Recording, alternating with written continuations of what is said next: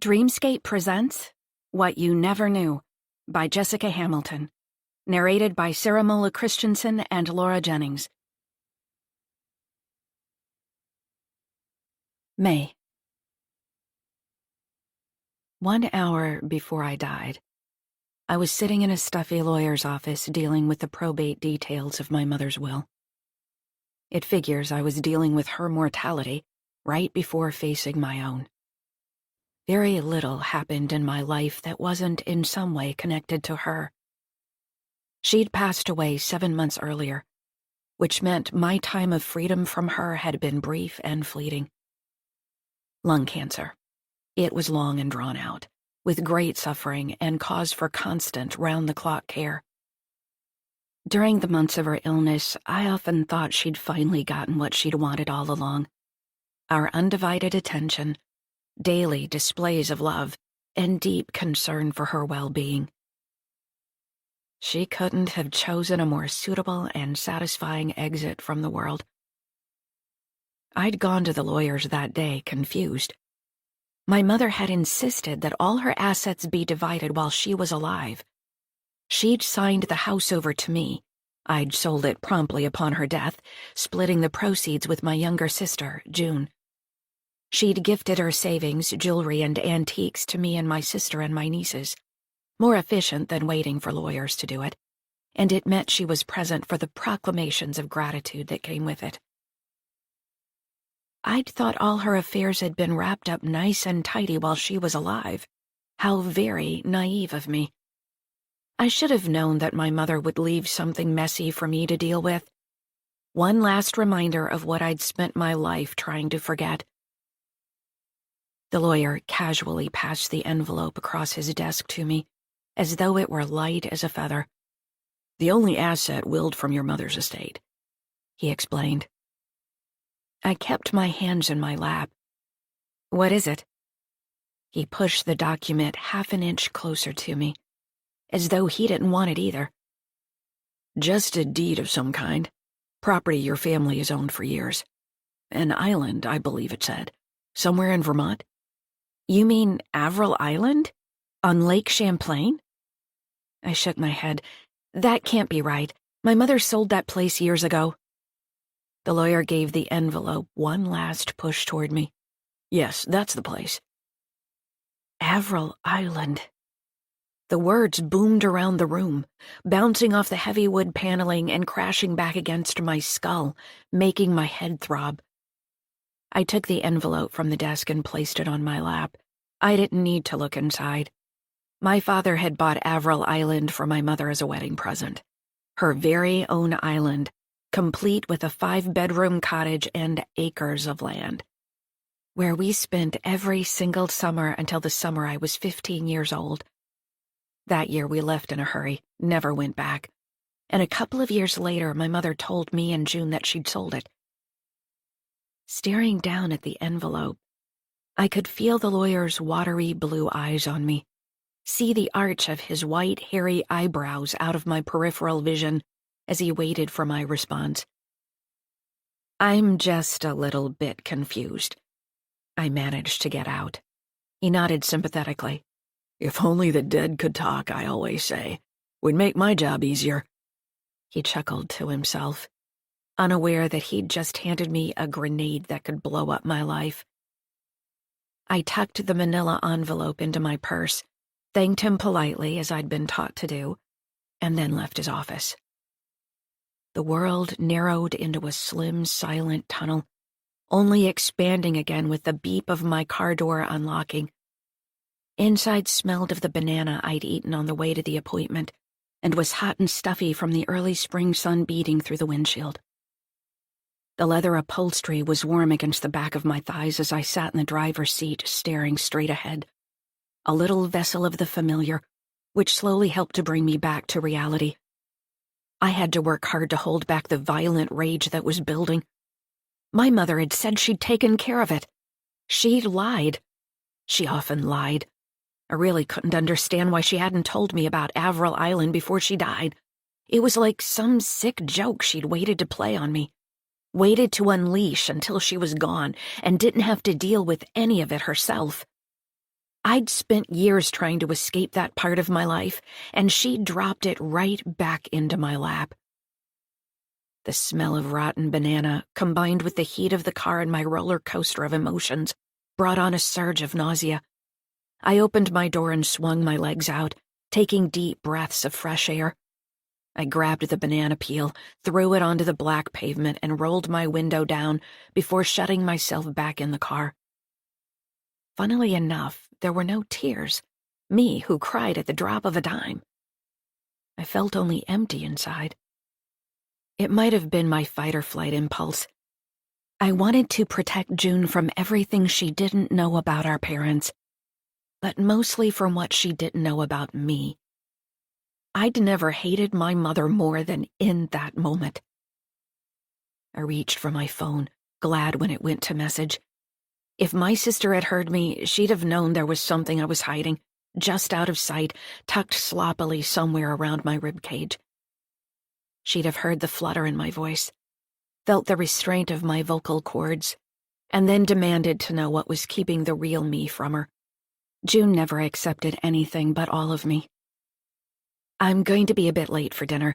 The appointment went longer than I thought, and I have to do a few things before I can come by. Should be there by 7 instead of 6. Love you. I hung up before she could hear the catch in my voice, before the fake lilt faltered and she heard the darkness underneath. It didn't dawn on me to cancel the dinner plans we'd made only the day before. We were going to discuss my meeting with the lawyer over wine and some takeout. A light, airy plan that we'd thought would include a bit of reminiscing, some jokes about the good and the bad, some healthy sorrow for the loss of the woman who at times had made our lives hell, but was our mother still. But that was before the final parting gift of Averil Island. I took a deep breath to settle my nerves and turned the key in the ignition. Slowly, I pulled out of my parking spot. The world was fractured and unsafe all of a sudden, and my every move had to be in accordance. I drove only a block before the urge forced me to pull over. Taking the deed from the manila envelope, I tore it into many pieces, then hopped out of my car and scattered it into a trash bin at the end of somebody's driveway. A garbage truck would be by soon, and my last tie to Averil Island and all the horrible things that had happened there would be swallowed up by pounds of other people's trash and driven far away from me. The thought was the only thing that allowed me to put the car in drive and carry on. Once I was on the highway, moving with the flow of traffic, my grip on the steering wheel began to loosen. I had a 2-hour drive and 1 hour at home to figure out a plan before I'd see June. What would I tell her the appointment had been about? Could I lie right to her face? Could I tell her the truth? A flock of birds, black ones, I think they were crows, so then it would have been a murder of crows, very fitting, rose up from a farmer's field to the left of me, offering a quick distraction from my heavy thoughts. They looked like ink blotches on the gray sky, only their wingtips standing out with any definition. They soared upward, weightless, and swirled like a circus of acrobats, grabbing my attention, pulling it away from the road. It would have been fine if it weren't for the white van, which changed lanes too quickly, impatient with the slow driver in front of him, and unaware that I was birdwatching. I looked away from those fluid black spots too late. There was a wall of white, my foot on the brake, metal eating metal, glass smashing. The airbag inflated like an angry balloon, punching me in the chest and snatching my breath away. Then the spinning started. For a second, I thought I had turned into one of those black birds, free and twirling through the sky. But it was my car bouncing off the guardrail and dancing across the 4 lanes of highway. There was a sound of squealing tires, brakes trying desperately to work. Then came a flash of blue, and everything went dark. I was dead in an instant. I leaked out of my body and into the atmosphere just above the road. I watched as the paramedics pulled me from my car, which was crumpled in the front, curled in on itself. T-boned, I believe they call it, on the driver's side. The driver of the white van stumbled along the side of the road, refusing to be stilled. He gestured wildly at my car, called out obscenities. The driver of the blue car sat trapped in her vehicle, alive, but looking as though she might be dying on the inside. I watched it all unfold like some bad TV drama. The blackbirds continued to circle above the farmer's field, unaffected by the man-made tragedy only 100 or so feet away. One of the 3 ambulances pulled away from the gory scene, my body inside. My only thought, June's going to be so mad at me. June. I fit the plastic cup back into the round indentation of the seat tray. The wine tastes like vinegar, and I can only bear 3 small sips. My book rests open on the edge of the tray, but only to keep the passenger beside me from making small talk. I haven't been able to read since May died. 43 days. I've lived without my older sister for 43 days. I wake up surprised by this every morning. It's like realizing you don't actually need oxygen to survive. We always said we'd die if the other one did. It wasn't so much a promise as scientific fact. We just didn't think one could survive without the other. And yet, here I am, on a plane to a place I should be going to with my sister. The flight attendant drops a bag of pretzels on my tray, then moves on, his plastic smile locked in place. Reflex has me pull the small plastic bag open and bite down on one of the salty twists of sawdust. The wine is the only thing I have to move the dry clump down my throat. I wince as it travels through me. The red is just as bad, the man in the seat beside me says. I give him a polite smile and set my gaze back on my book. I used to be a friendly person, happy to engage in airplane small talk. Now, everyone annoys me, all inane intrusions into my grief. Except my teenage daughters, and maybe my ex-husband. Actually, no, my ex-husband annoys me too, maybe the most. Before I got in the cab for the airport, I said to Leo, "Keep our girls safe." He did his little, "you're a total idiot" laugh and said, "Of course I will, June. They're my kids too." You only have to lose something once to feel like every other important thing in the world is in constant jeopardy. He should have known that. He should have put his arms around me and said he'd take care of everything. Instead, he followed it up with, "This trip is a good idea. It'll snap you out of this thing you're going through. I think it's exactly what you need." He gave me a polite peck on the cheek, and I resisted the urge to punch him in the gut. I'm not on this trip to snap myself out of anything. Nothing will ever snap me out of losing May. My sister was ripped from my life without warning. No old age, no long illness. One minute she was there, and the next she wasn't. And I had no say in it. The plane bumps and then drops suddenly, and the seatbelt sign dings. We're starting our descent. I shoot back the rest of the wine, endure the burn, knock my pretzels onto the floor, lock the tray into place, and put my seat back in the upright position. Avril Island. The name whispers through my mind, getting louder the closer I get. My nerves of nostalgia stand on end. May. I was only 2.5 when they brought June home from the hospital. I remembered it, though, all through my life, vivid and clear as though memory hadn't started to matter until the day she arrived. My mother took great efforts to settle me on the couch. She propped throw cushions on either side of my legs. She put a hand against my stomach and pushed me as deep into the couch as I would go. Then she placed the tightly wrapped pink bundle into my arms, and I was surprised at how heavy she felt. "This is your baby sister. This is June." my mother said softly. She pointed to herself. April? Then to me. May? Then she pointed to the baby. June. She paused to let the understanding sink in. The three of us are the best months of the year. She chuckled, the warm, rich sound sending happiness surging through my belly. I would come to understand much later the narcissism of our names. She was a month, and therefore the two of us must be as well. Her month starting things off, our months following right behind. I looked down at June, and she looked up at me, her eyes bottomless pools of navy. We stared at each other, our gazes unwavering, while a bond made up of blood, brainwaves, and particles, pulled out of the atmosphere from sisterhoods that had come before us, was tightly knit together.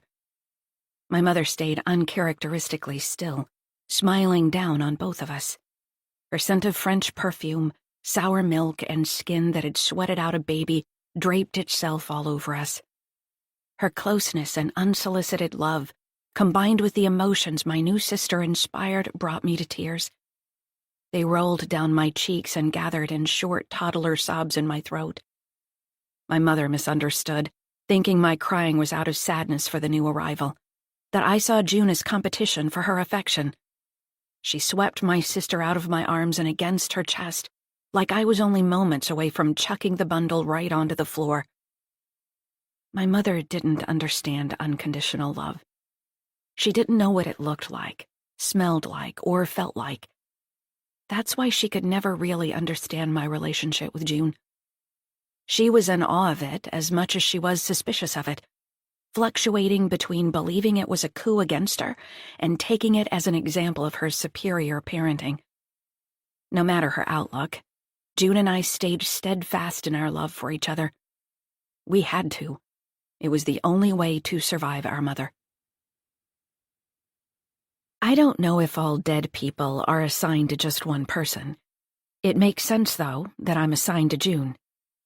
Basically, I was assigned to her the day she was born, and now that I'm dead, she's the one I haunt. Being dead isn't as bad as everyone imagines. It's lonely in some ways, but peaceful. And there's a contentment that comes with it that you've searched for all through life but never found. Perhaps because in so many ways we spend our lives running from death, so when it finally comes we have no choice but to accept it. Gone are the fear, the avoidance, and the desperation that living so often brings. No more insecurities, guilt, shame, or regrets. There's just no point to them anymore. Full memories have disappeared for me as well, my entire life presenting like a fuzzy dream that happened in the course of one restless sleep. I know who the main players were, and have some sense of myself, but can't gather together the full details of actual events that made up my lifetime. The only clear memory I have is of the moment of my death, and I try my best to avoid reliving that one. My time, which feels simultaneously endless and momentary, is split between the living realm and floating in a beautiful abyss of nothingness, a sea of total darkness, with small bursts of light throughout, and no definition between me and the nothingness. I am as much a part of it as it is of me. I'm peaceful in this nothingness, but there's a sense of limbo, as though I'm in some kind of ethereal waiting room until the universe has decided I'm ready for the next stage. At times, undetermined by me, I slip from the nothingness and into the living realm. There, just by thinking it, I'm able to move from one spot in the room to another, where I spread into things or hang in the air like dust particles. I am aimless and powerless, but there's this feeling that I'm there to do something, and I just don't know what it is yet. When I'm in the living realm, memories appear in my consciousness like scheduled commercial breaks, unbidden and determined by something outside me. As though it's all part of a greater plan, one that I have yet to be made aware of. This is death, knowing all and knowing nothing at once. The first time I shifted from the nothingness to the living realm, I arrived in June's bedroom. She was rolled up in a mess of sheets on her bed, a sloppily constructed cocoon of sorrow. The blind was pulled down against the daylight. but a stubborn thin line of sun at the bottom broke its way into the warm, stuffy room. I remembered that I'd seen her like that before. After her divorce, she'd left the family home, moved into a townhouse, put the bed together, and then she hadn't gotten out of it for almost 2 weeks. I went to say her name, but quickly learned there's no such thing as talking when you're dead. So the word came out like a thought. Still, she lifted the covers, revealing her messy, short black hair. Her blue, puffy, bloodshot eyes darted around the room. I thought her name again, concentrating even harder this time. She squinted. May? June, I'm right here. Words so clear and loud to me did nothing to penetrate the silence of the room. She pulled the covers back up over her and moaned like a wounded animal. I stayed in that room as long as I could, talking at June, begging her to get up. I called her names, apologized, soothed her, challenged her. I tried every tactic until I became depleted by the effort and started fading away from the space. I didn't understand how June couldn't hear me. Alive, we could practically read each other's minds. Being dead doesn't mean you don't feel things. In fact, your feelings flow out all over the place until you feel like you're drowning in them. So why couldn't she pick up on them? Frustration, desperation, sorrow, they crashed through the space I was occupying like tidal waves. The fading away brought some relief. It happened quickly, as it always does, like a sleep brought on by strong drugs. Before I evaporated from the room completely, June threw back the covers, sat up, and swung her legs over the side of the bed. Okay, May. I'm up. June. I would never tell anyone this, but I'm pretty sure my sister is haunting me. Sometimes I hear her voice, and am sure I smell her.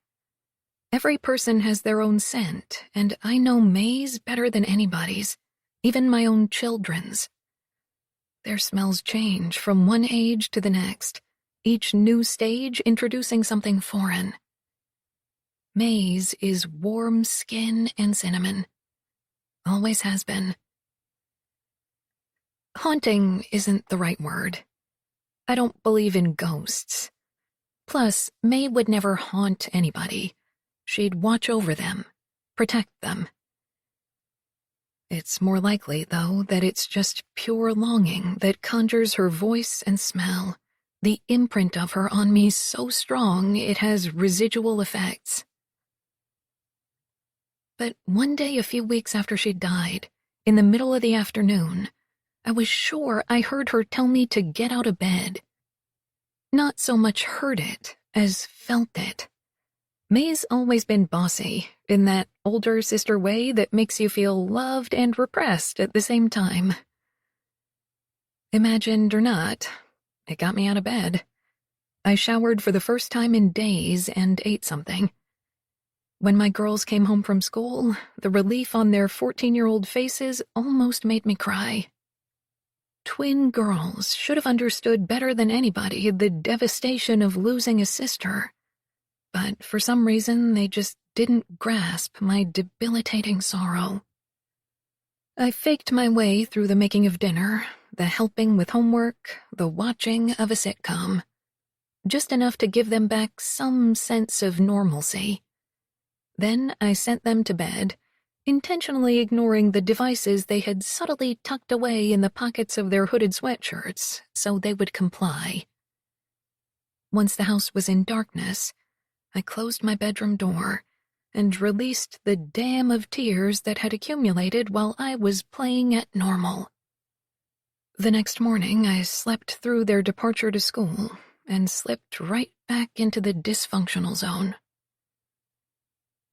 The next attempt to get me out of bed was made by my ex-husband.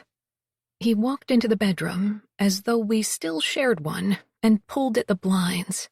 They snapped back up into their tubular homes, letting light charge into the space. He might as well have thrown a glass of cold water on me. He's never been one for gentle tactics. At one point, when I still considered myself a writer, He'd been my editor, as well as my husband, but that fact had never protected me from his brutally harsh editing style, or, for that matter, his equally harsh husbanding style. "What the hell, Leo?" I said, grabbing at the sheets to pull them over my head. "June, you need to get up."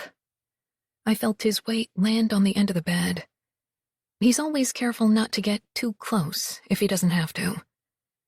I think it's because he still has the urge to wrap his hands around my neck and squeeze until the breath leaves me. "You can't tell me what to do anymore, Leo. Remember, we're divorced?" He sighed with impatience, and I assumed that the girls had put him up to it. May would want you to get up. She wouldn't want you wasting away like this, or neglecting the girls. Using the two most precious things in the world to me was a low blow. I swung my leg out in a vicious kick, but the tangle of sheets trapped it before it connected with his body. He reached out and patted my foot, as though thanking it for not hurting him. Also, I got the paperwork for May's will from Jim. Jim is our lawyer. Mine, Leo's, and May's. He'd also been a family friend when Leo and I still made a family. A touch incestuous, but we got a decent discount. He shouldn't have given those papers to Leo, but it wasn't the first time he hadn't stuck to proper lawyer protocol. He said you weren't answering your phone or returning his messages. "I'm in mourning," I mumbled through my wall of sheet. June. I hate the way he says my name, as though he can barely bring himself to utter it. It's been a month. You've got to get back to the living. The healing can only happen when you start moving forward, putting one foot in front of the other. "Thanks, Deepak Chopra. Now leave the papers on my dresser and please get out." He stayed sitting at the end of the bed. I felt him shifting, most likely running his hands through his thick blonde hair, admiring himself in the mirror across from the bed.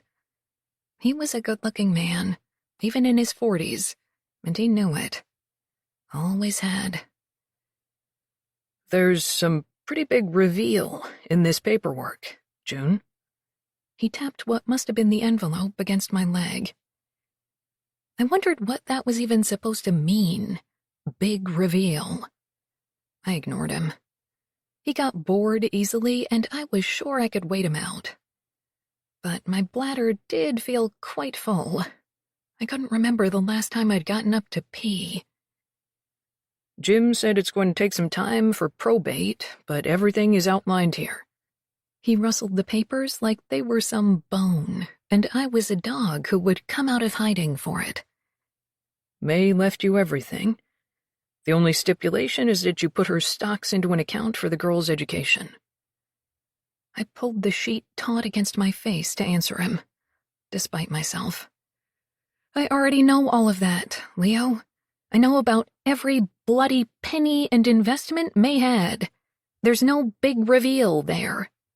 He gave a smug little chuckle, and I began to untangle my leg from the sheet so I could actually kick him.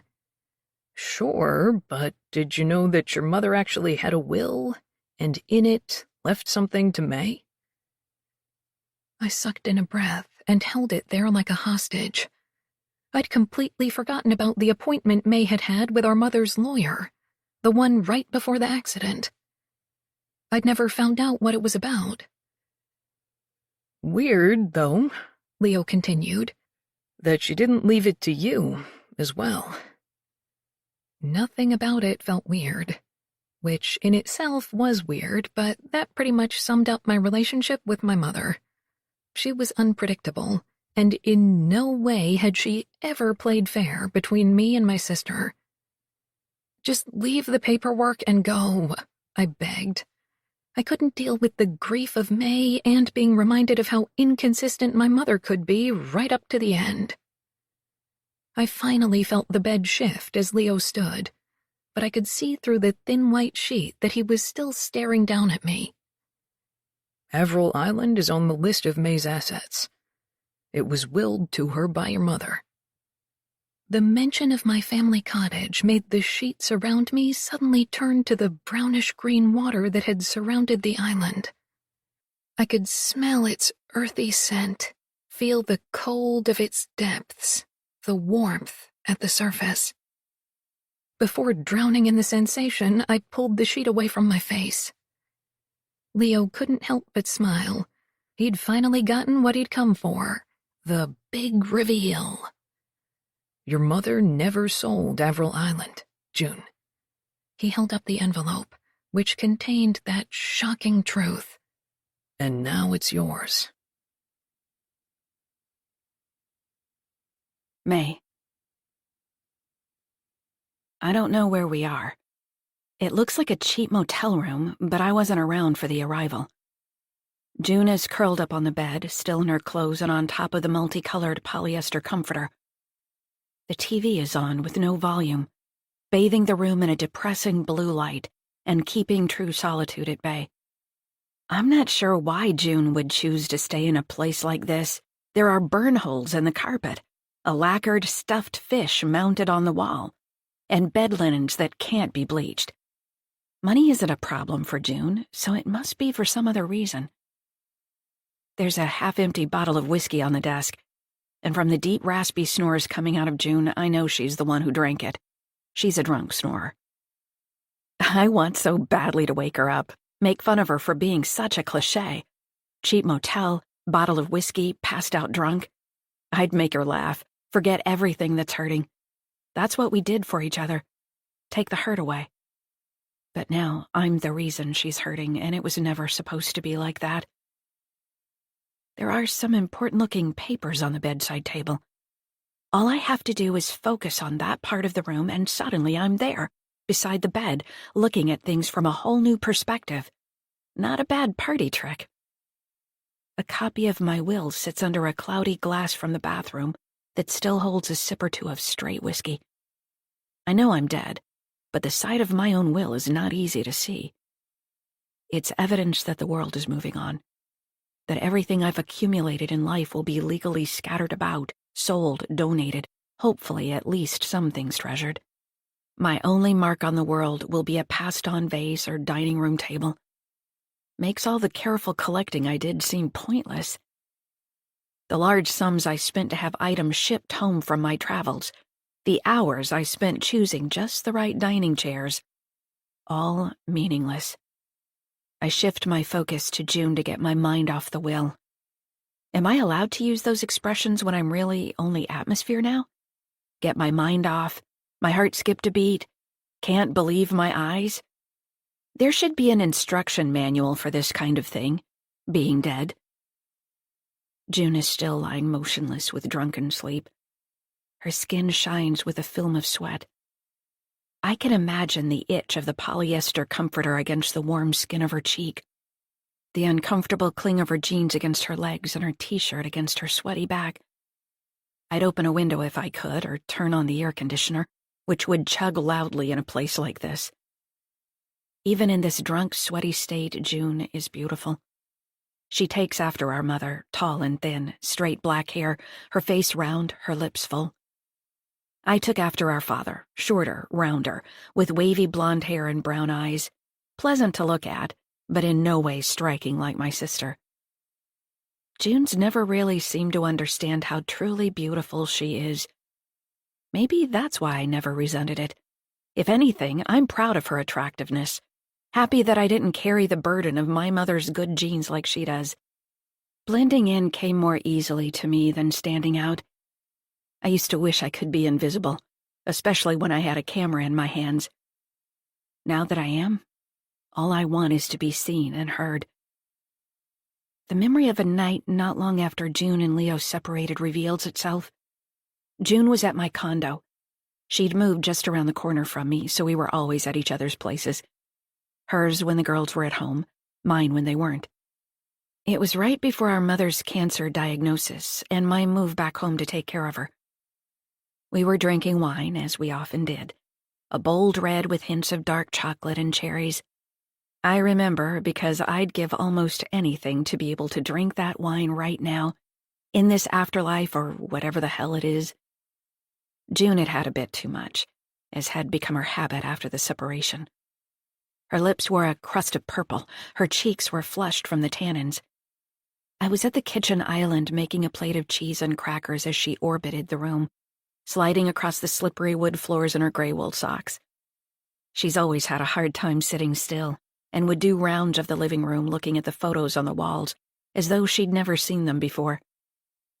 "I can look at your work over and over and never get bored," she used to say when I teased her about it.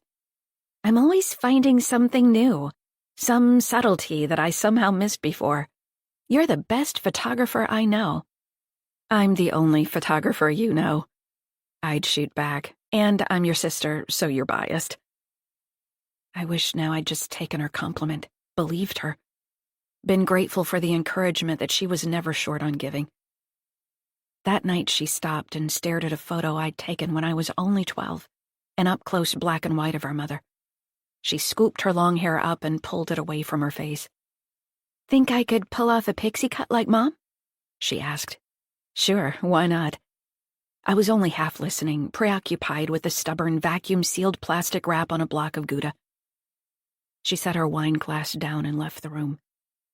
I heard the bathroom door close, so I didn't think anything of it. Only when nearly 20 minutes passed did I start to wonder. I called out her name and got some muffled response in reply. "June?" I said, tapping on the bathroom door. "Are you ready?" Before I could answer, she pulled the door open and stood face to face with me, her eyes wild, her long, thick black hair gone, chopped into a poor attempt at a pixie cut. She laughed a deep belly laugh at the shock all over my face, as though she'd done it for that alone. "What do you think?" "Honestly, you look a bit like a Dickens street urchin."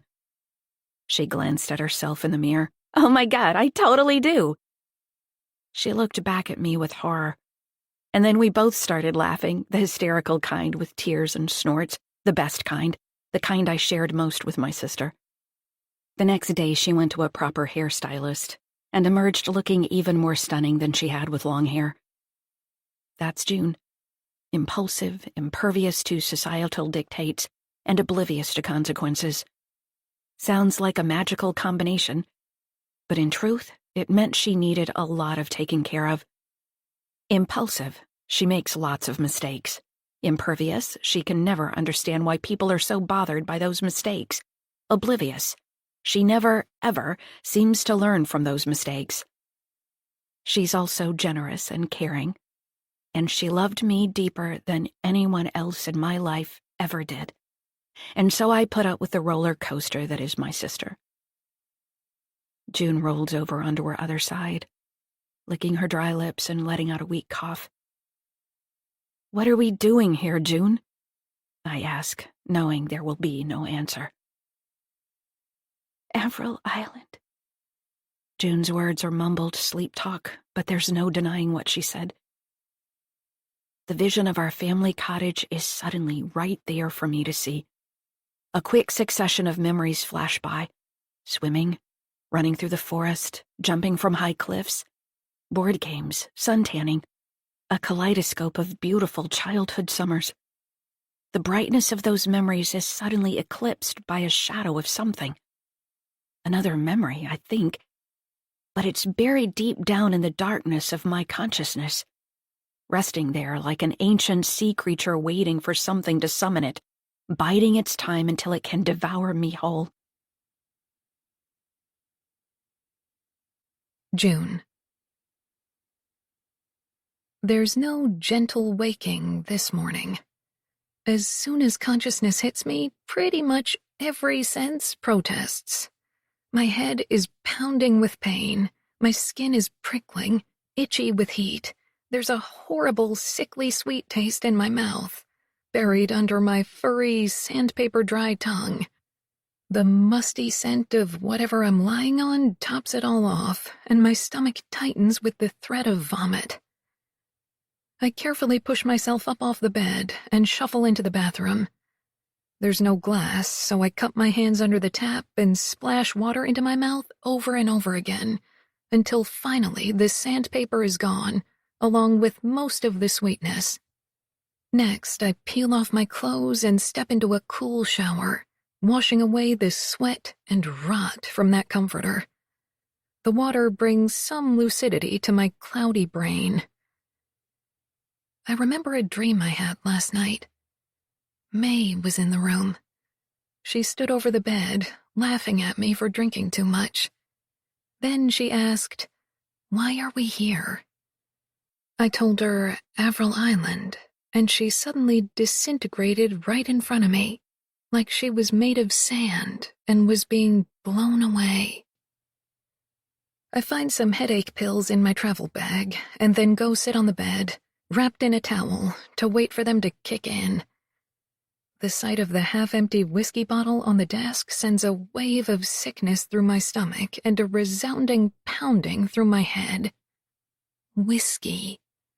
What was I thinking? I was thinking that I wanted to be drunk, and it was all I could find when I arrived last night. My plane landed at 8 p.m.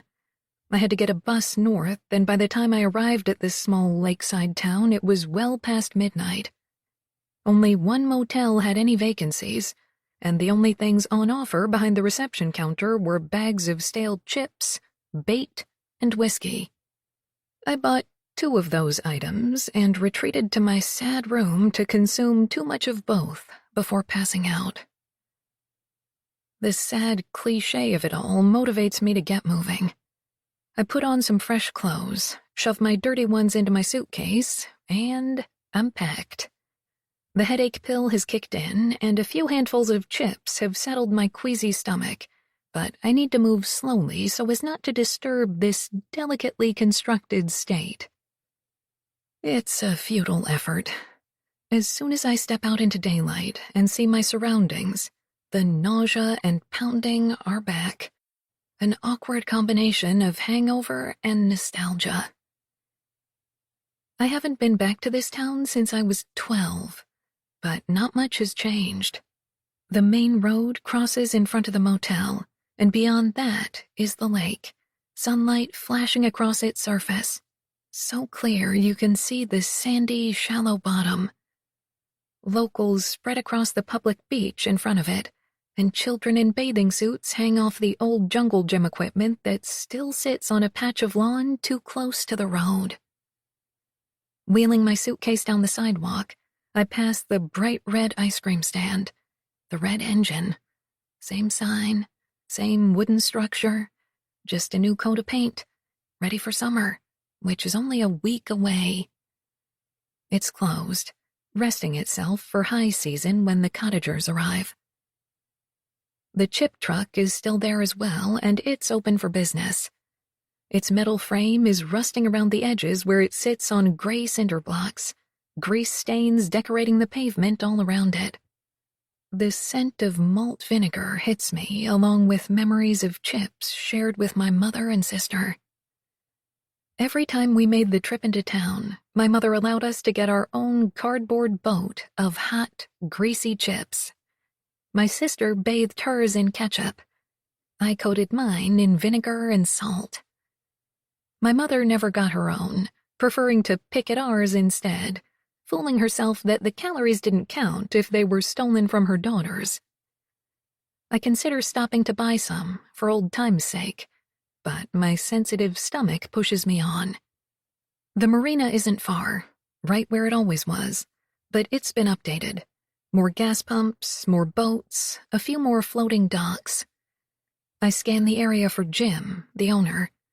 His mop of white hair spilling out from under a red ball cap always made him easy to spot. It takes a second to dawn on me that it's a vain search, considering the man was in his late 50s, at least, the last time I saw him. He'd be dead by now, for sure.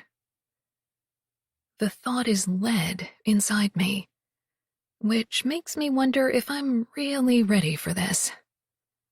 A flash of red appears from a side door, and I spot Jim's ball cap. It's not the friendly old man wearing it, though.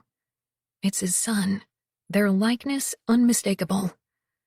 I yank my suitcase off the sidewalk and down the gravel path toward him. "Hello?" I call out, and he turns, shielding his eyes with one hand against the sun. I need to rent a boat. I pull my suitcase up onto the dock and stumble. He steps forward to help, but I manage to right myself before he makes contact. What kind of boat you looking for? He asks. I survey the boats in the water around me and on land. I hadn't really given it any thought. I shrug. I guess I just need one to get me and my suitcase out to the island.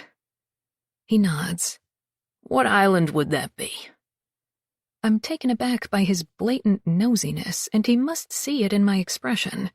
He sighs. So's I know what kind of boat you need. Is it far from here, shallow water, that kind of thing? I feel like a true cidiot. My time away has erased all sense of cottage consciousness. Right, sorry. The apology sloppily tumbles out. I'm headed to Avril Island. Do you know it?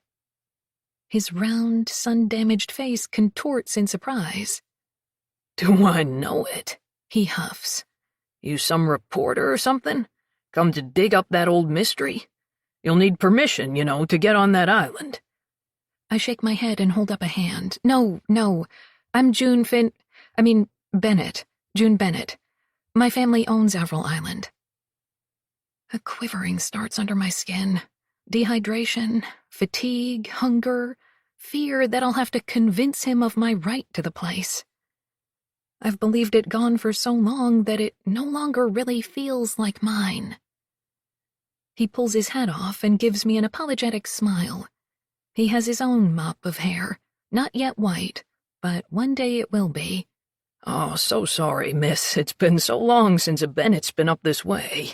Oh, no, please, it's not a problem. I gush. Relief that he believes me without proof, without asking for a driver's license or the deed, inspires actual affection for the man.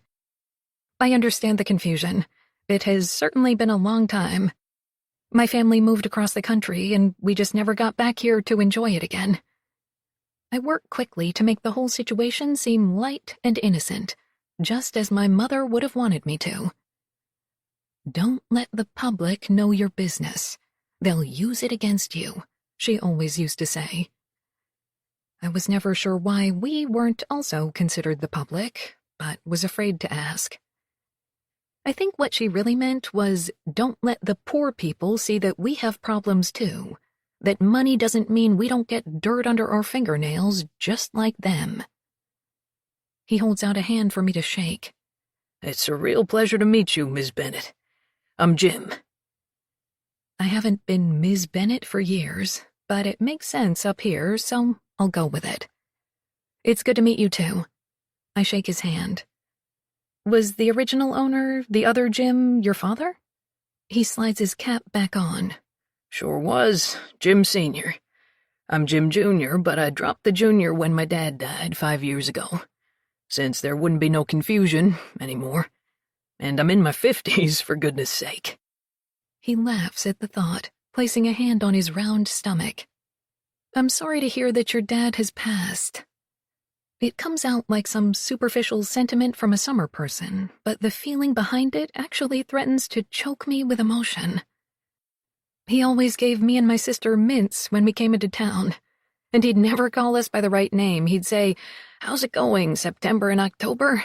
Or December and January?" I force a laugh at the memory. Jim nods. Yeah, that sounds like Dad. He was sure fond of your family. Especially your mother. Said she was the friendliest of all the summer people. I'm not surprised by this. My mother was skilled at charming people, especially the ones who had abilities that she relied on. She didn't come from money, she just married it, so she had a way with blue-collar folk, as she called them. He was pretty upset when your father went missing, Jim continues. Went missing? I huff. That's a polite way of putting it. My mother always just referred to it as abandoning his family. Never heard that version, he says with an awkward laugh. It was always said around here that he went missing. My dad actually helped with the search. I use the long handle of my suitcase to steady myself against this boulder of information. I didn't know there was a search. It dawns on me that I actually don't know much about when my father left. My mother's explanation was that he'd run off. He was at the cottage one night, and then when I woke up the next morning, he was gone, and my mother whisked me and May back home, and we rarely spoke about it again. So, how about that boat, Jim? I move the conversation to safer ground, not able to admit that I know nothing about a search for my father or what might have actually happened back then. No need to rent a boat, Miss Bennet, he says, seeming relieved at the topic change as well. June, please. All right, June. No need for a rental. We've kept your mother's boat in storage, maintained it, taken it out each year for a spin around the lake. It's dated, but should run just fine. I'm momentarily speechless. Nothing has even changed here. Our boat is still our boat. But my mother just walked away from it all and never came back. Have you been paid for this storage and maintenance? I ask. Jim waves his hand as though I'm offering him the cash right then and there. Your mother told Jim Sr. that he was free to sell the boat and keep the proceeds for his trouble. So, no fees to worry about. Then why didn't he? Sell it, I mean. My dad said he wanted to keep it just in case any of you ever came back. He said he just didn't feel right selling it. I look out across the lake, waiting for the emotion of Jim Sr.'s gesture to pass. I literally feel like a mosquito bite would set me to bawling right now. It's not a normal state for me, and certainly not one I'm comfortable with, so I have to work hard to keep it at bay. My eyes finally make their way back to Jim Jr.'s face. Well, that's incredibly kind and generous of your dad, I shrug. And I guess he was right, 'cause here I am now, needing a boat. Jim claps his hands enthusiastically. And so a boat you shall have, milady. He takes the handle of my suitcase and starts toward the marina office. We'll just put your items behind the desk. You go grab a coffee and one of Miss Jelly's famous cinnamon buns, and we'll have your boat ready in no time. He glances behind him to make sure I'm following. And don't forget to buy some supplies if you haven't already, especially water. I silently thank God for Jim Jr. and Jim Sr. I was ready to just climb on any old boat and drive out to the island with nothing but my clothes and a half-empty bottle of whiskey. I've never done Avril Island as an adult, only as a child with a mother who took care of everything. It might be the best coffee I've ever had, or maybe it's just because for the first time this morning, I feel like I've got things under control. Sitting at a cafe table outside Ms. Jelly's bakery, writing a list of supplies while the boat is being readied. I'm the adult now, and I kind of like it. And the cinnamon bun is even better than I remember. Or does it just feel that way because the taste is a direct line to my childhood? I can never go back, but I can sample food that transports me, makes my taste buds feel young again. How different everything feels now as an adult.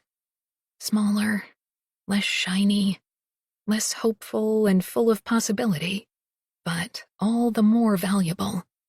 The screen door behind me sings each time it opens and closes with a customer. The sound didn't truly register with me as a child, but as I sit here now, reunited with this setting, it cements me back in a place I loved dearly but took for granted, as the young so often do. Ms. Jelly's is on the main street, and everyone coming from the marina has to pass by it. That's what made it an important landmark in my summer landscape, along with the Red Engine ice cream booth, which was down by the beach and just up from the marina. It was the boat traffic that May and I cared about back then. Boats that brought the other summer kids, whom we met at tennis lessons and sailing. There were rotating crushes on the boys and superficial friendships with the girls. Age didn't matter the same way it did during the year at school. We all hung out in one big group, slumming it at the beach with the locals, daring each other to jump off rocky cliffs, racing our parents' boats. On rainy days, we crammed in together under the wooden shelter of the tennis club, weaving gimp bracelets to exchange, or making circles of sailing rope around one another's wrists and then burning the ends so they melted together. At the end of the summer, we all exchanged mailing addresses with the promise of writing, wishing our summer friends could be our year-round friends. But once those cottages were closed and the leaves began to turn, so did our minds. Summer friends became just a memory. No letters were ever exchanged. But when we were all reunited in July, it was as though no time had passed at all. That was the magic of the lake, the spell of summer, the fickleness of youth. The last summer I spent at Avril Island, I was 12.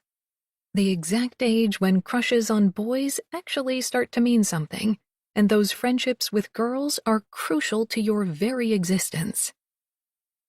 I had a boyfriend, Matthew. He had blonde hair and freckles, a killer serve, and his clothes always smelled like the lake air that dried them on his backyard clothesline.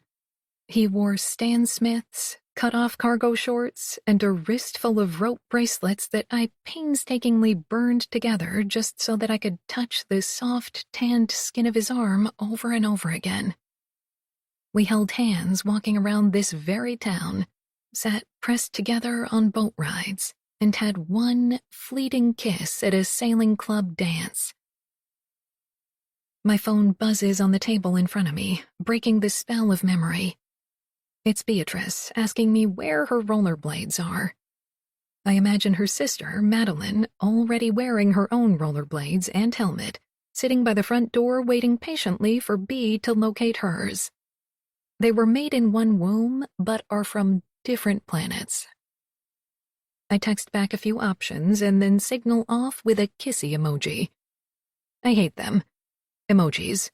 But it's their language, so I'll speak it.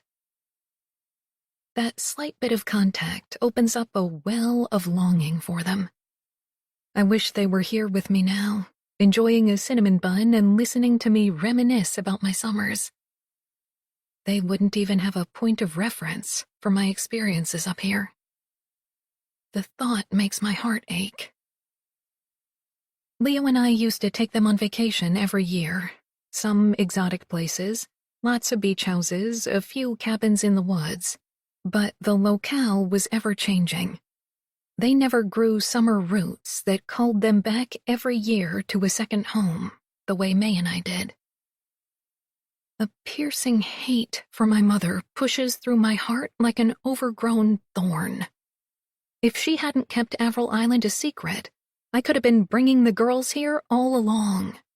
They would have made their own memories, built right on top of my own so that together we'd have made a lake lineage. Instead, this whole world will feel foreign to them. They were robbed. But fortunately, they will never know the value of what could have been. Only I do. The bitterness turns the coffee rancid with my next sip. I push away from the table, gather my purse, and leave the last bit of cinnamon bun along with a puddle of coffee in the mug. A very basic grocery store has swallowed the general store that used to be here. There's a greater selection, but it comes at a high price. I wheel my shrunken shopping cart up and down the narrow aisles, choosing only the necessities.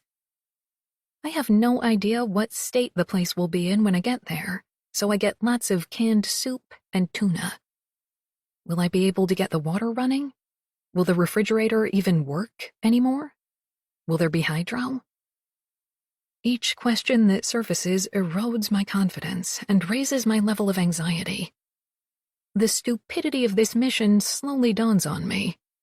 If May were here, it would be an adventure. On my own, it's just naive and lonely. I turn down an aisle of wine. The sight cheers me just enough to keep me going. I envision sitting on the dock with a nice glass of red, watching the sunset. Who needs food and water and hydro when you've got wine and sunsets?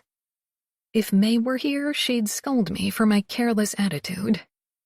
But she's not, which makes me load 3 bottles of red and 3 bottles of white into my cart. When I arrive back at the marina, my mother's boat sits bobbing on the soft waves, the sun bouncing off its clean white bow. The turquoise leather interior has remained in perfect condition. No cracking, no staining or mold. I'm amazed at how well it's been preserved. When I was 11, my mother taught first May and then me how to use her boat. A gas-guzzling bathtub of a motorboat, but it was safe and held all of our supplies when we made the trip over to the island.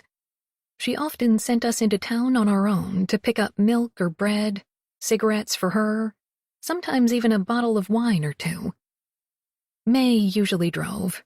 She was cautious, slowing right down when other boats approached or waves rolled across the usually calm lake. "You're safer with your older sister than me," my mother used to say. It was both a compliment of my sister's abilities and an insult of her restraint. My mother would push the throttle to full speed, bouncing over waves, racing against all other boats in the vicinity. I never needed my mother to tell me I was safest with May. I'd known it deep in my bones from a very young age. Parental supervision was lax when we came up to the lake. My father made the drive up from Boston only every other week to spend a 3-day weekend, at the most, with us. My mother's attitude when he was away was, "We're all responsible people. You do your thing and don't cause trouble, and I'll do mine." Jim Jr. steps out of the office with my suitcase. "She's all ready for you." He stares down at the boat as though he built it himself. It looks just like it did the last time I saw it. I mean, it's amazing. You've taken such good care of it. The twisted reality of it all hits me for the umpteenth time this morning. Jim and his dad have spent all these years taking care of this boat for us, as though it mattered. As though we might be back at any moment. And we had no idea at all. My mother had to die for us to finally learn the truth and find our way back here. My way back here, I mentally correct myself. Jim helps me load my suitcase and the groceries into the boat, and then gives me a quick tutorial on how to operate it. I haven't driven a boat for years. The few times we rented them on family vacations, Leo always took charge and I just let him. Even when he flooded the engine or nicked the prop on the shallow bottom, I just sat back and let him believe he was the expert. Jim holds out a card to me. "Here's my number if you have any problems. I filled up the gas tank and just put it on your account like always." I nod and take the card, tucking it into my back pocket. "Take her easy at first till you get used to her throttle." I step forward and give him a hug. His body tenses in surprise, but he's no more surprised than I am. I don't really do hugs, but words fail me right now. I could never explain to him how much all of this means to me. The boat is fast, its engine purring. You'd never know it was a relic from 1975. Like riding a bike could be replaced with like driving a boat, I think to myself. As soon as I'm out in the open water, it all comes back to me. My confidence and assuredness is restored as I navigate the boat across the choppy surface of the lake. The wind whips away the sluggishness of my hangover. The bright sun burns through my insecurities, and my grip on the steering wheel grounds me to this place. A whole new flock of cottages have been built along the shoreline, some so monstrous in size that they look as though they simply swatted trees out of the way before plopping down to greedily claim the land. Seeing the progress that's happened in the time I've been away makes me wonder if the opposite has happened to Avril Island. Will the elements have eaten away at the wood? The ground shifted so much that it has unsettled the very structure? Will everything have fallen in on itself from loneliness and neglect? There's a point that stretches out into the lake where our bay begins. It's thin to start, but branches out like a hand belonging to a giant made from rocks, trees, and earth. The bay's gatekeeper, ready to grab any unwanted guests and toss their boat back across the lake. As a kid coming into the bay, I always hugged the shore, flying past those rocky fingertips, daring that hand to reach out and get me, triumphant when it did not. That point comes into view. It seems more land than hand from my adult vantage point. I slip past it, no longer fearing that it could come alive and catch my boat in its giant fingers. The fears I have now are much greater. There are several islands in our bay, all of them privately owned except for the biggest, which houses Windset Resort. It was built in the 1940s and went through several transformations by the time my family bought property up here. My mother used it as an escape, slipping off for a round of golf or tennis in the afternoon, dinner, drinks, and dancing in the evenings. The odd time May and I were allowed to go over with her, we swam in the pool, had French fries and milkshakes in the clubhouse, or dove for golf balls off the shore. But mostly we experienced the resort from our own dock.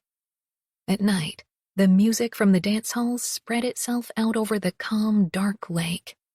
By the time it reached us, it was a stripped-down version of the song, mainly bass, but May and I still sat on the dock with our feet in the water, listening, thrilled to witness after-hours adult life, even if only an echo of it.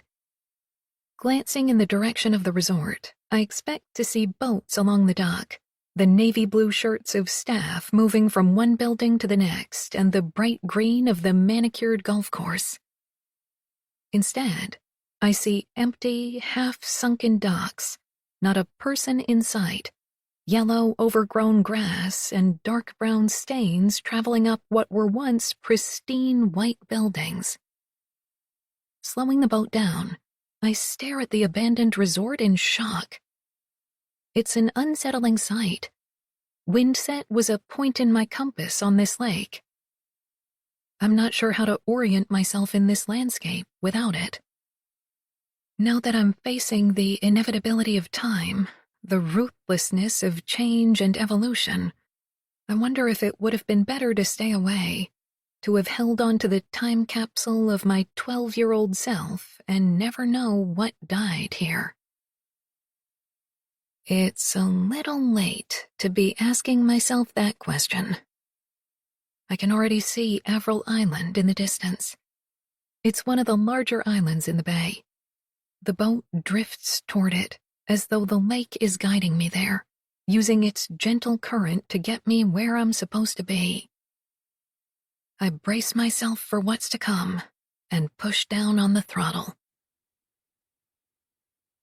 Slowing the boat to a stop so that it bobs gently on the waves, I study the island from the middle of the bay. Trees crowd the shore, obscuring what was once a direct view to the cottage. Skinny birches have become round and thick, their branches reaching out over the lake. In between are clusters of cedars, creating a wall of green. It's as though the vegetation has swallowed the man-made structure out of spite and taken back the island. The wide dock, which extends from the rocky shore and out into the water, is the only evidence at first glance that the place was ever inhabited. And even that has begun to look wild, with boards popping up, moss growing in places, one corner sinking lower than the other. I slide the boat into gear and very slowly make my way across the bay. The closer I get to the dock, the more I lose the boating confidence I regained on the drive over. Docking was always the hardest part. I take my time, reversing twice until I've got just the right angle, silently cursing the pull of the water. There was almost always someone on the dock to catch me, to lessen the impact of boat against wood, to correct my mistakes. I flip the bumpers down and hope they'll compensate for my rusty docking skills. When I finally make it up against the dock, there's a slight crunch. I start to panic, but then relax. My mother isn't here to witness the mistake and punish me. Nobody is.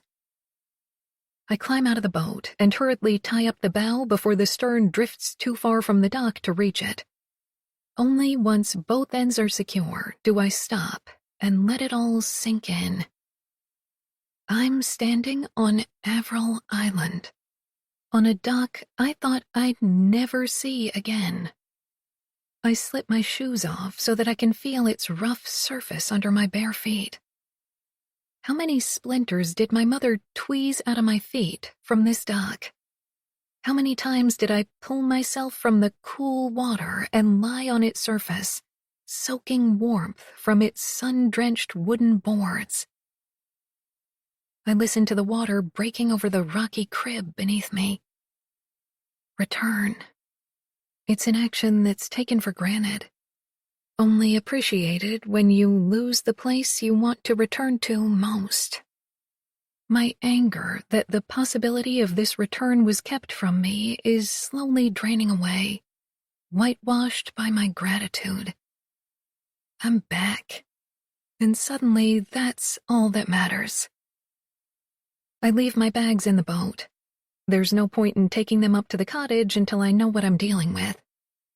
Slipping my shoes back on to make the trek up, I step from the dock onto land.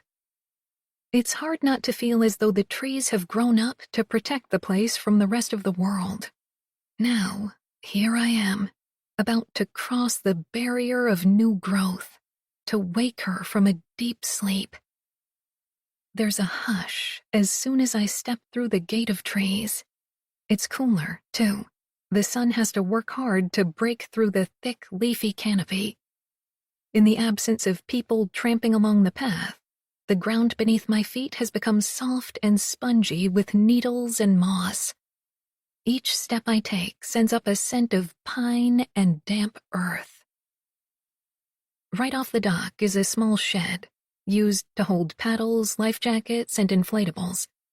Most of the dark green paint has peeled away, and the small building looks as though it's ready to buckle under the heavy, moss-covered roof. The sight disheartens me. Has the whole place just given up, ready to let the land claim it? The answer is no.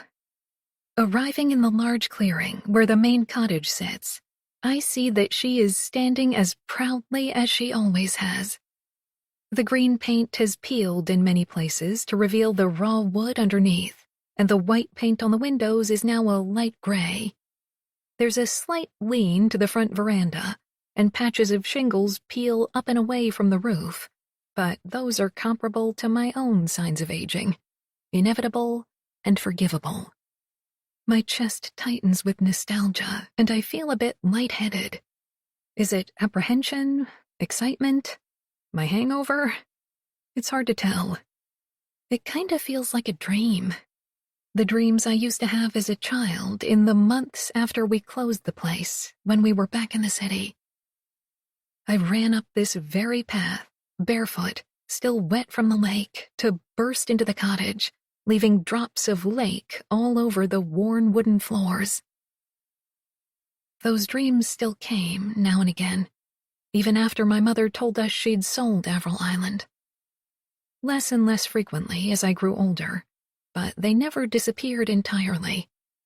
This place couldn't be exorcised from my subconscious. The wide set of veranda steps groans as I climb them, and I have to kick away a layer of brown leaves to find my footing, inadvertently flaking off big chips of white paint at the same time. The rusty hinges of the screen doors scream as I pull it open. As I reach into my pocket and pull out the key I was given, my hand shakes slightly. Surprisingly, the key turns easily in the old lock, and the door swings open wide in welcome. The smell hits me first, before my eyes even have time to adjust to the darkness. It's like a wallop to my chest, its impact penetrating the bone and tissue, snatching my breath away. The combination of pine, smoky fires, and mustiness acts as an olfactory time capsule, sending me right back to my youth. I breathe deeply as the room comes into focus. All of the furniture is still there, in the very same place we left it. The pine board walls still hold our framed family photos, as well as my mother's amateur attempts at painting the surroundings. As I walk slowly through the living room, taking in each detail, the floors snap and creak underfoot, settling into place under my weight as I go. I stop in front of the large stone fireplace. Its hearth is the size of 2 small children end to end, and its mantel is one long piece of red, grainy wood. Thick gray stones with flecks of sparkle are piled on top of each other to make up the solid structure. It's the backbone of the cottage, its chimney running right up to the second floor and out onto the roof. Without it, I'm sure the whole place would crumble. It's been 30 years since a fire burned in it, but the smoky scent is still strong. I think of all the fires we sat in front of on rainy days and late August nights when temperatures started to drop. Moving away from the fireplace, I head into the kitchen. It's silent and still, but there's an unnerving sense that somebody has only just ducked out of sight.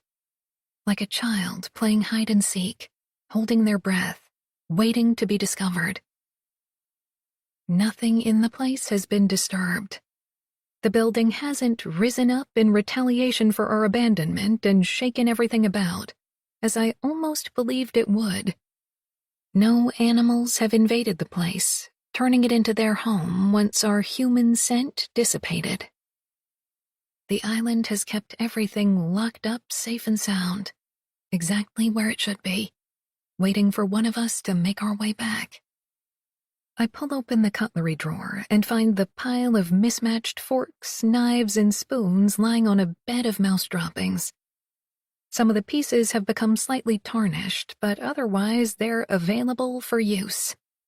The sight of the colorful Fiesta-ware dishes, still neatly stacked in the upper cabinets, brings back a lifetime of summer meals in one split second.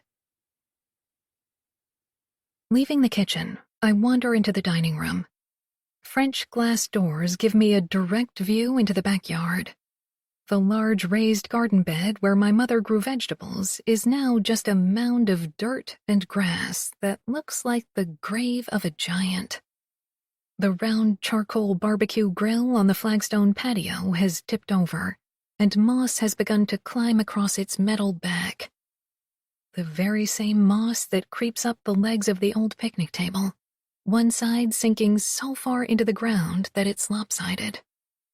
I turn away from the decay to study the well-worn surface of the long harvest table.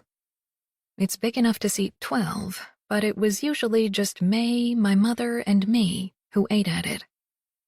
My father was away most of the time, and when he was there, he preferred barbecues on the back patio. My sister and I were left to fend for ourselves when it came to breakfast and lunch. We ate those meals on the dock or the veranda. On the nights my mother went to the resort, she fed us at the kitchen table, plopping down grilled cheese sandwiches or hot dogs in front of us before disappearing up to her room to get ready. The nights my mother didn't go to the resort, she insisted on candle-lit dinners after 8 in the dining room. She'd been an only child, raised in a suburb of Paris by 2 alcoholic parents. Her father was a kind drunk, sloppy and slow-moving, but her mother was an abusive one. Alcohol made her angry, suspicious, and quick to strike out. My mother said she was happy to leave France behind. She spoke mostly English, only allowing bits of French to escape now and again. She even protested when my father used the French version of her name, Avril, instead of the English one, April, to name the island, which she bought for her as a wedding present. She rejected almost everything about her French heritage except for the wine and their relaxed, late-night manner of dinner. Those nights were always my favorite. We lingered long after dinner. I remember being full from food, but hungry for my mother's attention. The red wine and slow smoking of cigarettes lulled her into a sedentary mood. Laughter at her jokes and requests for her stories were what kept her there. She rarely walked away from a rapt audience. The back doors were thrown open, inviting soft breezes to play in the candlelight and attracting dusty moths to risk their lives in the flames. My mother allowed us small sips of her wine. I pretended to enjoy the bitter sting of it, which seemed to please her. May always gagged and swore she'd never drink when she grew up, which caused my mother to roll her eyes. She'd cast a knowing glance at me, as though we were more refined, more mature than May would ever be. Some nights, my mother would reach across the table and take my hand in hers, wrapping her long, cool fingers around my small, hot hand. I'd study the red polish on her nails, the flicker of the candles skittering across the shine of it. She'd rub the back of my hand with her thumb, and I'd stay as still as I could. Even when the friction felt raw against my skin, even then, I wouldn't disturb her touch. The memories of those dinners are loud, as though they're seated around the table, calling out to be noticed. As an adult, I suddenly see the wrong in them. The rejection of May because she didn't like the wine my mother so adored, the affection doled out like a prize, nothing unconditional about it. The entire evening a stage for my mother, the two of us her captive audience. I run my hand along the smooth edge of the table as I leave the room, wishing my adult eyes would stop tarnishing my childhood. The stairs are tucked into a corner of the living room, a narrow passage with a slight slant to it, making you feel as though you're climbing through the bowels of a rocking ship instead of a cottage. The place was built well over 100 years ago, before grand staircases started showing up everywhere. You could sit on the bottom step and get a clear view into the living room without anyone being able to see you. May and I used it like a superhero power when we were kids, sneaking down to watch my parents late at night as they read books by the fire, or, better yet, entertained friends from across the bay. I duck into the stairway and grasp the thin metal railing. The slant seems more pronounced, but I may be imagining it. Each step has a dip that's been worn down in the middle from heavy traffic. Even through my shoes, I can feel it cup my foot as I go. Reaching the landing at the top of the stairs, I stop to gain my balance and wait for my eyes to adjust from the shadows to the light. Windows line the entire upper hallway, and sun from above the tree line pours in. This cottage is a contrast of shadows and bright light, forcing you to recalibrate as you move through it. The hallway is stuffy and hot. Dead flies line the windowsills, and the curtains hang limp, heavy with dust. Exerting enough effort to produce a thin film of sweat on my upper lip, I manage to get two of the windows open. Going down to the end of the hallway to the bathroom, I pry that window open as well to create a cross breeze, and almost instantly I can breathe easier. A ring of green grows in the dry bowl of the toilet. The sink is in better shape, with only a thin line of orange from rusty pipes staining the white porcelain. I turn to inspect the white clawfoot tub, which looks gray with its covering of dust.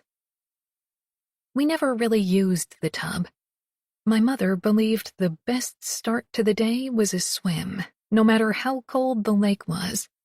She swam from spring to fall and chastised us if we didn't do the same.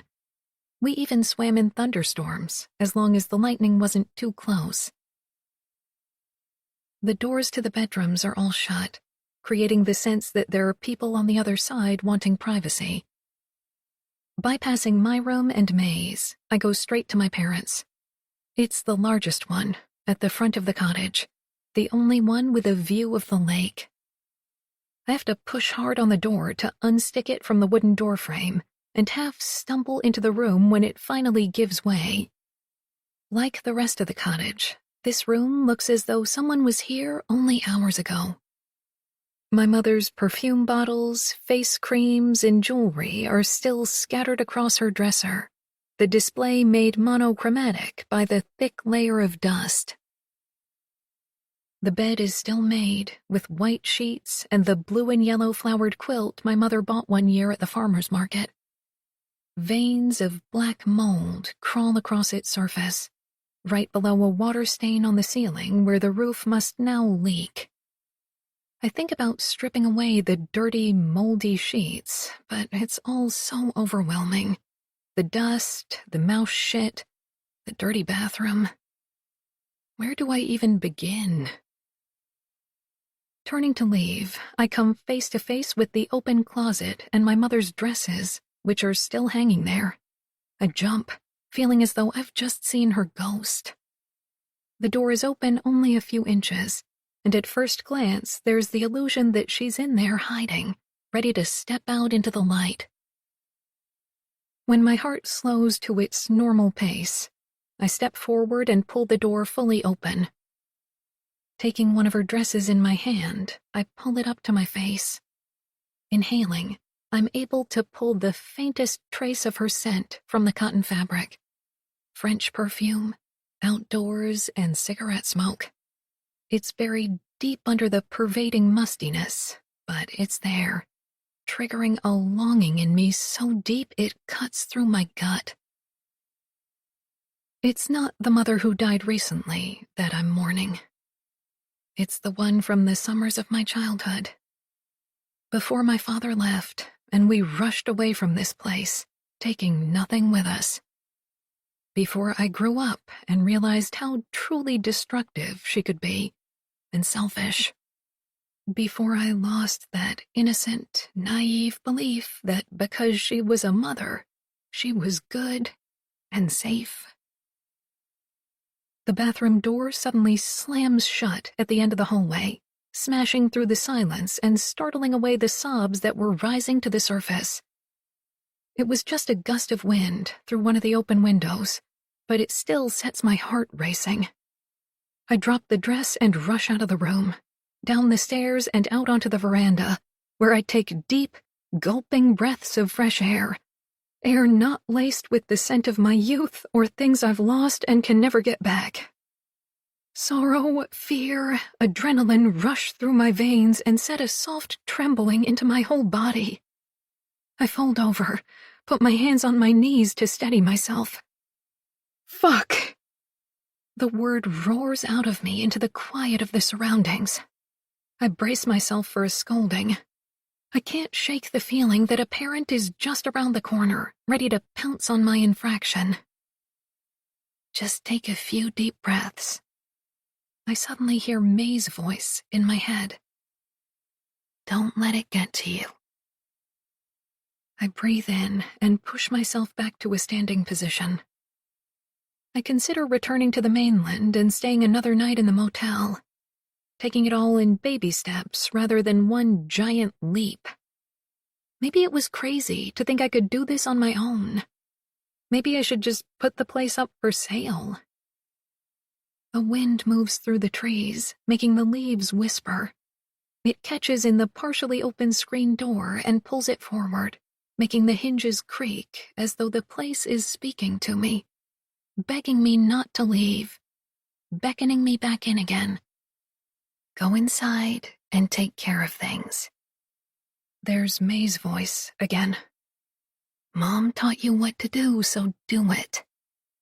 I swat at the air as though the voice is an actual thing outside of me, not just my fucked up head playing tricks. What if I can't? I say out loud. You can, is the response I hear back. I think I might actually be losing it, but imagining my sister's voice and encouraging words does help. My heart is no longer racing, and I have a somewhat renewed sense of confidence. I go back inside and head right to the kitchen. The big beige fridge is unplugged, and the door is propped open with a piece of wood. Inside is empty except for mouse droppings and, yet again, black mold. I bend down and plug it into the wall, but nothing happens. I flick the kitchen light switch, and again, nothing happens. The main power must be off. Just for the hell of it, I go to the kitchen sink and give the tap a try, releasing an angry hiss of air. So, before anything can happen, I have to get the power on and the water working. Nothing unexpected, but I still feel like a child sent in to do an adult's job. Being the youngest meant there was always someone ahead of me to take charge, to boss me around and make things happen. Now I'm the only one left, and I can't help but feel like it shouldn't have been me.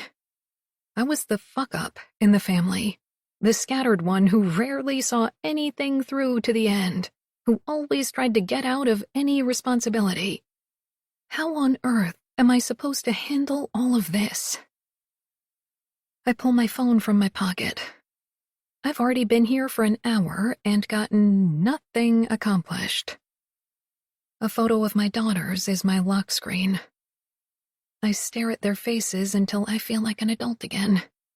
Their mere existence a reminder that I've been in charge somewhere in my life, so why not here as well? In the storage room at the very back of the cottage is the fuse panel. Our reserves are still lined up neatly on the wooden shelves. Cans of food, matches, a few bottles of French wine, cleaning products. Pulling open the door to the fuse panel, I see that the main fuse block has been taken out. I find it sitting beside the metal box that contains spare fuses, fitted into place and push hard, grateful for the first time that my mother made both me and May learn how everything in this cottage worked. She was militant about it. If you partake in the enjoyment of the place, you must also take on the responsibility of caring for it, she said time and time again, when we were made to wash the windows, scrub the floors, weed the garden, change blown fuses, prepare the place for winter. The caretaker, West, did most of the yard work and fixed things now and again, but she insisted on doing the majority of it herself. Like a protective mother whose baby was a cottage, she just couldn't stop fussing. I pull the cord of the bare light bulb hanging above me, and almost cry out in joy when it fills with light. Back in the kitchen, I'm greeted with the gentle hum of the refrigerator. Encouraged by my first success, I look for the key to the pump room. The next task, getting the water turned on. If I can manage that, I can pretty much manage anything. May. We're back on Avril Island. The fact hit me as soon as I surfaced next to June and saw the familiar green boards of the cottage, the metal glider sitting rusted on the front veranda, the thick forest circling the expansive lawn. June was screaming at the trees. I could feel her loneliness, her despair and desperation. It flooded me like sewage water. I don't know if it was seeing June suffering, or if there was more to it, but servicing there on Avril Island made me uneasy, anxious. It was the first time I'd had those emotions since dying. Instinctively, I spoke some encouraging words to her, which of course came out as a weighted silence. I willed her to be brave, which I'm pretty sure she felt because she stopped screaming shifted her shoulders back, and marched inside. I moved with her. It was obvious from the state of the place that nobody had been there for a very long time. I couldn't remember why. I spread myself out into the pine walls and down into the floorboards. There was a stillness and an emptiness that can only be found in buildings that have been uninhabited for a long time. I was sure I felt sadness trapped there in the bones of the place. Wanting to escape it, I quickly pulled myself back together and out of the depths of the lonely old building. June was down on her hands and knees to scrub the inside of the fridge. How long did she plan on staying? I wondered. Why had she come back all on her own? Independent ventures weren't like June. I'd be lying to say I wasn't surprised that she'd come all this way alone, managed to drive a boat, to get the water running, to be in this much solitude. I was proud of her, but at the same time confused and a bit concerned. I spent the afternoon watching June clean and unpack food that she'd brought, drinking glasses of wine along the way. She stopped only once to eat some carrots and celery, a little something to absorb the alcohol, but not nearly enough to nourish her. She'd turned from curves to angles since I'd died. Her bones were more pronounced than ever. Eventually she put on her swimsuit, opened a new bottle of wine, refilled her glass, and headed down the path to the lake. The sun had set the sky orange and the breeze was gone, leaving the lake a sheet of dark glass. June dipped one toe in and cringed. The lake doesn't really warm up until mid-July, so it must be earlier than that. She dropped the towel and, before she could lose her nerve, pushed off the dock into a graceful dive, disappearing into the deep water. June had always plunged right in, cannonballing as a young child, diving when she got good at that. I'd always waded in slowly from the shore, introducing each body part to the water until I was up to my neck, and then finally acclimatized enough to drop under the surface. An accurate analogy of our personalities all through life, I now realize. As she sat on the dock after her swim, her eyes locked on the evolution of sunset before her, tears slowly began to slide down her cheeks. She didn't wipe them away. I knew those tears were for me, and I couldn't do a thing about it, which felt more painful than any death. Fortunately, she didn't sit long with the grief. She drained what was left in her glass and got up to make her way back to the cottage. Inside, she poured herself another glass, set it carefully down on the coffee table, and then flopped onto the couch with a tired groan. Now her eyes slowly roll closed, and she turns onto her side and curls up into a ball, not even bothering to discard the damp towel. My mother would have been mortified to see her on the couch in her wet bathing suit. I could almost hear her. "June Bennett, you get off that couch right now and into dry clothes. Sacre bleu!" My mother always added a French curse at the end of a scolding. It was involuntary, she said. June begins to snore softly. It's been almost a full day and I'm still here. Maybe I'm getting stronger. Maybe soon I won't disappear at all. It's hard to say, and I still don't understand it at all. I'm not really sure what to do with myself now that June is sleeping. As if I'm testing a new superpower, I start to slowly drift away from the couch, moving first into the kitchen. A mouse is chewing into the plastic of the bag of bread that sits out on the counter, but stops suddenly with my arrival, and quickly skitters through a thin crack in the wooden paneling of the wall. Was it a mere coincidence? Or could it sense me? Moonlight streams into the picture window that looks out onto the backyard.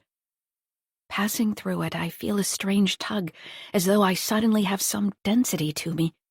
So I stop and linger there, enjoying the sensation of it, thinking this must be how a child learning the world for the first time feels, not sure what anything really means, finding new sensations at every turn with no background information to apply. When I leave the patch of moonlight, I feel light again, as though a strong wind could blow me apart. I have to mentally pull myself together before moving into the dining room. There's no moonlight here to play in or mice to scare, and it's got a shadowy, hollow feeling that I don't like, so I keep going. Wanting to try going even farther afield, I will myself up the stairs. It's dark up here, but I can still see everything clearly. The doors to our bedrooms are closed, but my parents' room sits open, and the gentle breeze moving through the hallway pushes me in that direction. It's obvious from the state of the bedroom that we left in a hurry. There are still clothes in the closet, and things scattered across the dresser top. Right on cue, the sight of the room brings on the memory of our departure that last summer. We packed up only the clothing we could carry, filled garbage bags with the remaining food which would be taken to the dump, and then loaded my mother's boat until it sunk low in the water. Before the exodus, my mother sat me and June down at the kitchen table. Her hand shook slightly as she lit a cigarette, and her eyes glistened with what looked like unshed tears. She disappeared briefly behind the smoke from her first exhale, and when she reappeared, the tears were gone and all that was left was firm resolve. She explained, quite matter-of-factly, that she and my father had gotten into a fight the night before. A big fight. She told us that he'd threatened to leave and then stormed off into the woods. She'd woken up early in the morning and looked everywhere for him, but he was nowhere on the island and his boat was gone.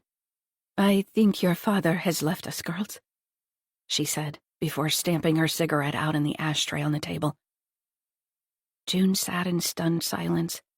Sour bile surged up from the depths of my stomach, and I rushed to the bathroom to avoid puking all over the kitchen floor. My mother followed me in, locking the door behind her and kneeling down on the floor beside me.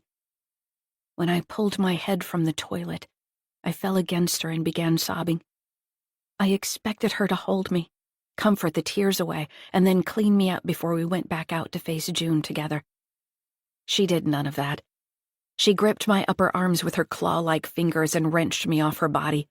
"Pull it together, May Bennett," she hissed into my face, her eyes full of cold fury. "We do not fall apart." She gave me a little shake. "Do you understand me?" I nodded and sucked in the rest of my tears, focusing on the pain of her sharp nails digging into my bare flesh, instead of the greater pain that lay inside me. "You will go back out there and face your sister with strength. Then you will help me pack up and leave. Is that clear?" "Yes," I whispered against her wall of hostility. My compliance caused her expression to soften, and she finally pulled me into a hug. "That's my good girl.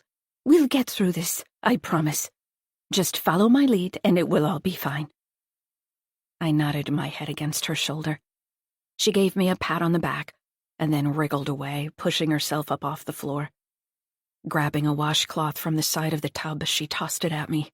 "Clean yourself up. You have vomit in your hair." One hand on the doorknob, she turned back. "And hurry. The sooner we get off the island, the better." The memory is an uncomfortable one, with too many loose ends. Why did we rush away, and where did my father go? Why did we never come back? The questions poke at the memory buried deep down, and I can feel it stir. I bring the fading on myself, wanting to return to the safety of the nothingness. June. Something jolts me awake. I have the sense of someone else being in the cottage. Moving from my dream world into the real world, I'm not sure what's fact and what's fiction. There's total darkness all around me, and I have no idea where I am. It's the smell that grounds me. I'm at Averil Island. "Hello?" I call into the darkness, feeling as though someone might just answer me back. Silence is my reply, so I decide the feeling of company must just be remnants of a dream.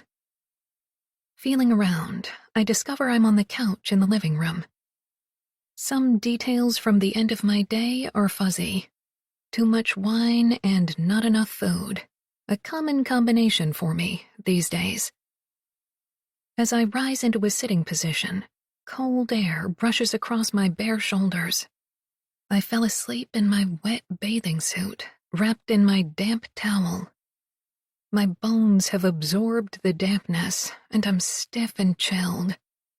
The air in the cottage has gone cool with the disappearance of the sun, I have no idea what time it is or how long I've been sleeping, only that my head aches and my stomach is hollow with hunger. I reach out and pat around on the coffee table until I find my phone. The light is weak, but better than nothing. Pushing myself up off the couch, I switch some lights on and go into the kitchen, pull a bottle of water from the fridge, and gulp it down. Standing there shivering, I cram a couple pieces of bread into my mouth to placate my stomach. I need a hot bath. I haven't been back upstairs since this morning. Maybe it was seeing my mother's clothing hanging there, or the fact that somehow, after all this time, her smell still lingers, like she only just left the room. I rub my eyes hard with the heel of my hands. "Get a grip, June," I say out loud, as if that will help. A cold draft swipes across my bare skin, and I care more about that hot bath than anything else. Grabbing my suitcase from beside the couch, I boldly ascend the crooked staircase. Once up there, I turn on as many lights as I can to chase off the shadows. The breeze coming in the windows has blown away the stuffiness, and now it smells mostly fresh and green, like it did when I was a kid. I wipe out the tub with my damp towel. Not clean, exactly, but it will do. With more effort than I thought I had in me, I unstick the taps of the bathtub and get the water running, then watch it transform from a rusty brown to nearly clear. As the tub fills, I wander down the hall and into my old room. The light bulb buzzes to life, and I'm thrown back in time yet again. Wandering around this small space, I touch everything to make sure this mausoleum of my youth is real. The red and white quilt is still folded neatly on the end of my bed. The books I read every summer still lined up on my bookshelf. A gallery of photos ripped from my Teen Beat magazines are still tacked to the wall above my bed. Wrinkles run up and down the pages, and the ends are curling. But Johnny Depp, Rob Lowe, and River Phoenix still smile seductively out at me, untouched by age. My skin tingles with liberation as I peel the swimsuit off. Stepping into the warm, slightly murky water, I catch a glimpse of myself in the mirror. It shocks me. I've never been an adult in this mirror, only a child. The last time I was reflected naked in this mirror, I was studying my chest for signs of development, wishing for breasts. Now I'm looking at stretch marks across my belly from birthing twins and seeing the droop in the full breasts that I once thought would never come. I sink down into the bath to escape the comparison. Lying up to my neck in the warm water, I notice the white paint peeling in places from the shiplap walls and cobwebs clustered in the corners. The only sound is the tapping of bugs against the screen of the bathroom window, drawn by the light, fighting to get to it. There's a creak on the stairs, and I sit up, pulling my knees to my chest and covering myself as best I can. Holding my breath, I listen, my head turned toward the sound. Only silence follows, and I make myself relax, wondering if I'll ever stop feeling so jumpy here. After my bath, dressed in my warmest sweatshirt and sweatpants, I put a load of laundry on, hoping I'll be able to get rid of the mustiness in the linens that have been sitting here in closets for almost 30 years. With that done, I think about getting a glass of wine, but choose water instead and take it back upstairs, leaving a reassuring trail of lights on behind me. I'm wide awake, as if it's 1:30 p.m. and not 1:30 a.m. I want to call the girls, but even with the 3-hour time difference, I know they'll be in bed. It's a school night, and their dad runs a tight ship without me around. Maybe to punish myself, or maybe just to get it over with, I decide to venture into May's old room. The door has warped so much over time that I have to give it a good kick. It swings open dramatically, and a fist closes hard around my heart. Just like in my mother's room, May's scent is released from its cottage tomb. Warm skin and cinnamon. I try the light switch, but nothing happens. I try the lamp on the bedside table, and suddenly the room glows with warmth. It's how I remember this room best. Cozy, with sloped ceilings, like some annex room in a children's novel. As kids, we would have what my mother called our night swim before bed. She'd walk us down to the dock, a cocktail in one hand and a cigarette in the other. Darkness would be waiting patiently at the doorstep as the sun slowly sank low in the sky. My mother would stretch out on a recliner, her long legs crossed at the ankle, slowly alternating between sips from her drink and inhales from her cigarette, which would glow red in the purple light. May and I would splash around in the lake, ducking underwater whenever a bat skimmed across the surface in pursuit of dinner. We knew it was time to get out when the red tip of our mother's cigarette died away, and the sound of ice against the walls of her glass rang out. She'd hurry us both up the path to the cottage, warning us each and every time not to trip on the rocks or tree roots. Inside the cottage, we'd kiss her goodnight and take ourselves upstairs to put on our pajamas, brush our damp hair tight against our skulls, and brush our teeth with sharply minted toothpaste. Our mother would stay downstairs, puttering around, listening to her records and doing whatever she did into the night. That time of night was when our worlds split into two, leaving me and May as one island and my mother as her own. She never said it outright, but we knew we were not to come downstairs after the night swim. We'd turn all the lights out except for the bedside lamp and climb into May's bed. My mother's music would drift up the stairs and under the door, a soft soundtrack to our hushed conversations.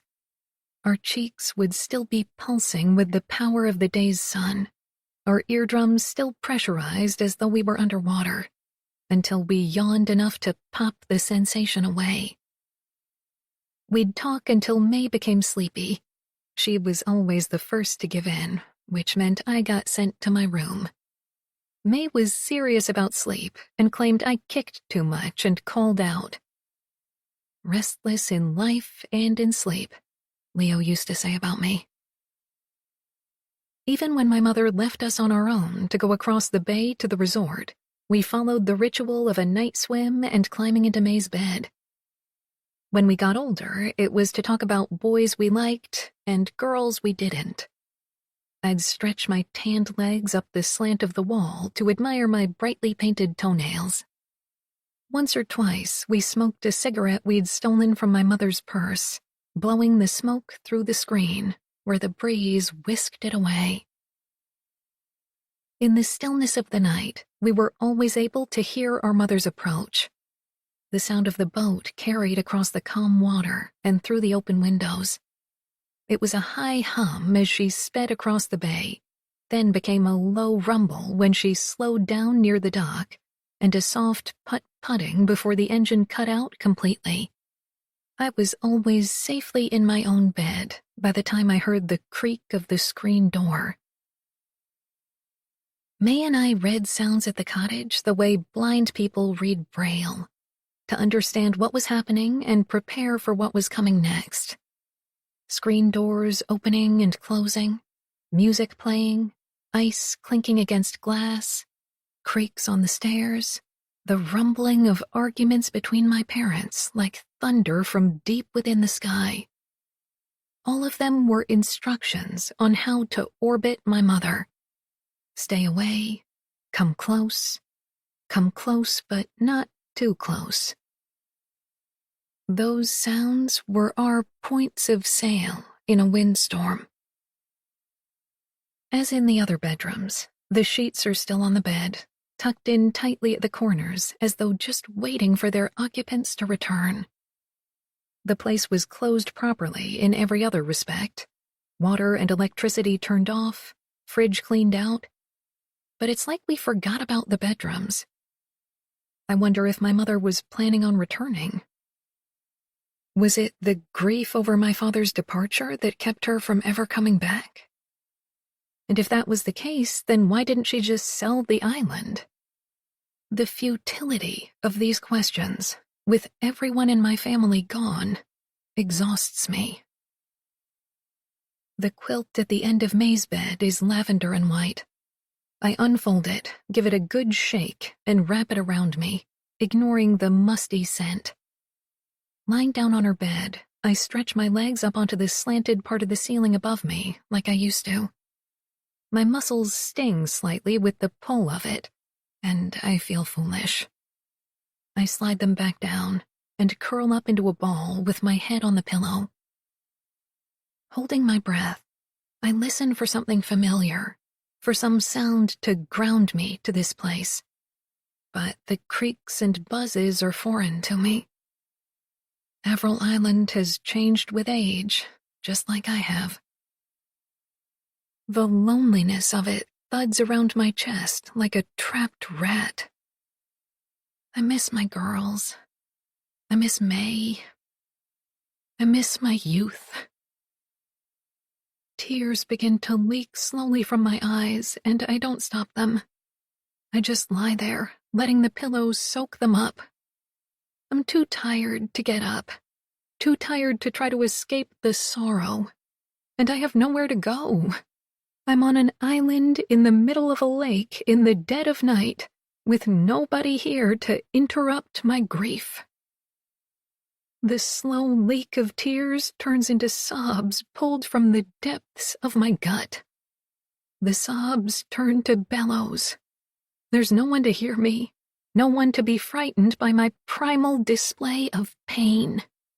I unleash the monster of it, and we dance together in one long, ugly dance, until I am too tired to move, and it finally lets me sleep. Hot sun beating down on my face wakes me. It's streaming through the windows of May's room, which means it must be midday at least. It's stuffy, and I'm sweating even under the light quilt. My head throbs, and my eyes are swollen and feel as though bits of sand have scraped across their surface. That's what crying will do. I don't recommend it. Throwing the covers back, I shuffle into the bathroom to splash cold water on my face. I change into a pair of shorts, a t-shirt, and my running shoes. Each task feels difficult. My body is so heavy with grief. My outpouring last night did nothing to exercise it.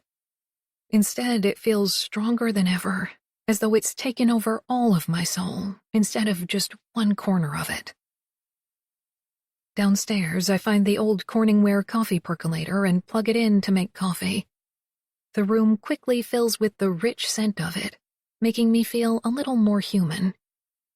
May and I took turns putting the coffee on each morning. My mother wouldn't come down until she smelled it brewing. I stand at the counter and can almost hear the delicate padding of her feet on the stairs behind me as she arrives for her first cup. As soon as she appeared, the energy of the room shifted, became weighted and charged at the same time. As her daughters, it was our job to read her expressions and mannerisms so that we knew how to proceed. Did she need extra attention that morning, or space to be alone? Did she need the little white pills she kept in a case in her purse? Did she need compliments, affection, or silence? Reading those signs was important. If we made even one misstep, we'd pay for it. Maybe just a harsh scolding, or a pile of chores heaped on us, or the silent treatment. Or maybe, the very worst, a character assassination, being told what horrible daughters we were and why. Those moments were the ones that left scars, the internal kind. Our personalities growing and developing around the bumpy scar tissue so that we were never really rid of them. Some mornings she came down and nothing was needed. She was feeling good, ready for the day, her spirits high, and everything in me would relax. I built my love for her around those moments, convincing myself that it was the real version of my mother, not the other unpredictable one who could turn my whole world black with the flick of her tongue. After forcing a piece of toast and some coffee into myself, I feel slightly better. I move to the washing machine in a fog and slowly pull out the wet sheets and towels. I'm relieved and surprised to find that the clothesline has survived. It still runs from a hook on the house to a tall pine tree on the other side of the yard.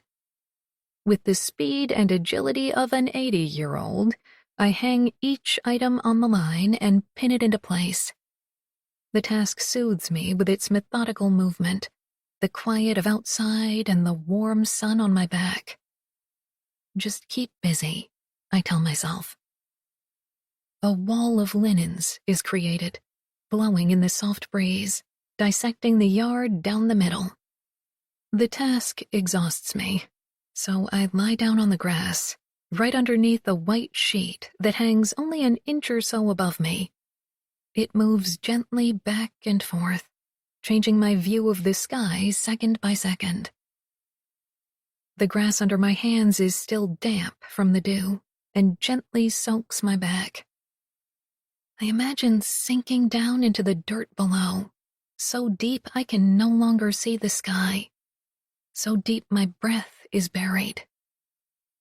I imagine the worms feasting on my skin and bones, ingesting the grief that's in every piece of me. Those sad worms then become food for the birds. The birds ingest my grief in turn, then fly out into the world and spread a plague of sorrow. Tears bite at the back of my throat. I sit up before they can become full-blown. Move, some part of my brain screams.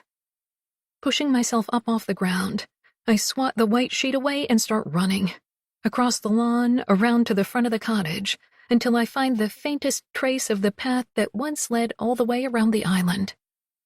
I run as fast as I can, slowing only to navigate tree roots, fallen branches, rocks, and the odd small bush that has grown up over time.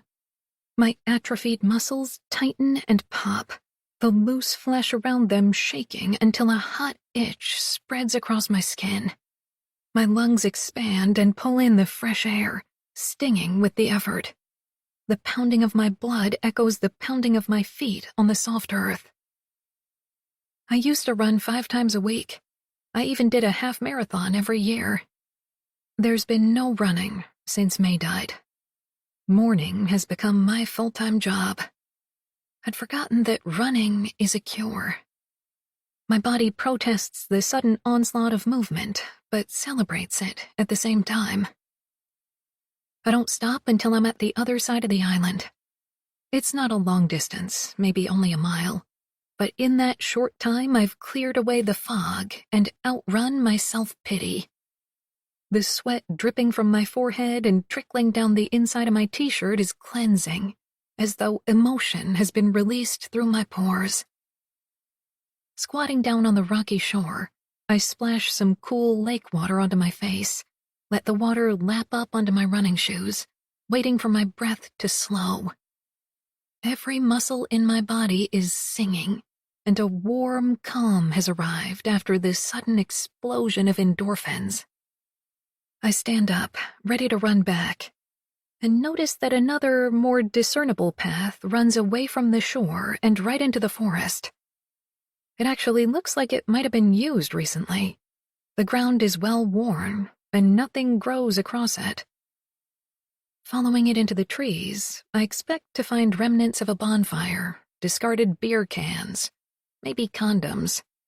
Evidence of young people who realized the island was deserted and made it their personal outdoor party spot. The path ends in front of a tree about 50 feet in. Right away, I notice a small cross made out of sticks, stuck in the ground at the base of a tree. It looks like a child made it, so maybe it was part of some game May and I played when we were younger. There are bound to be surprises, things forgotten after so many years. Nonetheless, I give the cross a little kick, just hard enough to send it into a pile of leaves a few feet away. Religion's never really been my thing, but since May's car accident, my indifference to it has developed into full-blown resentment. It was the cards I got when people found out she'd died. Distant family members who had never even known her telling me she was in God's hands now, or that I should trust in God and His plan for May. It did nothing to console me, only made me angry. I leave the clearing, happy to escape the creepy feeling it gives me, and run back at a much slower pace, stopping now and again to clear away branches and pull free some of the vegetation that's grown in on the path. If I work at it, I may be able to get the whole path back to its original form in a couple of days. I imagine running laps around the island, the water and the trees as my scenery. The thought ignites a tiny flame of pleasure. One simple run, and it's changed my mood completely. Simple tasks, movement, being in nature. That's what's going to save me, I tell myself. I was right to come here. I've created my own grief retreat, and I'll power my way through it until I can go home whole again. Or better yet, maybe fly the girls out here for part of their summer vacation. Leo's already booked them in at least 2 camps, basketball and tennis. He doesn't believe idle time is good for kids, but I'm sure I could convince him to let them come here for a week or 2. I start planning all the things we'll do together. Sailing, days spent on the dock and evenings on the veranda talking, night swims, trips into town for greasy fries and cinnamon buns. The 3 of us will pick up right where May and I left off. I return to the cottage feeling like a new person, the heaviness of my grief dissipated. The run, combined with the prospect of bringing the girls here, has done it. For the first time in a long time, I have something to look forward to. With renewed energy, I decide to tackle cleaning the upstairs of the cottage. Moving up and down the hallway, clearing dead flies from windowsills, I relish the creak of the floorboards underfoot. Sweeping dust from the stairs, I breathe in the smell of warm wood in the cramped stairwell. As I go from room to room, I note the cool solidity of the metal doorknobs in my hand. These things went unnoticed when I was young, but they defined this place to my senses. They are the characteristics that left their mark on me, as familiar as my mother's own voice once was, as my sister's sweet, hot breath was when she leaned in to whisper a secret. In my parents' room, I pull the sheets and quilt off the bed, and once again catch a whiff of my mother's scent beneath the smell of neglect and damp. I leave the bed stripped to air out the mattress, and throw open a window to get some breeze flowing. After removing a thick layer of dust from my mother's dresser, removing each perfume bottle, jar, lipstick tube, and hairbrush to wipe down the surface before carefully putting them all back exactly where they were, I move on to my father's side of the room. The surface of his dresser is bare. Pulling open the top drawer, I'm surprised to find it still full of his socks and underwear. Seems strange that a man who took off in the night, abandoned his family as my mother always told us, wouldn't take his socks and underwear. Especially since he left from here and apparently never went back to our family home in Boston. I think of this search party for my father that Jim Jr. mentioned at the marina. Was there more to his disappearance than my mother ever told us? The question fits right alongside the mystery of why she said she'd sold Avril Island when she hadn't. You don't grow up thinking your mother is a liar. So when you come to understand that she just may have been one, everything in your world becomes suspect. Which makes me wonder, are there even more lies that my mother told us about Avril Island and my father? Balling up the dirty bedding and leaving my parents' bedroom, I decide to take a trip back to the marina. I'll ask Jim if he knows anything more about the search for my father. I'm going to need to know the secrets of Avril Island if she's truly going to be mine again. I steer the boat into an empty slip at the marina. Jim is busy with another customer, so I tie up on my own and go stand by the office door. I'm nervous, but not sure exactly why. Back for more supplies? Jim asks once he's finished with the other customer and comes over to greet me. No, not quite. I was actually wondering, Jim, do you have any information about when my father disappeared? About the search? Jim seems taken aback by the question, takes his hat off and scratches at a bug bite on his forehead. To be honest, Miss Bennett, I don't remember much about that time. I was a rowdy teenager back then, not too fussed about adult problems, if you know what I mean. My heart sinks. That's okay, Jim. I have 2 teenagers myself and can completely understand. It's a strange request, I know. I continue, hoping my honesty might jog his memory. But, you see, my mother told me and my sister that my father left. There was never any mention of a search or that it could be anything more than a man taking off on his wife. There's confusion and sympathy in Jim's eyes, which makes me realize how strange it was that my mother would rather have us think our father was an asshole who took off than remember him as a great man who had something bad happen to him. I'm starting to wish I'd never come when his features suddenly brighten and he claps his hands together. I think I might have the answer. My dad, he kept a scrapbook of all the newspaper clippings about events around town. He motions for me to follow him into the office. Reaching high up on a bookshelf packed with binders, cardboard boxes, and the odd book, Jim pulls down a brown, leather-bound photo album. This would be it, he says, placing it on the counter in front of me. The sound of a boat approaching draws his attention to the window. Take your time with it. I'll just go help this customer. The pages of the book are covered with newspaper clippings, no bit of the paper underneath left visible. I flip past articles on cottages being broken into over the summer, on the drowning of a little boy at the beach, on a storm that caused thousands of dollars in damages. There are obituaries from people Jim Sr. must have known, and stories about business openings and closings, bar fights, and how the recession affected tourism and the locals. Jim Sr.'s love for his community sits right here in this meticulous preservation of his town's current events. As touching as it is, I flip forward until I find articles from 1991, the year my father disappeared. There are 2 whole pages dedicated to the frigid temperatures and record-breaking snowfalls of that winter. Just when I feel my frustration rising, I turn the page, and the words Avril Island jump right out at me. I've found what I'm looking for. I skim the headlines. Summer resident disappears without a trace. Where is Simon Bennett? Avril Island affair gone wrong. Local man connected to Simon Bennett's disappearance. Search for Avril Island's owner continues.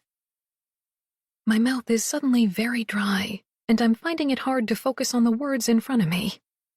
How did all of this happen without me ever knowing?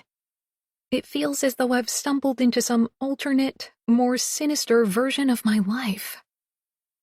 The bell over the door jangles, startling me out of my shock, and Jim steps inside the office. Find what you're looking for? His cheerfulness makes a surreal contrast to what is going on inside me. I did, actually.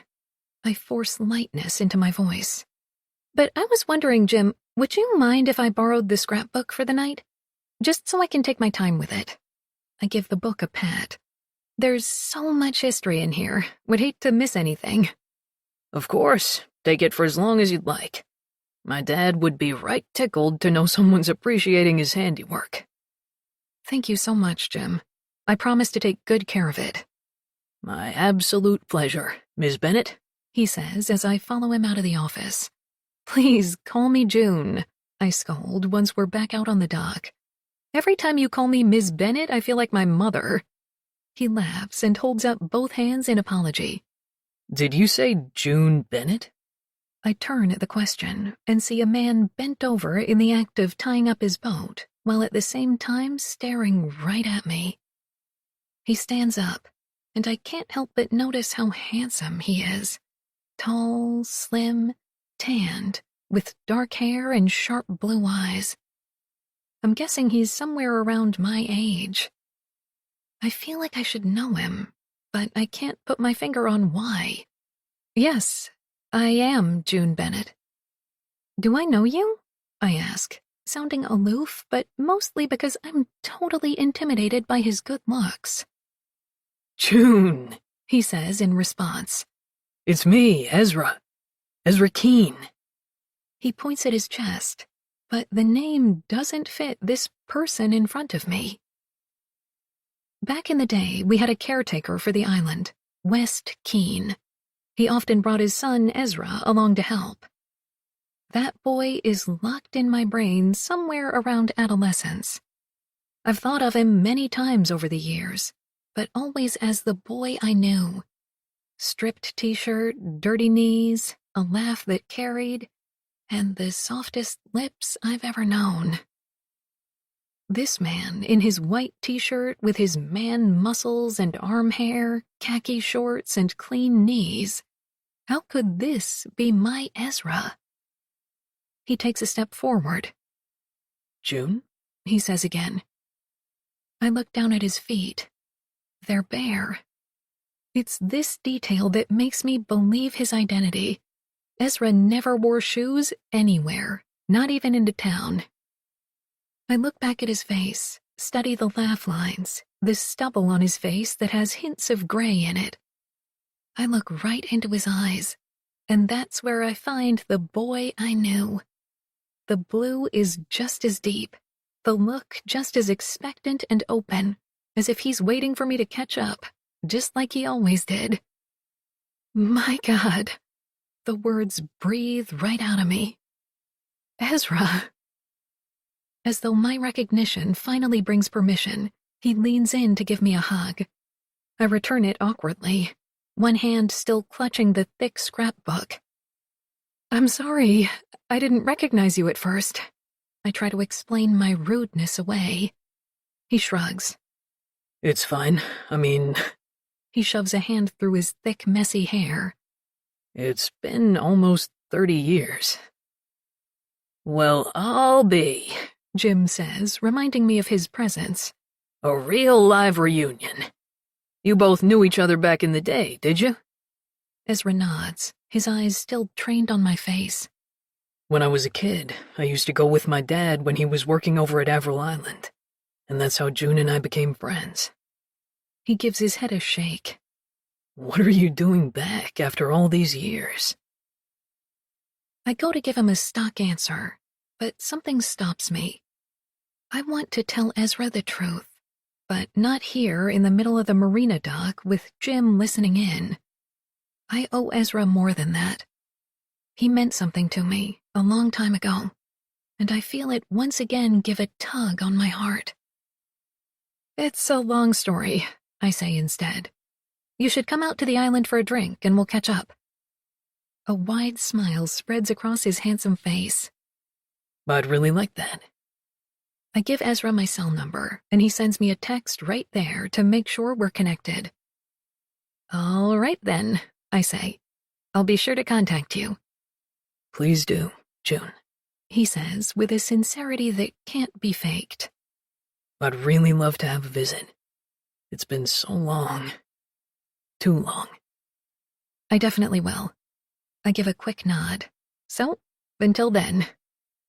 Turning in the direction of my boat, I call over my shoulder one last thank you to Jim for the scrapbook. Then I untie my boat and slowly back out of the boat slip while trying to ignore the nervous fluttering running all through me, brought on by the sight of Ezra Keene. Ezra and I have history. He was my first kiss, but before that, he was my best summer friend. West brought him every time he came to the island to do work, which felt to me like every day. Ezra would help his dad unload his tools or whatever equipment he needed for the day, and then the two of us would go off to explore the island.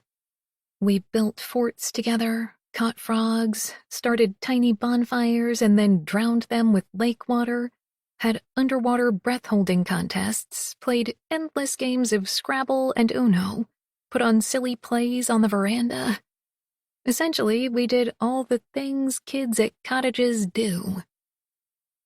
May was fond of Ezra too, but she floated in and out of our time together as it suited her, spending most of her time taking photographs, or looking for things to take photographs of, or studying the photographs she'd already taken. There was a special kind of intensity to my friendship with Ezra. When we were 9, we went into the woods and held a secret ceremony. Using Ezra's jackknife, we cut into the soft flesh of our palms and then grasped each other's hands to become blood siblings. We vowed to stay friends forever, never keep secrets from each other, and always tell the truth. When I turned 10 and started going to sailing and tennis lessons, things changed.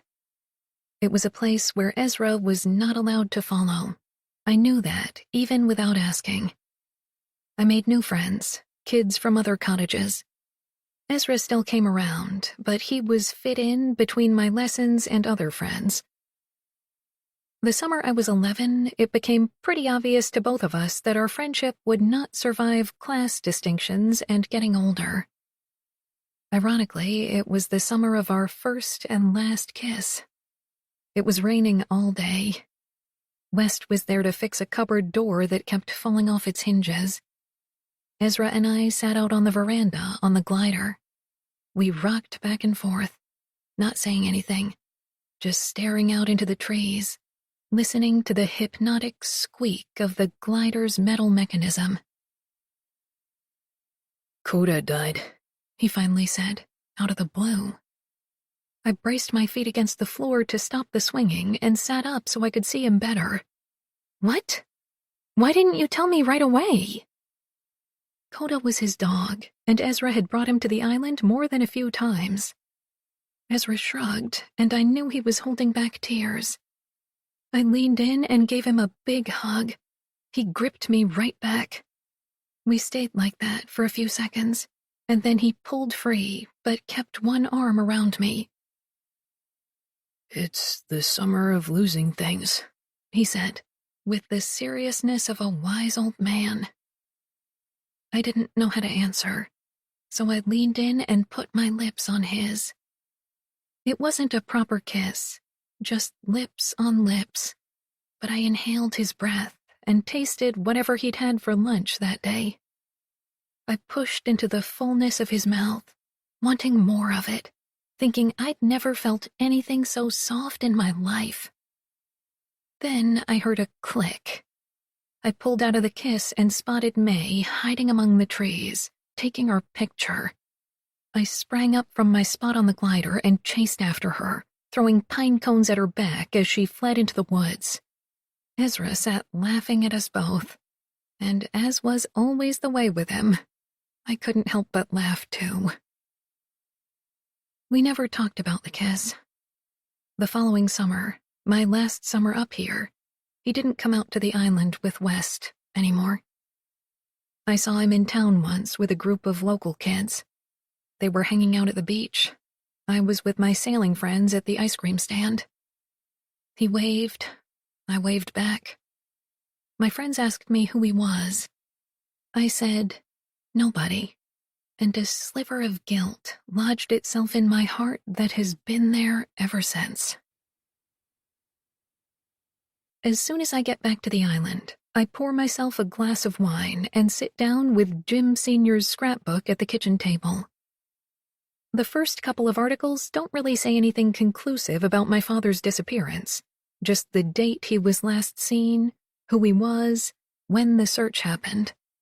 The one new bit of information for me is that apparently my mother called local police a few days after my father left to tell them she suspected that there could be foul play involved. At that point, we were already back in Boston, coming to terms with the fact that my father had abandoned us, not aware at all that the police were out searching for my missing father. Which one was the lie? I take a long sip of wine and push on. The next article is downright shocking. I read it 3 times through to make sure I really understand what I'm reading.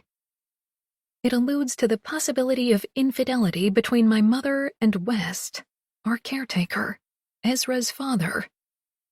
No wonder my mother protected us from this kind of press.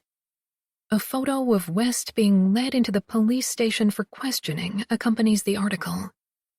Apparently, he was a suspect.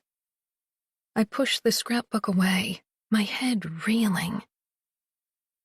It's obviously just small-town gossip. I would have known if my mother had been having an affair with West. He was here almost every day, and we were all close to him. I loved West like he was part of my family. A twist of nausea shoots through my stomach. I realize I haven't eaten anything since breakfast, and the wine is not sitting well on my empty stomach. Throwing together some cheese and crackers, I stand at the counter, eating them robotically, my mind traveling over everything I just read. I had no idea West was implicated in my father's disappearance. Did Ezra know? I look at the time. Only 6:45. Reasonable enough time to invite him for a drink. Might come across as a bit desperate, I think to myself. But, to be honest, I am. Pulling out my phone, I take some time composing a text, trying my best to sound casual and a little indifferent. He writes back right away, thanking me for the invite, saying he'd love to, he just has to finish making his mom some dinner and then he'll come by. Reading it over, I can't help but smile at his honest enthusiasm at the invitation. Then I chide myself for playing my own game of nonchalance. Ezra doesn't play games, so neither should I.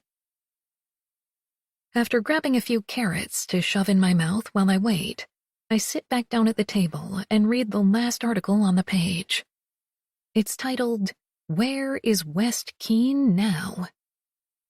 Apparently, he disappeared shortly after my father did. The article claims that West's absence more or less confirms his guilt in the case of my father's disappearance. With no body, however, there were no charges to be made. I sit back, drink the rest of my wine, and stare straight ahead in a quiet stupor. Ezra's dad went missing as well? Did he ever come back? Does that mean he actually did have something to do with my father's disappearance? The buzzing of my phone interrupts the unanswered questions. It's Ezra, saying he's on his way. An unexpected kaleidoscope of butterflies swarm my belly. My God, June, get a grip, I say to myself out loud, then get up from the table to go brush my teeth and put on some makeup. Something I haven't done for ages. With a glass of wine in hand for fortification, I make my way down to the dock to meet Ezra. He pulls his boat in with expert ease, hopping out to tie up before I even have the chance to help. He's changed into jeans, but is still barefoot and achingly good-looking. "Sorry if I put you on the spot with such short notice," I say, once he's done tying up. Not at all, June. I was really happy to get your text. I mean, it's already been 30 years. Why wait any longer to catch up? "Have you been here this whole time? On Lake Champlain?" I ask, wanting to get right down to the interrogation, but knowing I'll need to lead up to it. He looks out over the lake, squinting his eyes against the sun that's only just beginning its descent. Aside from a few vacations, I never left. Well, I can see why. It's beautiful up here. Everything that comes out of my mouth sounds so fake and self-conscious. He turns to look at me again. It is, but that's not why I stayed. I can tell by the heaviness in his eyes that there's a lot of history behind his statement. I gesture toward the cottage. Shall we go up for a drink? He holds up his empty hands. I didn't bring anything. I thought about grabbing a bottle of wine, but I wasn't sure you drank, and even if you did, I was worried it might look a bit presumptuous showing up with an entire bottle of wine as though I was planning on outstaying my welcome. I'm sorry. The pleading look of apology in his eyes makes me laugh. I put a hand on his arm. It's fine. My God, Ezra. Totally fine. No need to overthink. He puts his hand over mine, and it's warm and rough, and sends a jolt of feeling into the rest of my body. I slide my hand out from under his and take a step back, afraid of what he's stirring in me. Okay then, He says, not seeming to notice my withdrawal. no more overthinking, I promise. Walking up the path to the cottage, Ezra mentions May's car accident, says how sorry he is that she passed away, how he remembers how close we were and how hard it must have been for me to lose her. His words cause explosions of red light behind my eyes. I haven't had to deal with other people's condolences and empty-sounding words for a while, and it blindsides me. I thank him and quicken my pace.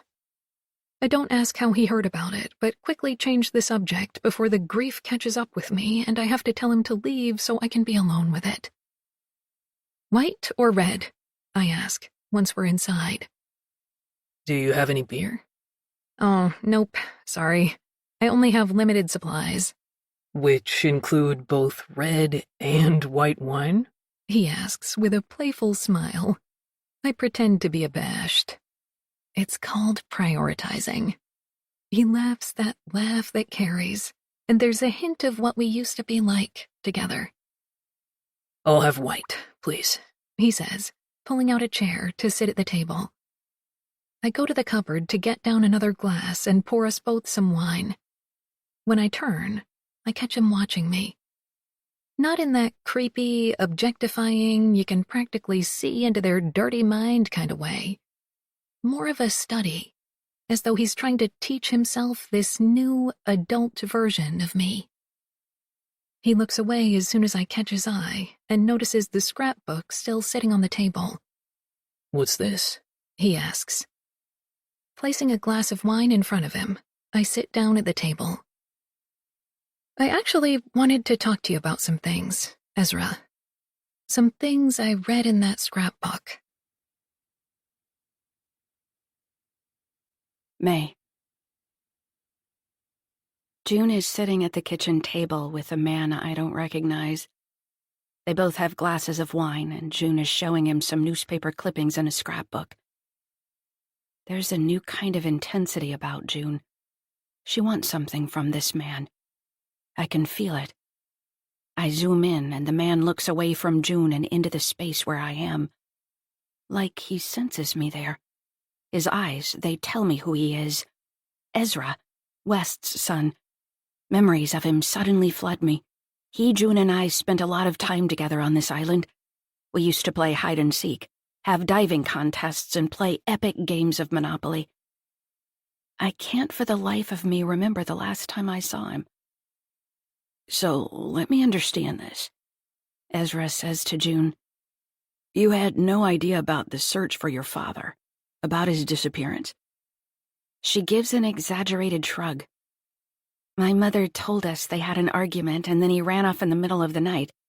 All her life she maintained that our father abandoned us." A bitter-sounding chuckle escapes Ezra. Funny, those are the same words my mom uses about my dad. Abandoned us. So West disappeared as well? Ezra gives his head a shake. He disappeared 10 days after your own dad disappeared. This bit of news surprises me. I actually remember how much West loved Ezra and this lake, and I can't imagine any reason that would make him leave either of them. And he hasn't been back since? June asks, and Ezra shakes his head. Like you haven't even heard from him? Nope, no sign of him in 30 years. My God, Ezra, I'm so sorry. I had no idea at all about any of this. She taps the scrapbook with one finger. This is the first I'm hearing about any of the things that went on back then, and I feel like my whole world is turning upside down. I move in to have a look at the open scrapbook and see that it's a collection of articles about my father disappearing. I try to remember the time around them, to call forth some memories, but strangely, nothing comes up. So, June says, leaning in even closer to Ezra, just let me get this timeline right. My father disappeared. She air quotes the last 3 words. There was a search, and your father was called in for questioning about it, since he was our caretaker and here all the time. Then he went missing just over a week after my father did? Ezra gives a slow nod, and there's hesitancy in his expression. June notices it too. What aren't you telling me? He takes a sip of his wine. Well, you know it was more than just the fact that he was the caretaker here. June shakes her head, sincere confusion in her eyes. You don't know? Ezra's words make the space I hang in buzz. About the affair? He pauses to study her reaction. She stares back at him blankly. Between my dad and your mom. It went on for years, apparently. June glances over at the scrapbook and doesn't say anything for several seconds. I saw something about an affair mentioned in an article, but I just assumed it was small-town gossip. It wasn't just gossip, June. His words are blunt, and there's a trace of anger behind them. It's obvious that he's still hurting from all of it. I had no idea, she says before mechanically lifting her glass and draining every last bit of her wine. A memory breaks free from the depths and slowly rises to the surface. I questioned my mother about the affair only once. I was 13, that age when the mind is naturally drawn to things like love, attraction, and the illicit. When gray areas appear, where once everything was black and white. When parents become fallible. I asked her if she was in love with West. She acted affronted, told me I should be careful of what I accused people of. She said that after everything she'd done for me and my sister, it was just cruel to think so low of her. Something was thrown in there about all the sacrifices she'd made for us girls, before she dropped the dishcloth in the sink and retreated to her room. I followed her, apologizing profusely, as we'd learned to do, but she shut the door in my face. An hour or so later, she came out, looking wounded but stoic. She made us a dinner of eggs on toast and somehow managed to get herself dressed and over to the resort for the evening. We didn't speak about it again. My suspicions hadn't come from catching them in the act or anything like that. I'd caught moments of something that, when added up, were hard to dispute.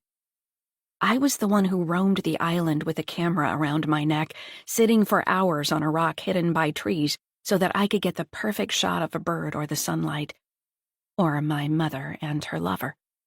And I'd kept it from June, believing I was protecting her from something, that she didn't need to know that side of my mother. Maybe it was a mistake to do that. In the end, I haven't protected her from anything, and finding this truth out for the second time feels just as bad as it did the first time. Ezra visibly winces. I'm sorry, he says. I thought the affair was common knowledge. June gives a quick shake of her head. Ezra goes to say something, then stops, thinks about it, and says, You never even suspected? She stares into her empty wine glass, pondering the question. I guess now that I think about it, I'm not totally shocked. She looks up at him with a tight smile on her face. I actually feel a bit stupid that it never dawned on me. She rolls her eyes at herself. My mother said we couldn't tell my father how often West was coming here to do work. She said it was because my father didn't want to pay a lot of money, that she needed his help more than my father realized, which in itself should have set off alarm bells. I just never thought of them that way. She trails off. She gets up from the table, emptying what remains of the white wine into her glass, opening a whole new bottle, and then bringing it back to the table with her. Now, is this just rumor you're going on, or did you actually witness something? Both, I guess. There was one time that made me think there might be something going on. He wipes the condensation off his wine glass, trying his hardest not to meet June's eyes. What happened exactly? She pushes. Are you sure you want to get into this now? No, June answers, but that doesn't mean you shouldn't tell me.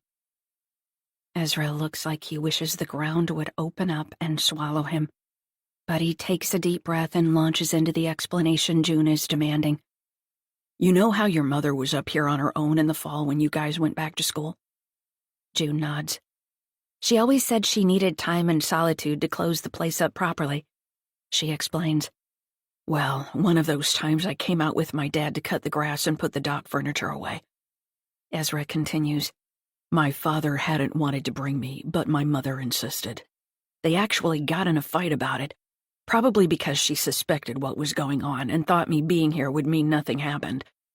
He explains. We got here and my dad said he had to do some work inside and told me to cut the grass. When I was done, I came into the kitchen to get a glass of water. I was standing at the counter drinking it when they came down the stairs. They were both laughing and... He stops and studies June's face. And what? June asks impatiently.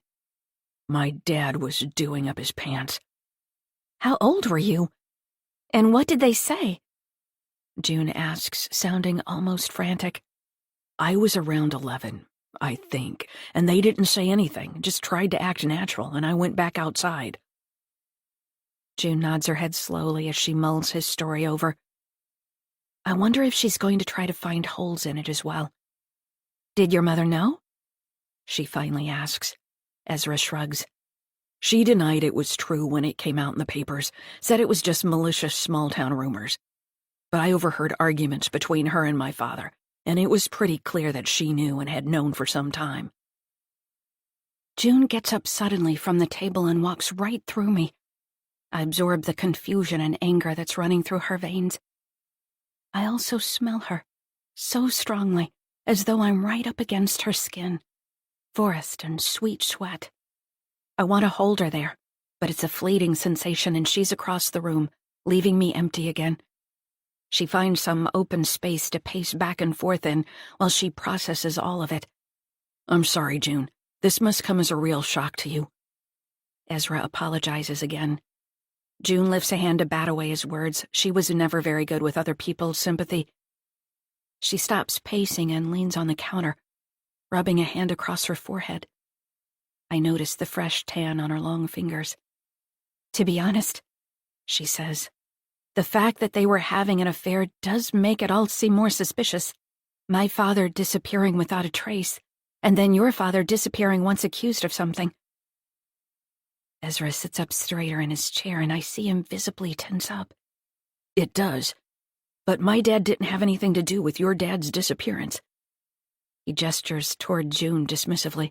And now, hearing the version your mom told you, makes me think she called the police to stir up trouble to get back at my dad. That she knew all along that your dad just took off. Then why did your dad run? June says, her words instantly pitting them against each other. Ezra picks up his glass and gulps down the rest of his wine, then stands up. I think I should go. I'm not rehashing this bullshit again 30 years later, just because you're late to the party. My dad is innocent and always has been. June steps forward and puts a hand on his arm to keep him there. I'm sorry, Ezra, don't go, please. I'm just trying to understand what really happened. It all feels so crazy to me. Ezra's expression softens and he sinks back down into his chair. I can only imagine what it would be like to be learning all of this years later. He sighs. I'm sorry I snapped. I just spent so long feeling like I had to defend my dad. It's my default setting. June grabs the bottle of wine and refills Ezra's glass and her own, then sits back down at the table. Here's the version I was told by my mother. My dad took off because he was a weak-willed coward, and she sold Avril Island because we needed the extra money with him gone.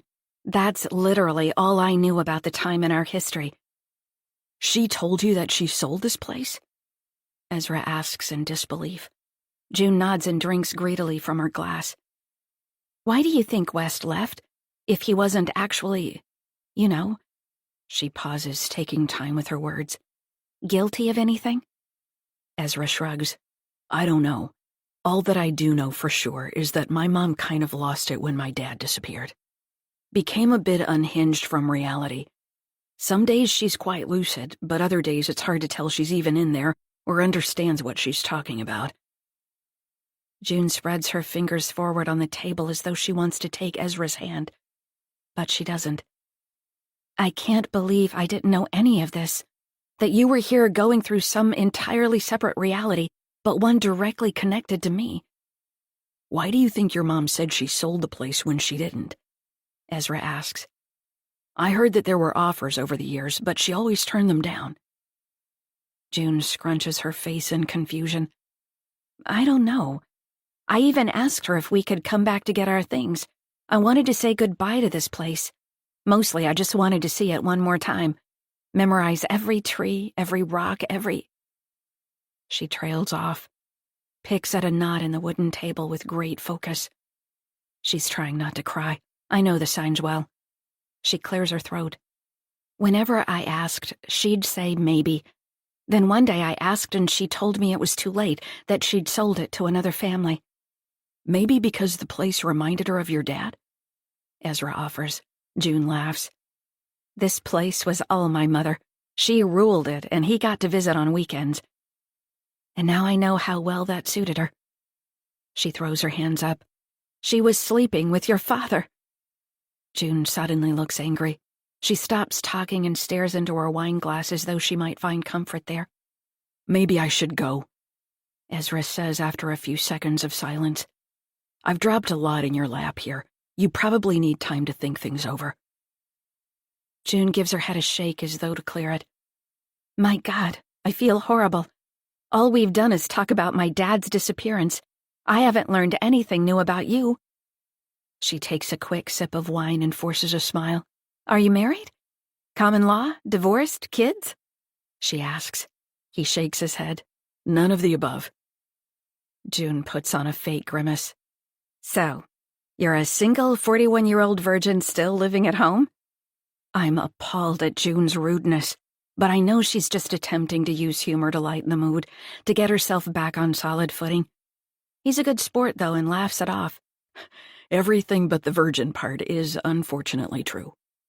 Well, I'm a 40-year-old divorcee who just found out that her mother had an affair and lied to her most of her life, who's staying all alone on an island and is almost drunk, and it's not even 9:30. Ezra holds up his glass. Here's to our 40s. June clinks him and they both drink. What about May? Was she married with kids? He asks after putting his glass down on the table. June takes a deep breath. No, neither. I'm grateful she doesn't expound. I'm not ready to hear her version of my life with all its failures. A natural silence inserts itself between them. They both seem lost in thought. I can feel June's emotions flatlining as she works to disconnect herself from everything she's just learned. It's something she's always been good at, which meant I had to cry for both of us. Ezra pushes away from the table. Well, I think I've done enough damage here for the time being. Maybe we can have a less intense catch-up the next time. He stands and June doesn't try to stop him. Thanks for the wine, he says. I promise to reciprocate, now that I know you like to get drunk. June laughs her real laugh and nods. Sounds like a plan, my friend. I can feel the warmth she has for him. She doesn't give it away very easily, and even after all this time, he still has it. "So I can come by and see you again?"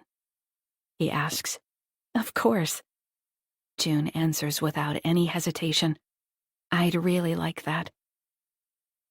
He's on his way to the door when June calls out, "Hey, Ezra." He turns back. "I was curious. Do you know who's been checking on the place all this time? The grass has obviously been cut over the years, and I mean, someone must have been taking care of it to some degree." "Me," Ezra answers point blank. "It was just something I started doing a while back. Seemed like the right thing." June nods. "Well, thank you for that. I'd tell you to send the bill to my mother, but she's dead." Another one of June's inappropriate jokes to break the tension. Ezra chuckles, but his eyes are full of sympathy. He gives a little wave as he pushes his way through the screen door. I want to hang on, to be alone with June, but I can feel the fading start, as though the breeze from the open door is blowing my loosely knit particles apart.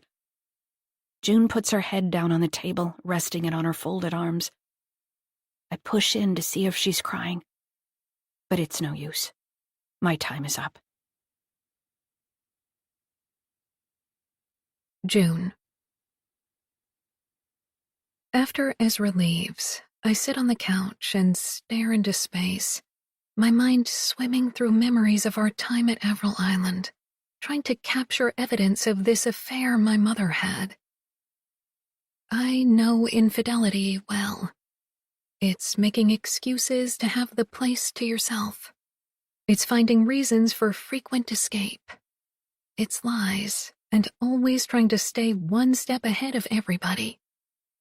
It's being distracted by thoughts of your lover.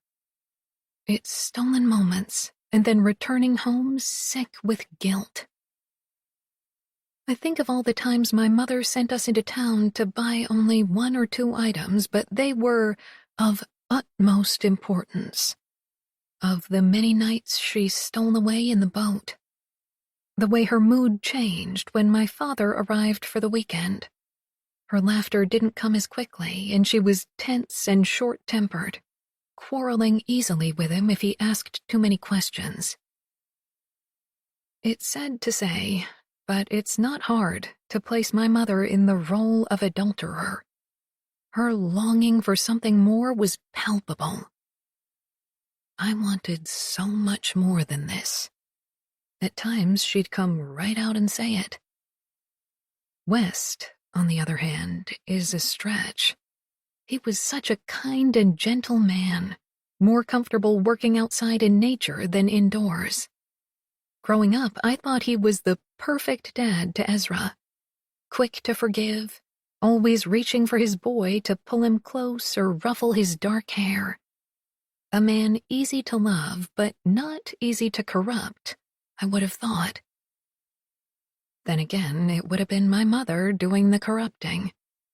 Beautiful, charming, smart, and calculated, she could have corrupted an entire monastery of monks if she'd put her mind to it. Even as a child, I noticed the lingering looks men gave her, the extra attention they paid her, repaid with a hand on the chest, a wink, a slow smile, laughter. I didn't think there was anything illicit about it at the time. I grew up thinking it was simply the way men and women interacted, that the whole point of men was to pay you attention.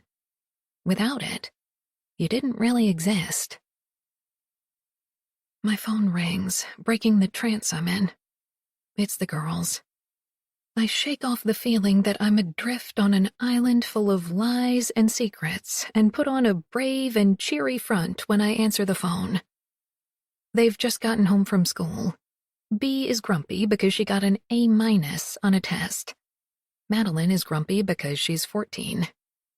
I wonder why they even bothered to call.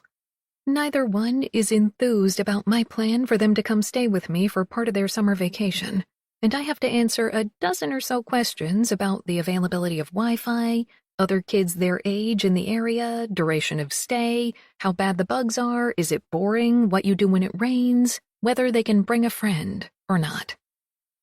Somehow, I resist the urge to scream into the phone that I just found out my mother was an adulterer and lied to me most of my life, and so I don't give a fuck about Wi-Fi. Instead, I patiently answer their questions, appalled at how spoiled they suddenly seem to me, and get off the phone as soon as I can, professing how much I miss them. Even from across the country, they're able to suck the life right out of me. I don't know if I'm really that well-suited to motherhood, even after all these years. I didn't even think about having kids when I was younger. May was the one who played with dolls, the one who always said, "When I'm a mom, I'm going to..." It was Leo who planted the seed in my head. He'd been the editor of my novel back when I was 23. I was one of those rare cases in publishing, an overnight success. Leo, being familiar with the business and 3 years older than me, helped me navigate the unexpected fame, the book tours, the lectures, the awards and parties. It was an intense, passionate relationship. I mistook his understanding of my writing as understanding of me, and naively thought I'd met my soulmate. We eloped. I was only 24. He talked about babies, about having a family. I got caught up in the idea, and before I knew it, I was the mother of twin girls. My writing career had come to a complete halt, and I was spending my days being a wife and mother. I never resented the girls for it, though. I resented myself for giving up too easily. Once I'm off the phone, the silence of the cottage pulses all around me, as though it's holding its breath, hoping I won't notice the secrets spread throughout, hoping I won't open its cupboards and drawers to go searching. I push up off the couch, easily shedding the bad mother feeling that the phone call gave me, and head upstairs to go looking for proof of my mother's affair. I go through every drawer in my parents' room, but don't find anything of significance. What I do find is a photo of my mother that May took. It's in the drawer of the bedside table that my father used. A candid shot, reminding me of how May used to sneak around this island, stealing moments from all of us with her camera. "It's more dramatic when you don't know it's being taken," she'd say, in an attempt to justify the unapproved shots. We all found it extremely annoying. But I realize now that some of her photos might hold the clues I'm looking for.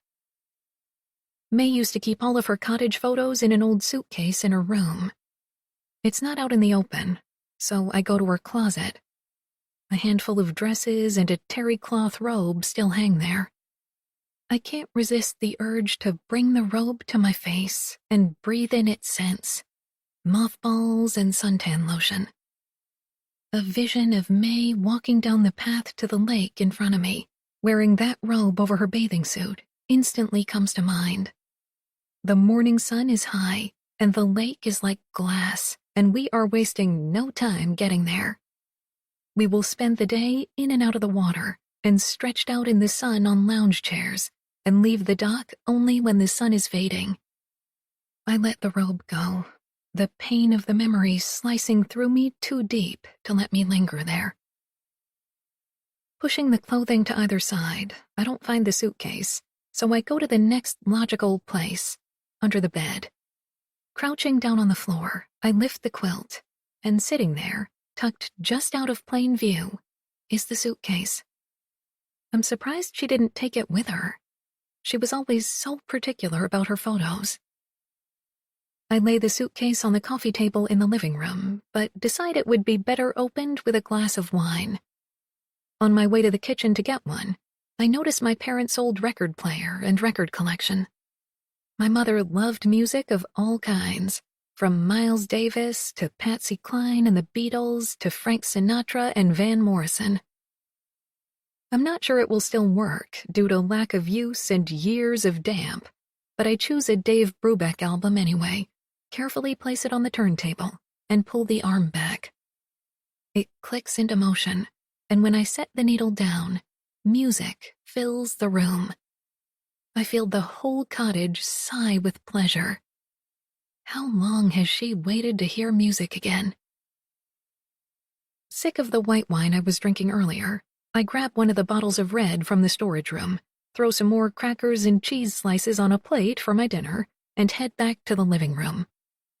The sun has set, and there's a slight chill to the room, so before sitting down with the suitcase, I make a fire.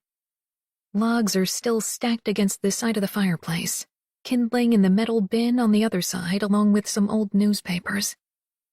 It brings me back to the many times my mother sent me in here after dinner to build a fire on a cool or rainy evening.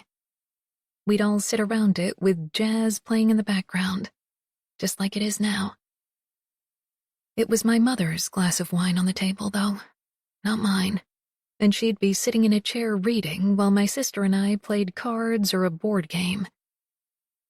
I was so safe and content back then, in my oblivion, not knowing that behind the cover of her book, my mother's mind was most likely drifting to thoughts of West. I naively and egotistically thought that May and I were her main concern, that she didn't really have a life outside our family. As a child, you don't imagine that your parents are capable of ever making decisions that aren't in your best interest. As an adult, you realize your parents were human, just as you are, and their mistakes along the way suddenly become illuminated by the phosphorescence of your own. My hands tremble slightly as I flip open the clasps on the suitcase. The blue silk lining holds a mess of loose photos. The first photo I see is of a girl from sailing club. I remember her well. She came for only one summer, the cousin of one of the cottagers. Her name was Kennedy. She had red hair that she always wore in a long braid, a milky way of freckles across both cheeks, and a deep, husky voice. When she laughed, she sounded like a 70-year-old woman who smoked a pack a day. The picture was taken on the sailing club dock, and there are boats lined up in the background. May has captured Kennedy mid-laugh. The girl was May's first crush, and they shared one brief kiss behind the sailing club. May was so scared of getting caught that it was all she could manage. In high school, May finally got up the courage to tell my mother that she thought she liked girls instead of boys. My mother told her it was a phase and to keep it in check so as not to shame the family. May never spoke to my mother again about being gay.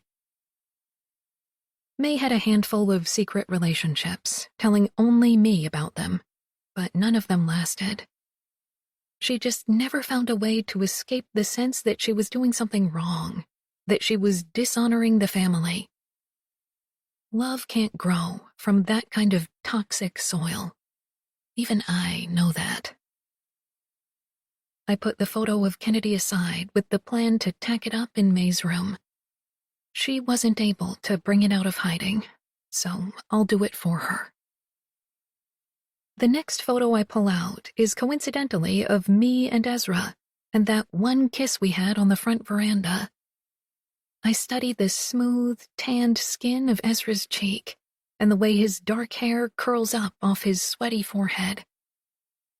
Bringing it closer, I notice how our lips fit together just so, and how I'd brought my hand to rest on his thigh, whereas his hands are clenched, one resting on the glider, the other at his side. Both of us have our eyes closed. The photo captures a raw innocence that magnifies the passage of time. Never again will I have so many firsts ahead of me. The children in the photo feel like strangers. I set it aside as well, to show Ezra when he comes back for a visit. Pulling the photos together into a thick pile, I go through them one by one. A lot of them are of nature: rocks, the lake, sunsets, sunrises, trees, flowers, birds, insects. There are also a ridiculous amount of pictures of me, diving, tanning on the dock, making faces, swinging my tennis racket around, doing cartwheels, hiding behind a handful of cards. My mother is also a favorite subject of May's, but I don't find anything suspicious looking. I find another one of me and Ezra. This one has West in it as well. We're all holding up jackknives and a piece of wood. I actually remember that day. Ezra and I had helped West put rocks into the dock crib, and as a reward, he'd given us a wood carving lesson.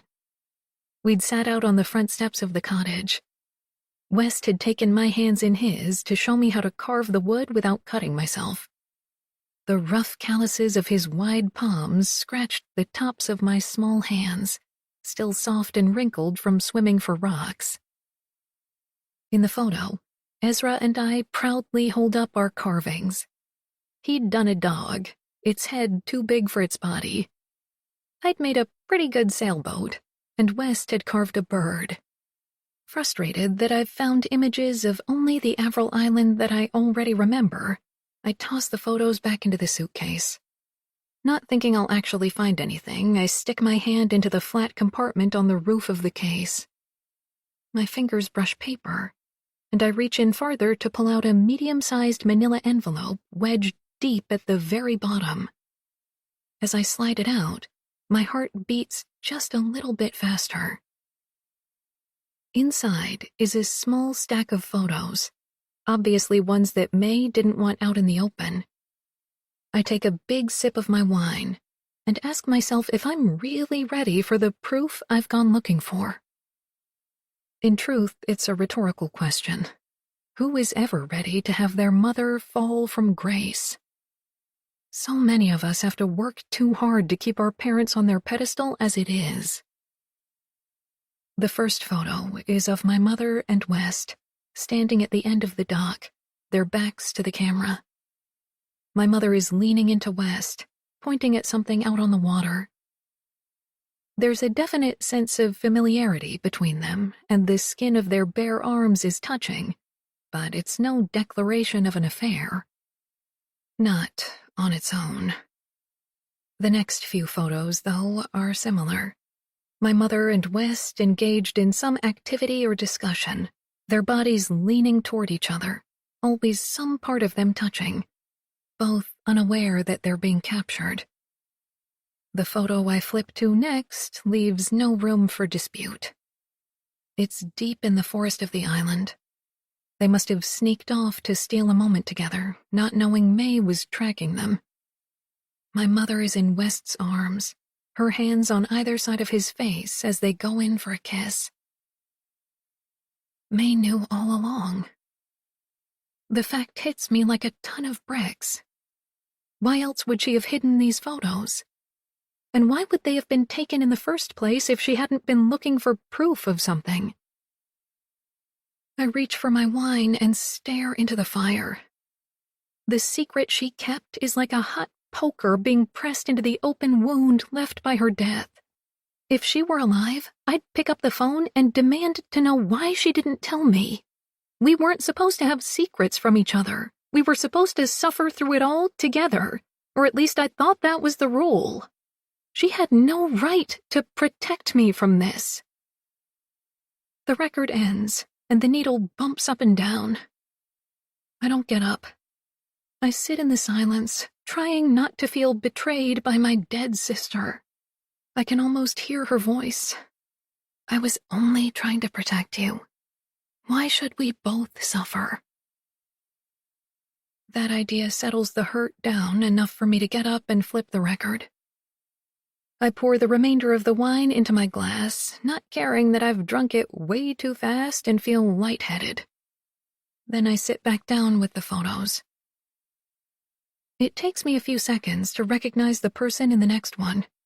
She has long black hair, which is lifting in the wind, and smooth, tanned skin that looks as though the sun radiates right from it.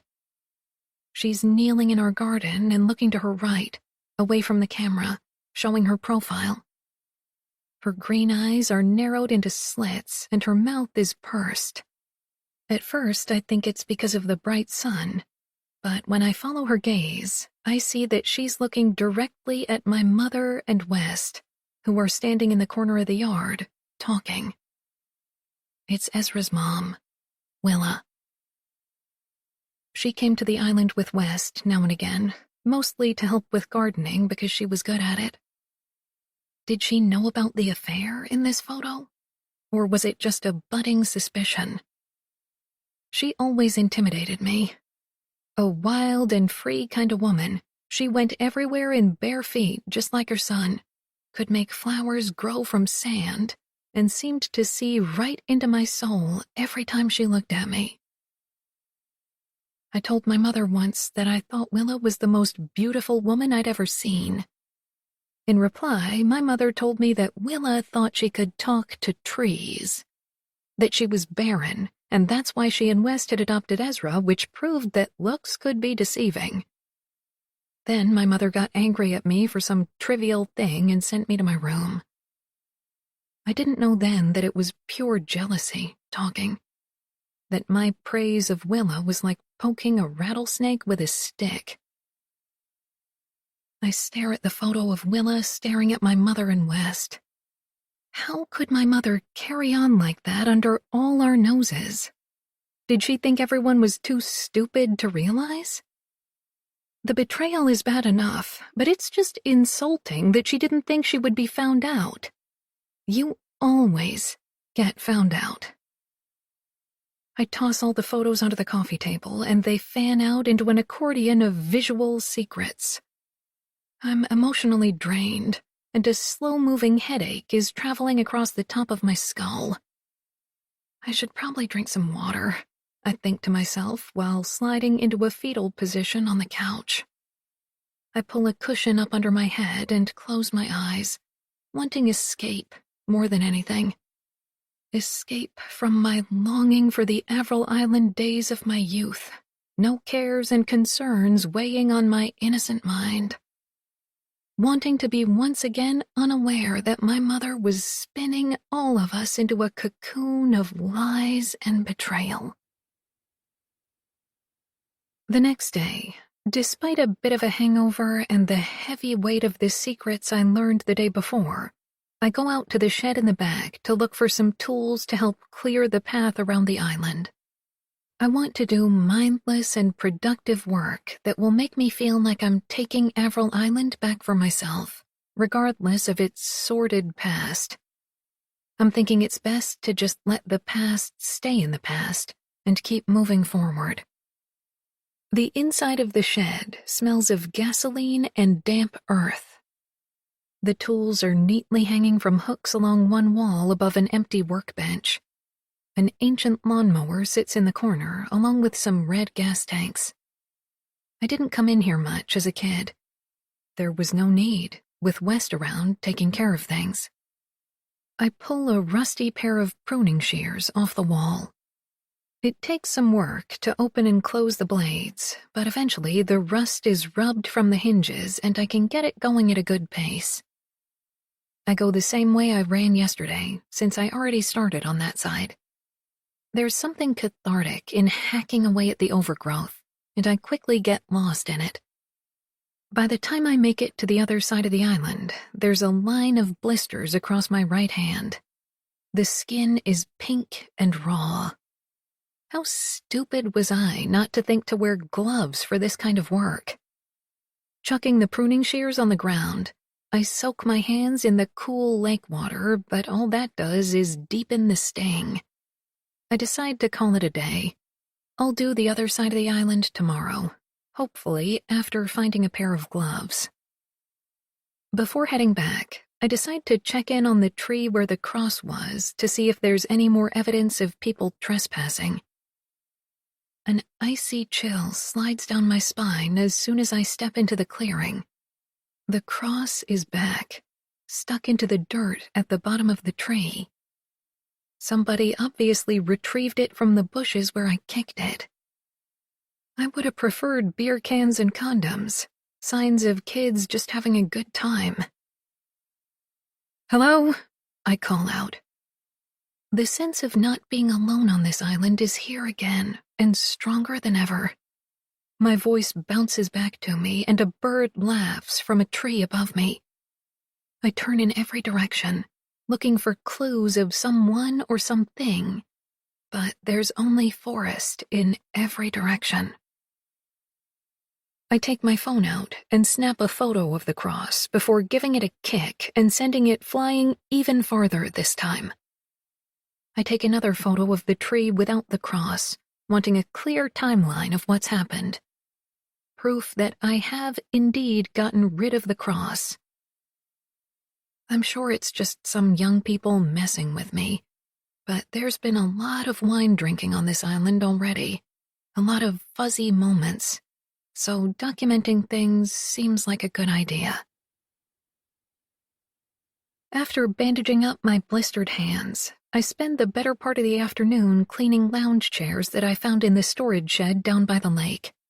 It takes a lot of scrubbing, and I probably could have just gone out and bought some new ones, but it's important for me to keep busy. By the time I'm finished, circles of sunburn pulse with heat on each exposed shoulder. The chairs are set up in a row, just like they used to be, as though waiting for the rest of my family to come down and take their place. I go for a quick swim and then sit back in one of the chairs to enjoy my handiwork and let the sun dry me. With my eyes closed, bright orange flashes from the sun appear behind my lids. I'm able to be still, drifting between the past and present, not allowing any one thing to stick with me other than the visceral sense of my surroundings then and now. It is a quiet, peaceful place, but only briefly. Heavy thoughts soon creep in, and I must get up and move once again. It's okay, though. I'm getting things done, building myself back up with each little accomplishment. After May died, I spent weeks doing nothing. I wasn't sure I would ever feel the will to get out of bed and get back to life. I didn't know how to live without my sister. It was as if the moon had suddenly disappeared from the world, and I was expected to create my own orbit cycle, control the tides, and know when it was night and when it was day. Being back here has given me new purpose, and in a way has brought me back to May. I feel closer to her here, as though she's all around me. Standing in front of the open fridge, I peer in at the limited collection of food I've curated. For the first time in a long time, I'm actually hungry. Hard work and a day outside are good for the appetite, my mother always used to say, even though I rarely saw her consume more than cocktails and cigarettes. There's not much to put together for a nice dinner. Just cold cuts, cheese, some raw vegetables, and a tub of dip. It looks like I planned for a picnic, not multiple nights at the cottage. I've just resigned myself to a tuna fish sandwich for dinner when I hear footsteps on the veranda. Hello? June? Ezra calls through the screen door. Come in, I answer, leaving the kitchen to greet him. As he steps into the cottage, I'm again shocked by his good looks. I'm not sure I'll ever get used to grown-up Ezra. He's wearing worn jeans with a brown leather belt and a blue t-shirt that glows against his tanned skin and deepens the color of his eyes. His dark hair is messy from the boat ride, and he clearly doesn't make shaving a priority, but on him, it works. Really well. I have to force my mind not to be illicit just looking at him. He has his 6-pack of beer in one hand and 2 grocery bags in the other. I brought dinner. He holds everything up and smiles. It's that same open, up-for-anything smile that he had as a kid, and it makes me laugh. Some steak, fresh bread, and salad. Sounds delicious, albeit quite presumptuous of you. Who says I haven't just finished a lovely meal myself? He moves right past me and into the kitchen. Well, I saw inside that fridge of yours yesterday. I follow behind him and watch as he makes himself at home, putting away the beer and unpacking the food. I also wanted to make up for dumping all that shit on you. He leans against the counter and looks at me, his eyes once again full of apology. I wave a hand at him dismissively. I asked you to come over, remember? I wanted to know more about the newspaper articles. And it's better I find out now than never. He cocks his head to one side. Are you sure about that? Yes, I say, with a firmness I don't actually feel. But more importantly, do you ever wear shoes? I point at his feet, which are once again bare, hoping to change the conversation to lighter things. He shrugs. Why would I, when I'm in and out of a boat constantly? That's the Ezra logic I remember. He glares at me, but then laughs and goes to the fridge. Would you like a beer, my dear? He grabs two and holds one out to me. I take it, and we both twist our caps off. These are from a local brewery, he says, taking a sip. I do the same and am pleasantly surprised. It's good. Yes, June Bennett, we do have things to offer up here. There are many reasons to stay for the summer. That's handy because I wasn't planning on leaving anytime soon. He reaches out and clinks his bottle against mine. Good to hear. His words and the way he looks at me make my stomach twist with excitement. I take another sip of beer to wash it away, but it's pretty persistent. So, how about that dinner? I say, trying to direct my mind to utilitarian matters only. Am I helping with this, or shall I sit and watch? He points to the kitchen table. You sit there and keep me company. For once, I'm happy to do as I'm told. Ezra goes out back and manages to get the barbecue grill standing again. He finds charcoal in the storage room and in no time has it cleaned off and lit. While he waits for it to heat up, he starts on the salad. I sit there and drink beer and watch him. He seems to know the cottage well, which makes me wonder if he might know about other things on the rest of the island. Do you know anything about a clearing in the forest on the other side of the island? He stops cutting the red onion and gives me a confused look. A clearing in the woods? Nope, can't recall it. I only ever pull up to the dock. Haven't been to that side since we were kids. It's no big deal, I say, even though the truth is that the cross creeps me out. It's just that when I first found the clearing, I saw a cross stuck in the dirt in front of a tree. I chucked the cross into the woods, but when I went back there today, the cross had reappeared. I hear how ridiculous it sounds as soon as it's out of my mouth. He frowns. Weird. Whatever, just forget about it. I'm sure it's nothing, I say, worried he's going to think I'm some nutcase going on about crosses in the woods. Maybe just put up some no trespassing signs, he suggests. Good idea, I say, then quickly move the conversation on to new things. We use the time to get caught up. I learn that he runs a cottage maintenance business just like his father did. Keen cottage maintenance. That he lives in the apartment above the boathouse of his childhood home so he can take care of his mom without living in the same house.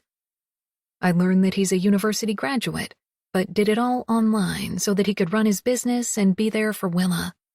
That he had a husky named Salinger, but had to give him away because his mom mistook the dog for a wolf one too many times, which caused her to have episodes. I learn that he likes books more than TV, and that he listens to podcasts about music while working and music in the car. He drinks only craft beer and would one day like to open his own brewery, or maybe a retreat for troubled youth on one of the islands up here. By the time dinner is on the table, I feel as though no time at all has passed, and we're right back where we left off. I open a bottle of red to go with the steak, and we settle in the dining room with the back doors open and only candles to see by. My mother would have been very proud. Dinner with a handsome man by candlelight. You were pretty hungry? Ezra says when we finish. I look at what remains and realize I've eaten an entire steak and half the loaf of bread. I haven't eaten that well in a long time. Thank you. I bow my head in gratitude, wonderfully full from the meal and perched on the right side of tipsy. I clear the table and do the small collection of dirty dishes, and Ezra goes into the living room to put a record on. Already we have that nice rhythm back to our time together, natural and easy. Several minutes pass before the heavy drumming of the first song on the Beatles' White Album reaches me in the kitchen. I finish up the dishes, dry my hands, and grab my glass of wine before heading into the living room. Ezra is sitting at the coffee table. Did May take these? He holds up one of May's photos. I unintentionally left them out on the coffee table. I nod. I found them last night. He holds up the one of us kissing. My first kiss, He says. Mine too. and if I remember correctly, it was you who initiated it. I scoff loudly. It was so not. You leaned in. He shakes his head. Nope. Totally you. I go over and pull the photo from his hands. Whatever. We kissed. End of story. He goes back to the photos, picking up the one of his mother, and suddenly his smile fades and his face gets a fixed, serious quality to it. He's quiet while he takes in the details, examines the look she's sending his father and my mother. A picture really does speak 1,000 words, He finally says. Tossing the photo onto the pile, he gets up.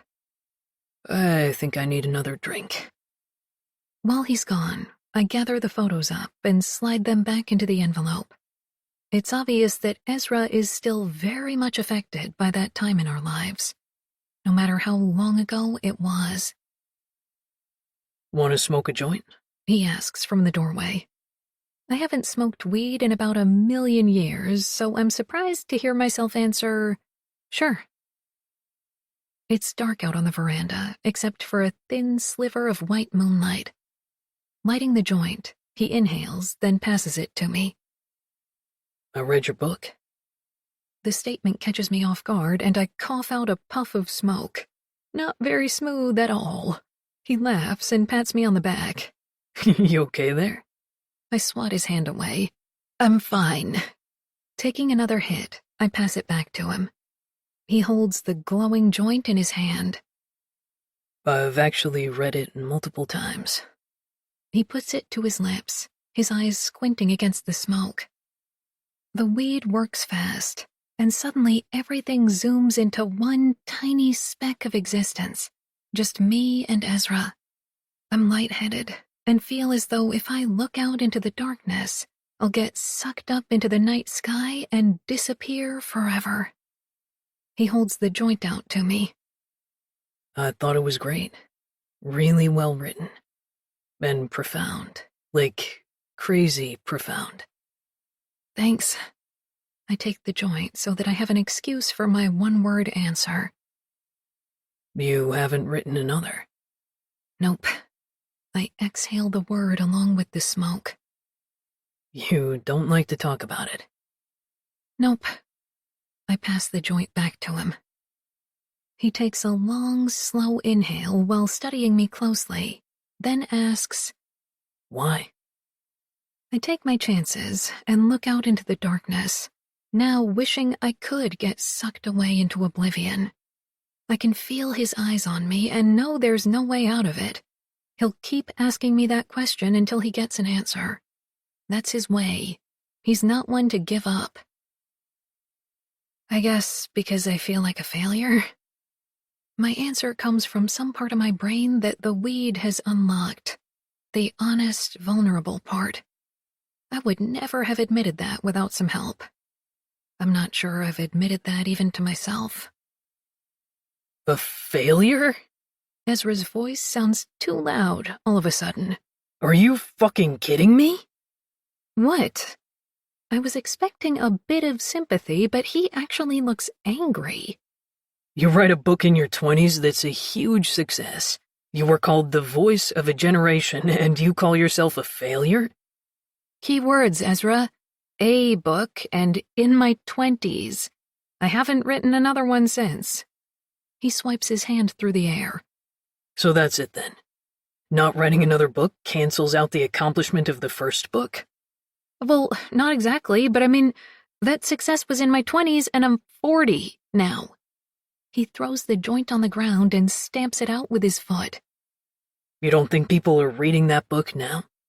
You don't think it's still having a profound effect on people? I shrug, and he sighs loudly. My God, June, what is wrong with you? Most people don't even write one book in their life, and if they do, it sits in a drawer and never sees the light of day. You should celebrate that one accomplishment for the rest of your life. As far as I'm concerned, you are failure immune because of that book. You literally don't have to do another thing in your life. He's even more handsome when trying to make a point. His cheeks flushed, his brows furrowed, his eyes intense lasers. I have this sudden flash of when we were kids and he was trying to persuade me that UFOs existed. He ended up convincing me. He always did. And we spent that summer looking for clues of alien existence. June, are you listening to me? He snaps me back to the present. Yes, Ezra, I'm listening. I get it. I'm failure immune. He frowns deeply. You don't get it, do you? I reach out and put a hand on his arm. I do. Really, I do, and thank you. I've never looked at it that way, and I'm glad you read it and liked it. The idea that even after we lost touch, you were reading my book makes me feel really good. You were one of my best friends back then, Ezra, and it means so much to me that even after we went our separate ways, you were still connected to me in some way.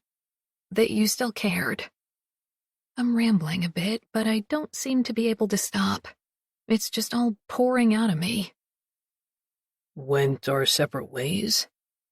I think you mean when you went to sailing club and got too cool for me and barely managed to say hi that day in town. His words stop my words short. I wince. Yeah, but let's just forget about that little blip in our friendship, shall we? Deal, He says, holding out his hand. I shake it. He gives his empty beer bottle a shake. Let's go inside so I can get another one of these. I flip the record over, and we sit on the couch. He asks me about my girls. I enjoy describing them in detail, their likes, dislikes, quirks, accomplishments. I, of course, show him way too many pictures of them on my phone. He asks me about Leo, but the song change distracts him, and I'm grateful I don't have to answer. My dad used to play this song on his guitar. He's absorbed in a memory for a few seconds, and then holds out his hand to me. Care to dance? At first I think he's joking, but he keeps his hand there until I take it, and then he pulls me up off the couch and into his arms. I can feel his body through his thin t-shirt. I put my hand on his neck, and he puts his on my lower back. The placement is calculated on both our parts. I can move my hand up into his hair to further the intimacy, and he can move his down. Strategies I know well. One slight move of the hand, and you've gone from harmless and platonic to intimate and illicit. A game I thrive on.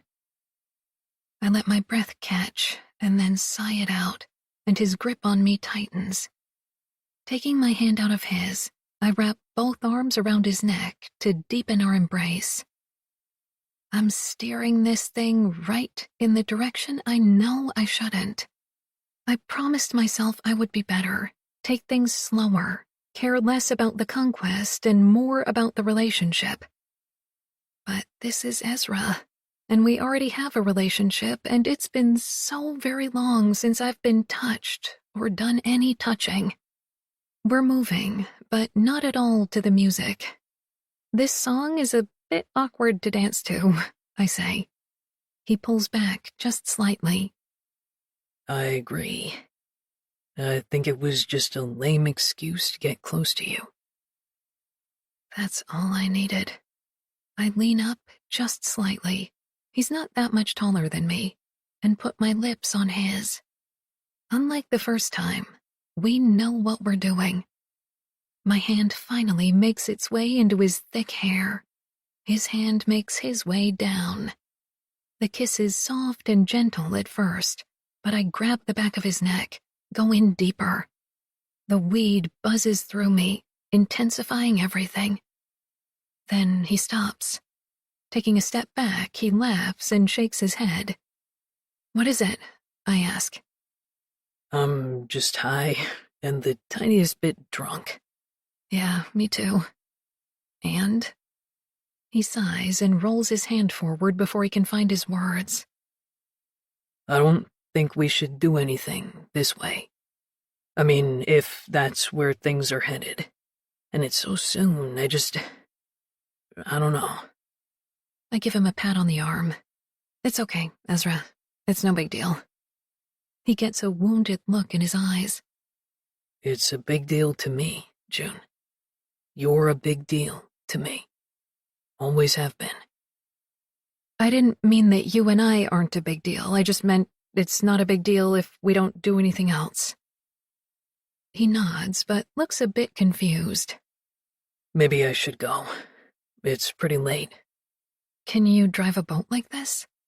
I could drive blindfolded. I know this lake so well. I take a step closer, put my hands on his chest. "You could also stay over.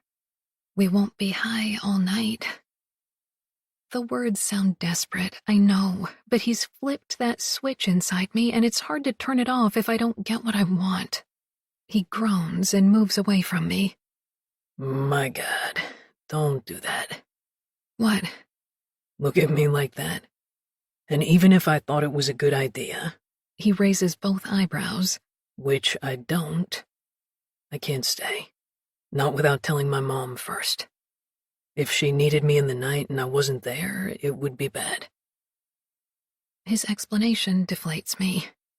"You're certainly devoted to her," I say. It comes out sounding a bit resentful, so I try to soften it. "I mean, that's good. It's admirable." He shrugs. She's the only family I've got left. "You've got me, your blood sister." I take his hand and stroke the place where I cut into his palm 1,000,000 years ago. He smiles, a soft, warm, authentic smile that twists my insides up for reasons I can't quite name. That's good to know. "Have you ever looked for your birth parents?" I ask, thinking he might actually have more than just his mom in the world. He's quick to shake his head. No, I don't think my mom would be able to deal with that. According to my neighbor Judy, who's my mom's best friend, my mom had a really hard time with the fact that she couldn't have a child of her own. Adopting me was a huge deal for her, and she's super possessive, to this day. Doesn't even like me to mention that I'm adopted. "Makes sense," I say. But deep down, I'm thinking that his relationship with his mother sounds a tad suffocating. I walk him down to the dock to say goodbye and thank him for bringing dinner. He says he'll be away for a couple of days. He has to pick up a boat for one of his customers. But when he gets back, he wants to see me again. "Too bad we can't go for a nice dinner at Windset," I say, nodding in the direction of the closed-down resort. "Whatever happened, anyway?" Poor management, mostly. Been some scandals with senior staff members or something like that. "It's really too bad. As a kid, I used to watch my mother get herself all done up for her evenings over there. I'd always thought I'd do the same when I grew up." I sigh deeply, feeling sorry for myself. Obviously, that was never meant to happen. I may be able to arrange that night out for you. There's a hint of mischief to his voice. "What do you mean?" I mean, be ready and waiting on this dock at 7 o'clock Wednesday, and you'll find out. "I don't like surprises," I say flatly. Well, you should really get over that. Surprises are fun, and so am I. He gives me a quick peck on the cheek and then steps into his boat. See you Wednesday. He starts the engine and reverses away from the dock without taking his eyes off me. I stand there watching until the lights of his boat disappear into the darkness. He's left me with that new relationship sensation. Life suddenly feels shiny and hopeful. I certainly wasn't expecting this to happen when I came to Avril Island. Most of me wants to fall right into it, drown myself with the distraction of it all. But I can hear May's voice in my head. It's not the right time. You barely know him, and there's too much history.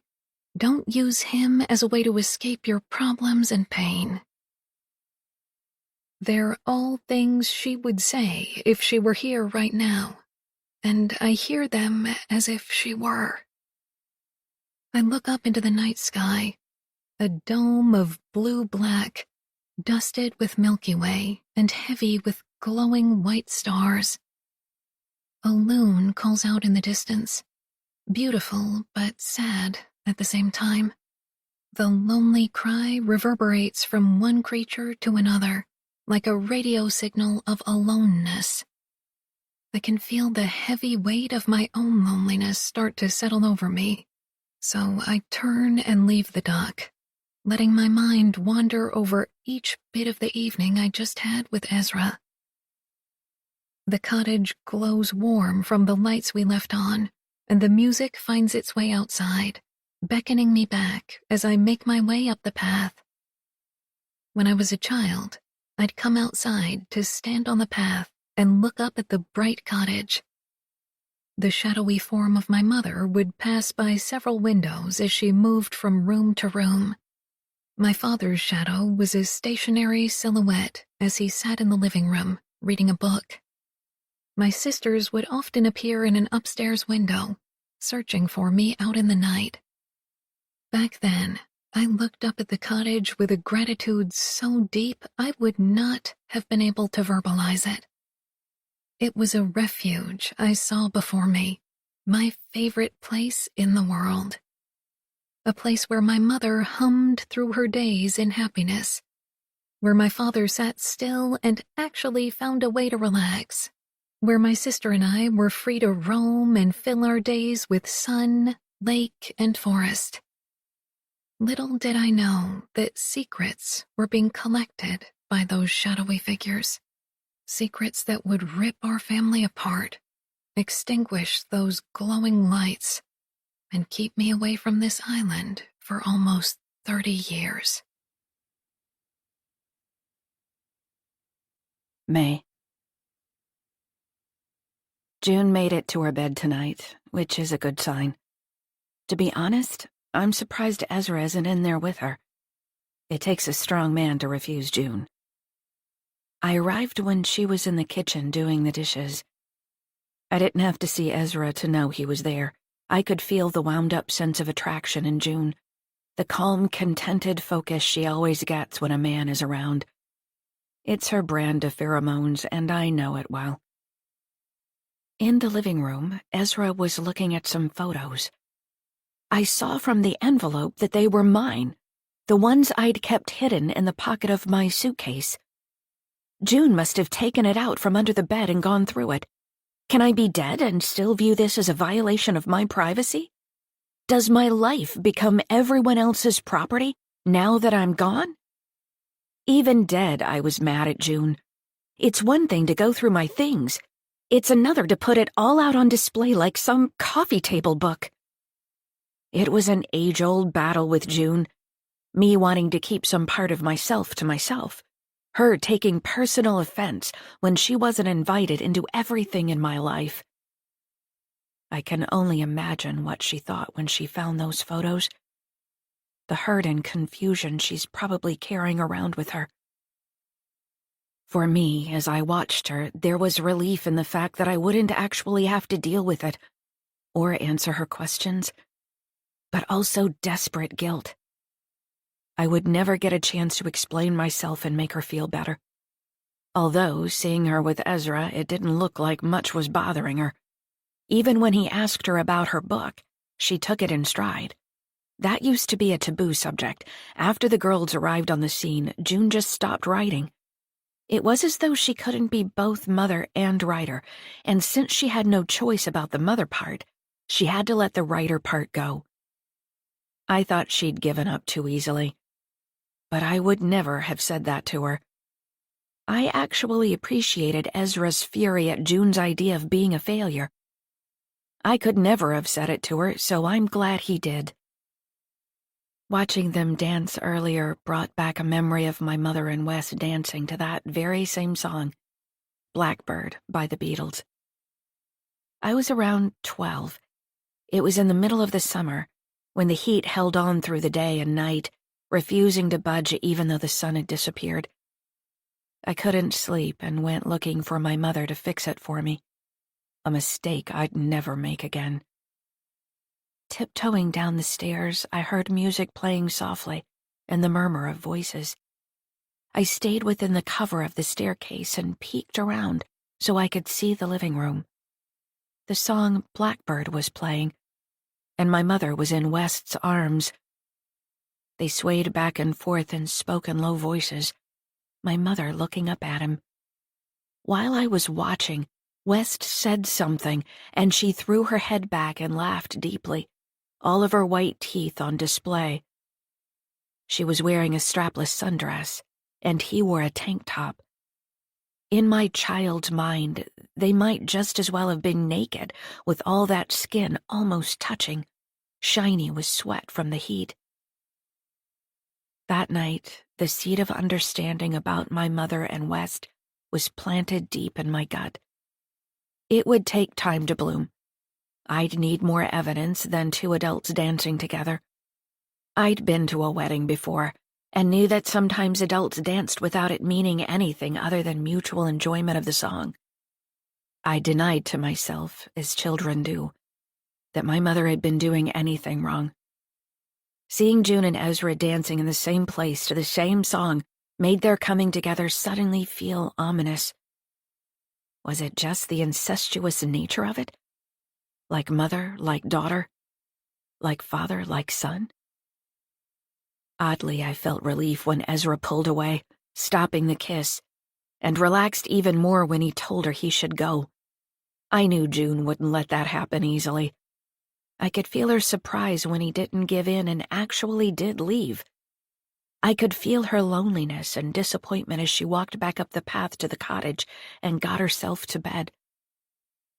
June has always been like a deflated balloon, looking to men to inflate her, to make her float high above the real world, her real problems, the real her. She uses up everything they have to give, and then moves on to a new source of air. She started doing it as soon as hormones kicked in, and she saw boys as boys. June was the girl who climbed out of her bedroom window to meet boys after dark. The girl who got caught in the school chapel with a boy from another private school during a co-ed dance, both of them half naked. They threatened to kick her out of the private school we both went to. But my mother spoke to the principal, and it magically turned into a 2-day suspension, off the record, rather than an expulsion. Her explanation to me after I found out about her extramarital affairs was that once the girls went to school, she felt like an empty shell with no purpose, useless and inconsequential, as though she might fade away over time, and nobody would notice. That's where the men came in. They all noticed her, made her feel important, substantial, and as soon as they didn't, she moved on to another one who would. While she was dancing with Ezra, something dawned on me. June is not so unlike my mother. She too seeks out and devours men's adoration like some necessary sustenance. My mother couldn't interact with a man without infusing it all with subtle, and sometimes not so subtle, sexuality, just as June does. Maybe it's just one of the side effects of being beautiful. The beauty is in the forefront of all you do, whether you want it to be or not. Or maybe it's a learned behavior. A wave of hatred for my mother suddenly rushes through me. I hate her for her infidelity, and for keeping secrets that June is now being forced to face all on her own. Secrets that I'm having to reconcile with even in death. It's possible, I guess, to love and hate your mother at the same time. It takes a lot out of you, though, and my fading comes on fast. June. I wake slowly. The sun shines white behind my closed eyelids, and I realize it's morning. I've slept right through the night. It must have been the weed and red wine. I'll have to remember that magical combination. My mind travels directly to Ezra and our kiss. It felt explosive and gentle, familiar and new all at the same time. Mostly, though, it felt safe. Not a feeling I normally have when kissing men. Not even Leo. When I kissed him, I felt as though I were on the edge of a cliff and might fall over it and lose myself completely. And with the men of my affairs, each kiss felt dangerous. I was risking everything to do it. I knew it. I'd set it up that way. I didn't have those affairs to be loved and cared for. I got that at home from Leo for the most part. I had those affairs to scare myself, to prove that I was still alive, not the ghost of some previous self. I used those men to define me outside my role as wife and mother. I told them to pull my hair, to grab me, push me where they wanted me to be, to go harder, deeper. The more pain I felt, the more real I felt. I came home with bruises, sometimes even cuts. When Leo asked what happened, I brushed them off as trivial accidents, spills while out running or getting to the bathroom in the dark at night. Each lie Leo swallowed felt like an accomplishment. I was winning at a game he didn't even know he was playing, outsmarting my intelligent husband. I know now that I wasn't outsmarting anyone. He wasn't stupid. He was trusting. And that thought still breaks my heart. The secrets I kept from May still break my heart too. I was practically living a double life and my sister didn't know anything about it. There were so many times I almost dumped it all at her feet, but then stopped at the last moment. I didn't want to make her an accomplice. Throwing on some clothes, I go downstairs and make coffee and an actual breakfast, 2 eggs and toast. It's as though Ezra's dinner opened the gates of hunger in me and I can finally eat. It's not just a hunger for food that he's awoken. My mind continues to conjure the feel of his lips, the smell of him, what might have happened if he hadn't stopped the kiss. Wanting to get my mind off these ridiculous schoolgirl thoughts, I grab the scrapbook and make a plan to return it to Jim, but only after I take some photos of the articles so I have my own copies. On the ride over to the marina, I notice the Swan Cottage. My mother and father used to be friends with the owners, Suzanne and Walt Swan. It looks as though it's been maintained all these years, and the Swan name plaque is still nailed to the boathouse. I wonder if they might have some information about the disappearance of my father. Suzanne and my mother were quite close at some point. Hell, she might even know some of my mother's secrets. Jim is busy at the marina with a lineup of customers wanting gas, so I just put the scrapbook on his desk, wave, and mouth a "thank you" before getting back in my boat. Heading home, I slow down in front of the Swan Cottage, looking for signs of life. Summer doesn't officially start for a few days, which means most cottagers aren't even up yet, but there's some furniture out on the dock, so somebody might be around. What harm could it do? Just a friendly drop-by from an old neighbor. I take my time tying up the boat, waiting to see if anyone has noticed my arrival.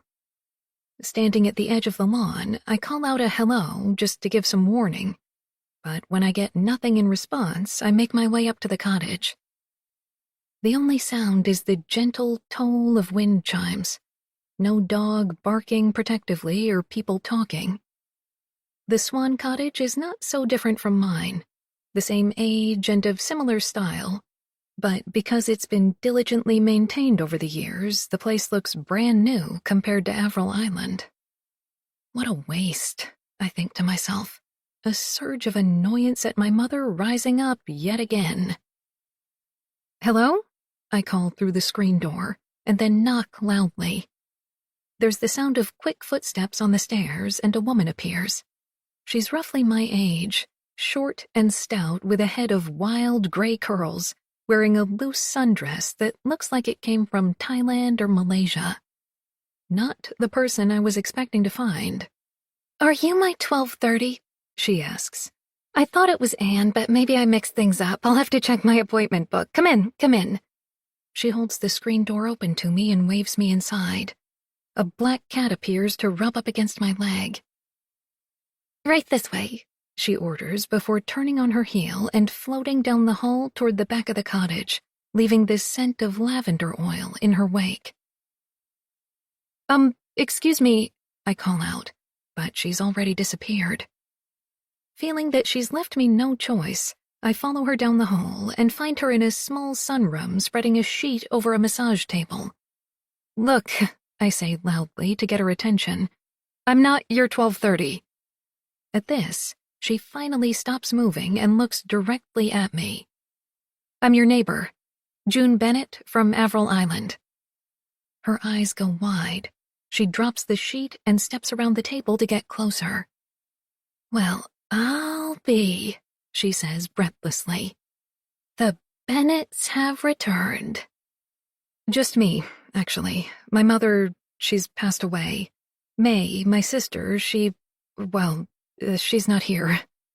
It's just me," I say again, clumsy over the avoidance of my sister's death. "I'm sorry to just barge in like this, but I was looking for Suzanne Swan." "You don't know who I am, do you?" Her eyes narrow, and I can tell it's a trick question. "Are you related to Suzanne?" "I'm Leslie. Her daughter?" She pauses, waiting for my recognition, but unfortunately the name doesn't ring any bells for me. She waves a hand dismissively, the silver bangles on her wrist jangling loudly. "We played a few times together when your family came over, but I guess I didn't make too much of an impression." "I'm sorry. It's been so long. I didn't even recognize Ezra Keene the other day, and he was at Avril Island every day when we were kids." I'm hoping she'll see that it's just me not being good with faces or names and that she won't take it personally. But I can already feel a slight edge to her that wasn't there when she thought I was her 12:30. "Ah, yes," she says with an exaggerated nod of her head. "Your lot and the Keenes were pretty tight back in the day." The comment sounds heavily loaded, but maybe I'm just paranoid. "Is your mom still around?" I ask, attempting to return to the reason I'm here. Leslie shakes her head. "No, she passed away years ago of a heart attack." "I'm sorry to hear that." My words barely seem to penetrate her leathery, tanned skin. "What about your father?" I would have preferred Suzanne, but he'll do. "We're estranged. I haven't seen him for years. Don't plan to, either." She lets the bold statement sink in. "He and my mother had an ugly divorce, and I can't ever forgive him for some of the things he did to her." I'm sorry to hear that, too. I try to hide my disappointment within my condolences. "Oh, it's just life. We got this place in the end, which was a victory." "So you're up for the summer then?" I ask, trying at some friendly conversation. "I'm here through most of the year, not just summers. Moved up after my mom died. Just me and Solomon." She points at the black cat, who's now lying in a patch of sunlight on the rug. "I do Reiki treatments and tarot readings from May to January, then take off for a few months of travel. Get some beach time in, if you know what I mean." It seems unimaginable to me, but I nod my head anyway and smile. Well, I'm sorry to have barged in on you, and I know you have a 12:30, so I'll just leave you be. I turn toward the door. You're looking for answers, she says, stopping me in my tracks. I'm a bit psychic, she explains. Come sit down and have a cup of tea. I have some time before my client arrives. Again, she disappears from the room, expecting me to just follow. It wouldn't be hard to deduce that I came here for answers, since I was looking for her parents, but something about her is intriguing, which is what compels me to follow her into the kitchen. I pause in the doorway, not sure where I'll fit in the chaotic clutter of the room. The sink is full of dirty dishes, the counter is packed with jars, and the kitchen table with books, and every other free surface holds a plant. There are even plants hanging from the ceiling, creating an overwhelming rainforest vibe. Go on out to the screened-in porch, she instructs, while filling the kettle with water. I'll bring the tea out there where it's not so busy.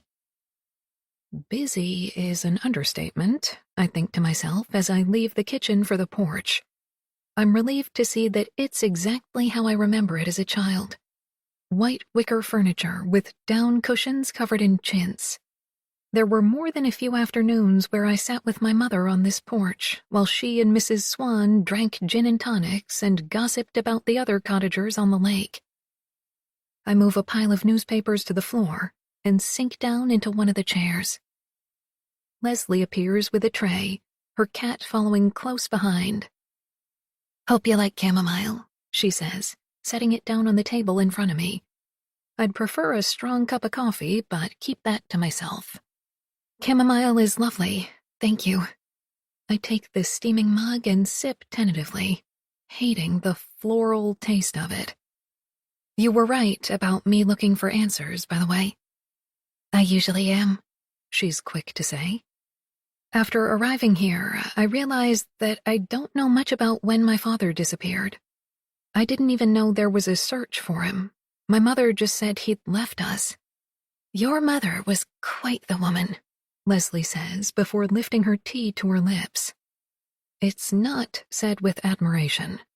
There's bitterness behind it, so I can't help but ask, what do you remember of my mother? She shrugs. Not too much, really. Just that she was beautiful and always dressed so nicely.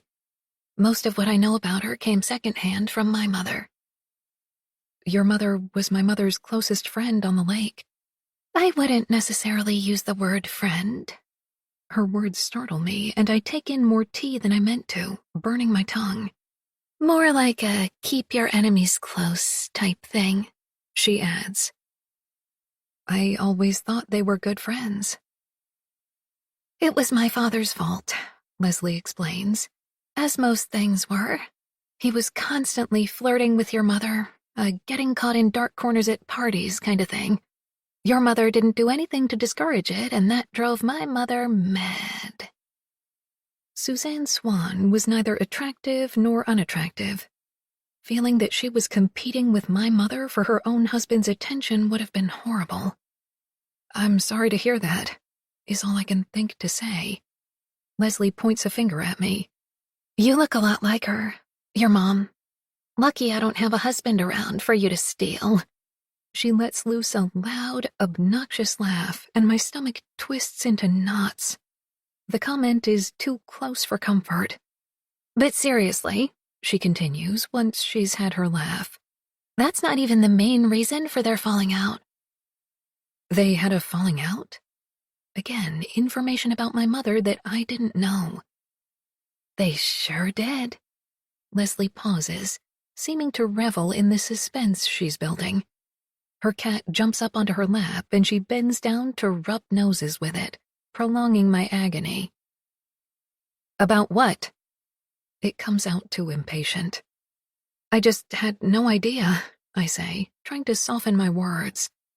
I thought they stayed friends for years. It's a bit of a lie. I actually never gave Suzanne Swan much thought after we stopped coming up here. It was a couple of things, actually, Leslie says, finally getting to the point. First was when your mother asked my mother to lie to the police For her. What? The word comes out on a breath of shock, and Leslie seems to like that.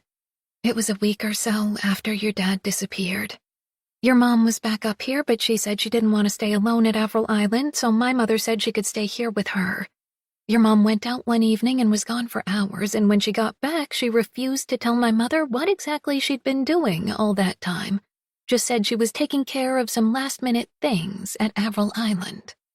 The weird part was that she asked my mother to tell the police she was with her all evening, if they ever called. And did they? Leslie shakes her head. No, and good thing they didn't, 'cause there's no way my mother would have lied to the police. She was an honest woman to a fault. Unlike mine is the unsaid sentiment. It's understandable that your mother was uncomfortable with being asked to lie and didn't want anything to do with my mother. I don't know why I care, but I want Leslie to know I'm not like my mother. It wasn't only that, she's quick to say. Before your mother left that weekend, she asked my mother if she could borrow some money. Something about being unable to access your dad's bank accounts until she could prove he was really dead. A gentle tremoring begins under my skin that I think might be shock, and my breath turns shallow. What did I say? Leslie asks. You look as white as a ghost. I didn't know that she thought my father could be dead, I'm able to explain through short breaths. My mother always said that he just ran off. Never anything about him being dead. She leans forward and pushes on the hand that holds my tea. Drink some of that. It will help. I force more of the chalky tea down and feel as though I might puke. You're right, that does help, I lie. So, did your mother end up lending my mother that money? You sure you want me to go on? She asks. I nod, and she dives right back in. She wrote her a check for $50,000. Your family had money, so she was sure she'd get it back. And she said she just wanted April to leave that weekend. She felt like she was already mixed up in something she didn't want to be. She wrote her a check for $50,000? I repeat, in disbelief. To be honest, I think my mom enjoyed having your mom indebted to her. At least at first. She pushes her cat to the floor and takes a long swig of tea. April never paid her back. She lets this bit sink in. My mother even went to your house in the city, but you'd left. Moved to Seattle, apparently? I suddenly feel so tired I can barely nod in response. My mom said the change would do us good. But my resourceful mother did some digging and found out the name of your mother's lawyer. She sent an offer through him, saying she'd forgive the debt if your mom signed Avril Island over to her. Your mom flat out refused, which seems pretty strange since she never even came back to the place. Did my mother ever pay yours back? I think I already know the answer, but I want to hear it from Leslie. She shakes her head. Nope. So my mother tried to sue her for the money, through the lawyer. And? Your mom went right to my father, who was divorced from my mother by that point, and got him to write an affidavit saying the money was a gift. Since it came from their joint account while they were still married, there was nothing my mother could do about it. The knots in my stomach tighten even further. Wow, is all I can think to say. She ranted about your mother right up until the day she died. Said if your mother ever stepped foot on that island again, she'd burn the cottage down to the ground with her in it. My mother just never got over the betrayal from either of them. Of course she didn't. It's terrible what my mother did. I do my best to console while at the same time processing this new bit of information about my mother. I'd like to pay you the money. The sentiment comes out of my mouth without a second thought. I inherited some money when my mom died, so technically some of it belongs to your family. Leslie holds up her hand. Money is an evil thing, June, and it can't right the wrongs that have been done. My mother suffered because of what your mother did, and me getting that money now won't do a damn thing about that. So thank you, but no thank you. I can't say I agree, Leslie, but I respect how you feel. If you do happen to change your mind, the offer will be a standing one. She gets up from her chair, and I get the sense that the visit is over. I feel as though my offer of money has insulted her, but I can't understand why. I won't be doing that, June, but I do appreciate the fact that you have enough honor to want to pay your mother's debts for her. Unfortunately, the time for that has come and gone. I get up as well, placing my mug down on the table. I understand. Thank you for the tea and the information. As you know, I was in the dark for most of it, but it was some truth that I needed to know. You're a brave one, June Bennett, she says, sounding almost like she means it. Returning to Avril Island on your own? There are a lot of ghosts there, my dear. She leans forward and widens her eyes. A lot of unhappy ghosts. I give a light-hearted laugh, hoping to God she's speaking metaphorically. Guess I should dust off the Ouija board, then. She gives me a condescending smile and reaches out to pat my hand, her bracelets jangling loudly. Just be careful, June. Stay aware and wary. It feels like a veiled threat, but what on earth could this woman do? As for your sister, she unfortunately continues, she's all around you. Open your heart and you'll feel her. I'm sorry? The mention of May immediately gets my back up. I'm a medium as well, she explains. I can communicate with spirits. Before I have the chance to tell her my thoughts on ghosts and her predictions about my sister, there's a knock at the door. There's my 12:30, she says, then turns and exits the room in a flurry of billowing fabric and lavender. Welcome, Anne, she calls to the older woman waiting at the front door. Anne is head librarian for the town library, she reports to me over one shoulder as though it really matters. I was just visiting with June Bennett here, she says once we reach the door. But we're all done, and I'm ready for your session. The woman steps inside and nods politely at me as I pass by her. Thank you again, Leslie, I say on my way out. Come back any time, June, she calls out loudly, even though I'm only a few feet away. Before stepping off the front porch, I hear the older woman say, "That's not an Avril Island, Bennett, is it?" It most certainly is, I hear Leslie reply. I suddenly feel watched and scrutinized. Does everyone know about what happened years ago? Everyone but me?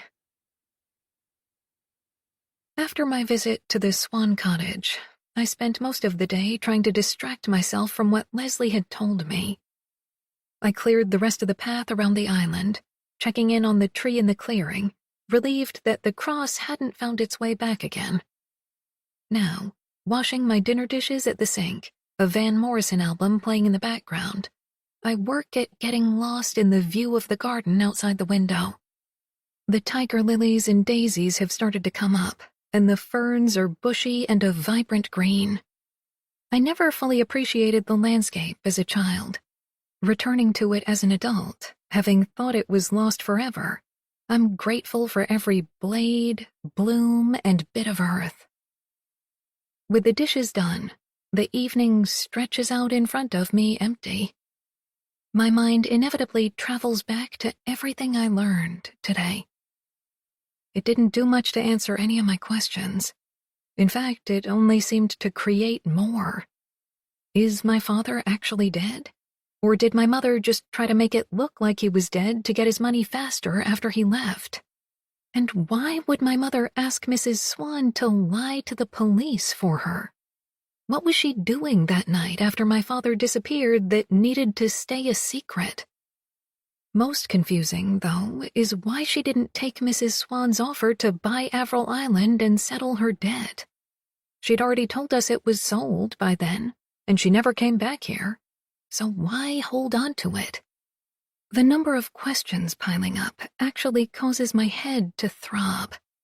I resolve to venture into my parents' room in search of some clues. If May had a stash of secrets in her room, maybe my mother did too, and I just didn't look hard enough the first time. I grab my glass and the bottle of wine, which is already half empty, turn the music up loud enough that I can hear it in the bedroom, and head upstairs. I start with my mother's dresser first. The top drawer still contains undergarments, and after close inspection, I realize that's all it holds. For the first time, I actually notice the finery of my mother's lingerie. The other drawers hold nightgowns, t-shirts, and shorts, but nothing of great interest. Checking the nightstand on the side of the bed where my mother slept, I find an old sewing kit, a novel in French, an empty tin of butterscotch candies, and a lighter. I take the novel out and hold it in my hands, imagining her lying in bed with it late into the night, her mind soaking up the words of her native tongue, a reprieve from always speaking and thinking in English, which she said was a clumsy, unattractive language, though she insisted on using it more than her own. I put the novel back and get down on the floor to look under the bed. There's nothing there but giant dust balls and unidentifiable bits of things. I get up, making a mental note to vacuum under the bed, and move to the closet. Pulling all her dresses out, I lay them on the bed. When they're lined up on display, I realize that every single one of them would still be considered fashionable today. My mother was never one for trends. She liked classic looks and often said she preferred the 1950s to the 1980s, which were, in her opinion, garish. I pull my tank top off and slide my shorts down so that I'm just in my bra and underwear. Choosing my favorite dress, a white one with red flowers and capped sleeves, I lower it so I can step into it, then slide it up my body. It smells of damp and mustiness, and I have to contort my body to get it zipped up.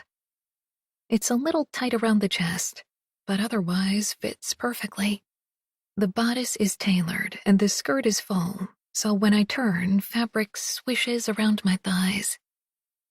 I remember zipping this up on my mother more than once.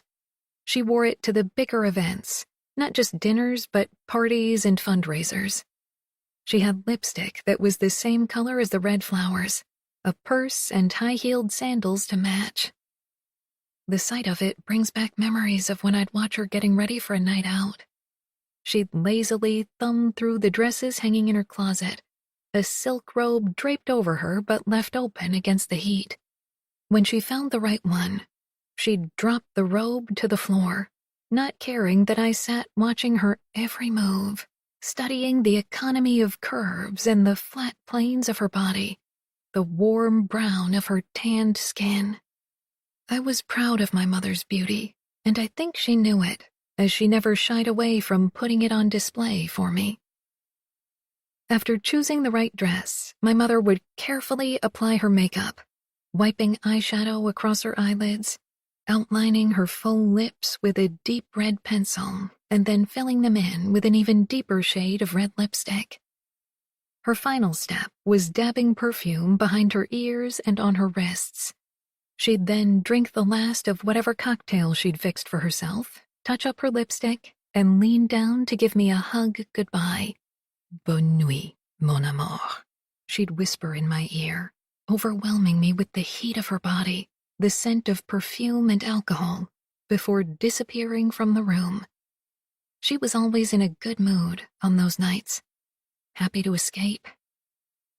I'd stay sitting on her bed, listening to the echo of her heels on the wood floors and her careful descent down the crooked staircase.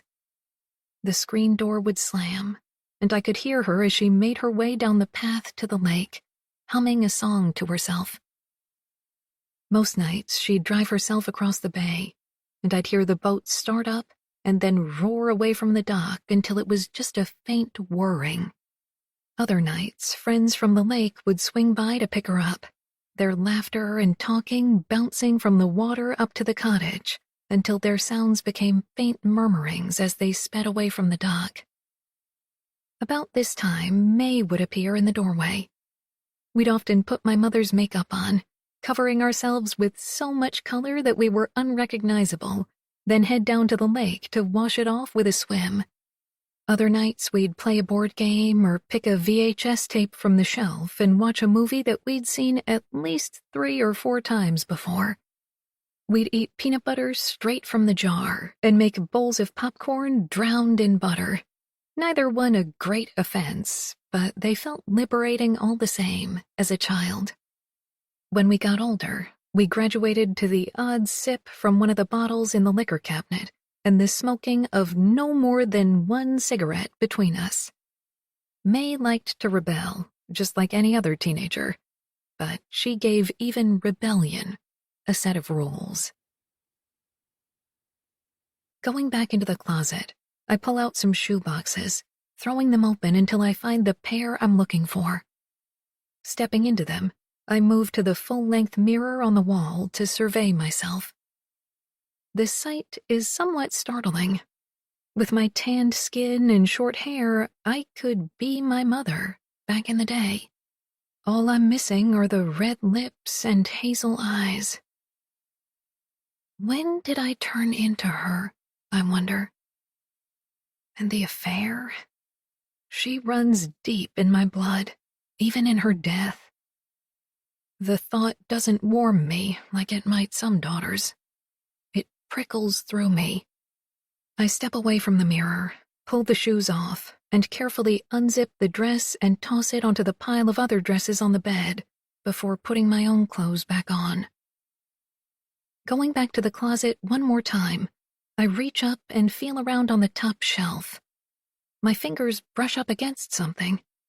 Straining to reach higher, I can feel that it's a small wooden box tucked in the very back corner. Inside are some rings and necklaces. Nothing of great value, most of it green with tarnish. Underneath everything is a delicate handkerchief folded into a neat square. I pull at one corner and a ring slips out, a gold wedding band. Picking it up, I see an inscription carved on the inside. The date of my parents' wedding. It was inscribed on both of their rings. My mother's ring is sitting at home in my own jewelry box, so that would mean this one is my father's. I slide it onto my finger. It's too big, and the weight of it feels strange on fingers that have been bare for at least 2 years now. Turning it in circles, I wonder, did he give it back to my mother before he left? Shove it into her hand before storming out? Or was it taken from him? Why did she leave it locked up here on Avril Island? Why didn't she sell it the way she did all his other valuables? The record downstairs ends, and the cottage is suddenly very quiet, making the unanswered questions once again echo too loudly through my head. I pull the ring from my finger, tuck it back into the handkerchief, and return it to the jewelry box, and then place it in the closet where I found it.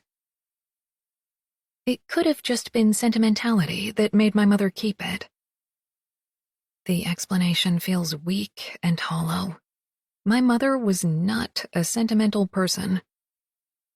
In any case, the ring doesn't explain anything, and I'm left feeling even more confused and in the dark than when I started looking through the room. I begin gathering the shoe boxes up to put back into the closet, but a creak on the stairs freezes me mid-motion. "Hello?" I call out. Leslie Swan's warning about the place having many ghosts runs through my head, but I quickly tell myself to get a grip. It's an old cottage with lots of sounds. Nothing else. I finish putting the shoes back and am scooping up the pile of dresses when I hear another creak. Turning off the light in my parents' room and shutting the door, I head straight for the stairs. Looking down into the dark, I can't see anything. I flick on the light, and there's nothing there. but as I move downstairs, I can't shake the lingering feeling that I only just missed someone. After throwing the dresses in a laundry basket in the bathroom, I pour the dregs of the wine bottle into my glass and take it with me as I do a quick round of the cottage, opening each closet, peering out windows into the night, then locking each door.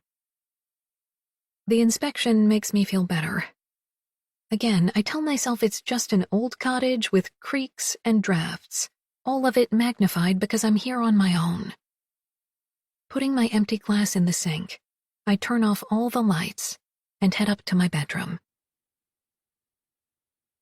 Something wakes me from a deep, wine-fogged sleep. Was it another creak? Louder this time? Was it real or in my dream? I have that distinct feeling, yet again, that I'm not alone. Rolling out of bed, I go to the door. Grasping the handle, I turn and pull, but it won't open. Twisting it from one side to the other, I can't get it to budge. My head is still foggy with sleep, and I can't figure out if I'm doing it right. I give the door one more tug, and still it won't open. Shuffling back to my bed, I'm just too confused and groggy to know what's real and what's not.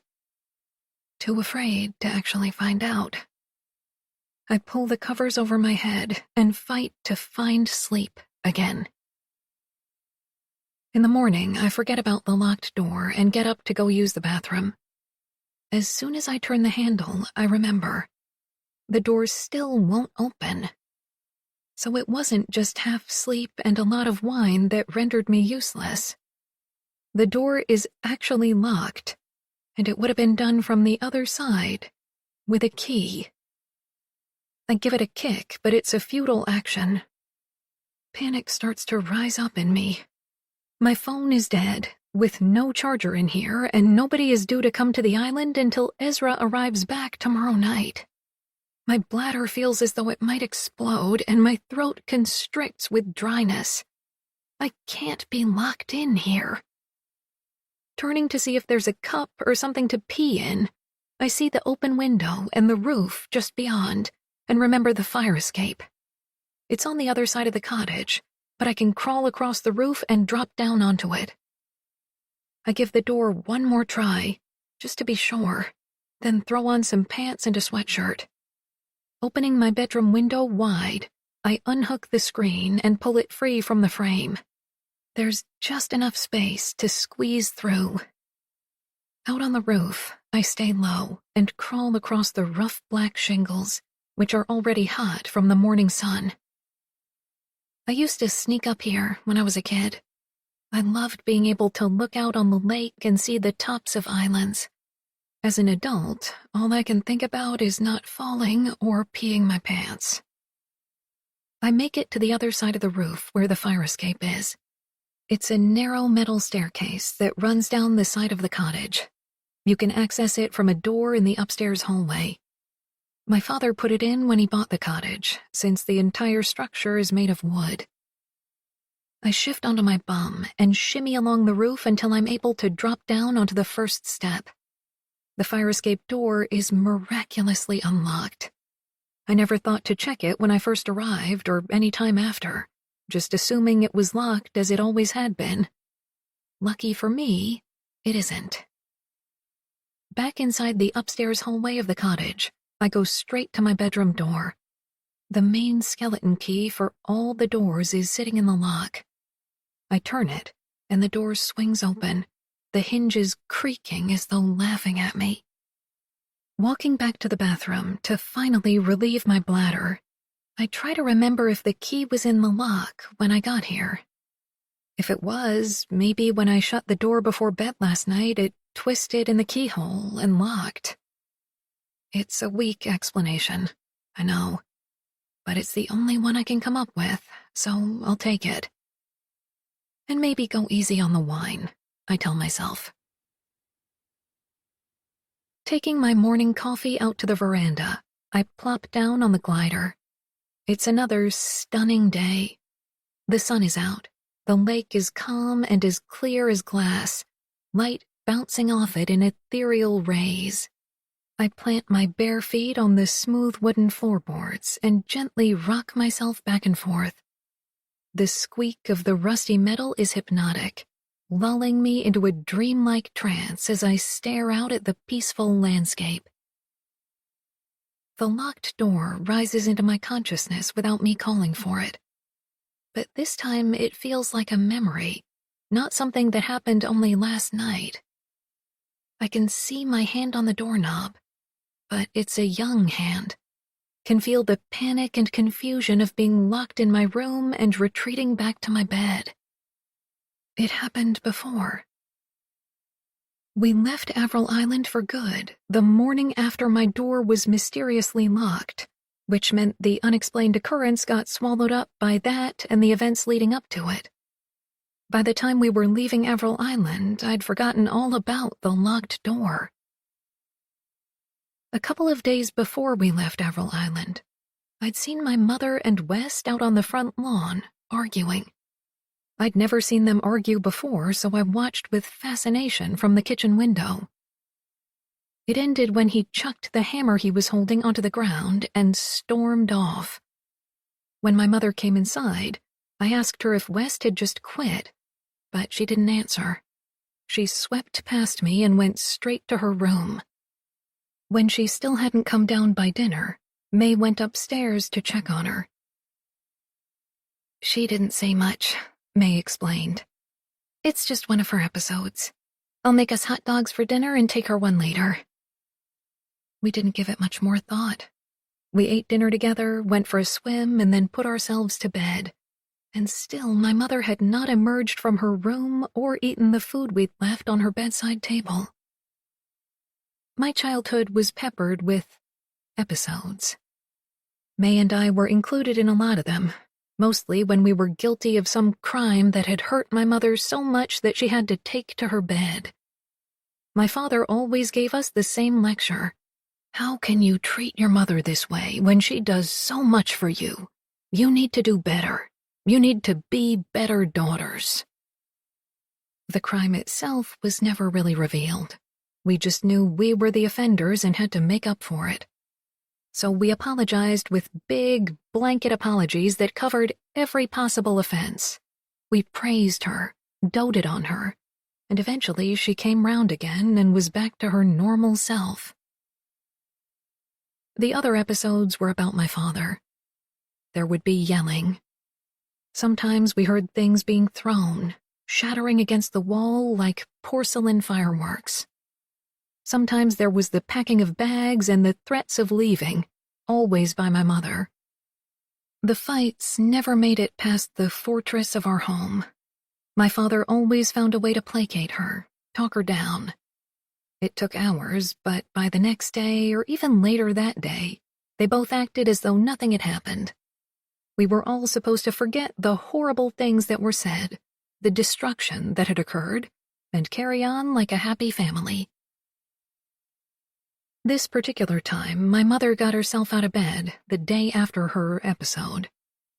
She still seemed frail, which wasn't unusual, but she also seemed nervous, which was. She said she had to go into town for a few hours, but wanted us to stay on the island. I didn't put too much stock in it. I was just relieved that she was leaving for a little while and we'd be out of reach of whatever it was she was going through in that moment. My mother came back around dinner time. She seemed better, less fragile, but still distracted. We went about our normal evening routine.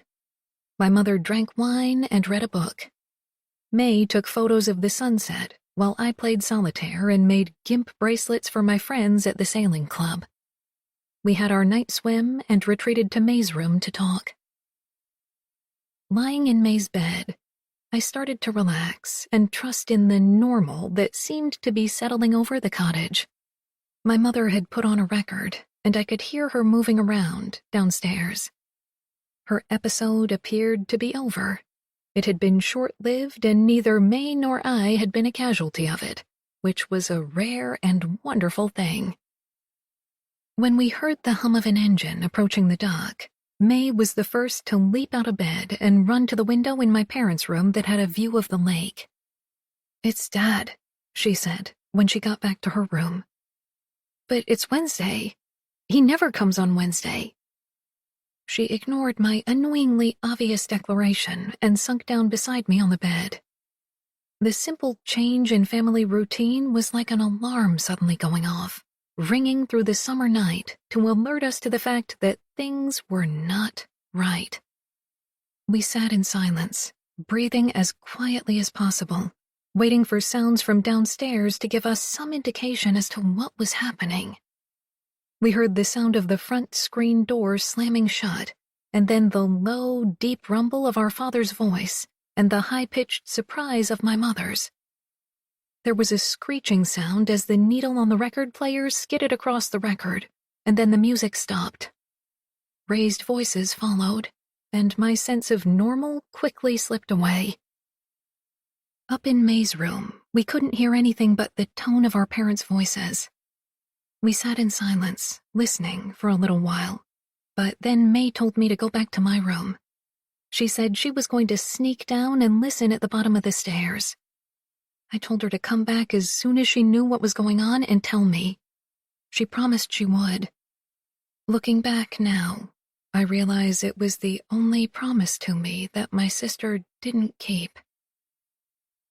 My room was dark and lonely compared to the warm glow of May's room. My sheets felt cool and too crisp when I slid into bed, and I immediately regretted letting May leave me on my own to go downstairs. I lay in bed, straining to make out any word at all from the steady hum of voices below me. They all suddenly seemed so far away, as though I'd been left behind and nobody had realized. I lay there waiting for one of them to remember me, waiting for my door to open so that I'd be pulled back into the fold of my family, waiting for one of them to come tell me that everything was going to be okay. I was young enough back then to believe that was possible.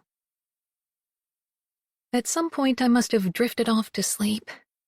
When I woke, the cottage was silent, and I foolishly took comfort from that fact.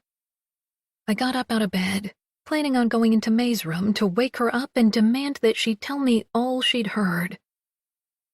When I tried to open my bedroom door, it was locked. I thought about banging and calling out for someone. Then the thought crossed my mind that whatever drama had been happening downstairs between my parents had been put to bed. I certainly didn't want to be the one to bring it to life again. So I crawled back into my own bed and once again waited, convincing myself that everything was fine, that the rest of my family had gone to bed and would rescue me in the morning. When I woke up, I tried the door, and it was unlocked. I stood in the hallway, confused and listening for some understanding of where everybody was, when May suddenly stepped out of her room. She was pale, and her eyes were red and puffy. I was opening my mouth to ask what was wrong with her when my mother called from downstairs. May rushed to my mother's summoning, and I quickly followed. The locked door, the yelling the night before, my father's arrival, and May's appearance all fell away into unanswered oblivion when my mother told us that my father had left and was not coming back, that we must pack up our things and leave Avril Island. My phone buzzes with a text, returning me to the present. It's from Ezra. He's going to be back earlier than expected and asks if I want to have our date tonight. The thought of seeing him again so soon and not having another night alone makes me nearly giddy. I wait a few seconds before replying, not wanting to look as desperate and excited as I am, then send a simple reply. Sure, sounds good. He writes back that he'll pick me up at 8 p.m., and I send him a thumbs-up emoji, then curse myself for it. No longer wanting to sit here with my past and my confusion over the locked door, I decide to get up and move. I'll give my trail a test run and hopefully burn off the nervous energy that tonight's date is already causing. I push up off the glider, leaving it swinging, and go inside to put on my running things. I have to keep my eyes on the ground, as there are still rocks to avoid, but I'm able to look up every so often and appreciate the view of the water on one side, the forest on the other. I go at a slow pace, since it's been a while since I've done a full run. Not so slow that I don't get a good sweat going, though. I make it to the end of the island and stop to splash some water on my face. Since I'm there, I decide I might as well take a look at the tree, make sure that it still hasn't been disturbed by anybody. As soon as I reach the clearing, I wish I hadn't come. The wooden cross is once again propped up in the dirt in front of the tree. What the fuck? I actually say out loud before bending down, grabbing the cross, and snapping it in two. The sound of the wood breaking echoes too loudly through the trees.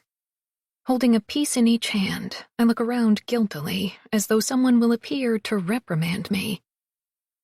Nothing happens, of course, so I fling the pieces in opposite directions. It's got to be a group of kids fucking with me. Until I arrived, they were using Avril Island as some secret meeting place. My presence has pissed them off, so they're trying to freak me out. It's the only plausible answer. I make a mental note to put up no trespassing signs, maybe some fake security camera signs as well. Feeling only slightly better at the thought, I return to the main trail. Wanting to rid my mind of locked doors and reappearing crosses, I push myself hard on the run back, arriving at the cottage dripping with sweat, my legs burning and my brain, fortunately, empty. I choose the dress with red flowers for my date with Ezra. I aired it out on the line earlier today, along with all the other dresses. It was quite a sight, a dozen versions of my mother blowing in the wind. May would have taken a photo, for sure. I couldn't bring myself to. I'm standing naked in my room, going through my underwear, trying to decide which pieces look the least worn. I brought only comfortable underthings with me on this trip, not imagining there'd be a reason for anything else. Thinking of the expensive collection of lingerie just sitting in my mother's drawer down the hall, I wander down to her room, all the while wondering how weird it would be if I wore my mother's underwear. Pulling out a black lace bra, I easily find a pair of underwear that matches. I'll just try it on, I think. The underwear fits perfectly. The bra is a bit tight, but in being so, it gives me some very attractive cleavage. Surveying myself in the mirror, I'm able to forget that they belong to my dead mother. Who will ever know, anyway? I get the dress zipped up, slide into the matching shoes, and then lean over the bathroom sink to apply some makeup. I find a tube of red lipstick on my mother's dresser, and after cleaning the tip with some makeup remover, I'm able to spread some on my lips. By the time Ezra arrives, I'm already on the dock waiting. He's brought a different boat this time. It's much bigger, with a flatter hull and a covered area where the steering wheel is. He eases it up to the dock and hops out. He's wearing khaki shorts and a black t-shirt and no shoes, of course. I feel absolutely ridiculous in my dress, heels, and red lipstick. My God, He says. You look stunning, June. And I hope you don't mind me saying, but from a few feet out, I would have sworn I was looking at your mother's ghost. And that's meant as a compliment. He's quick to add. Well, I'm feeling slightly overdressed. I'm not sure what I was thinking. He holds a hand out to me. It's perfect. I mean it. I take his hand and he pulls me in. Don't change a thing, He says into my ear, his voice low and gruff. Butterflies kick up a storm in my stomach. Not even the high heels? I ask. He takes a step back to look at my shoes. I'd say ditch the heels. Or ditch the dress and keep the heels. One works, but not both. I swat him on the arm and he laughs, then pulls me in for a hug. Is it weird to say I missed you? He says, holding me close. If it were anyone else, it would be weird, and it would scare me. But Ezra has always been like this. Open, loving, and intense. I wouldn't know him any other way. No, I say softly, before stepping out of his embrace. So seriously, are shoes needed where we're going? He shakes his head. No, I try to avoid those places at all costs. Just leave them on the dock and let's go. I kick the shoes off, and he guides me toward the boat and takes my hand to help me in. This is a pretty serious boat, I say, glancing around at the shovels and rakes hanging inside the covered steering wheel area. It's my workboat, He explains as he starts the engine. Not the fanciest mode of first date transportation, I know. I mean, it's no limousine. He eases the boat away from the dock. Well, a limo wouldn't do us much good out here on an island. And anyway, despite what you may think, I'm not a fancy transportation kind of girl. A utility boat will do just fine. He smiles and pushes down on the throttle. The boat planes immediately and plows through the water steadily. I move out of the cab area and stand in the wind, my skirt blowing back behind me, the lake air filling my lungs. I've missed this place, this lake, this life so badly that the pain of it still reverberates through my bones. We drive straight across the bay in the direction of Windset. Ezra slows the boat down as we get closer, and it's clear that the old resort is our destination. Turning, I shoot him a look of confusion, but he just sends back a mischievous smile.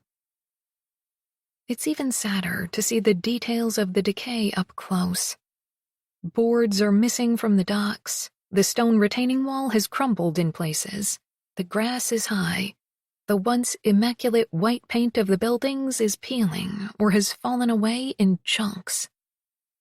Ezra passes right by the docks, raising the motor up and bringing the boat in to the sandy beach area. He cuts the engine, hops out, and ties the boat up to a light pole on the shore.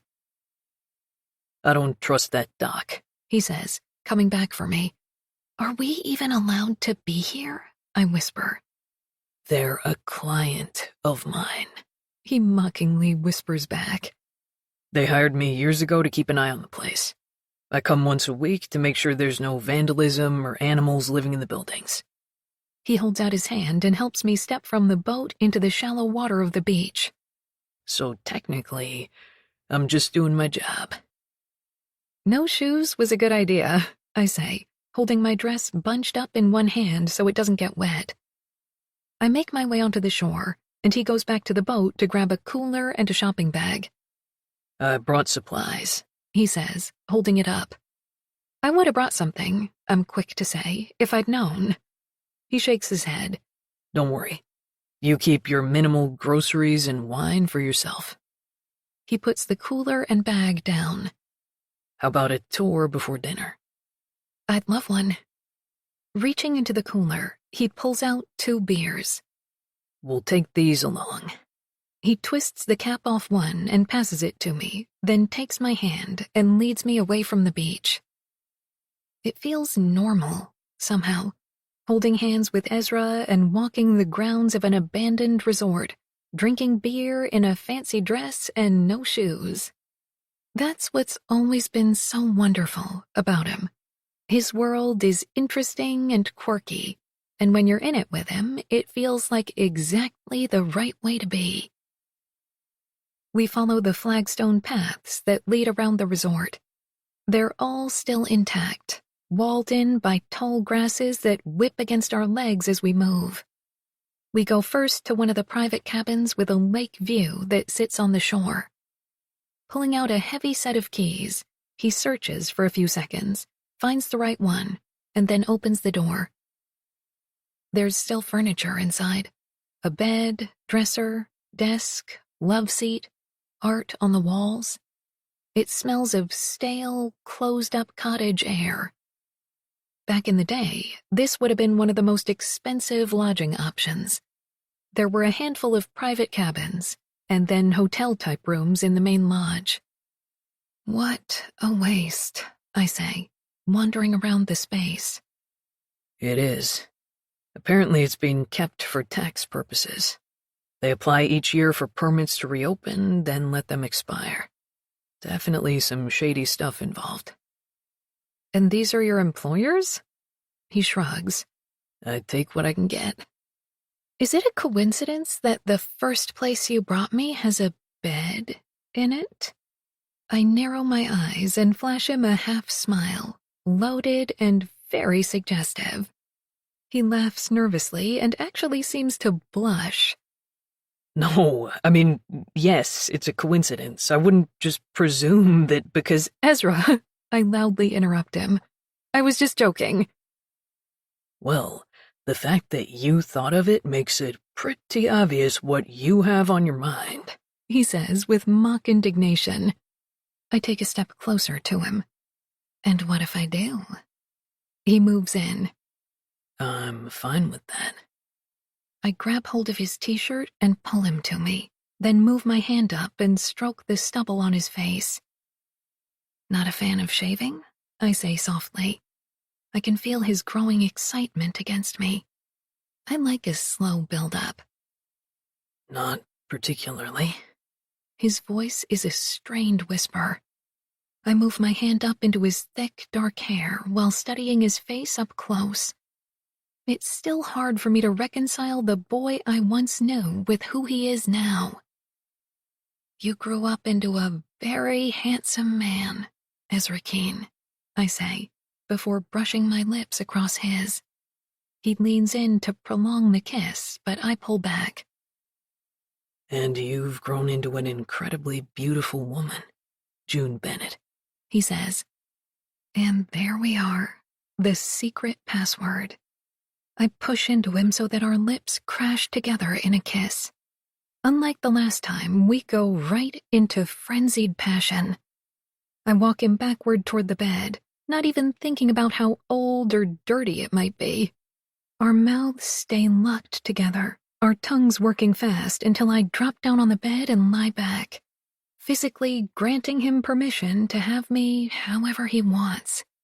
He shoves the fabric of my dress up around my waist and kneels on the floor in front of me. I lift my hips as he pulls to free me of my black lace underwear. Then he slows right down, running his hands up my calves to grip the backs of my knees. He leans into me, his breath hot against my skin. I sigh with pleasure as he begins to slowly kiss his way up my leg. I try to lose myself in the sensation of him, but the dress is suddenly too tight, and the underwire of the bra digs into my left rib. Readjusting my position only intensifies the discomfort. I close my eyes and I see her, my mother, in the exact same position I'm in now, same dress, same everything, with West kneeling between her legs. I sit up fast. Stop. The word seems to physically throw him backward, away from my body. What's wrong? His eyes are full of confusion and fear. Are you okay? As I look into his face, the image of my mother and his father slowly fades away. It's nothing. I laugh in an attempt to rid myself of the horrible feeling inside. I'm sorry, I just thought I saw a mouse or something. He glances around the room and then, seeing nothing, starts to move toward me again. I shove the skirt of my dress down and stand up. Can we go somewhere else? He pushes himself off the floor. Sure. Like another cabin? I struggle to find the words, not knowing what it is that just happened to me or what I now want. It's never happened before. Being with a man has always been a guaranteed escape, my mind becoming an empty vessel that fills only with him and with the physical. Let's just finish the tour and have dinner and then see how we feel. He nods, but the confusion lingers in his expression. Sure, that's fine. Whatever makes you comfortable. We don't have to do anything, June, if you don't want to. I just like spending time with you. A frustrated sigh escapes. Ezra, save the sensitive guy crap. I just saw something and it distracted me, okay? I want to fuck you. I do. But maybe not in this rodent-infested cabin. His eyes go wide in shock. All right then. He goes over to the desk, grabs his beer, and takes a sip. I forgot how delicate you are, June. His voice drips with sarcasm, and I can't tell if he's mad or not. He goes to the door and pulls it open. Ladies first. I grab my beer and move to leave, but he quickly steps in front of me. I said ladies first. He steps through the door, and I burst out laughing. There's something quite beautiful about the decomposing resort. The way nature has grown up around it. The sense of being suspended in time between the past and present. The silence and solitude of a place that used to buzz with activity. Ezra shows me to the main lodge. There are still rocking chairs lined up on the veranda. The white paint of the building peels off in long, dripping curls, and piles of leaves have collected up against the main door. We go to the boathouse, where boats still sit above the water in their lifts, their insides nesting grounds for animals and birds. A shadow moves from one boat slip to the next. A beaver that's built its dam in the corner of the long building. Ezra says he's been there for years. We check on the golf clubhouse, which is still stocked with golf clubs and golf balls even though the greens are grown over. A lineup of golf carts sit at the side of the building, their batteries dead from years without a charge. It's all such a waste, I say as we make our way toward the dance hall.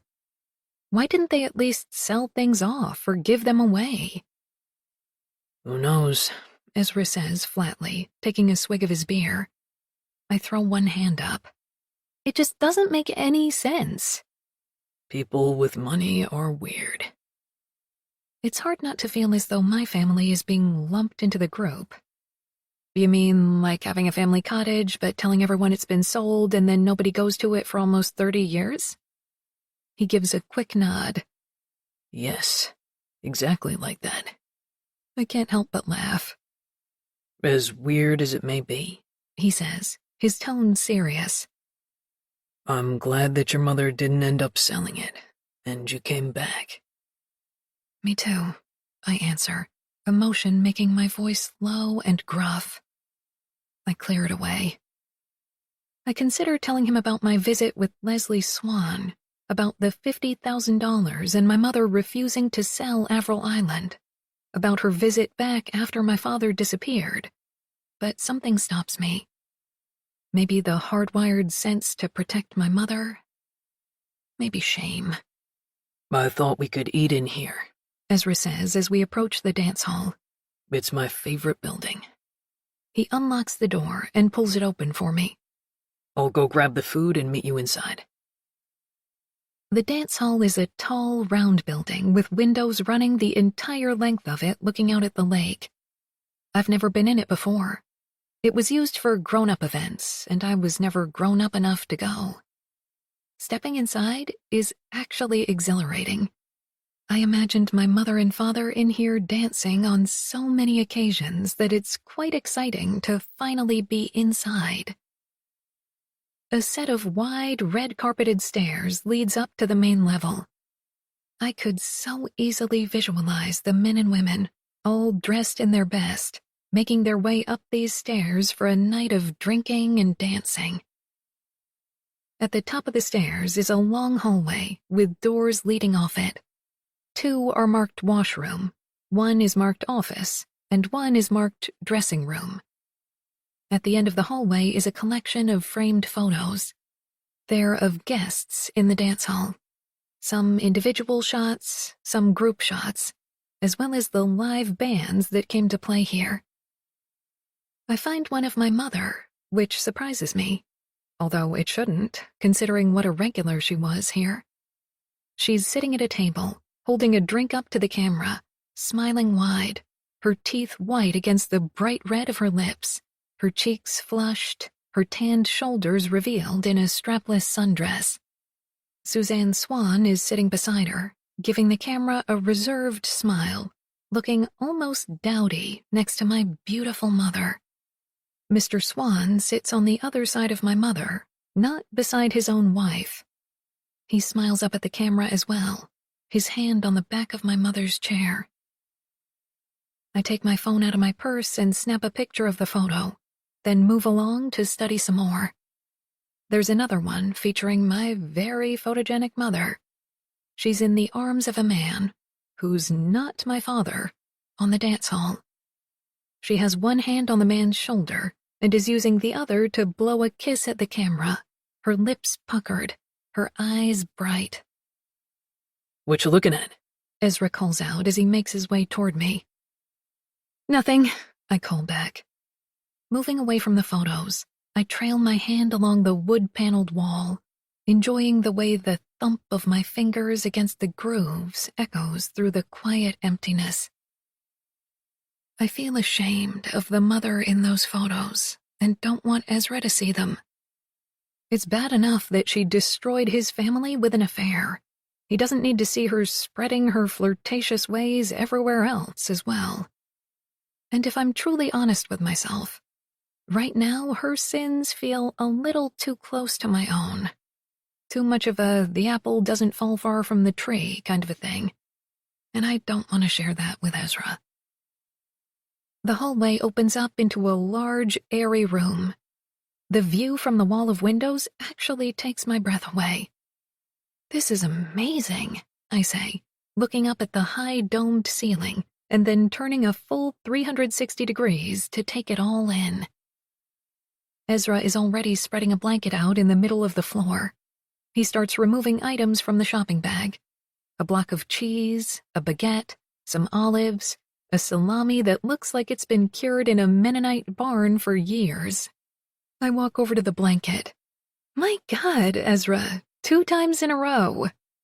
I just picked up a few things at this great deli in the town where I got my client's new boat, he explains. I have the irresistible urge to move around the large open space. I slide away from Ezra while he finishes setting up our picnic and begin to twirl around the perimeter of the room. My bare feet slide easily across the well-worn floor, making a soft shushing sound. The skirt of my dress rises up into a full circle around my thighs, as though my legs have wings. Within seconds, I'm lightheaded and dizzy, but I can't stop. The lake view whizzes past with each turn, as does Ezra, still crouched on the blanket, the inside and outside view blurring into one. I imagine what a fool I must look, and laughter comes. Ezra gets up off the blanket and moves toward me. I spin away from him, making it a game, but he's quick and reaches out and grabs me with one arm, like catching a butterfly in a net. Pulling me in close, he kisses me gently on the neck. His soft lips move up to my jawline and over my cheek. By the time he reaches my lips, there's a buzzing all through the lower half of my body. Then the photo of my mother in the arms of another man on this very dance floor flashes through my mind. I abruptly pull out of the kiss. I'm starving, how about you? Ignoring his look of surprise, I maneuver out of his arms and over to the blanket to sit down. He doesn't say anything, just walks back over slowly to join me. He pours me a glass of white wine, and I dig right into the food. We're quiet for a little while, eating and drinking. Sitting there in the middle of the dance floor, I appreciate the novelty of the situation. Ezra was always creative in life, and I'm happy it stayed with him into adulthood. Just so you know, I pause to swallow down a bite of bread. I think this might be the best date I've ever been on. You get an A+ for originality. Leaning over, I clink my beer with his wine glass. He tilts his head and gives me a scrutinizing look. Are you sure? I wouldn't say it if I wasn't. Okay. Just seems like you're a bit off. That's all. Off? Well, maybe not off. He rubs the side of his face while trying to find the wording. Less enthusiastic. I take a long sip of my wine before answering. It's not you, Ezra. He stares back at me, and I can tell he won't be happy with my simple declaration. It's all of it. Being back here, finding out about the affair, being reminded of my father leaving, my childhood summers, which now seem like a lie. I can understand that, He says, but there's still some skepticism in his voice. It's like my mother has been split into two people. I make a cutting motion with my hand, and he nods to show he understands. The version I had in my head before I found out she'd had a decades-long affair, before I found out she lied about Avril Island, about so many things, and the version I have now. I drink some more wine. She was always difficult, I continue. Emotional, selfish, and sometimes even downright mean. I shrug. But I could reconcile those things because she could also be loving and generous and fun, and she was beautiful and elegant. It was just my mother, and the way she was. Now she feels like... I trail off, not sure how to finish the sentence. Ezra slides down onto the blanket to lie on his side, propping himself up on one elbow. People can be lots of things, June. Both good and bad. You don't have to write them off just because of the bad. You shouldn't think of your mother as a stranger just because she had an affair. He takes a long sip of his beer, and I watch as his Adam's apple moves up and down his throat. The thing is, my mother doesn't feel like a stranger to me. In fact, I feel like I've never known her better. He looks up at me with confusion. How is that the problem, then? Because I think I became her. He gives his head a little shake. You're not your mother, June. Just because you look like her and are from her doesn't mean you are her. What if I look like her, am from her, and have committed the same crimes as her? He pushes himself back up into a sitting position. I'm really not following. I look at Ezra, right into his wide, open, trusting eyes, and suddenly all I want to do is confess, to unburden myself of it all. I had an affair. The words almost get stuck, and I have to clear my throat. Affairs, actually. I'm the reason my marriage ended. Just like my mother is the reason that her marriage ended. I have to look away from the surprise in his eyes because I'm pretty sure it will be replaced with loathing in a matter of seconds. Okay, He says slowly, and I can almost hear the wheels turning as he processes what I've just told him. it still doesn't make you your mother. He finally says. I look down at the dress I'm wearing and think of the black bra and underwear and have never felt more like my mother. Do you think I'm a horrible person? He shakes his head, then reaches out and gives my knee a squeeze. Of course not. We all do things in life we regret. Mistakes we wish we could take back. His eyes shift away, and for a split second I get the sense that a secret is sitting somewhere in there. My philosophy is that if you learn from the mistake, then it's not really a mistake anymore. His eyes meet mine again. And you learned from it, right? The hopefulness in his voice makes me cringe. Oh, I learned from it, all right. Self-sabotage and fear of commitment are just a couple of my issues. Ezra pulls his hand away in mock disgust, and once again manages to make me laugh when I feel anything but happy on the inside. Well, then we're good," he says. 40-year-old virgin living with his mom, and 40-year-old divorcee afraid of commitment living alone on an island. Wasn't that how you described us?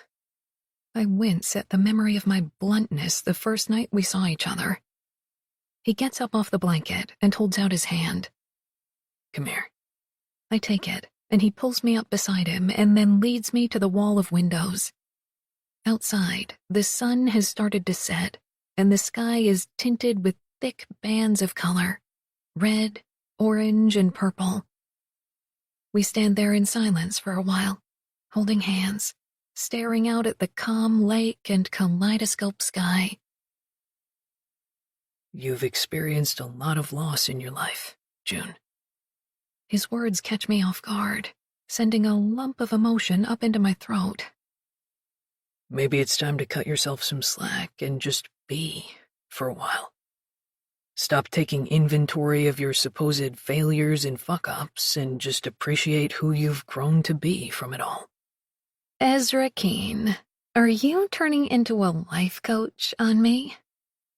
It's good advice he's giving me, but instead of saying that, I go to my default and use sarcasm.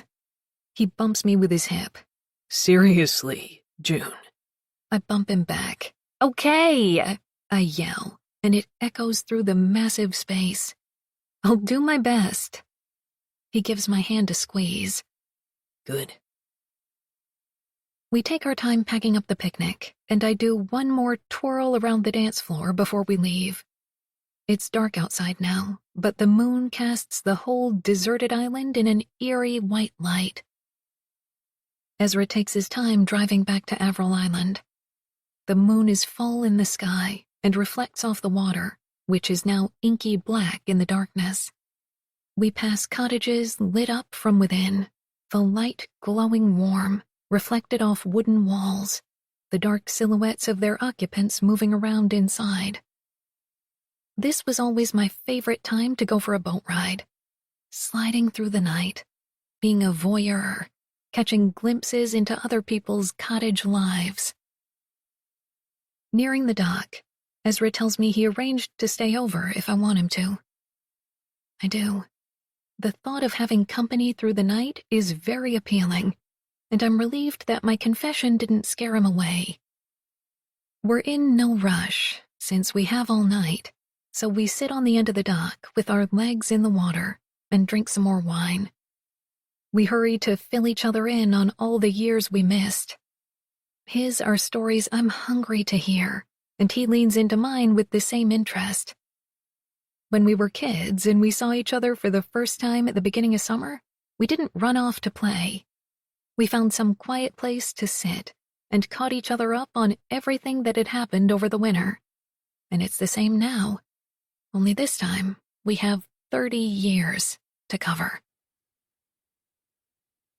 The wine has long been finished, and I'm suddenly desperate to get out of my mother's dress and into something more comfortable, so I suggest heading up to the cottage. It's dark and quiet inside, but I don't rush to turn on any lights or music. The stillness wraps us up in it and makes the rest of the world suddenly disappear.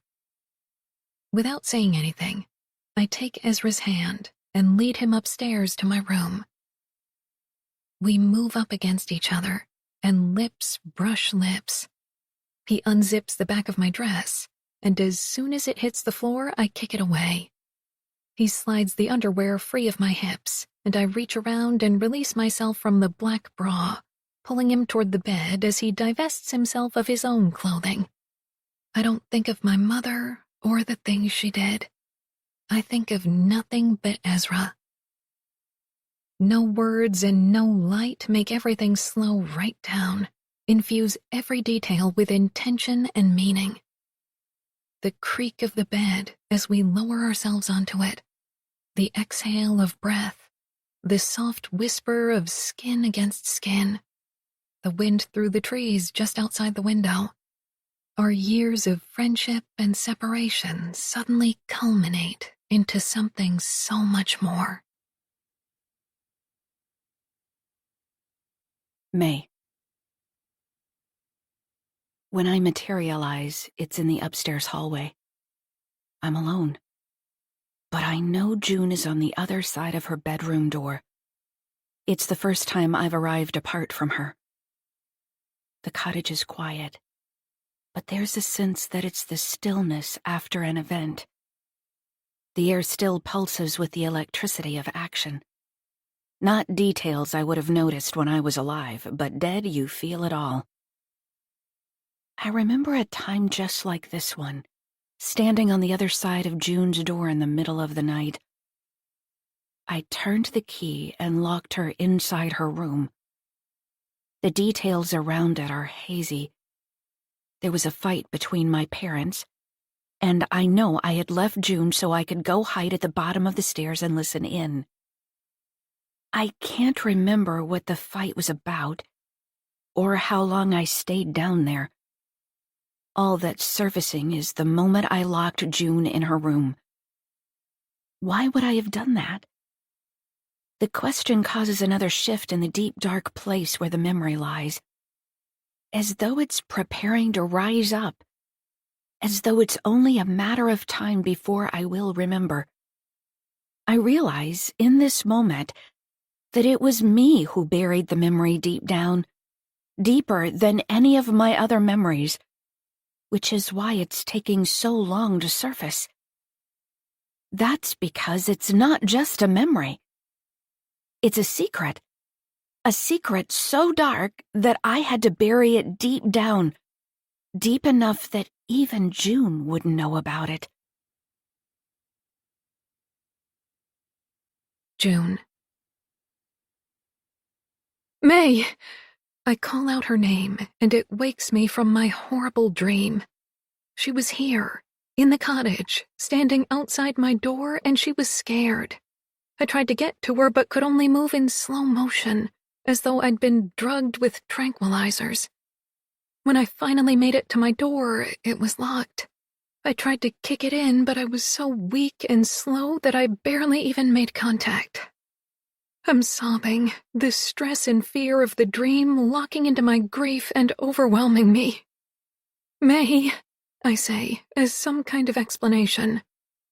Ezra holds me from behind and makes gentle shushing sounds. It's okay. It was just a dream. His grip is tight, and it slowly brings me back to reality. My crying stops as the embarrassment at my open display of raw grief sets in. Our first night together, and he ends up holding me as I sob after crying out from a bad dream. I gently move his arm off me and sit up. I'm okay. Are you sure? It sounded like a horrible dream. He eyes me doubtfully. I give him a weak smile. It was bad, but it's over and I'm fine. I lie. The feeling of the dream lingers strong. I can't get rid of the sense that May was right here, and I couldn't reach her. I lie back down beside him, and he wraps his arms around me. I think about rolling around to face him, initiating more sex to distract myself from this feeling. But the grief is too heavy. I can't even muster the strength to turn over. So I choose sleep instead, another trusty escape, falling fast and deep, with Ezra wrapped around me. The next time I wake up, Ezra is no longer beside me. I hear noises downstairs, and the light is bright in the room, so I must have slept in, but I feel exhausted. The feeling of the dream and my sorrow still sit along my bones, weighing me down. I want to close my eyes and try to find sleep again, just like I did for so many weeks after May died. The reprieve from those feelings is over, and they've clearly circled back. If it weren't for Ezra, I'd give in. Instead, I'm going to use him as a distraction. I push the covers off me and slowly sit up. Just one step at a time, I tell myself. If I got free from it before, I can do it again. Especially here. I put a hand to my chest. It aches, as though the virtual hole my sister left is real and is now pulsing with pain. I inhale deeply and try to breathe it away, all because of one goddamn dream, I think to myself. I get dressed, each movement slow and deliberate, the choice of clothing laborious. I even put some makeup on to cover the dark circles under my eyes and even out my skin tone. When I'm done, I look much better on the outside than I feel on the inside. The smell of bacon reaches me as I head down the stairs, which is a surprise considering I didn't have any in the fridge as of last night. A plate of bacon sits on the table, along with some toast and 2 mugs of coffee. Ezra stands at the stove and is just sliding some eggs out of the frying pan when I arrive. Good morning, He says in his typically cheery way. Come sit down and have some breakfast. He brings the eggs to the table and pulls out a chair. I plop down in it. I'm confused. I point at the eggs and bacon. He sits down across from me. I packed them along with the dinner food. A laugh of surprise escapes me. Well, that was a bit presumptuous, wasn't it? Can you really say that, considering I'm sitting at your table the next morning? I roll my eyes at him. I think the packing of bacon and eggs could be called more optimistic than presumptuous. I can't help but smile. Fine. We'll call them optimistic bacon and eggs, then. He pushes one of the mugs of coffee toward me. I don't know how you take it, so I just left it black. I haven't learned your adult ways since we left off in childhood. I gratefully wrap my hand around the mug. I like it black. Aw, just like your personality. He jokes, and once again, I can't help but laugh. He's literally clearing away the heaviness just by being here. I hold up the mug in a small salute. Touché, my friend. I wouldn't have thought I could eat a full breakfast feeling the way I do, but as soon as I get one taste of that bacon, I become ravenous, eating 5 pieces, 2 fried eggs, and 3 slices of toast. June, we really need to take care of your food situation, He says once my plate has been pretty much licked clean. Can I take you into town to do some shopping? I mean, every time I put food in front of you, you're like a homeless woman who hasn't eaten in days. And you don't get off on that? Surprisingly, no, He says, his beautiful eyes twinkling, making everything in me suddenly feel buoyant. We pour ourselves another cup of coffee and go out onto the veranda to sit on the glider.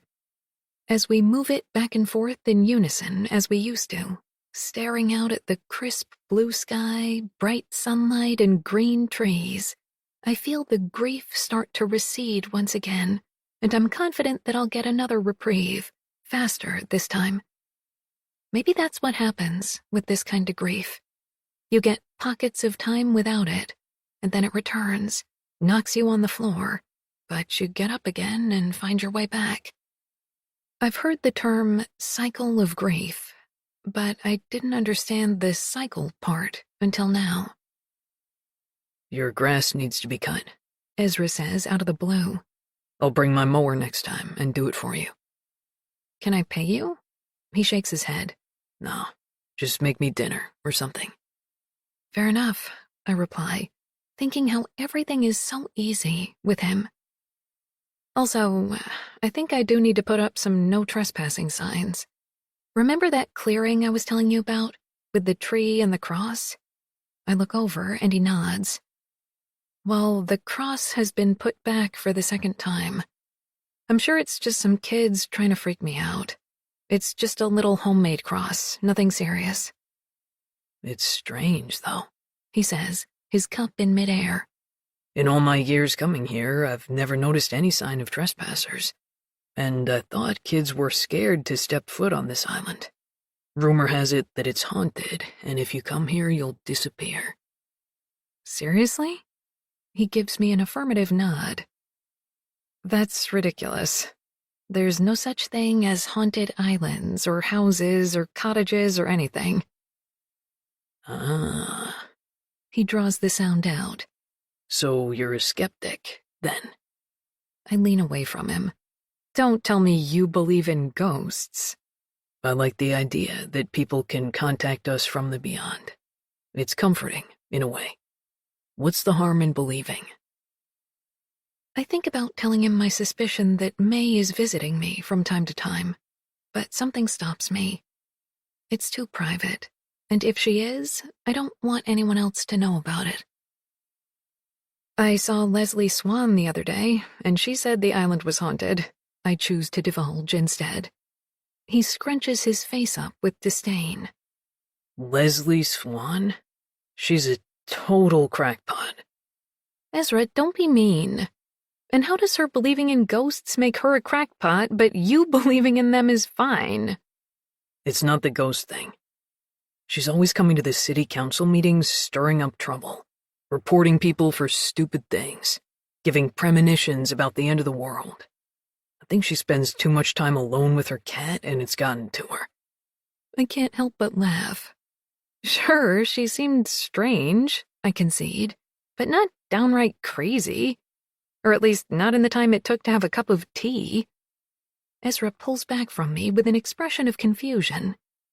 Wait a minute. You had tea with Leslie Swan? At her cottage? I stopped in on my way home from the marina yesterday. My mother used to be friends with her mother. I just thought it would be nice to say hello. She invited me in for tea, we talked a bit, and that's all. Again, I'm hesitant to tell Ezra the full details of our conversation, but not totally sure why. Do me a favor, June. Ezra says, more serious than I've seen him yet. Stay away from Leslie Swan. She'll just find some reason to start a campaign against you. Okay, I'm quick to answer. It's not like I want to be her best friend or anything. Good, Ezra says, before getting up from the glider and going into the cottage, putting an abrupt end to the conversation. His dislike of Leslie is uncharacteristic. Ezra is the kind of guy who likes everyone and never has a bad word to say. I can't help but wonder what on earth she did to make him dislike her so much. Ezra wants to check in on his mom before going shopping, so we head to his place first. I've never been to his house before, and it makes me realize how tied to Avril Island we were during the summers, and the places that were frequented mostly by cottagers.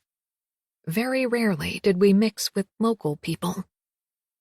It's right on the lake, and has a brand-new-looking boathouse with a double boat slip and apartment up top. Ezra tells me he built it when his business started to take off and he needed to have a place to dock both boats and store his tools. He added the apartment for himself so that he didn't have to live in the house anymore, but still be close enough to keep an eye on Willa. The little stone cottage that sits beyond the large boathouse is a stark contrast. Ezra takes me up to his apartment first. He wants to shower and change clothes. It's open concept, with big windows looking out at the water. I'm impressed. He's made it feel spacious but cozy at the same time. Not too crowded, but with enough stuff to make it feel homey. Looking around, I note the obvious influence that working in million-dollar cottages has had on his taste. The floors are new hardwood, but look like perfectly aged barn board. The kitchen has all-new chef-quality appliances, a long island covered in a pricey slab of marble, and custom cabinetry. The living room is anchored by a massive gray sectional and a heavy antique wooden coffee table, both sitting on a large area rug. Custom bookshelves line the walls and are filled with books. Ezra tells me to make myself at home and disappears down a hallway to shower and change. I move around the living room, soaking up the domestic details of him. On the wall are some black and white photographs that have been blown up and framed. One is a pair of feet dangling over the lake. You can see right down to the rocks on the bottom. The tanned, dirty feet belong to a child, and I'm pretty sure they're Ezra's. The next photo is of a clothesline lined with white sheets, which are billowing up in such a way that the forest is revealed just beyond them, and if you look very closely, you can see the forms of two people standing far away among the trees. The last photo was taken looking up into a tree. The bark is in focus, but the higher up you look, the more out of focus the tree becomes, so that you're barely able to make out that someone is actually sitting high up in the branches. Moving in closer, I get this strange sense that it's me up there in that tree. I take a step back and look at all the photos together and know it right away. They're May's. The breath is sucked out of me.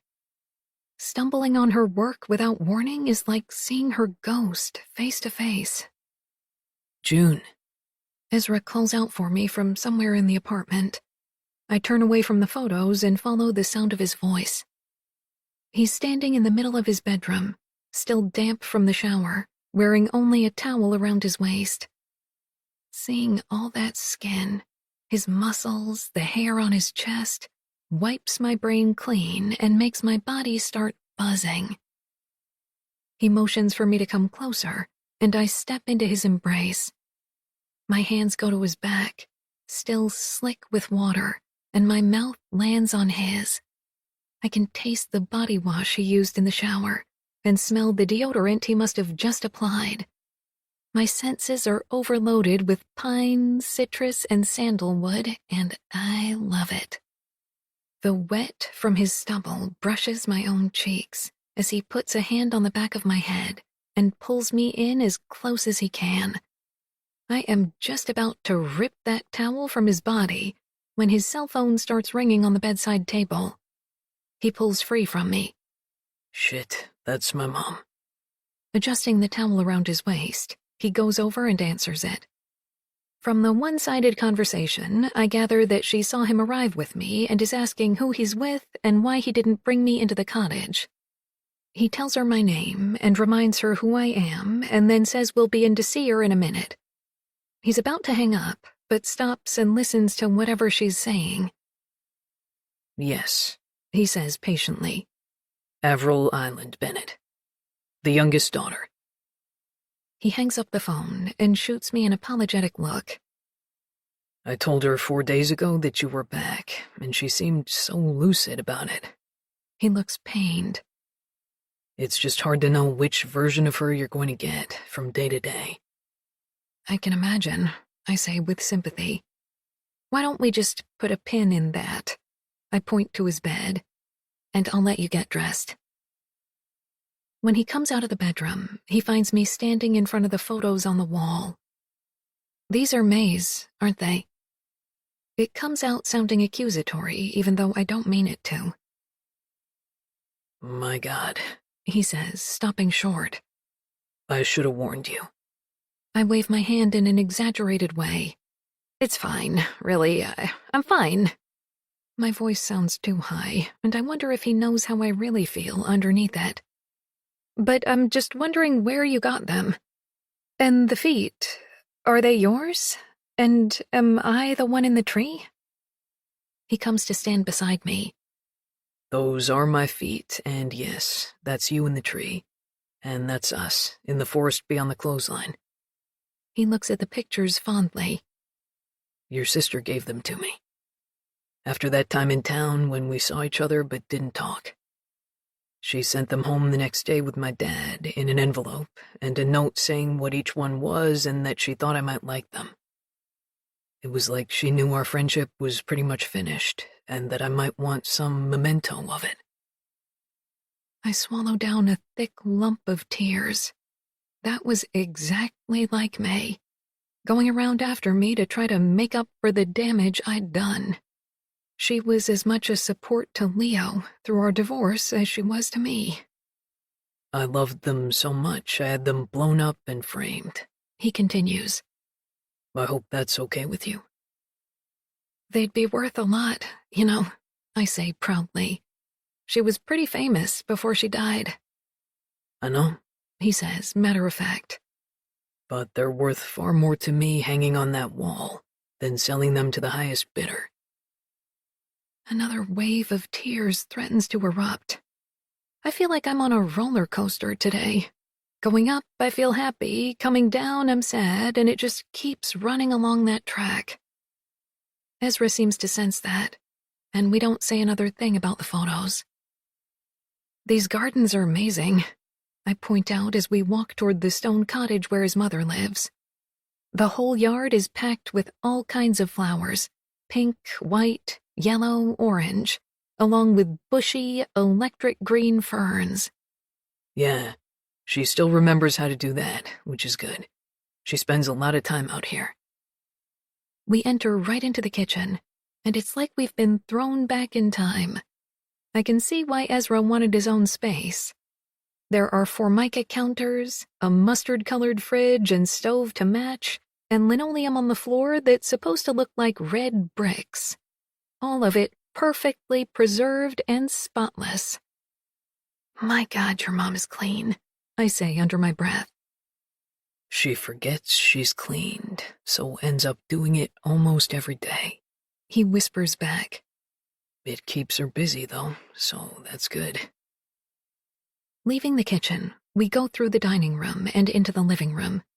It's a small room with rose-colored plush carpeting and a chintz couch with 2 matching armchairs. There are shelves with knickknacks, but not so many that the place feels cluttered. Willa sits in a rocking chair at the big bay window that looks out onto the lake. She turns away from the view when we walk in. "Hello," she says, her voice cracking slightly. I go stand in front of her. "Mrs. Keene, it's wonderful to see you." I feel like a shy child again. She stares up at me with an expression I can't quite read. Is it fear, confusion, distaste? Mom, Ezra chimes in. you remember June? She gives her head a shake and smiles slowly, still staring up at me. "Yes, of course. I'm sorry, I thought I saw a ghost for a second there. You look so much like your mother." My skin bristles slightly. In this house, that can't be a compliment. "I've heard that before, Mrs. Keene," is all I can think to say. She waves a wrinkled hand at me. "Call me Willa, please." Her hair is still long, worn in a thick braid now and almost completely white. The years have clearly taken a toll. The tanned skin of her face a system of deep grooves and wrinkles, each one representing some hardship or tragedy. Her body doesn't seem meant for this world much longer. Her frame is so thin that it seems she could flap her arms and take flight at any moment. Her green eyes, though, are still piercing and alert, giving you the feeling that she can look right inside you. I perch on one of the armchairs, my hands folded in my lap. I'm uncomfortable. There's so much in the past that connects our 2 families, so much that I feel ashamed about, that I know she suffered because of, but it isn't mine to apologize for. My hope is that there's some kindness in dementia, and that she's forgotten all the horrible stuff of life. Willa looks deep into my eyes. "You got your dad's eyes," she says with a smile. I just nod in response. My father's eyes were brown and mine are blue, but I don't correct her. I point out the window. "Your garden is lovely." She smiles proudly, then begins pointing out each type of flower, what kinds of insects they attract, how long they stay in bloom, and other gardening knowledge that goes right over my head. I'm able to keep the conversation light by asking her how long she's lived in the cottage, what the winters are like. A few times she stops mid-sentence and stares at me with deep scrutiny, but I just pick up the thread of conversation and get her back on track. After half an hour or so, Ezra says we should get going. He goes to his mom and kisses her gently on the cheek. She takes hold of his hand and strokes it for a few seconds before releasing it. The affectionate gesture touches that soft place in me, and I well up with emotion once again. When I stand up to go, she motions for me to come closer. I bend down and she grasps my shoulders, her grip much stronger than you'd imagine possible. She pulls me in so that she can whisper into my ear. "You should not have come back here." Her grip tightens. "You promised, April." She leans in even closer. "You promised never to come back." My stomach clenches with awkwardness. I gently pull myself free and say, "It was lovely to see you too, Willa." Ezra doesn't seem to have heard what his mother said to me. He tells me to go to the boathouse and he'll meet me there in a minute, that he just has to get his mom some medication. I agree without question, happy to get out of that house. Stepping out into the backyard, still distracted by Willa's words, I barely have time to duck as a bird swoops down in front of me, a wing just missing the side of my head. I stay crouched on the ground, my heart racing. "What the hell?" I say quietly to myself. Pushing myself back into a standing position, I glance over at the stone cottage. Willa's still sitting at the window, watching me. I force a smile and wave, but she sits as still as a stone statue, her gaze seeming to look right through me, her expression dark. I turn away and walk down to the water to wait for Ezra, trying to get the feel of her bony hands and whispered words out of my head. The whole thing gave me the creeps. "Good morning," someone from the yard next door calls out. A large woman in a loose blue sundress is pruning a bush of white roses that sits right on the property line of her place and Ezra's. She has short gray hair that's already damp with sweat and a wheezy sound to her breathing. "I'm Judy Bishop. Lived next to the Keens for 50 years. Not at all in the mood for small talk, I give a polite nod. "I'm June, a friend of Ezra's." A spark of curiosity lights up her watery gray eyes. "June Bennett? Is that really you, all grown up?" My stomach drops, already afraid of what that recognition might bring. "That's right, from Avril Island." She takes a few steps closer, openly scrutinizing me.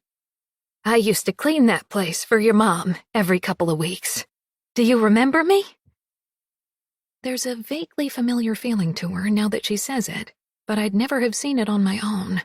She was thinner back then, and her hair was brown, not gray.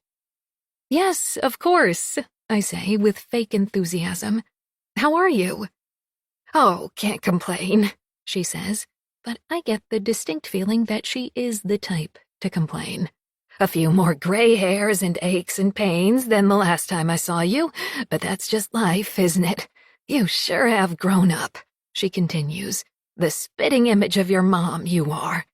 She tuts a couple of times. "Lucky girl." "Morning, Judy," Ezra says, coming up behind me. I'm grateful for the interruption. "Your roses are looking great," he tells her, causing her to beam with pride. He then turns to look at me. "We'd better get going." I nod, feeling even more gratitude for the escape plan. "Good to see you again, Judy," I lie with a friendly wave. "Will you be out long, Ezra?" Judy asks. "If you are, I'll check in on Willa for you." "Thanks, Judy, but I'll be back later today." She gives a nod and goes back to her rose pruning. While untying the boat, Ezra explains that Judy helps him a lot with Willa. Whenever he has to go away, she goes in to make sure his mom eats something and gets to bed. "She's a bit of a busybody and a total gossip, but she's got a good heart," he explains. "You know she used to clean your cottage."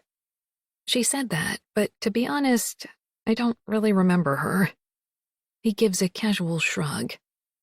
"Well, sure, you were probably too busy enjoying the cottage to take much notice of your cleaning lady." The comment feels like a dig, and I can't help but wonder if the wealth of my family is a sore spot for him. "Well, I took notice of your dad." Ezra nods in acknowledgement of that fact. "He actually got Judy that job." "So your family is close with Judy, then?" I ask. She and my mom have been best friends since grade school, he explains. Except now Judy's more of a caretaker than a friend, really. That must be tough, I say. Yup, Is his short reply before he turns the key in the ignition of the boat and the engine fires up, making further discussion difficult. Pulling away from the dock, he gives Judy one last wave as she stands on shore. The pruning shears dangle at her side as she watches the boat pull away. The trip to town has made me appreciate my arrival back at Avril Island. It felt as though all eyes were on me and Ezra. He didn't seem to be bothered at all, waving to everyone or calling out a friendly hello. He certainly seems to be popular around here. I, on the other hand, got only curious looks and what might be considered a few glares. I take my time putting the groceries away, snacking as I do it. Ezra had to leave, saying he probably wouldn't be back until tomorrow afternoon because of work and having to spend time with his mom. I was disappointed to see him go, but am now forcing myself to enjoy the solitude, which I've never been very good at. I go down to the shed by the lake and pull out the hammock that I noticed was in there when I was getting the dock chairs out the other day. There are hooks drilled into 2 trees not far from the shore where the hammock always went. It was May's favorite spot. She could stay hidden in the folds of fabric but still observe people as they passed by on their way to the dock. I give it a good shake and then string it up. The gentle swing of it makes my eyes heavy. I stare out at the soft ripples in the lake, sun bouncing off its surface, and try to resist, but it's futile. The late night with Ezra, the dream about May, the trip into town, they all work like a sedative, and before I know it, I'm in a deep sleep. A loud boom wakes me with a start. The hammock is swinging as though someone has given it a push. Both hands clinging to the side, I lift my head, sure I'll see a person there. But instead, my view is dark gray clouds rolling swiftly through the sky. Another crack of thunder splits through the quiet, followed by a powerful gust of wind. A storm is coming. I tip out of the hammock and go to the dock, where I clumsily put the cover on the boat and then make sure it's tied up tightly. As I'm walking up the path to the cottage, fat drops of rain begin to fall. Breaking into a run, I make it to the veranda right before the drops turn to sheets of driving rain. It's a typical cottage storm, my first one of the season. I watch as lightning flashes in the distance, connecting the sky to the lake with a bolt of electricity. The rain is so hard that in no time the path becomes a shallow river running down the gentle slope to the dock. May and I used to come out to the veranda for every big storm, safely tucked under the overhanging roof but able to feel the mist of the rain on our skin. Our mother would often join us, stopping whatever she was doing to marvel at the magnitude of nature. She'd get a look in her eyes as she stared out at the storm, as though she wanted to run right out into it, to abandon everything and let its strong winds carry her away. She would seem disappointed when it cleared up or just turned to soft rain. The sound of my phone ringing pulls my attention away and sends me inside in search of it.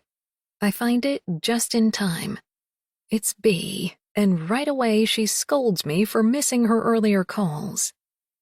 I pull the phone away from my ear and see that she called 4 times while I was in the hammock napping.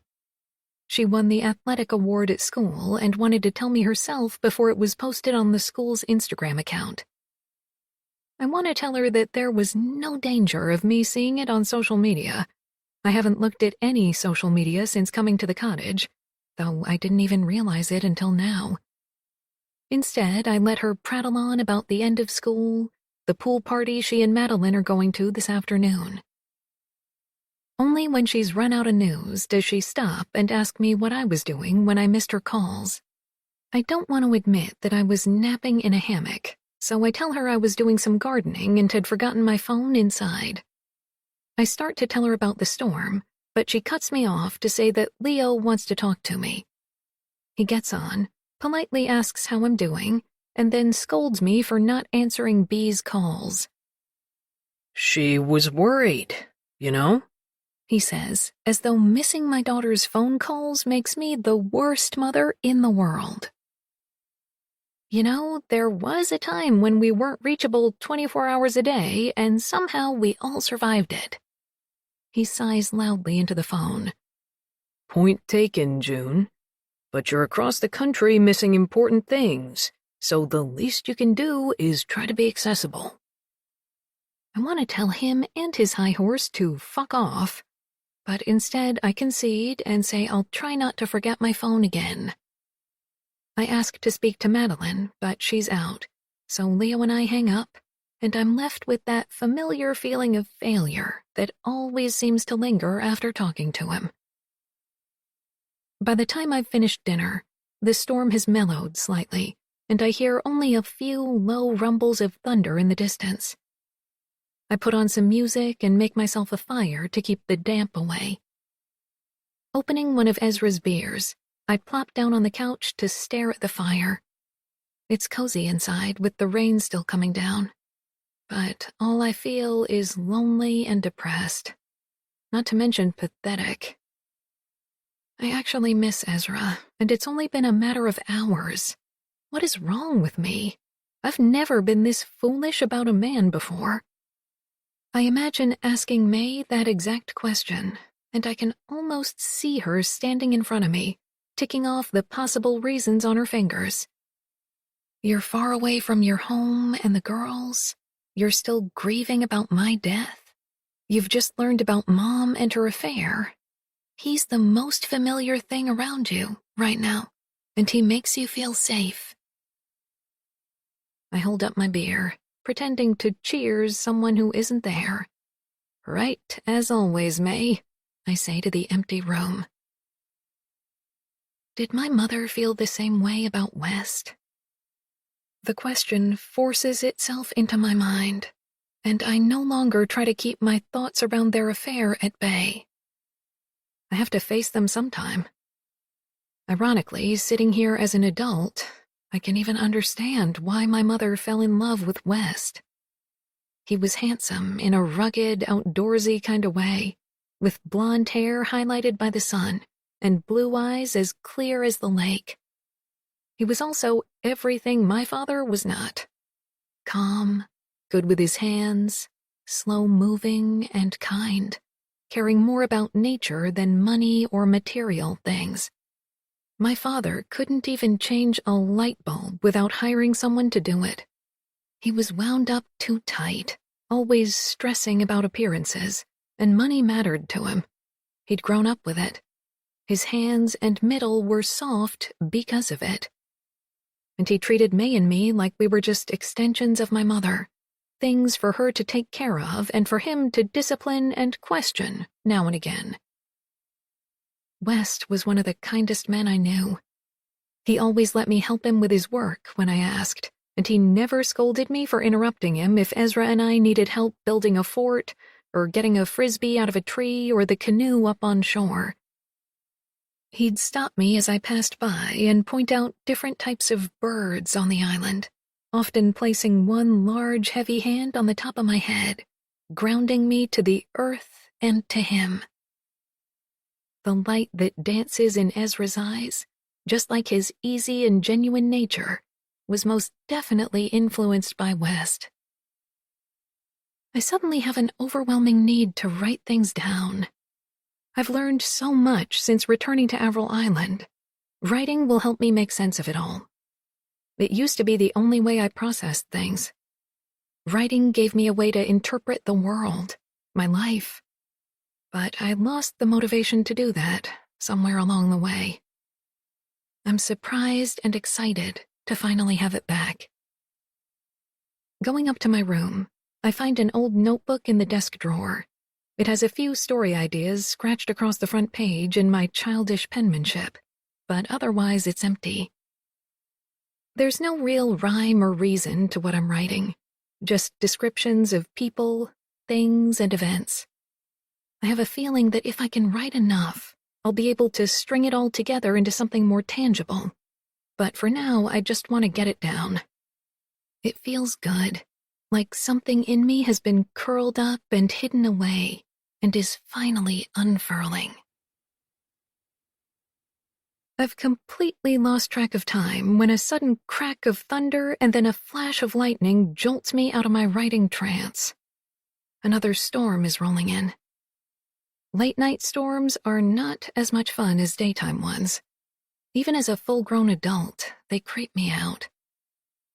My hand aches from all the writing, so I decide to stop there and go up to bed and read until I fall asleep.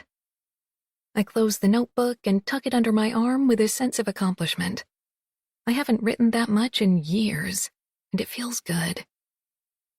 I've just turned all the lights out downstairs and am feeling my way to the stairs when another roll of thunder booms through the sky, causing each pane of glass in the old windows to quiver. A bolt of lightning follows right after, illuminating the whole living room. In that split second of light, I'm sure I see the outline of another person standing by the couch. I rush to a light switch, throw it on, but nobody's there. That doesn't mean my heart isn't racing. It was obviously just a shadow, the storm igniting my imagination. I take a few deep breaths, scan the room once more, and then head upstairs, leaving a light on just in case. Counting the seconds between the thunder and lightning, just like West taught me to do. Something woke me. A sound from somewhere else in the cottage, and I'm pretty sure it wasn't part of my dream. A heavy stillness sits over everything, as though the whole cottage is holding its breath. And it's dark. Abnormally dark. No light coming in from the hall or the moon. I hear another sound. Closer this time, and I'm fully awake now, so I know it wasn't part of a dream. Sitting up, I reach out to turn the bedside light on, but when I pull the cord, nothing happens. The power must have gone out because of the storm.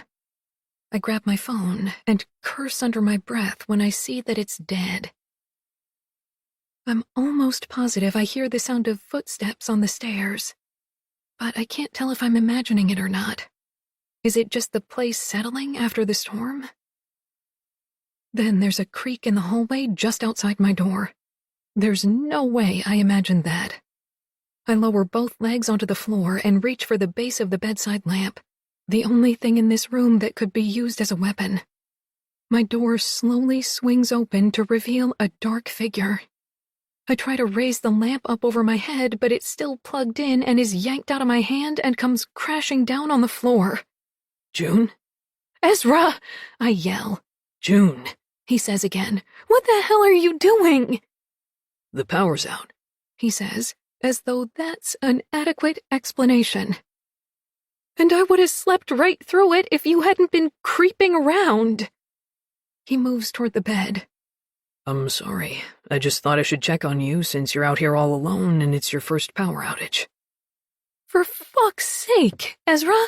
I'm a full-grown woman. I can take care of myself. As soon as it's out of my mouth, I regret it. Sorry. I appreciate your concern. You just scared me. That's all. No, you're right, he says, sounding nothing but apologetic. I should have realized I'd do more harm than good, sneaking in here. I really am sorry. My intentions were good, though, right? I give his arm a swat and end up releasing drops of wet from his raincoat. Yes, your intentions were good. Aren't they always? He cocks his head to the side. I wouldn't say always. For instance, I intend to convince you to come outside with me right now and smoke a joint. So that's not the most honorable temptation to put in front of you. What time is it? I ask, absent-mindedly reaching for my phone, then remembering it's dead. 1:30. He answers. It's pretty amazing out there, he coaxes. The calm after the storm. You wouldn't want to miss it. Yeah, sure. Why not? How easily corrupted I am. Ezra shines the flashlight on his phone while I feel around for a sweatshirt to throw on and put the lamp back on the bedside table.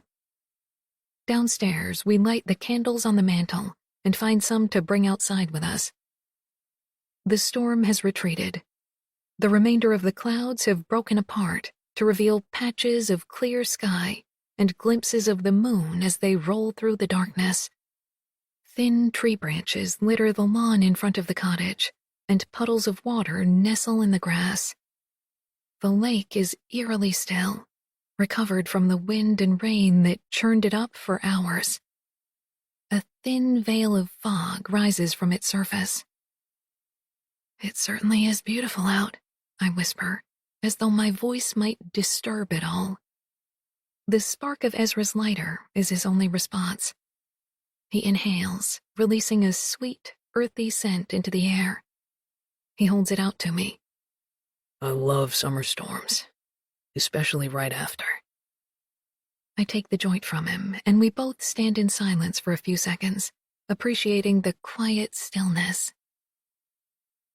"Why do you dislike Leslie Swan so much?" The question comes out of nowhere, and Ezra looks surprised by it. I never said I didn't like her.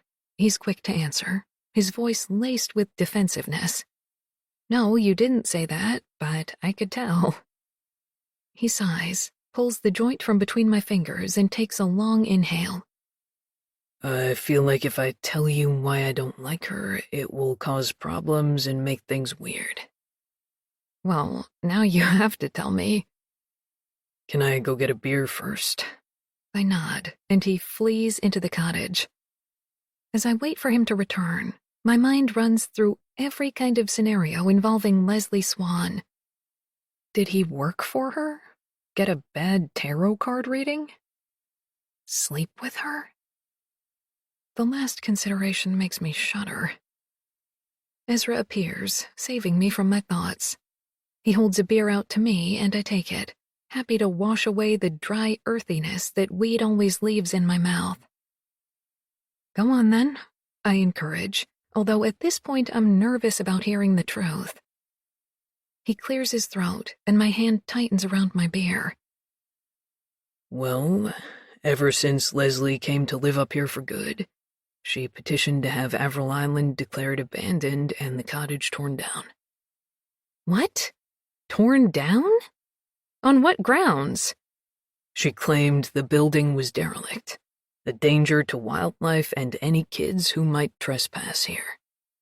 He pauses, giving me a chance to speak, but I'm actually speechless. I fought her on it. Gave proof that I was keeping an eye on the place, maintaining it as best I could, but she just didn't let up. Funny, I say, finding my voice. She didn't mention a thing about that when I saw her. That's not all, Ezra says with another deep sigh. A couple of years before your mom passed away, she stopped paying the property tax on this place. My stomach drops. It seems every road up here leads back to my mother and her bad behavior. So we almost lost the place for real? Leslie tried her hardest. Somehow she found out about the arrears and started to put pressure on the municipality to sell the place. And apparently she wanted first rights to it. I, of course, got involved, begged them to hold off. But why? She has her own goddamn cottage. My anger is escalating with each bit of the story, along with my disbelief at how she was able to sit there having tea with me as though she hadn't tried to steal Avril Island. And how did she even find out about the status of my family's property taxes? It's a small community, June. All you need is one guy from the tax office telling his friend over a beer, and the whole town knows. Ezra sighs deeply. I saw her out one night at the Bridgeside Tavern. She has a group of friends from around here who enjoy the odd big night out. Anyway, she was pretty wasted and came up to me spitting and hissing about trying to keep Avril Island from her. I asked why the hell she cared so much, and she said she wanted to burn the place to the ground in memory of her dead mother. Said that April Bennett was a menace to society and should pay for what she'd done, and a string of other bullshit that didn't make much sense. She wanted to buy it just to burn it down? That's absolutely ridiculous. It's the Swan way, June. That family has always had more money than they know what to do with. Suzanne Swan inherited a trust worth millions, and then so did Leslie. And yet she had a revenge plot over 50,000, I mumble to myself. A what? Ezra asks. I end up telling him everything Leslie told me the other day at her cottage, about my mother wanting her mother to lie to the police and borrowing money that she never paid back. Seems like small infractions in comparison with wanting to burn down your cottage, Ezra says, making me feel better about the whole thing. But like I said before, Leslie's a crackpot, and her mother probably was too. You need to stay away from her, June. I know. I give him the answer he wants, but in truth, I want to drive over to her cottage right now and tell her what I think of her. Seriously, June. She knows a lot of people in this area, and she's unpredictable. I understand, Ezra. I certainly don't want any trouble. No more than I've already brought on myself by coming back here. Good, He says sternly. Do you regret coming back? His voice has softened. No, not at all. I would never regret coming back here. Coming back to you. It just brought a lot of stuff up, that's all. But it's worth it, I promise. Ezra pulls me to him, wrapping his arms around me, making all the bad stuff disappear. Even if it's just for a few seconds, I'll take it.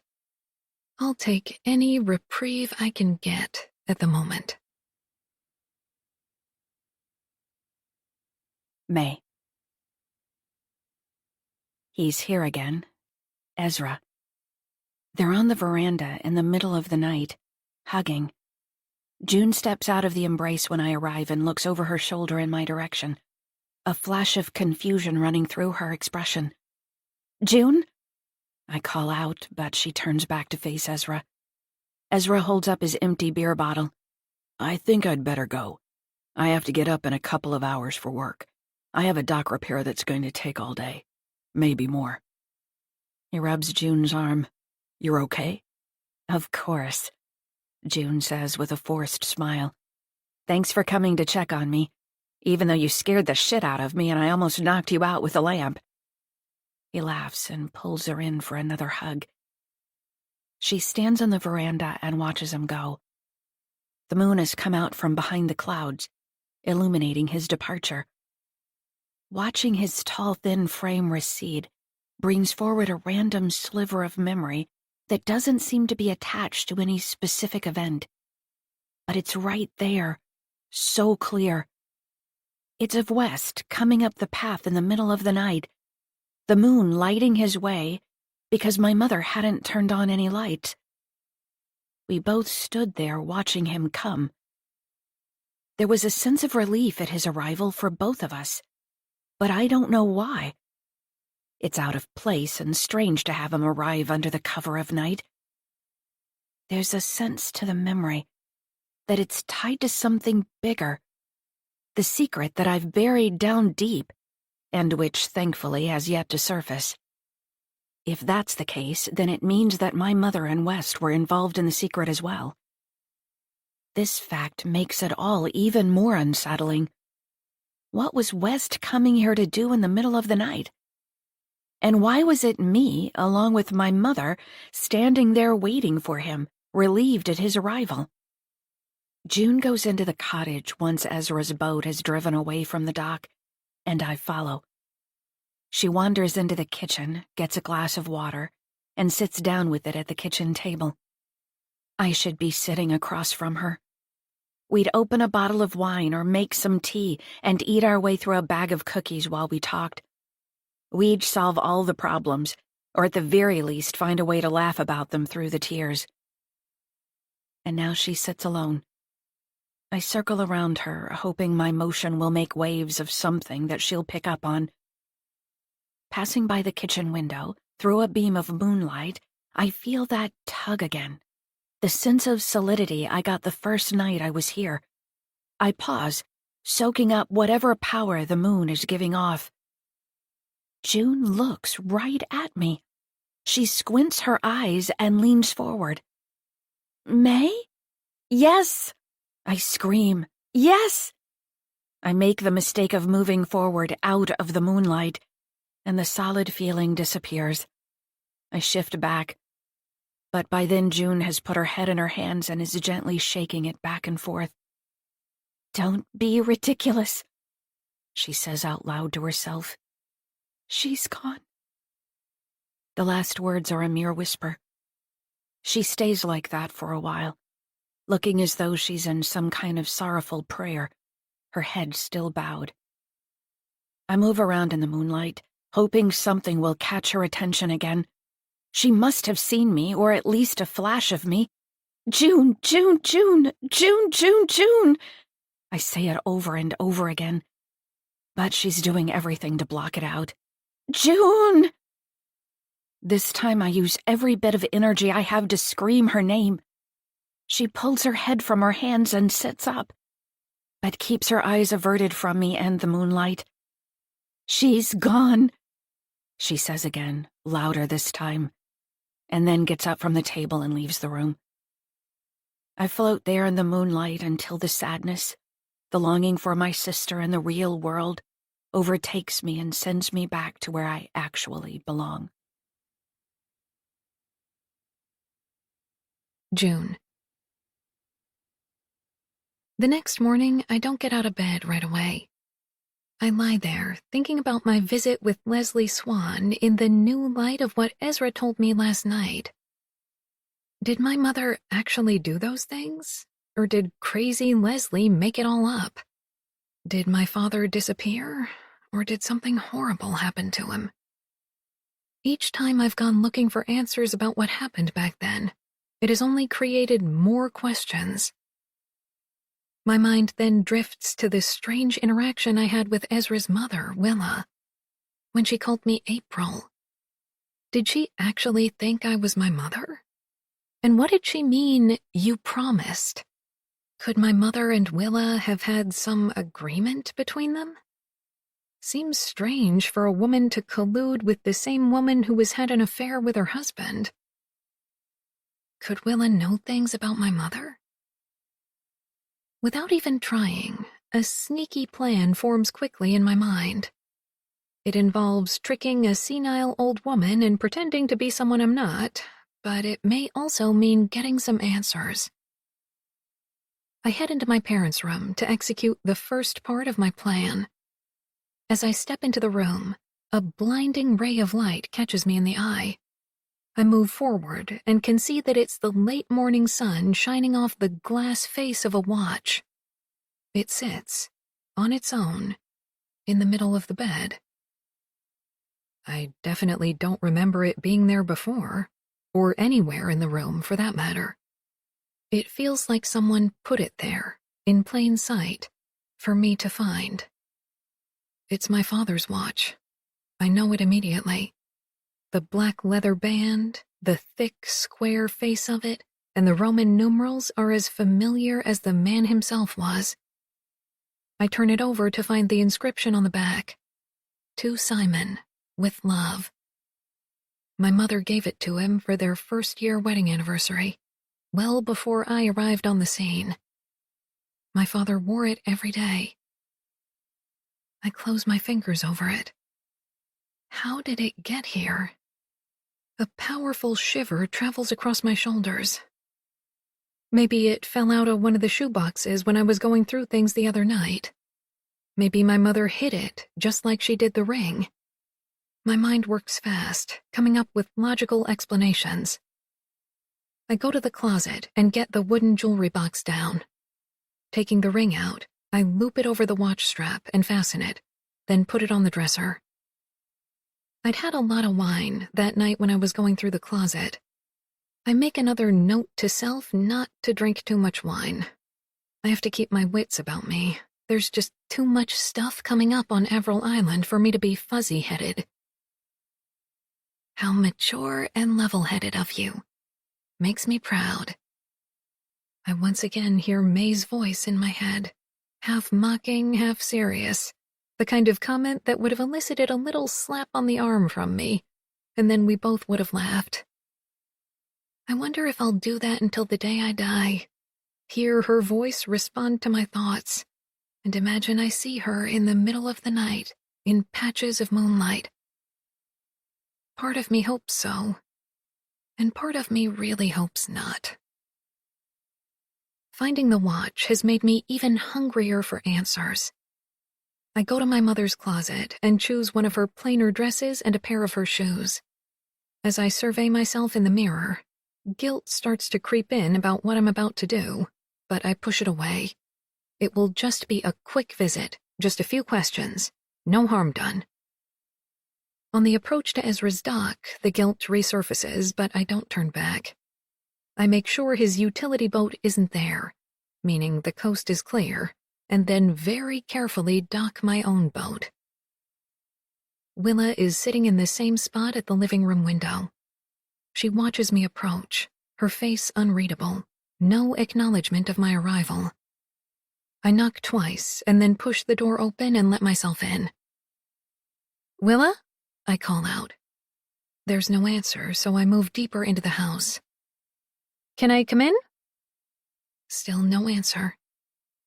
Only once I'm in the living room, standing in front of her, does she look away from the yard to greet me. A curtain seeming to lift from her gaze, bringing her back to the real world.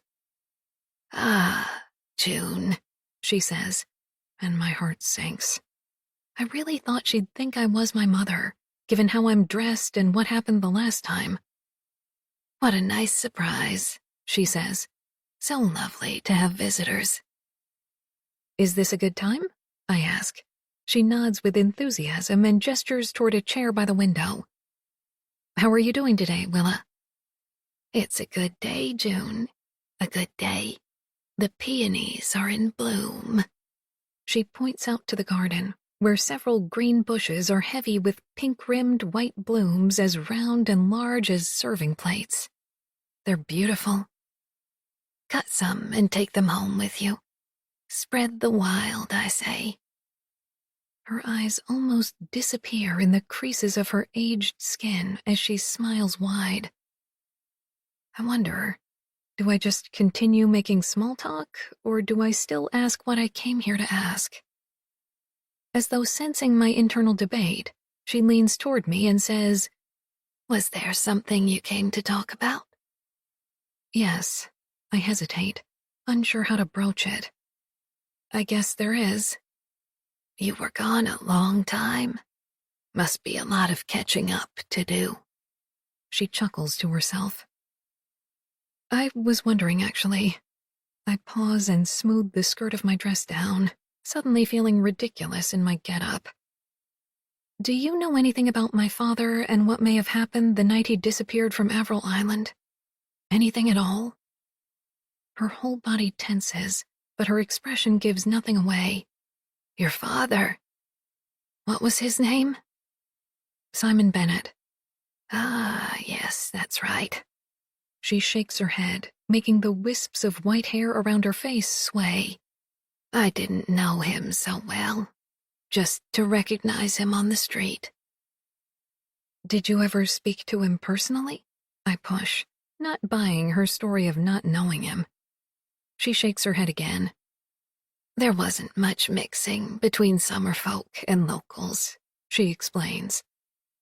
"But you knew my mother, April?" She gives a little shrug. "Not very well." "West worked for us at Avril Island. If I remember correctly, you came out now and again to help with gardening." I'm not going to let her get away with pretending she didn't know my family, that we were just summer residents who might have passed her on the street, that we don't have a family drama sitting between us like some two-headed elephant in the room. She cocks her head to the side, as though trying to conjure something up. "I don't really remember. It was a long time ago." I decide to try another angle. "I read in one of those newspaper articles about my father's disappearance that they thought West might have had something to do with it. Do you know anything about that? A pained look flits across her face, and I can tell I've struck a nerve. It was so long ago, she says. I don't remember too many details. The police came one day in West. She trails off, a dazed look coming into her green eyes. She glances around the room as though looking for something, and then focuses back on me, sitting across from her. Oh, dear, she says. How rude. I haven't even put on the kettle. She starts to struggle out of her chair. That's fine, Willa. I don't need any tea. I lean forward to stop her, but she moves quickly and is up and disappearing into the kitchen before I can say another word. I fall back into my chair with a huff of frustration. There's a stretch of silence. It goes on long enough that I wonder if she's forgotten all about the tea and gone out the back door. Then the sound of cupboards being opened and closed and dishes being arranged reaches me out in the living room. Willa starts talking quietly to herself, one long string of conversation, as though someone else is in the room. I stare out the window at the cloud-like blossoms blowing gently in the wind and the birds fighting one another for room at the feeder. I'm just trying to figure out a way to make a quick escape, to end this failed charade, when Willa reappears, empty-handed. She looks shocked when she sees me sitting there. "How did you get in here?" she asks, fury in her eyes. "I came through the back door," I answer, gesturing toward the kitchen. She moves right into the room to stand in front of me. "How dare you show up here again?" The shine of tears appears. "We had a deal," she says, the whisper of it full of emotion. It's what I came for, getting Willa to think I was my mother, but I didn't realize how upset she'd be. Still, I can't turn back now. I need answers. I slowly get up from my chair. "Can you remind me of that deal, Willa? I seem to have forgotten." She points a finger at me, and I notice her hands are shaking. "You know what deal," she hisses. "You promised never to come back, and I promised to never tell." "Never tell what, Willa?" "About Simon, or the girl, or the affair." She sinks down into a chair, tears now streaming down her cheeks. "My West." "What about Simon and the girl, Willa? Who's the girl?" There's a frantic edge to my voice. "Stop it," she says, turning away and holding a hand up to keep me at bay. "Please, Willa, just tell me about Simon. What happened to Simon?" Her head suddenly whips back in my direction. "Get out of my house!" she screams, startling me. June? I jump again at the sound of my name. Turning, I find Ezra in the doorway of the living room, his expression a mix of fear and confusion. What's going on? I glance down at Willa and then back at him. "I just came for a visit. I thought it would be nice for her since she's alone so much. I didn't mean any harm, Ezra." I shake my head. "Really, I didn't." He looks me up and down. Can you please go wait for me outside? I turn back to Willa to apologize once again, but her hands cover her face while she cries. "I'm sorry," I say to Ezra instead as I leave the room. He doesn't say anything or meet my eyes as I pass by. Walking down to the boathouse, I look back and see Ezra on his knees, trying to comfort her. I take my shoes off and toss them in the boat, then sit down on the edge of the dock with my feet in the water. I feel like a complete asshole. I'm carefully going over everything Willa said when Ezra arrives on the dock. I know why you're here, June. His voice is stern and, for the first time since I've been back, unfriendly. It's wrong, what you did. I get to my feet. Looking at his face, I realize there's no point in trying to play innocent here. He can see right through me. He always has. "I'm sorry, Ezra," I didn't realize how bad it was, that I'd upset her so much. How could you not? You brought up the most painful time in her life. But I think she might have some answers about what happened to my father. I think it was more sinister than we thought it was. Because you think my dad killed him? I just wanted to know if she knew anything. He puts a hand up to stop me. I think you should go, June. She said that she and my mother had a deal. She would keep the secrets if my mother stayed away, which means she knows something, Ezra. She's a senile old woman, June. He yells, interrupting me once again. She doesn't even know what she ate for breakfast. I've never seen him this angry before. Ezra, give her more credit than that. He crosses his arms and looks down at the ground. Just please go. I don't want to be around you right now. But what if she does know something? He looks up at me, his eyes cold. That's my mother, June. Not just another person to use for your own benefit. What he says stings, but only because there's truth to it. I'm sorry. I don't know what else to say. If I'd known how much it would upset her, I never would have come here. He doesn't say anything or look at me. You, of all people, should understand the need for answers. He lifts his head and glares at me. That I do, June. But I certainly wouldn't risk someone's well-being to get them. His words are like a punch in the gut. He turns toward the stone cottage, crosses the backyard, and disappears inside, back to his mother. While hastily untying the boat, I notice movement out of the corner of my eye. Glancing up at the neighbor's yard, I spot somebody sitting in the shadows of the screened-in porch. I put a hand over my eyes to shade them so I can get a better look. I can tell from the size and shape of the person that it's Judy.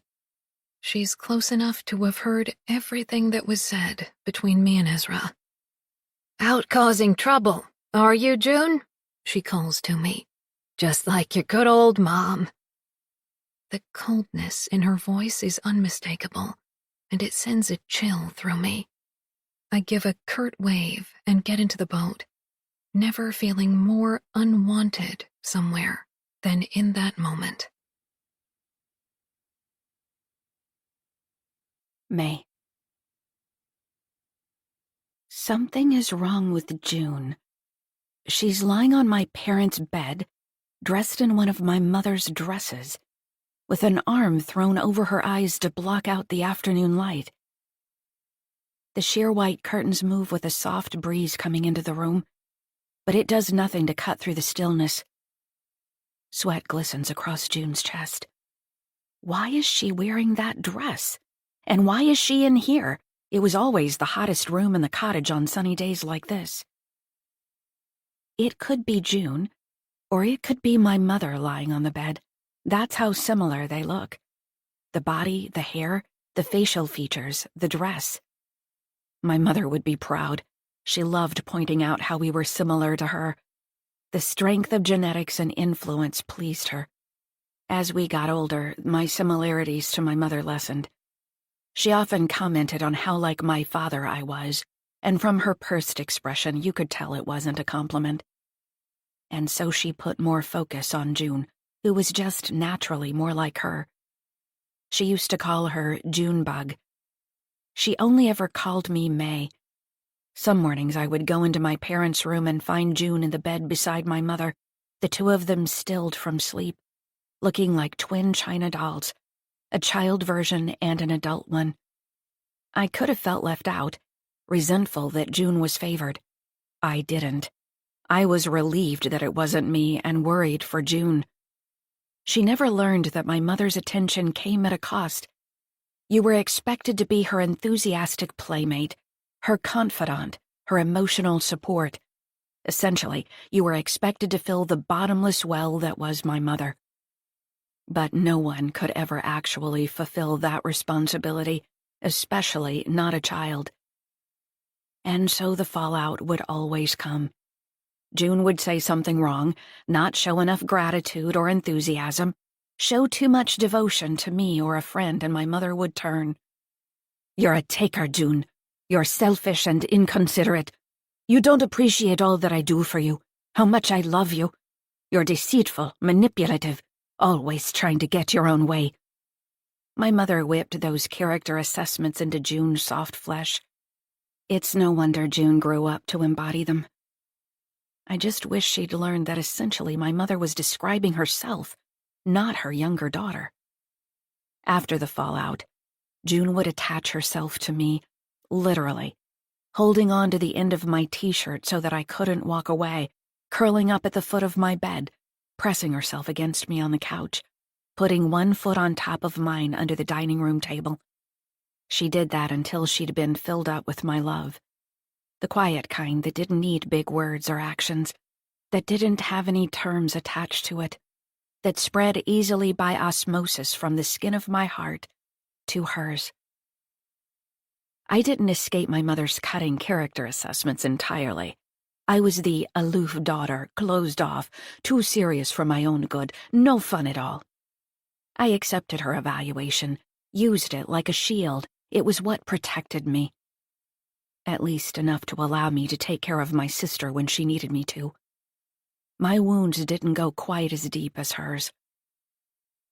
June suddenly sits up and lunges forward toward my mother's dresser. With a roar, she wipes everything clean from its surface. Perfume bottles, an old jar of face cream, a hairbrush, and tubes of lipstick fly against the wall and scatter across the floor. She pulls at the zipper of the dress, freeing her upper body from it before sinking down onto the floor, her back against the bed. There are no tears, only frustration and anger in her blazing eyes. It scares me. I bring myself as close to her as I can, wrapping my essence all around her like a virtual ghost hug. June, what's wrong? I ask, knowing I won't get a reply. She shivers. My God, May, I wish you were here. I'm here, June, I'm right here. I say the words forcefully, hoping she can at least feel them if she can't hear them. It's so fucked up. She sounds like she's on the verge of tears, but holding them back. Mom had an affair. She chuckled. But I guess you already knew that. What else did you know, May? What didn't you tell me? She looks up into the room as though searching for me. So many fucking lies and secrets, May, and you're not even here too. Her voice catches and she trails off. She can't hold the tears back any longer. She lets them fall down her cheeks onto the fabric of the dress, the light blue fabric dotted dark with each drop. It's the kind of crying that has no force behind it, because you're too weighed down by grief. She shakes her head. How can she still be fucking with us even when she's dead? Because she's our mother, I reply. Her blood mixed and running through our veins, her influence blanketing across our consciousness, her twisted version of love a stake right through our hearts. Only bloodletting, lobotomy, and a heart transplant can exorcise them out. And now here I am, talking to my dead sister like some kind of nutcase. June roughly wipes the tears away. She pushes herself up off the floor, moving right through me. Once again, I feel her as she goes. Her warmth, her smell, her feelings, all of them at once. Pushing the dress all the way off her body, she goes to the closet and hangs it up, then gets down on all fours in her bra and underwear to clean up the mess she's made. I watch her slowly crawl around half naked, the bones of her spine rolling up and down as she moves. Her face tear-stained, her eyes red, painfully vulnerable and alone. My helplessness rips through me, the need to be there with her a chokehold. Can I die a second time from this kind of pain? June. I get up off the floor and leave the room, which now reeks of my mother's face cream and perfume after the bottles broke when I wiped her dresser out. I actually made it worse in there. Now my mother's presence is inescapable. Displays of temper like that are not my style, nor is dressing up like my mother to fool old ladies or seeing apparitions of my dead sister. I really am losing it. Like Jack Nicholson in The Shining, I might be one day away from putting an axe through the door and saying, "Here's Junie." I'm just pulling a sundress over my head when I hear a knock at the door. My heart jumps into my throat. It must be Ezra, coming to make up. "Coming," I call out, as I quickly brush some powder across my face to hide the fact that I've been crying. At the bottom of the stairs, the heart that was in my throat only seconds ago sinks all the way down into my gut, heavy with disappointment. It's not Ezra standing there in the living room, but Leslie Swan. She's wearing a wide-brimmed straw sun hat pushed down over her gray curls, a dirty white tank top, and wild print parachute pants. "Ah, June," she says with a strange breathlessness. "So sorry to barge in on you. Didn't think you'd mind too much, though, as you did the same to me just the other day." She laughs in an effort to lessen the slight, but I stay straight-faced, refusing to give her anything. Taking her sun hat off, she fluffs out her curls, sending a whiff of perspiration and lavender my way, her bracelets jangling.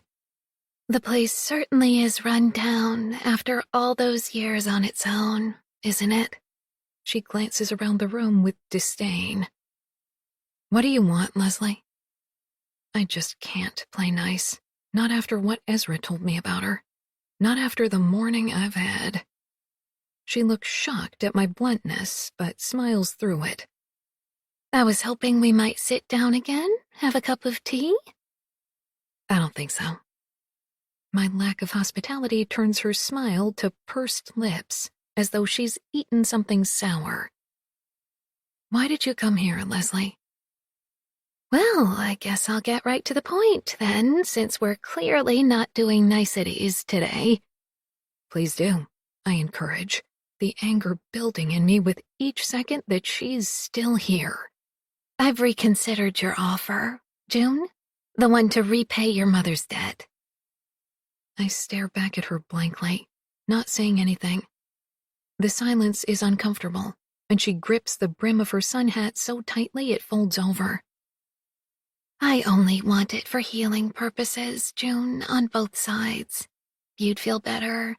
I would feel better. I'll donate it, of course, to a favorite charity of my mother's. You can pay me in installments. I put a hand up to stop her from blabbering on. "I think you need to get the fuck off my property, Leslie." My words actually cause her to gasp and put a hand to her chest. My goodness, June! Where on earth is this hostility coming from? Surely we are more civilized than this." "But you see, I don't consider you civilized, Leslie. I consider you to be vengeful, petty, and a liar. Ezra told me all about your attempts to destroy Avril Island. So I'm sure you can understand why I will feel the need to call the police if you are not off my property in the next 3 minutes." Her eyes go wide with shock, and she begins to shuffle her way backward toward the door. "That's just ridiculous, me trying to destroy Avril Island. You should consider the source, June, you really should. Ezra Keene may be all smiles and handsome on the outside, but you don't know what lies underneath that shiny veneer. Don't fall for it, June. I warn you." "And you should get off my property." I take a step toward her. "You are as bad as your mother, June Bennett. A menace. All of you, your sister, your whole family," she spits at me. "You watch what you say about my sister, Leslie," I say, slowly walking toward her, forcing her to move faster. She was nothing but wonderful, not a menace in the slightest. Me, on the other hand. I won't argue that title. She pushes through the screen door. "I wish my mother had burned this place to the ground back when she had the chance. You would have gotten what you deserve," she yells at me, before turning and scurrying down the stairs. I stand on the veranda until she's pulled away from the dock and is only a speck on the lake beyond. Then I go into the kitchen and, with shaky hands, open a bottle of wine and pour myself a very full glass. Leslie's words about Ezra ring loudly through my head. Consider the source. What lies beneath the shiny veneer? Don't fall for it. I warn you. I picture his angry face, his harsh words spoken to me at his house earlier in the day. It was a side of Ezra I'd never seen before.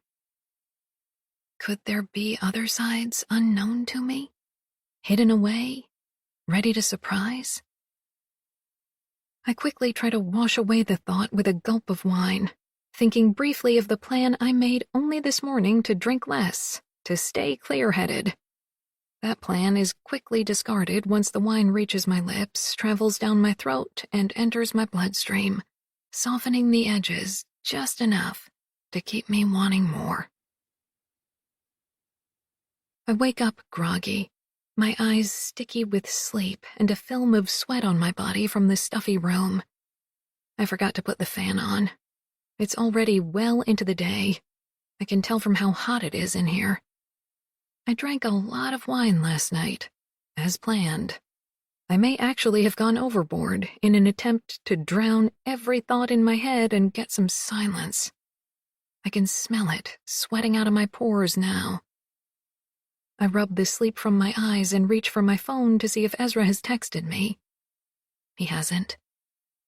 I could lie in bed and obsess over it, allow Leslie's words to resurface and wreak havoc, but instead I force myself up and into my running clothes. I have to clear the fog somehow. I'll go for a run, come home, and give him a call. Maybe he's waiting for me to make the first move, since I'm the one who fucked up. Standing against the counter, eating a banana and enjoying a cup of coffee, I commend myself. My mindset about Ezra is healthy. In the past, if things went sour with a man, I'd just run away, move on to the next one. It was my pattern both before Leo and during. I won't do that with Ezra. Walking to the front door, I wonder if I might be able to convince him to come for dinner. I'll cook, this time. Maybe dig a little deeper to get a better sense of him. I bend down to tighten my laces, do a few warm-up stretches, and then pull open the door, ready for my run.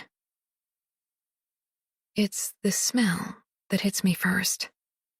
Rot, the meaty kind. Then the flies, so many I can hear the loud buzzing. My eyes sweep the veranda, and at first I'm not really even sure what I'm looking at.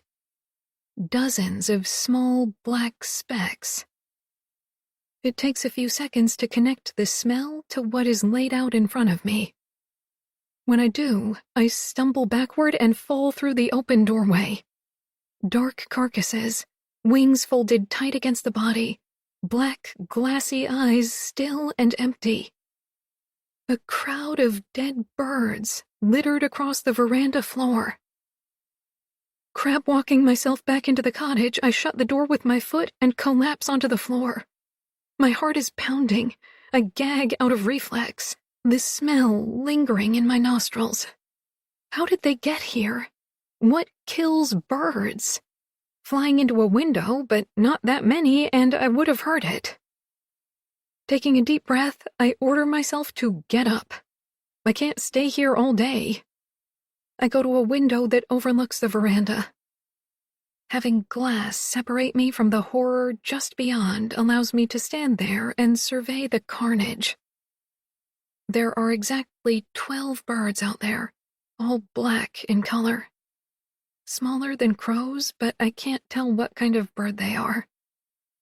The longer I stand there and stare at them, the more disturbing it is. Feeling as though I might be sick, I turn away, pull my phone out of my pocket, and dial Ezra's number. It's the only thing I can think to do. It takes some explaining, but when he finally understands that I have a veranda full of bird carcasses and that I'm scared, he says he'll be right over. Through the window, I snap a few photos. Then I retreat deeper into the cottage. The sound of Ezra's footsteps on the porch makes me brave enough to open the front door. He's standing in the middle of the mess, his eyes narrowed in confusion, his mouth open in shock. What the hell? He says. I came down this morning and they were all here like this. I take a tentative step outside. I Googled and there are mass bird deaths, but not on someone's veranda, and they were starlings, which I don't think these are. Somebody must have put them here. Leslie Swan. She did this. I point at the carnage in front of me. Okay, slow down, June. Let's take this one step at a time. You don't believe me? I accuse him. You're the one who called her a crackpot. Wouldn't this classify as crackpot behavior? I don't give him a chance to answer. She was here yesterday, Ezra, and I told her to get the fuck off my property. He puts a hand to his head, then closes his eyes for a second as though it's all just too much to deal with. I believe you. I do. We'll figure it all out. But right now, I think you need to go inside and call animal control to make a report. He gestures to the birds. And I'll clean this up. Are you sure? He waves me away. It's nothing. I've dealt with this kind of thing before. Raccoons, mice, moles, pheasants. If it's wild and up in these parts, I've seen it dead and had to remove it from someone's cottage. I gratefully go inside and leave Ezra to clean up the dead birds. Animal control takes my report, but tells me I'll need to call the police if I think someone did it deliberately. They say I could save one of the birds to bring in for an examination to determine the actual cause of death, but I wouldn't get the results for up to a month. Frustrated and still shaky, I do the only thing I can think to do. Go into the kitchen and make a pot of coffee. Hopefully Ezra will stay and have some. Only as I'm pouring water into the machine do I realize how badly my hands are trembling. The door swings open with a bang and I jump, splashing some over the sides. Ezra arrives in the kitchen. I'm not sure coffee is what you should be having right now. I know. I'm pretty jumpy after coming down to that. I thumb in the direction of the veranda. I don't blame you, He says, going to the sink to wash his hands. That would be an awful thing to come down to this morning. You didn't pick them up with your bare hands, did you? He laughs, drying them on a tea towel. No, of course not. I used a pair of work gloves, and the birds are in a garbage bag in my boat now. I'll get rid of them for you, but I'm going to take one by animal control to get it tested. And you should probably wash the veranda down with a few buckets of soapy water. Animal control said it could take up to a month to get any result. I throw a hand up in exasperation. He shakes his head. Don't worry about that. I know someone that works there and he owes me a favor. I'll make sure we get the results faster than that. Affection for him swells in me, almost muffling the anxiety. Even mad at me, he comes here and takes care of everything. What Leslie implied about him yesterday is literally blown apart. Ezra Keene is a good man. I'm sure of it. I'm really sorry about yesterday, I say. It was totally selfish and out of line, and I don't think your dad killed mine. I was just asking questions, trying to get her to talk. He shakes his head again. I shouldn't have reacted so strongly. I know you're dealing with a lot of new stuff up here and want answers, just like I did. Still do. I sit down across from him. So, we're okay, then? He reaches out and takes my hand and gives it a squeeze. We're good. I'm about to launch into a recount of my encounter with Leslie when his phone buzzes. He looks down at it and frowns. I'm really sorry, but I have to go. I was right in the middle of a landscaping job when you called me, and I left a guy there on his own. Apparently, he's knocked down the corner of a stone wall. You have guys? Yes, I have guys, He says with a deep chuckle that moves my insides. Just 3, who I bring on for the bigger jobs. He gets up from the table, so I do too. Are you going to be okay here on your own? I'll be fine. It takes more than some dead birds to scare me away. I'll just spend the day thinking up my revenge for Leslie Swan. Ezra laughs and shakes his head. Come on, June, you can't be sure it was Leslie unless you caught her in the act. I give Ezra a quick synopsis of what happened yesterday when Leslie came over. So you see, she's the only one with a motive. He huffs out a laugh. I wouldn't say the only one. What?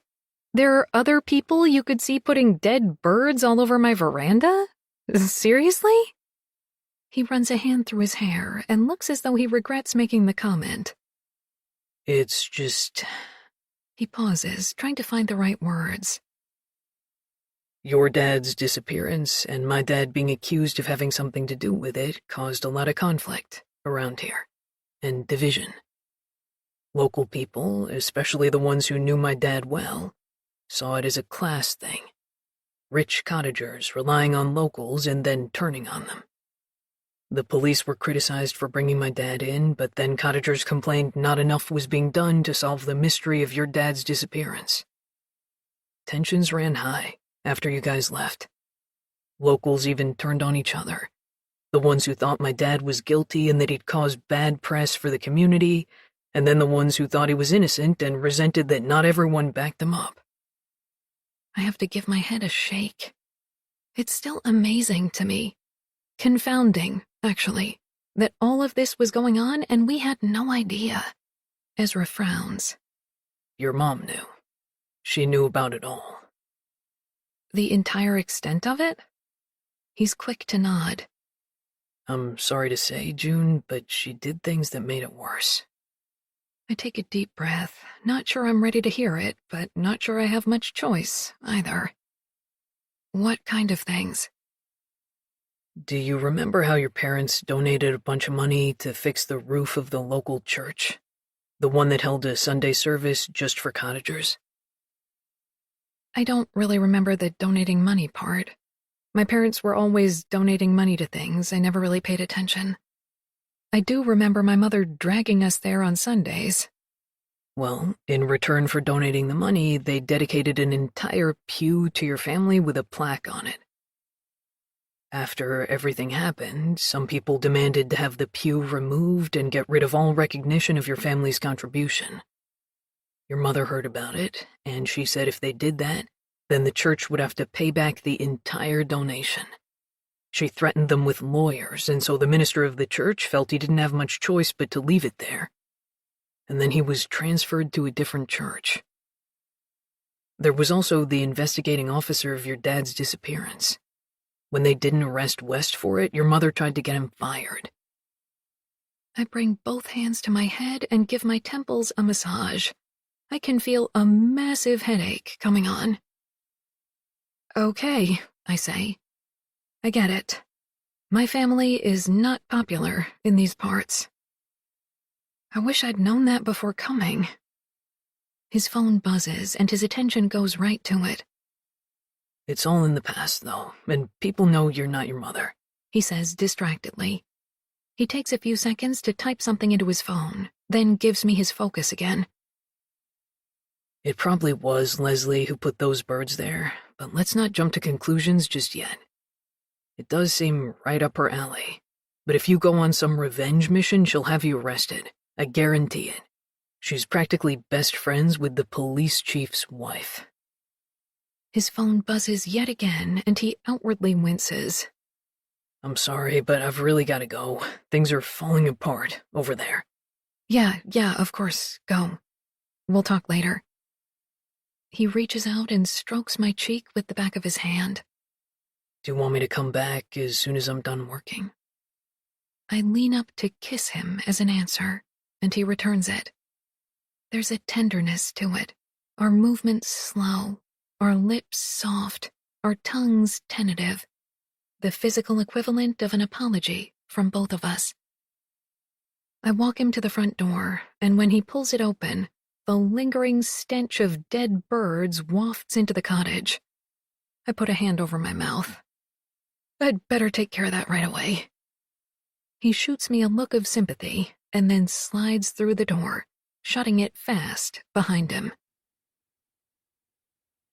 What I want to do as soon as Ezra leaves is start scavenging the island for dead animals to leave on Leslie Swan's cottage porch. But I think it's best to heed Ezra's warning about her having me arrested. I also can't help but wonder, after everything Ezra just told me, if there might be somebody else who was motivated to defile the front veranda with dead birds. After learning all that I have about my mother since coming back to Avril Island, I wouldn't be surprised if she has a lineup of enemies waiting for the chance to get their revenge. I decide to call the police. They take down an account of the event and all my information and explain that they can't really do anything until they speak to animal control.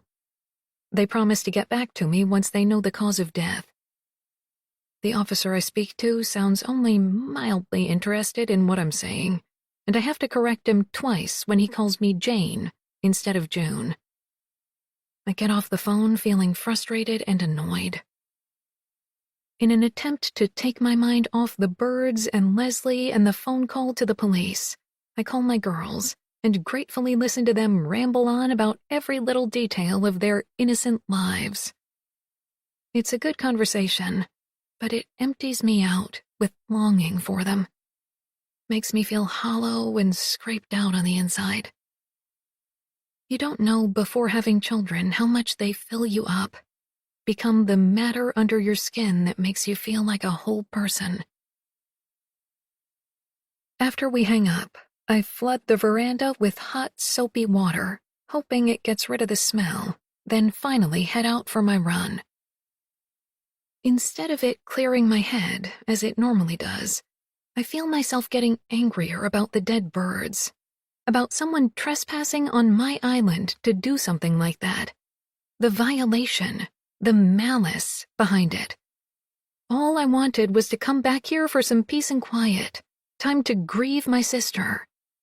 Instead, I'm left to suffer from the mess my mother made and deal with outdated bids for revenge. I stop at the opening of the path into the clearing, deciding to go check on the tree, hoping to catch someone there who I can unleash my fury on. When I arrive at the tree, that fury is quickly extinguished by the chill that runs through me. It's not the same as before. It's even bigger this time. The branches thicker, more string used to hold it all together. A new cross leaning up against the tree, one that would be impossible for me to break into. I slowly back away from the tree, not even daring to touch it. The new, bigger cross feels like a very clear message. Whoever put it there doesn't care that this is my island. They are not going to back down. Somebody wants me off this island. I just have to find out who and why, because I'm not going anywhere. I've told Ezra that I have to mail a letter and suggested that we meet at the Bridgeside Tavern, the only bar in town. I head there an hour before our scheduled meeting time. I want to sit at the bar on my own for a little while, see if I can attract some locals over and get them talking. I have a feeling that Ezra is careful with what he tells me, worried that he'll upset me. But I need to know the uncensored truth.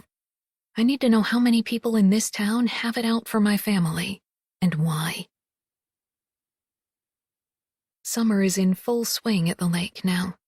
A steady stream of cars rolls down the main road, and cottagers weave their way along the sidewalk, ducking in and out of the shops. The beach is crowded with families, kids in their bathing suits, skin already tanned deep by the sun, running around screaming, kicking sand up and then splashing into the water.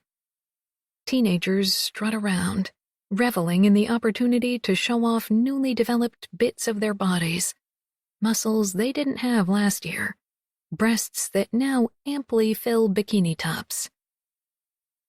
I pass the government dock with a group of old men fishing off it, and then reach the bridge that connects the downtown area with the more residential part of town. A group of boys in bathing suits climb over the side of the bridge like a cluster of spiders. They perch on the metal beams on the outside of the bridge, waiting for a boat to pass underneath before dropping down into the water below and quickly swimming out of the way of more boat traffic. Sitting on the other side of the bridge is the Bridgeside Tavern. It looks as worn and weathered as it did 30 years ago. Inside is dark and cool. It takes my eyes a few seconds to adjust to the change. I go sit at the bar, since I'm alone. The woman serving drinks gives me a good up and down. She pours me a beer and sets it down in front of me on a worn, warped coaster. "You lost?" she says with a sly but friendly smile. She's a middle-aged woman with one of those generic, not long but not short bob haircuts, blonde, with the hint of gray roots coming in. The red t-shirt she wears has the name of the tavern stretched across her ample chest and reveals a slight paunch that I'm betting is the result of a few kids. She's heavy on the makeup, but it doesn't do a very good job at covering up the dark circles under her eyes or the evidence of the rough life she's clearly lived. Lost? I pull my beer toward me. We don't get many seasonal folk in here. She nods to the crowd behind me. I turn and survey. Take a slow breath and allow the gentle interlude to steady your heart before the story continues.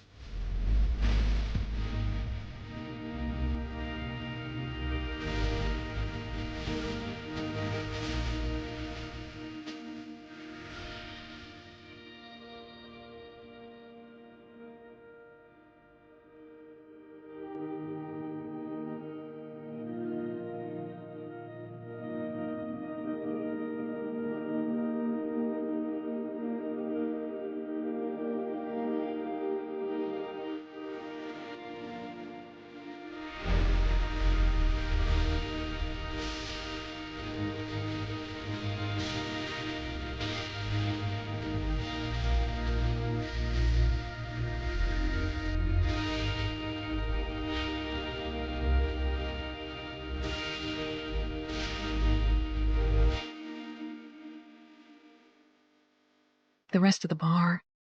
It's mostly older men who look as though they've worn trenches into their seats over time. I'm not lost, I say, after turning back to face her. She wipes down the counter in front of me, even though it's spotless. What part of the lake you from? I can tell I've piqued her curiosity, which is a good start.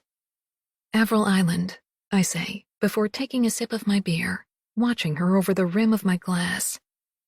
Her eyebrows rise in surprise, then she gives me a knowing nod.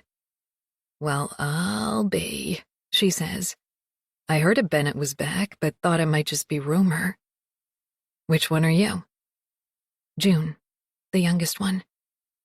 She actually gets more comfortable, leaning into the counter and crossing her arms. What brings you back now? My mother told me and my sister that she sold Avril Island years ago. She died, and we found out that she had in fact lied, and it was still in the family. I'm aware that the we I'm referring to is me and my dead sister, but I like talking about her as though she's still alive. It feels more right than talking about her like she's dead. The woman's eyes go wide again. Get out, she says, clearly relishing the gossip. That would have been a doozy to find out. Yep. I take a long drink of my beer, enjoying how it cuts across my throat before making its way down. Leaning in a bit closer, I say, "You know another thing my mother lied about?" My best approach is to look like I'm a victim of my mother's, not an ally, if I'm going to get anyone to talk to me. It feels strange, betraying her after years spent protecting her, but it's also incredibly liberating. She told me and my sister that my dad ran off on us. Not a thing about the disappearance or the police investigation. I slice my hand through the air for dramatic effect. We had no idea about any of it. Her mouth drops open in shock and she shakes her head. You don't say. I have no idea to this day whether my dad is out there somewhere, still alive or dead. A customer approaches the bar, and the woman signals a young man washing glasses to take care of him so she can keep talking to me. I didn't realize how easy it would be. I hate to be the bearer of bad news, she says, although I think she likes to be the bearer of any news. But my uncle was on the police force back then. I overheard him telling my mom some details of the case, and from all that they had, it sure sounded like somebody had been murdered. The breath catches in my throat in a moment of uneasy excitement. I was finally getting somewhere. I take another sip of my beer to steady myself. Are you sure? She gives me a pitying smile and nods to show she's on my side. They found your dad's boat washed up on an island. Apparently there was blood on the steering wheel that matched his, and she takes a quick look around to make sure nobody is listening, then leans in even closer, bringing with her the smell of hard alcohol and stale body odor. They found West Keene's fingerprints all over the steering wheel.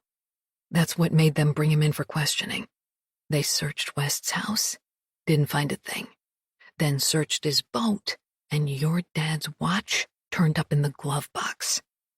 She taps her own wrist, even though there's no watch there, a satisfied look on her face from the valuable inside information she's just dropped in my lap. The clench in my jaw and the shock that's locked itself in my bones keep me from responding as these new facts sink in.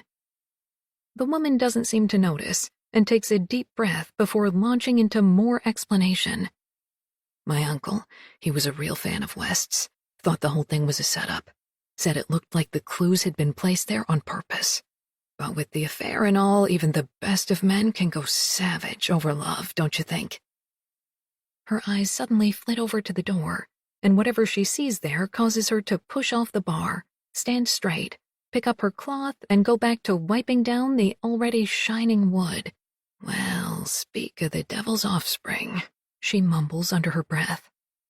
A hand on my back causes me to jump. June? I look up into Ezra's face. You okay? He asks. I just nod. Looking at the woman behind the bar, he says, Martha. An unmistakable edge to his voice.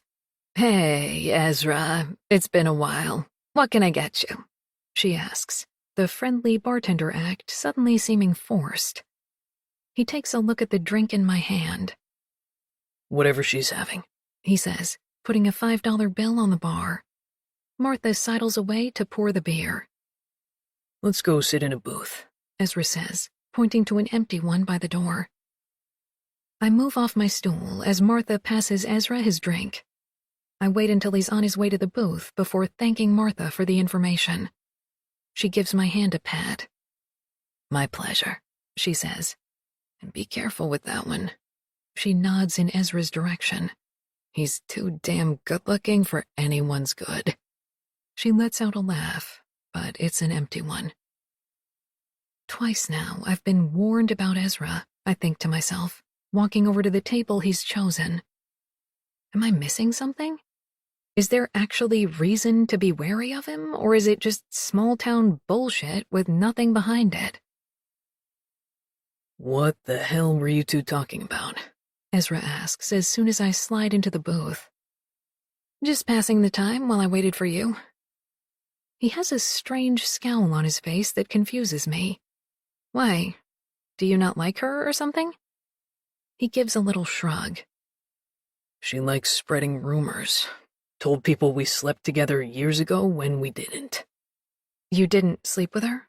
I ask, just to confirm. He takes a sip of beer and then licks the foam away. Never, but I did turn down her many offers and dodge her messy advances whenever I came in here for drinks. She likes to sample what she's selling through her shifts. I think of the strong scent of alcohol she emitted. I just stopped coming here, and the rumor eventually died down. Water under the bridge now. I'm just not a fan, that's all. That makes sense, I say, silently wondering what other bits of history I don't know about Ezra. His explanation gives a reason for why she dislikes him and why she'd warn me against him. A woman scorned type thing. He reaches out and rubs my hand. Anyway, how are you doing? Feeling any better after those birds? I shrug. I'm okay. Like I said before, I think it was the handiwork of Leslie Swan, her weird form of revenge after our heated exchange yesterday. And I can take her, so I'm not that worried. I was hoping to make Ezra laugh, but there's only concern in his eyes.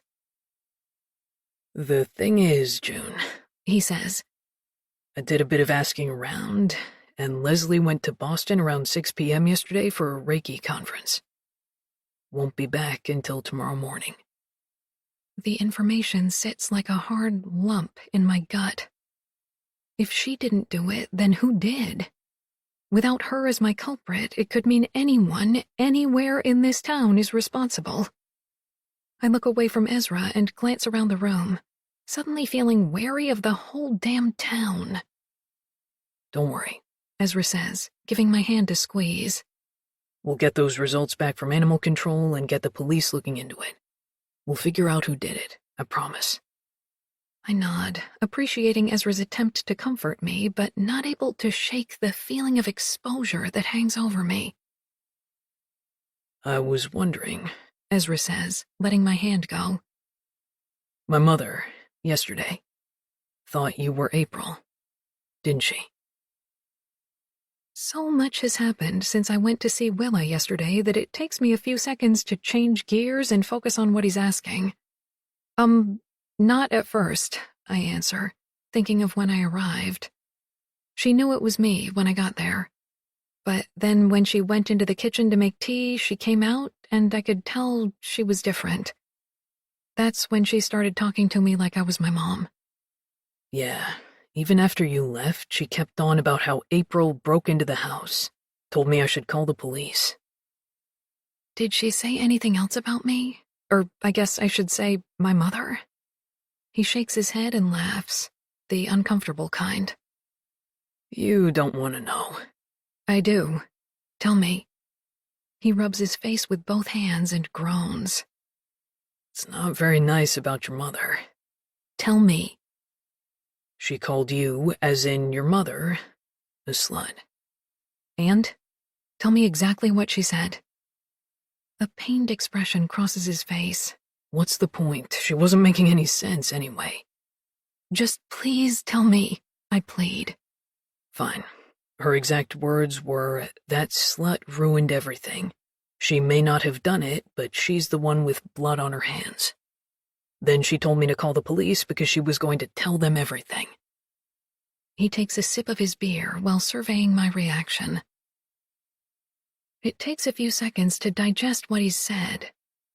I try to piece it together with everything else so that it makes some kind of picture. What does she mean, blood on her hands? It makes it sound like murder. Ezra sits up straighter, defensiveness already in his eyes. You mean a murder committed by my father? I'm not saying that, Ezra. I'm just wondering why your mother would use the words blood on her hands. Your mother and my father had an affair. Your father found out and left without a trace.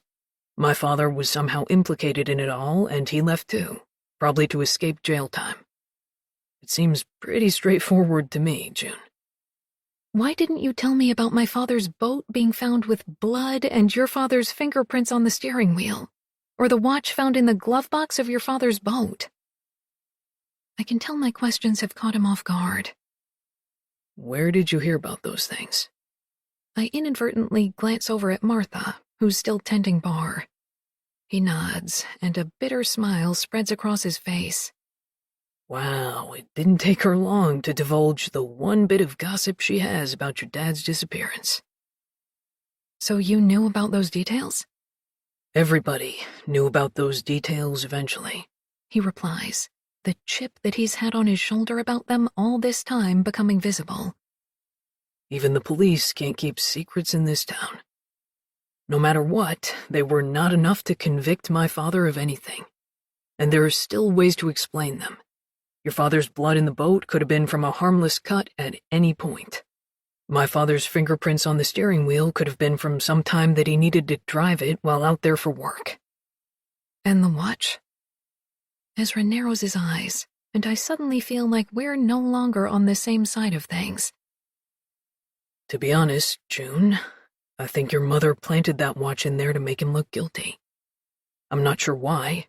Maybe so she could get your dad's money faster. Maybe the shame of having her husband leave her, so she wanted to make it look like something else. I really don't know. All that I do know for sure, 100%, is that my father did not do anything to hurt your father. Okay, I say. He looks surprised, as though he expected more of a fight from me. Okay?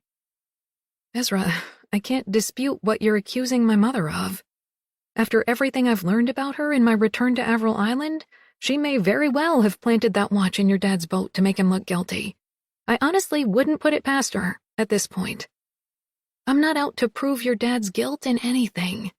I'm just trying to piece together what happened. His whole body relaxes, his expression softening. He reaches for my hand again and holds it tightly. He's about to say something when his phone rings. He looks at the screen as though he might ignore it, but when he sees who's calling, there's a flash of panic on his face and he quickly answers it.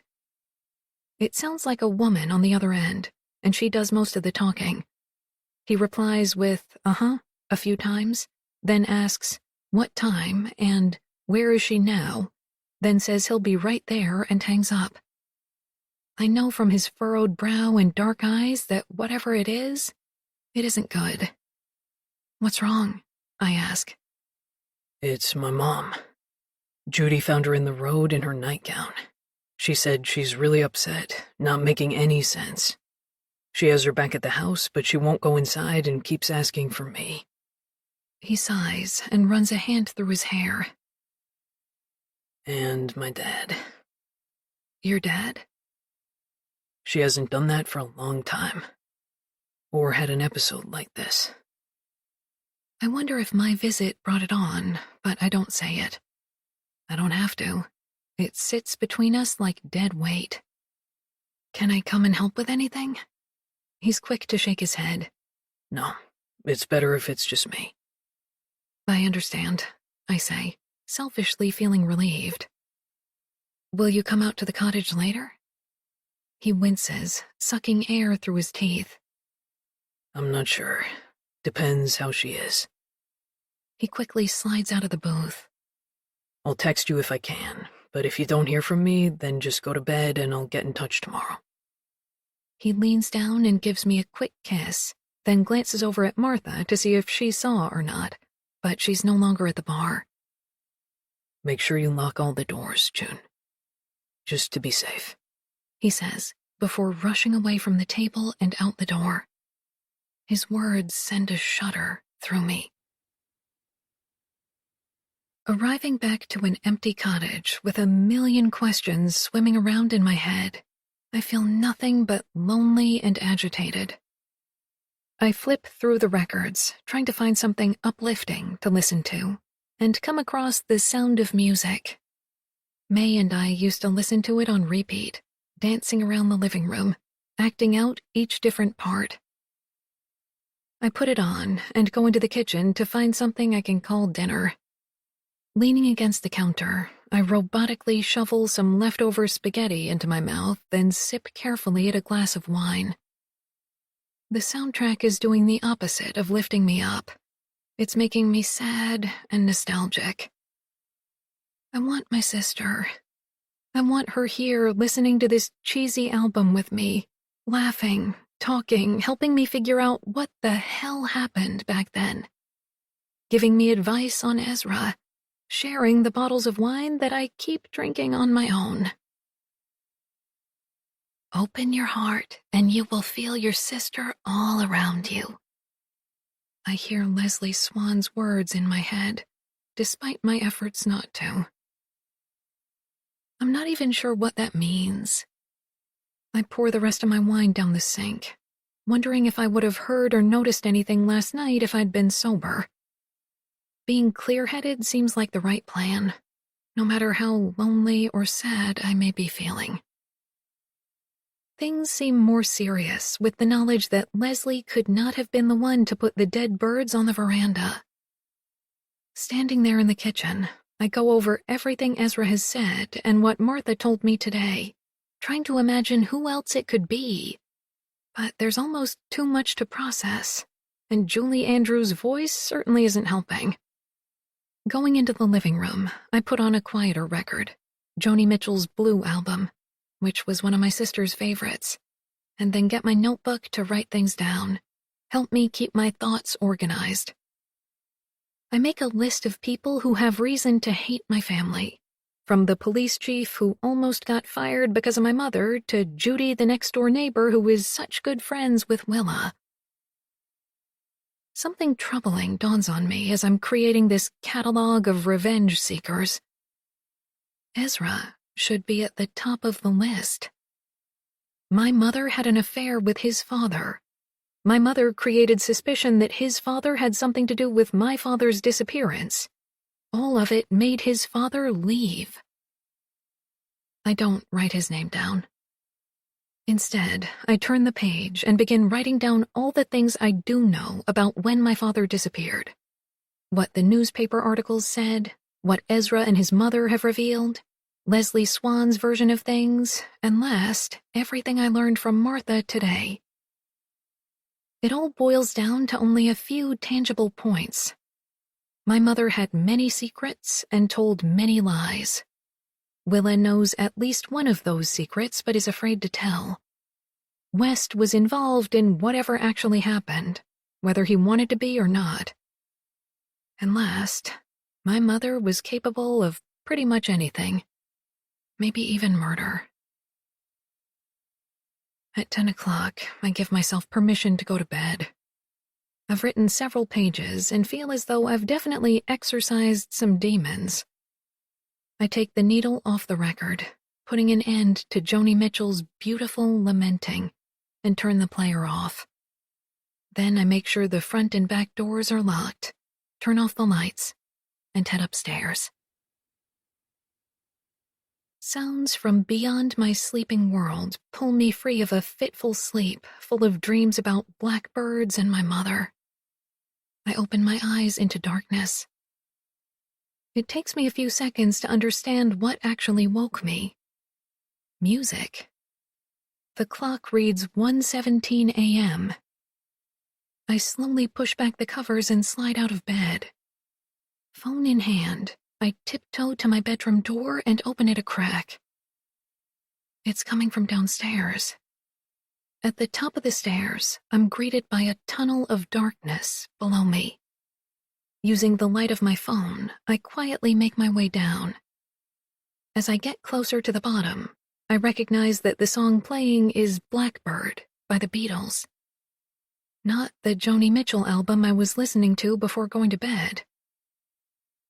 I've not given in fully to fear just yet. I mostly expect to find Ezra on the couch rolling a joint. It's only when I step out of the cover of the stairway and flip on the light switch at the bottom of the stairs that a heavy dread fills me. Ezra is not sitting on the couch. Nobody is. The room is completely empty. I rush to the record player and bat the needle off, creating a static-filled screech before deafening silence. Fear runs its cold fingers up and down my spine. Who or what turned that record player on? I go to the front door and check that it's locked. I'm heading into the kitchen to make sure the back door is still locked when a flash of something out the window catches my eye. Peering into the side yard of the cottage, I see a shape, distinctly human, disappear into the woods along the path that I've been using for running. I open my phone, ready to call 911, but the futility of that quickly dawns on me. They'll never get here in time to catch whoever is out there. But I'm here now, and I can. Fueled by anger and urgency, I grab a poker from the fireplace, slip on my running shoes, and rush out the front door, phone in hand to light my way. I move swiftly, but not so swiftly that I'll actually overtake the person. I only want to get a glimpse of them, maybe snap some photos to show the police. The night is dark, the moon at only half its glory and slipping behind clouds every few seconds, but I know the path well and move along it easily. A soft wind pushes through the trees around me, causing some branches to creak and leaves to whisper against one another, but otherwise the night is quiet. I don't see or hear any evidence of movement ahead of me, so I quicken my pace. I'm thinking they may have headed off into the woods in another direction when the sound of an engine rumbles through the quiet. It doesn't have much power behind it, but I can tell it's coming from the far side of the island. I break into a run, the fire poker held out in front of me, the light from my phone bobbing up and down with each stride. I'm no longer worrying about staying out of sight, focused only on catching up to the shadowy figure before they make their escape. Reaching the other side of the island, right where the path makes a detour to the clearing in the forest, I see a boat pulling away from the island. Breaking through the thin brush that's grown up along the shore, I make it out onto the rocks to get a better look. A small tin boat with an outboard motor is about 100 yards from shore.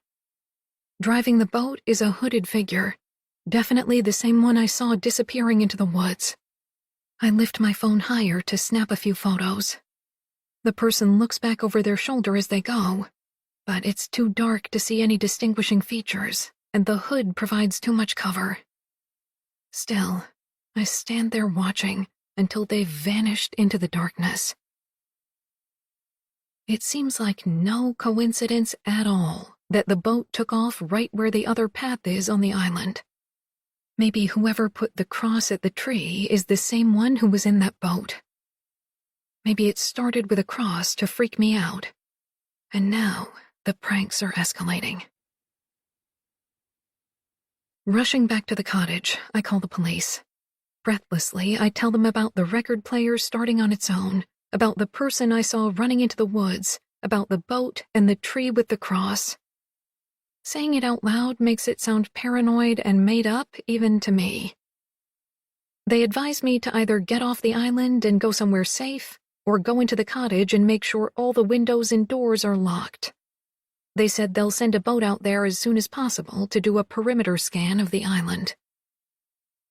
I arrive back at the cottage feeling only mildly better. Inside, I turn on as many lights as I can, but it does nothing to dispel the sense of violation that comes after a break-in. Exhaustion presses in on me from all sides. The courage and adrenaline I felt when chasing that person into the woods have suddenly vanished, leaving me drained, emptying my reserves completely. All I want now is a soft bed, but the thought of heading upstairs to mine makes me shudder. I know that every sound will make me jump. Every creak will be a footstep on the stairs. So, before I can second-guess the impulse, I grab my purse, walk out the front door, and head down to the dock to escape Avril Island. It's a bit of a risk, fleeing to his place. Hoping his door is unlocked, hoping he won't mind me crawling into bed with him. Hoping somebody else isn't already in there. The thought dawns on me only as I finish tying the boat up at his dock. We've never actually called it a relationship or discussed exclusivity. I just assumed it because it's Ezra. My Ezra. What will I do if he does have someone there? Do I get mad, or politely apologize and then let myself out? I shove these thoughts from my mind and climb the stairs to Ezra's apartment as quietly as possible. The door is unlocked, which doesn't really surprise me. Slipping inside, I shed my shoes and soundlessly make my way across the smooth hardwood. He's left the oven hood light on, which guides me down the hall and to his bedroom. The door is wide open. I don't even realize I've been holding my breath until the exhale of relief comes. There is only one sleeping form in his bed. Standing over him, I study his face, the slight part of his lips, the deep purple shade of his closed eyelids, the vulnerability making him even more handsome. Listening to the rhythmic sound of his deep breathing calms me. I planned on waking him up immediately to tell him about the intruder and my chase across the island, but he's so deeply asleep, so peaceful. I don't feel right disturbing him. Instead, I slip my pants off and pull my sweatshirt over my head before easing my way into his bed. He groans and rolls away, allowing me to settle in beside him. Then he rolls back, his arm coming down to pin me in place. I expect him to say something, but his breathing is deep, and he's silent. I work hard to settle into this safe closeness that Ezra offers, to relax into sleep. I manage to shed most of the anxiety I brought with me from Avril Island. But one question keeps surfacing that creates a new kind of unease. Why did a woman slipping into his bed unexpectedly, in the dead of night, not wake him in alarm? When I open my eyes, I'm not sure where I am. A familiar panic rises in me. It's not the first time I've woken up in a strange bed. Then I remember. I'm not that person anymore, and I came to Ezra's last night. He materializes with the thought of him. Good morning, gorgeous. He holds a cup of coffee out to me. I push myself into a sitting position to take it. You're a very accommodating host. I show up unannounced, get into bed with you, and then you bring me coffee in the morning. You can get into bed with me unannounced any night, my dear. He sits down on the edge of the bed. But in all seriousness, what the hell brought you across the lake in the middle of the night? He takes a sip and studies me over the rim of his mug. I run a hand through my bed head. You won't believe what happened last night, I say, still not quite believing it myself. I was dead asleep, and the sound of music woke me up. I went downstairs, and the record player was playing. I pause for dramatic effect. On its own. He looks nonplussed, like I knew he would. Old record players can be funny sometimes. Isn't it possible that it wasn't fully turned off and just somehow reset to start playing? That's a stretch, but regardless, it was playing a different record than the one I was listening to before bed. So you hadn't been listening to the Beatles before turning it off? I go to shake my head, then stop. Wait a minute. How do you know what record was playing when I came down? I suddenly have this gross feeling that I may have been the butt of a very mean practical joke. You kept talking about the Beatles in your sleep this morning, so I just assumed. He looks away from me to put his mug on the bedside table. Then he pushes the covers off my legs and starts very gently running his hand up and down my thigh. Did you have some drinks before bed? Is it possible that you forgot what album you put on last? I swat his hand away. No, I actually didn't. I went to bed early, sober, and was totally aware of what was going on. He puts his hand back on my leg. Okay, I'm sorry. I'm just trying to think of all angles here. I lean forward. And do you know what song it was playing? He shakes his head. Blackbird. He winces. That's a bit creepy, isn't it? I slap his hand. Yes. Could the album have been under the one you were playing and you put it away, not even realizing you left the Beatles one on the record player? I have to actually stop and think about that possibility. I don't think so. I played a couple of records last night, and I would have noticed if that one was still on the player. Probably. Anyway, I say, in an attempt to get to the main part of the story, After the record player woke me, I was checking to see if the doors were locked, and I saw a person out the window running into the woods. So I followed them. Hold on, He says loudly. you saw some stranger on the island and you went after them? That's incredibly stupid, June. And dangerous. I took a fire poker with me, I explain. June, He practically yells. a fire poker does not make you safe. Staying inside with the doors locked makes you safe. Calling the police makes you safe. I motioned for him to calm down. I did call the police. After. He rolls his eyes and releases an exasperated sigh. The person had a boat, one of those tin tippy kinds. They left it on the other side of the island, and that's how they got away. I didn't get to them in time, but... In time for what, June? To beat them with a fire poker? to see what they looked like. I wasn't actually planning on accosting them. He throws his hands up. Well, that's good, at least. I glare at him. Anyway, the police said it might just be some kid who thought that nobody was on the island and were looking for somewhere to drink or smoke up. That explanation seems to calm Ezra down, but only a little bit. I guess, He says, but he sounds unconvinced. But then how do you explain the record player? And what about the dead birds? It seems a bit coincidental, don't you think? it does seem like a coincidence, those two things happening back to back like that. And you seeing someone on the island lurking around at night. But both the birds and the record player can be chalked up to cottage things. There are a lot of birds in the area, so dead birds are not so unexplainable. Old funny wiring in a cottage, also normal up here. And there was this one night when I got locked in my bedroom and had to climb out onto the roof to escape. What? Why haven't you told me about that before? I don't know. It's kind of embarrassing, but also really weird. I climbed out on the roof and over to the fire escape, and when I got back into the cottage, I found the key in my bedroom door, like someone had locked me in there. Old fussy locks, another cottage thing. I shake my head.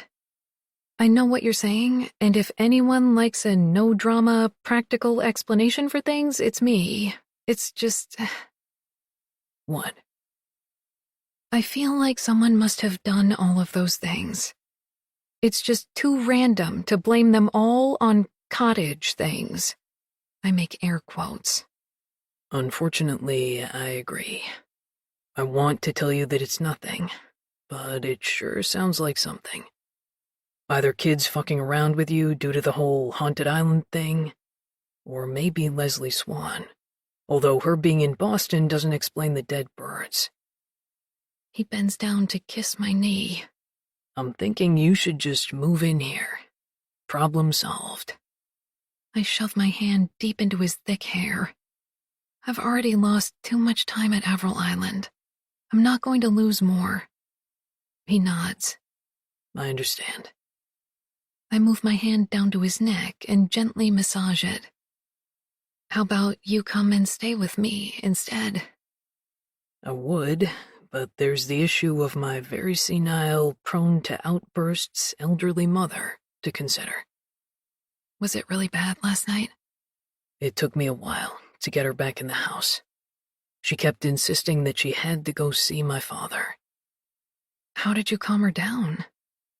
I just told her that he was going to be home soon, that we needed to go inside and wait for him. And that worked? He shrugs one shoulder. She agreed to go into the house, but then she just sat in the living room, staring out at the lake, rocking back and forth. I left her alone, and eventually she just fell asleep in the chair.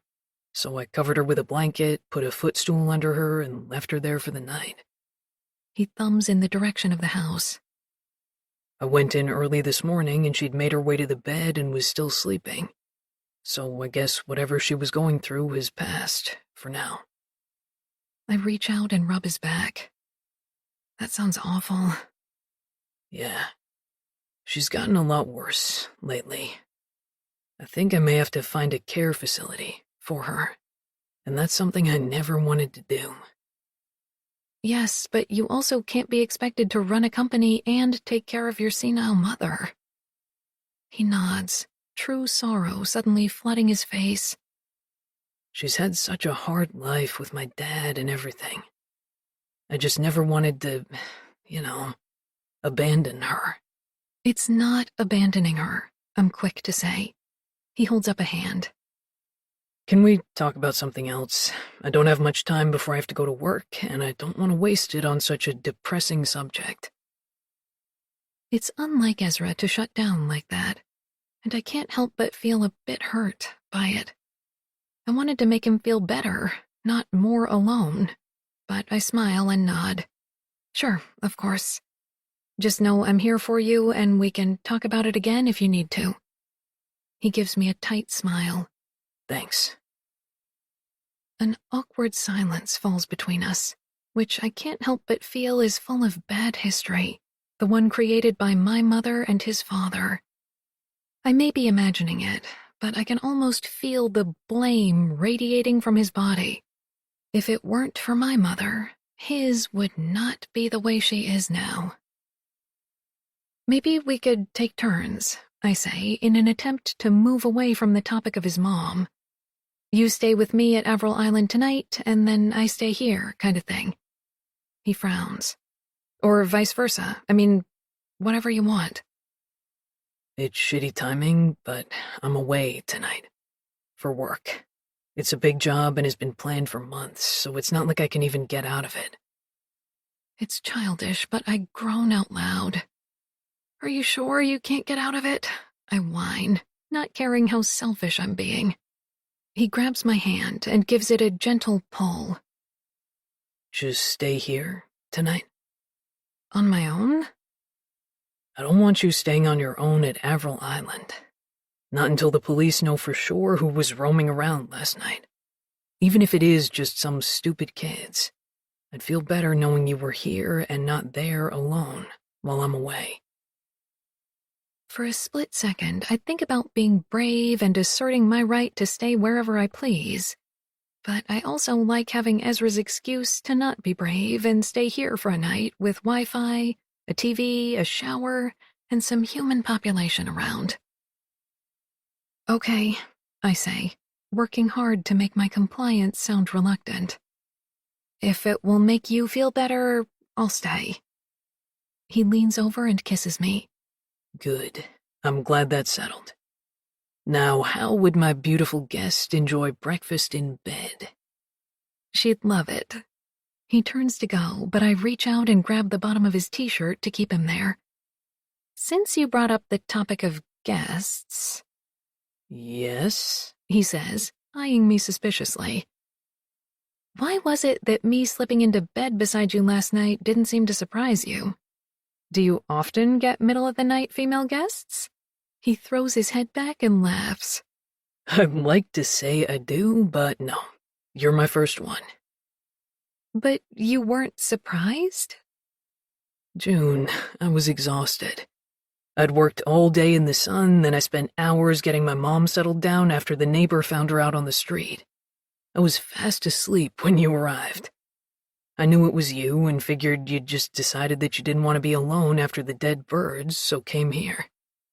I didn't feel the need to wake up and have a full conversation with you about it. He waits for an answer, but I just stare back at him, assessing the believability of his reasoning. Okay, he says firmly. Okay, I say back. I'm not sure why I'm so suspicious when it comes to him. Especially when there isn't even an ex-girlfriend I know of or any sign of another woman. In fact, there doesn't even seem to be much of a dating history. Maybe that's the problem. I know Ezra so well and so little at the same time. There's a 30-year gap in our history, and other than what he voluntarily tells me, I don't know much. What I do know is that he's gorgeous, kind, considerate, successful, funny, and smart, but has never been married and has never spoken of a long-term relationship. He bends down and kisses me gently on the lips before leaving the room to make me breakfast. I slide back down under the duvet, wondering why such a catch of a man has, as far as I can tell, remained uncaught. After Ezra leaves for work, I head to Avril Island. The police called while I was eating breakfast and said they'd be by around noon. As I arrive back in the light of day, the night before just feels like a bad dream. The morning couldn't be more perfect. The lake is like glass, the only movement a duck cutting through its silky surface. The sky is a clear blue, not one cloud in sight. Dragonflies zip above me, catching early morning bugs. Nothing could be scary in this setting. I sit with my feet hanging off the end of the dock. The water is so still I can see right down to the round rocks and old logs that cover the bottom. The odd fish swims lazily through the underwater obstacle course. It's mornings like these that I remember from childhood. Looking back, it feels like every single one was like this. May and I would bring our cereal or toast down here, still groggy from sleep. We would have woken up, put on our bathing suits and maybe a pair of shorts, grabbed some breakfast and a towel and headed down here. We'd eat in silence, both of us taking from the morning what we needed. Then we might go swimming if we'd woken up enough, or lie on our towels on the dock in the sun, the boards already warmed with its heat. My mother would come down at some point with her coffee and Baileys, a veritable force, upsetting the gentle morning balance of May and me. Wearing one of her bright, flowing bathing suit cover-ups, a bikini on underneath. She'd drop her tote bag beside a lounge chair and spread her towel out before shedding the cover-up. Pulling out a tube of bain de soleil, she'd spread the orange tanning cream all over her already dark skin. The tropical-smelling substance enhanced one's tan. It didn't protect against it. Skin cancer was not a thing back then.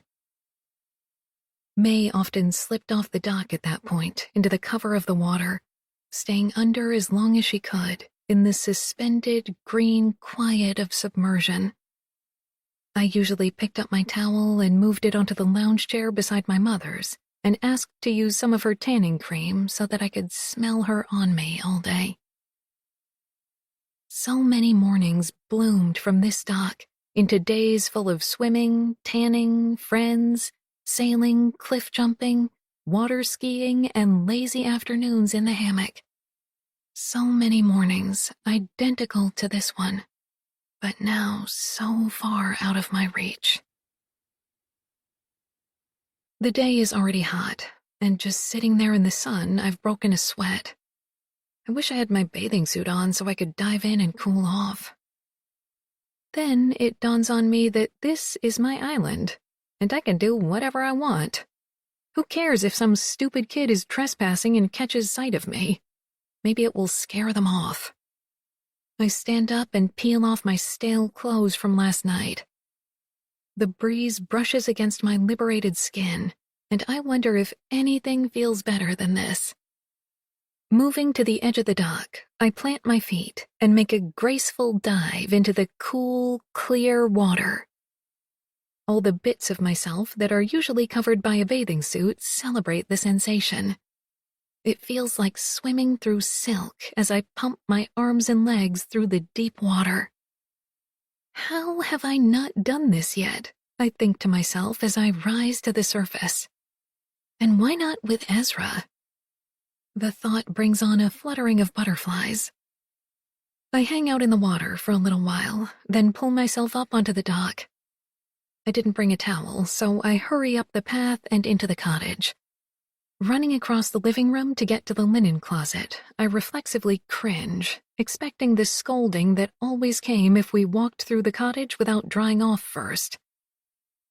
The silence reminds me once again that I'm alone, and I'm in charge. When my girls come, I won't say a word if they decide to traipse through the place soaking wet. It doesn't hurt anything. The footprints drive right into the age-old wooden floor. Not having the same rules that my parents did is a liberating feeling. Being back here is changing me. I can feel it. I'm slowly shedding the doubts and insecurities that grow like warts on your insides as you get older, rising from a breeding ground of multiple failures, controlling husbands, character assessments made by your parents that you never seem to fully escape, and other countless shards of life that get buried in your subconscious. Avril Island has given me back some part of myself. The 12-year-old girl I was when I left here so long ago. She didn't know enough about the world yet to be afraid. She didn't know enough about people yet to shut them out. And she didn't know that failure was even a possibility. That girl's been here waiting, all this time, for me to show up and reclaim her. May. There are police here. 2 of them, a man and a woman. They're standing over by the record player with June. The male police officer is holding the cord in his hand and examining it closely. I understand why, after I hear June explain how it turned on by itself in the middle of the night. June walks them over to a window and points outside to where she apparently saw someone run off into the woods. The police ask her some standard questions about the doors being locked, and apparently she checked them before bed, and they were. They seem to think the record player and stranger are an unrelated coincidence. The male police officer speaks the most. He's about 10 years older than June, and maybe 20 years older than the female police officer. He has that condescending tone that older men in positions of power so often have, mostly directed at women, as though he's talking to imbecilic children. You can tell he used to be quite good-looking, which never helps in the attitude department. He wears a wedding ring, the skin puffy around it, so you can imagine him taking it off at night and massaging the blood flow back to the area. Taking in all of these details, I realize I haven't seen anyone other than June and Ezra since I died. I'm a recluse, even in death. Just for fun, I move right up close to the female police officer. She shivers and glances over her shoulder, then puts a hand on her utility belt. She's pretty in a plain kind of way. Her blonde hair pulled back into a tight bun, no makeup, her body a well-worked-out machine. The longing to feel the softness of skin, the press of lips, the cushion of breasts suddenly floods my space. How is a dead person supposed to deal with the longing for love? It makes me wish I'd spent more time on it while alive, gotten over the shame and just lived in my truth. I had several girlfriends over the years, but my inability to go public with them always eroded away at the relationship, leaving me single in the end. The one-night stands I collected were brief encounters and left me feeling only shame. June always encouraged me to come out, to force my mother to accept it, but I just couldn't. I couldn't bear to give her more ammunition. June is saying something about chasing the person into the woods and them getting away in a boat. The female police officer asks June to take them there, then glances over at the male police officer to make sure she's made the right request. I move up close to her again and say right into her ear, "Don't let the asshole intimidate you.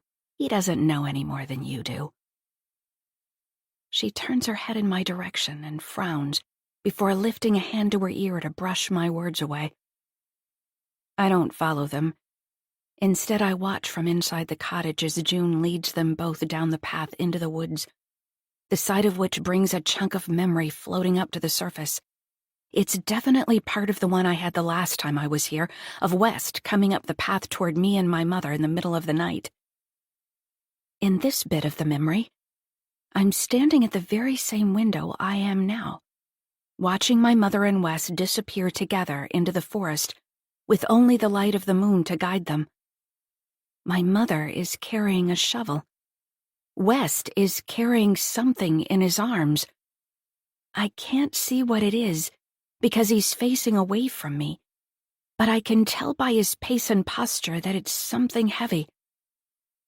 The memory has a distinct feeling to it, one that surges in me now. I stood here watching something that caused me terror. I don't want to know what he's carrying or where they're going. I don't want to know why. The resistance brings the fading on. My visits are getting shorter, the bits of memory clearer and more ominous. I wonder how much time I have before the entire memory rises up to show itself. Will it break me apart completely? Send me back to the quiet for good? Whatever is going to happen, I know it won't be long now. June. The police say that nothing was seen last night by the police boat, but that they'll have a boat go by again a few times tonight to check on things. I take them to the place on the island where I saw the tin boat leave from, and I show them the tree with the cross. The male police officer just stands there looking bored, while the female police officer asks me some questions and takes a couple of photos of the tree. They think it's a good idea to stay at a friend's for the night and wait for me to pack a bag before we all leave the island at the same time. I can't help but feel that I'm abandoning her all over again. The day is hot, scorching, to be exact. We've definitely entered a heat wave. Just tying my boat up to Ezra's dock in the sun causes sweat to roll down my back. Coming around the boathouse to make my way up to Ezra's apartment, I notice Willa digging in the garden.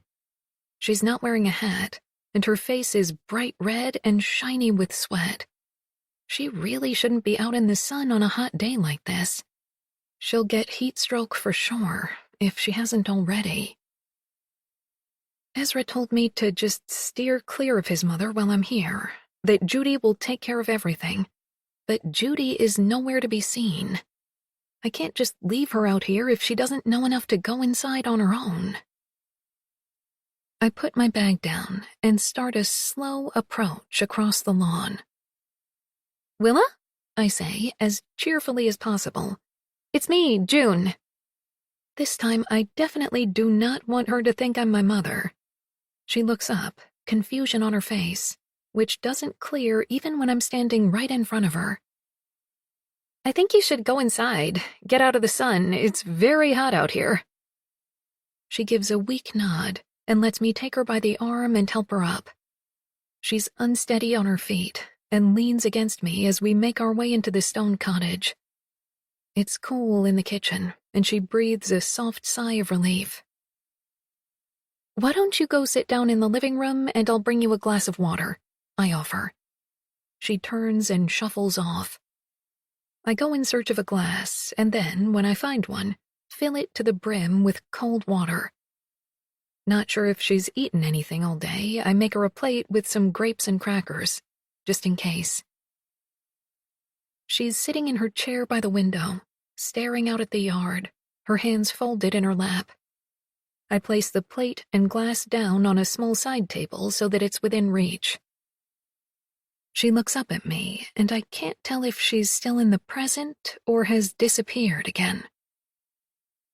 "I could have forgiven him if it weren't for the girl," she says quietly. "Could have forgiven who?" I ask. "West. I could have forgiven him." She shakes her head. "But it's all because of her. The girl. If it hadn't been for the girl." "I'm sorry, Willa, but I don't know what girl you're talking about." She laughs, while at the same time tears appear in her eyes. "Why are you doing this to me?" The tears begin to fall now. "What do you want from me? I already gave you everything." She points at me. "You took everything. All I have left is my son, and you can't take him too. Do you understand?" She clenches her hands into fists. I will not let you take him. I hear the kitchen door open, and seconds later the neighbor, Judy, appears in the living room. Same blue sundress.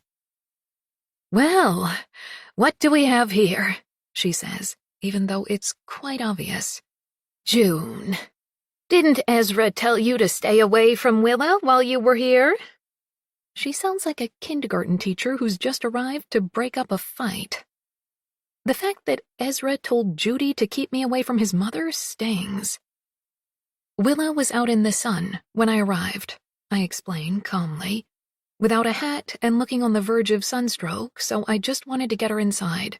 I did look around for you, but you were nowhere to be seen, so I took it upon myself to get her out of the sun. I can't help but get that little dig in.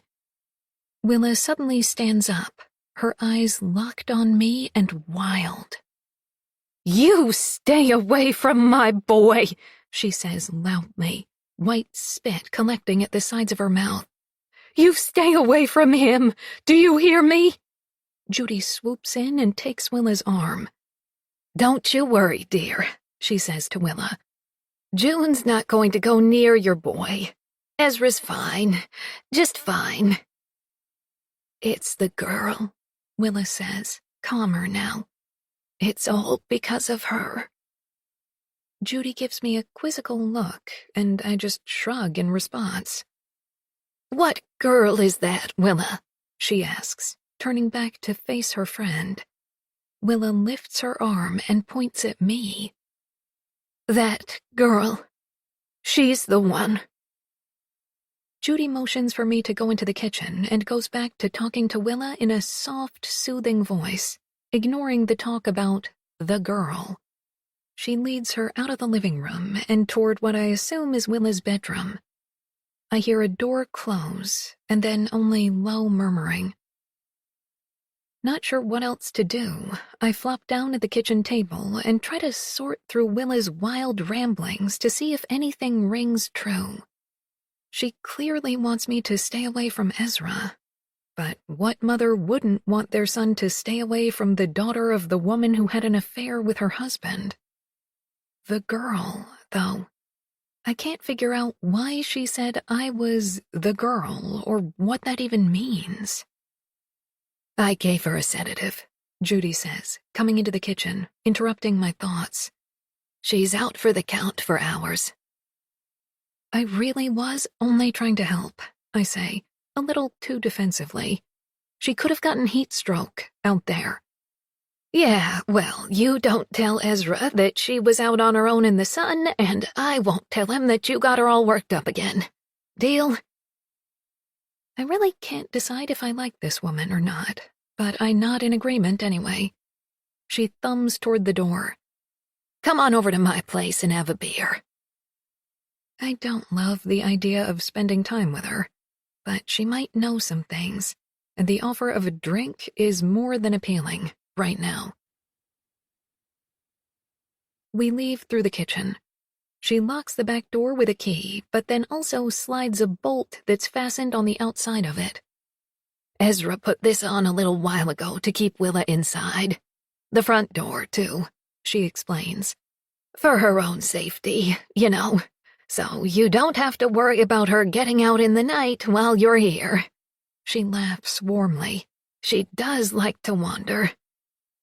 That's good. It's a lot of pressure on Ezra to be the only one taking care of her. I follow Judy up onto her front porch. She points to a set of worn wooden Adirondack chairs. Have a seat and I'll go get us that beer. I do as she says, but wonder why we don't sit on the lake side of the house, which in my opinion would be much nicer. She's back minutes later and hands me a bottle of cold beer. Easing herself down into the other chair with a deep sigh, she pulls a pack of cigarettes from inside the chest of her sundress. I like to watch the street traffic go by, she explains before lighting a cigarette and inhaling deeply. Good to know your neighbor's business, if you know what I mean. I actually don't. I'm the keep-to-yourself kind of neighbor, but I nod anyway. Even sitting still, out of the sun, A layer of sweat collects along my top lip. It's almost 6 o'clock, and the heat shows no sign of letting up. I take a long, grateful sip of beer. It's certainly a hot one today, I offer up as conversation. So you and Ezra are close? She asks, squinting as she takes another inhale, detouring from this small talk entirely. Yes, I answer easily. We were good friends as children and have just sort of picked up where we left off as adults. But now we have sex, I think to myself, but of course I don't include that fact. She takes a quick swig of her beer. Funny, she says. What's funny? I take the bait. Just that after everything that happened between your family and Ezra's, you can still be friends. He was mighty angry. I know he blamed your mom for his dad leaving. She takes another sip of beer. And for his mom losing her marbles and all. Hell, I blame her too. She looks over at me, a challenge in her cold eyes. I can see why, I reply. She gives a curt nod of approval. I don't give two shits about West, if I'm honest. The minute he stepped out on Willow with your mom, I lost all respect and fondness for the man. It's Willa I care about, being friends with her all my life. She's a good woman, should never have been put through what she was put through. First, not being able to have kids and having to adopt Ezra, then her marriage falling apart, her husband accused of who knows what, murder, maybe. Then he up and leaves. It's enough to drive any woman mad. I'm deeply regretting coming for the beer. It feels as though I've been brought over to sit in penance for my mother's sins. Nobody should have to go through those things, I say, hoping my obvious sympathy for Willa will end the discussion. You know, I saw him that night. She takes a long inhale of her cigarette. Who? West. His name comes out on a plume of smoke. It was a hot one, just like today. I couldn't sleep. She pauses to take another sip of beer. It was before I had the aircon installed, she adds as an aside. I went out back to sit by the lake and cool down a bit. It was around 1 a.m. Saw West come out through the back door and get in his boat and drive off in the direction of your cottage. She points at me. It's a piece of information I didn't have before. Was West at our cottage the night of my parents' argument? And if he was, why? You don't know for a fact that he went to Avril Island, and even if he did, it doesn't prove anything. She cocks her head to one side with a smug look on her face. The police sure thought it did. She drops her finished cigarette on the porch floor and crushes it under her sandaled foot, then with great effort bends down to pick it up and put it in an old coffee can. Besides, she continues, if he wasn't guilty, why the hell did he run? I don't know, is all that I come up with. I'm suddenly overwhelmed with exhaustion about the whole thing. I've convinced myself that West had nothing to do with my father's disappearance, but now I learn he may actually have been there that night, and cracks appear in the case for his innocence. Two men just vanish into thin air? She snaps her fingers. Two men in love with the same woman? It's no small coincidence. She chuckles to herself. My friends accuse me of reading too many crime novels. Say it's gone to my head. But in my opinion, the police gave up too easily. So you think West may have had something to do with my dad's disappearance? She holds up both hands in an exaggerated shrug. What do I know?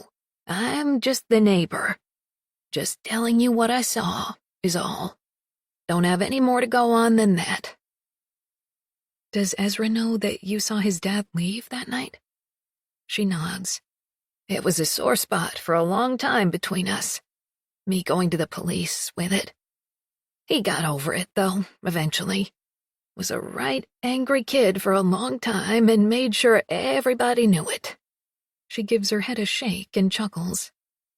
He even went out to your place after you all left and spray-painted some nastiness across the side of the cottage, chucked a couple rocks through some windows.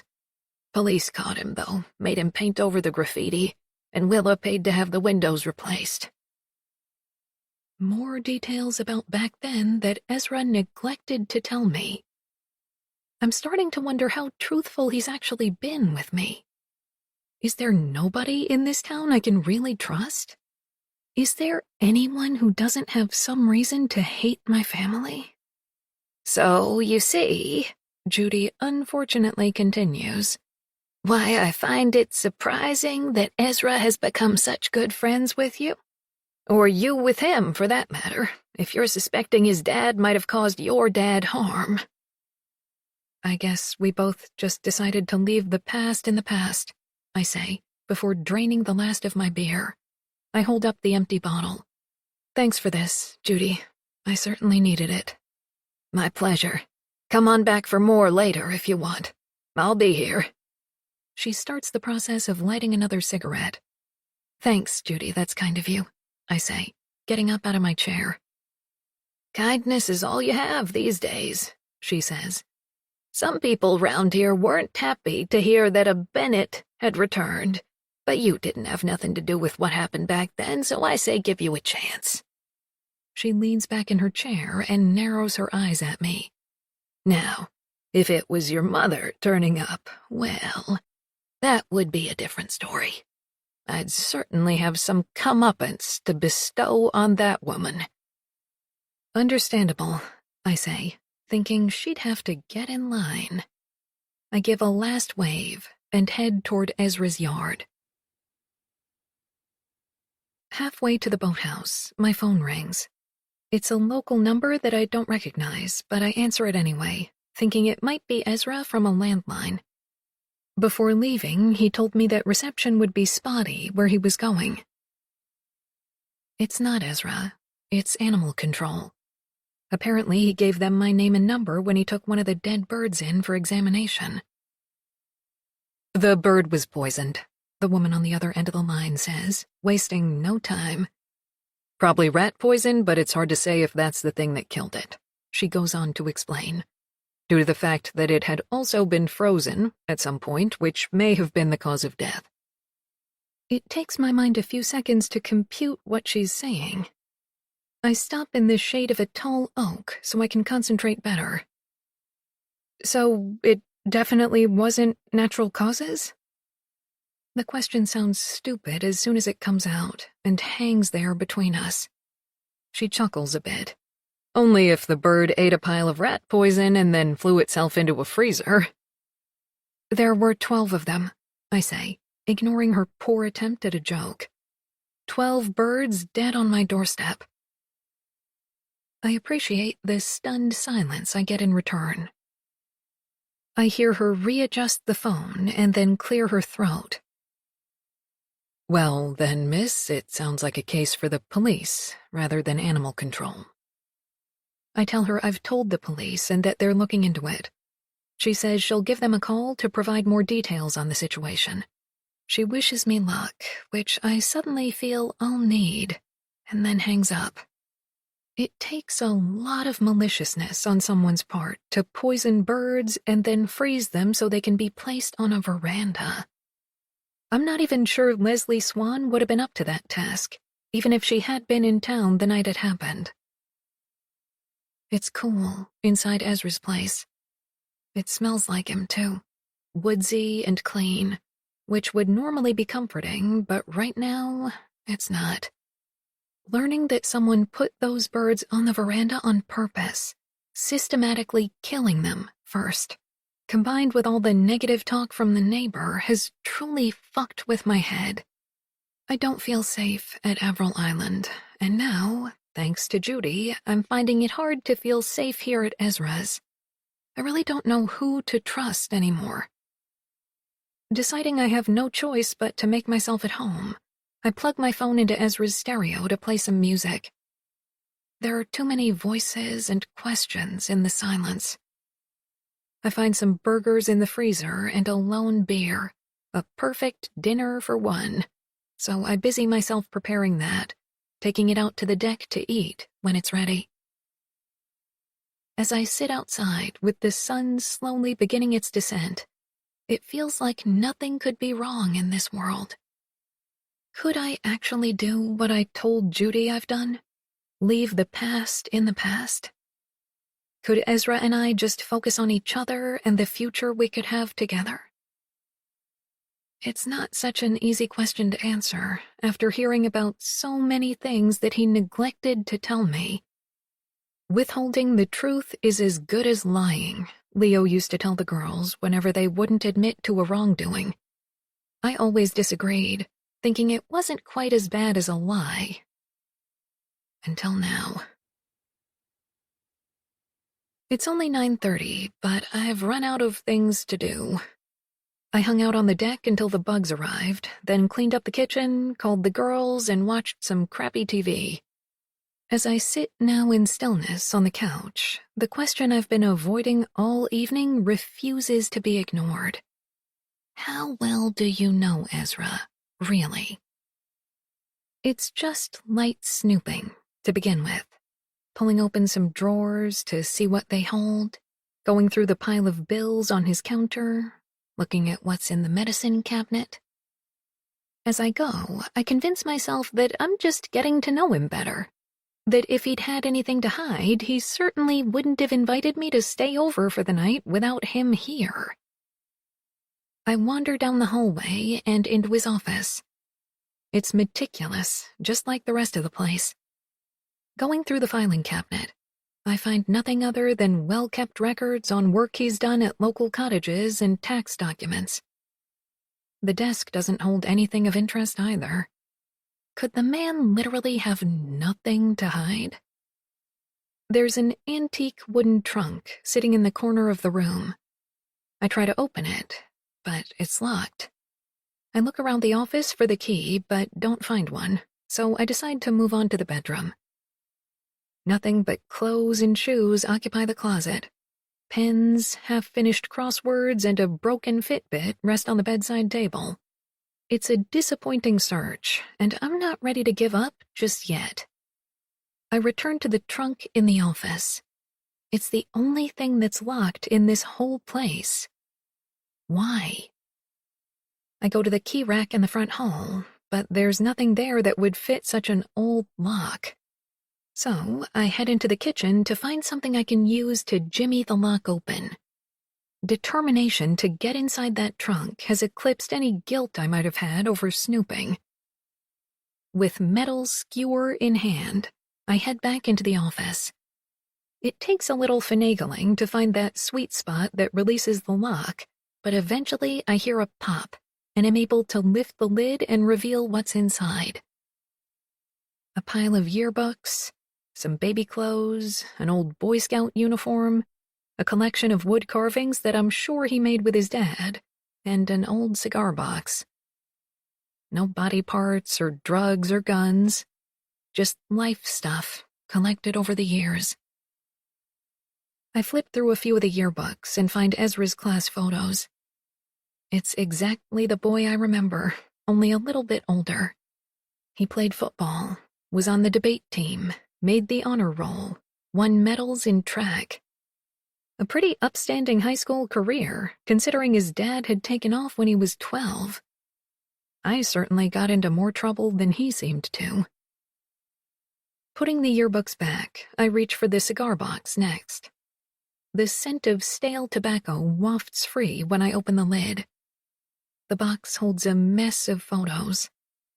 As I lift the top one out for a closer look, confusion and surprise knot together in the pit of my stomach. The photo is of me when I was little. I remember the dress made of thin red corduroy with yellow flowers on it. I'm holding a pink balloon in one hand and a half-eaten banana in the other. Flipping the photo around, I see my mother's familiar handwriting. June, 3 years old, at cottage. There's another photo, a close-up of my mother holding a baby that I'm pretty sure is me as well. I flip the photo over, and sure enough, in my mother's handwriting it says, June, 6 months. There's also a photo of May and me in matching bathing suits on the dock at Avril Island. The back reads, May 10 and June 7 at Avril Island. There's a photo of Ezra and me fishing off the end of the dock. The last one is a close-up of me at around age 11, just my face while I look off into the distance. I remember May taking a bunch of these photos, telling me to ignore the camera and look deep in thought. Sitting among the photos is a poem about summertime. I don't remember writing it, but it's signed at the bottom by me and looks like it was ripped right from one of my notebooks. There's also one of my old rope bracelets and a thick lock of dark brown hair tied with a ribbon. I have a pretty strong suspicion that it's my hair, and drop it back in the box with a shudder. Ezra must have stolen the photos from my cottage, and the poem and bracelet, and God knows how he got a chunk of my hair. I pile it all back in the box and place it in the trunk before slamming the lid down. Pushing myself up off the floor, I return to the living room where I come face to face with May's photos of Ezra and me at Avril Island. Did she actually send those to him? Or did he steal them like the other items in the cigar box? I wrap my arms around myself and sink down onto the couch.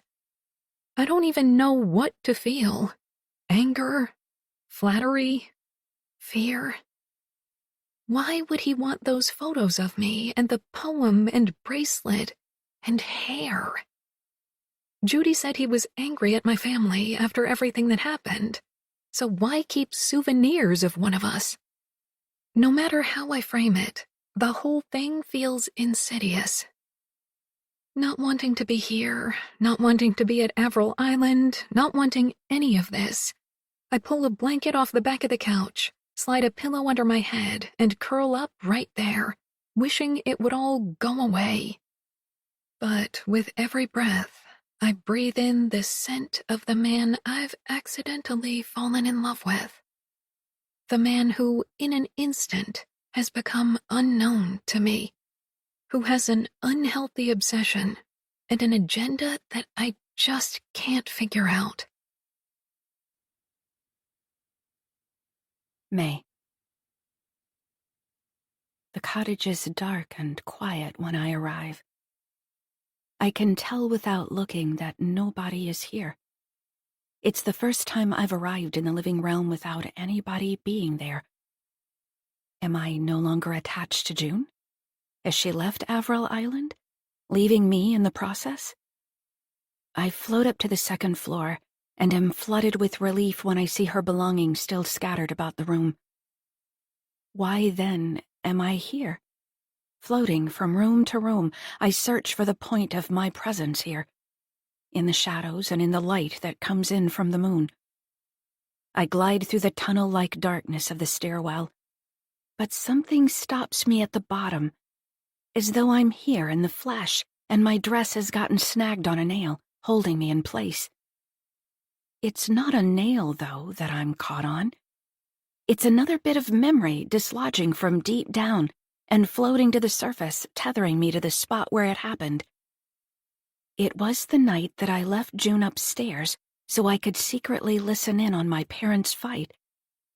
My father's arrival on a Wednesday was too unusual, too disruptive to not investigate, so I ordered June back to her room, promising I'd be back soon with an update, then went downstairs and tucked myself into the shadows on the second-to-last stair to listen. The memory is fuzzy. I can't remember what my parents were even arguing about. All I do know is that my plan had been to go unnoticed, to simply collect information and then return it to June. But what I heard caused me to rise up out of hiding and charge out into the bright light of the living room. My appearance brought shock to the faces of both my parents. "I heard you!" I yelled at them. "I heard you!" I don't remember what happened next. The memory refuses to reveal itself entirely, stopping there in the midst of the anger and tension. It leaves me frustrated but relieved at the same time. Inserting myself into the middle of my parents' argument might have only brought on a scolding. Maybe I was just sent back to bed, only to wake up the next morning to find my father had left us all. It doesn't feel that simple, though. I can sense that the rest of the memory hidden down there in the dark is much bigger than that. Why else would I have buried it so deep? June. The ringing of my phone wakes me. I've spent a restless night on Ezra's couch, going over everything in my mind and getting only a few hours of fitful sleep. Grabbing the phone from the coffee table, I manage to croak out a hello before the caller hangs up. It's the female police officer who came to the island yesterday. She says they circled the island several times last night, but didn't see any activity at all. I ask if she's spoken to the woman from animal control about the birds, but she says she hasn't. I tell her exactly what the animal control woman told me, and the police officer says she'll follow up with them right away. Before hanging up, she asks me if the cross in the clearing could be a grave for a family pet or animal we buried as kids. I tell her we didn't have any pets growing up. I also remind her that I got rid of the cross twice and it reappeared. Ah, right, she says. That's quite the mystery then, isn't it? She goes on to apologize for not having any substantial information for me and promises to get in touch as soon as they have anything else. I'm only half listening, my mind already back at Avril Island doing my own detective work. She didn't have anything specific for me, but she made me realize that there may have been a crucial piece of the puzzle sitting right there in front of me this whole time, and I didn't even realize it. By the time I arrive back at Avril Island, Ezra has called me 3 times, but I just let it go to voicemail.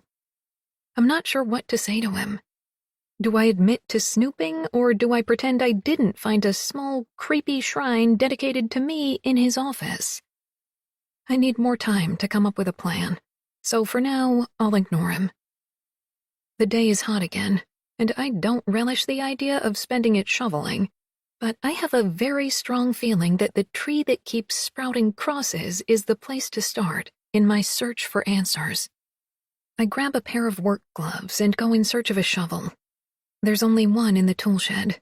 It's rusted, and the wooden handle is splintered in places, but it will have to do. The quiet of the forest is penetrated by the sound of my shovel hitting the dirt, over and over again. I start away from the tree to avoid the roots, but breaking through the green ground cover to get to the damp soil below is hard. Only 20 minutes in, I'm dripping with sweat. It's even hotter today than it was yesterday.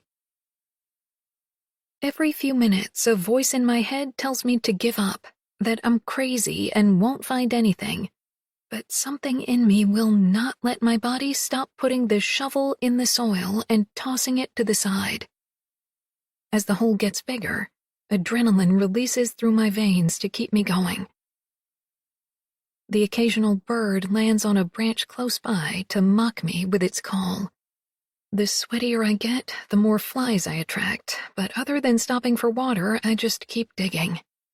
And then finally, the swoosh of my shovel sinking into dirt becomes a clunk, the impact traveling up my arms and into my shoulders. Clearing away some of the loose earth, I see what looks like a wooden board. It takes time to shovel the rest of the dirt away until I've uncovered the entire length of it. Next, I dig down along the sides to loosen it from the ground. It's then that I realize what it is. The long wooden blanket box that used to sit under a window in the living room of our cottage. It was used as a window seat and to hold the scratchy woolen blankets that we never actually used. I stumble away from the hole, hands throbbing, my head pounding, sweat burning my eyes. Pulling off the work gloves, I throw the shovel to the side and rush back along the path out to the lake to bend down at the shore and splash water on my face.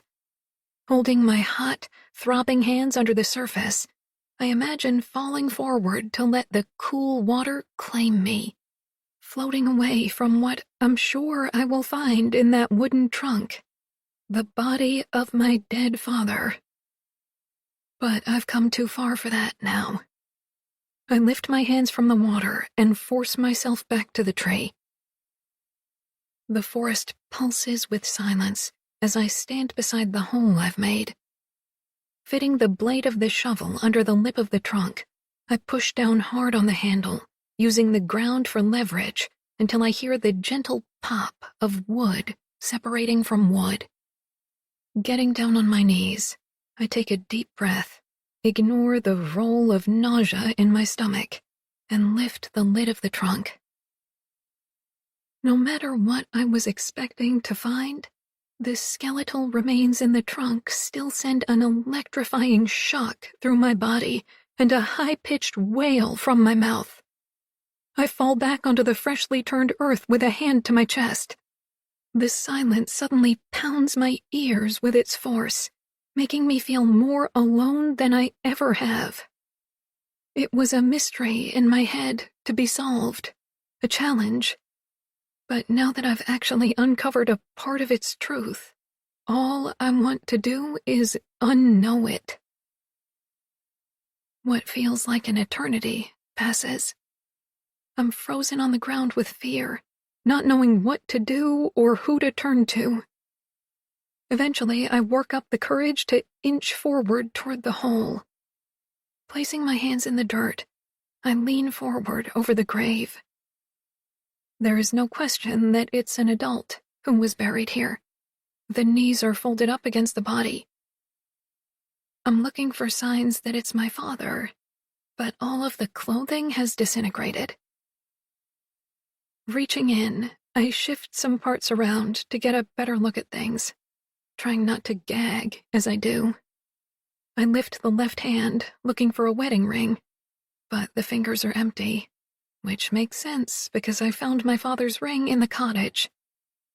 I lean in further and lift the right arm, ignoring the unpleasant crunch it makes as I separate it from the rest of the body.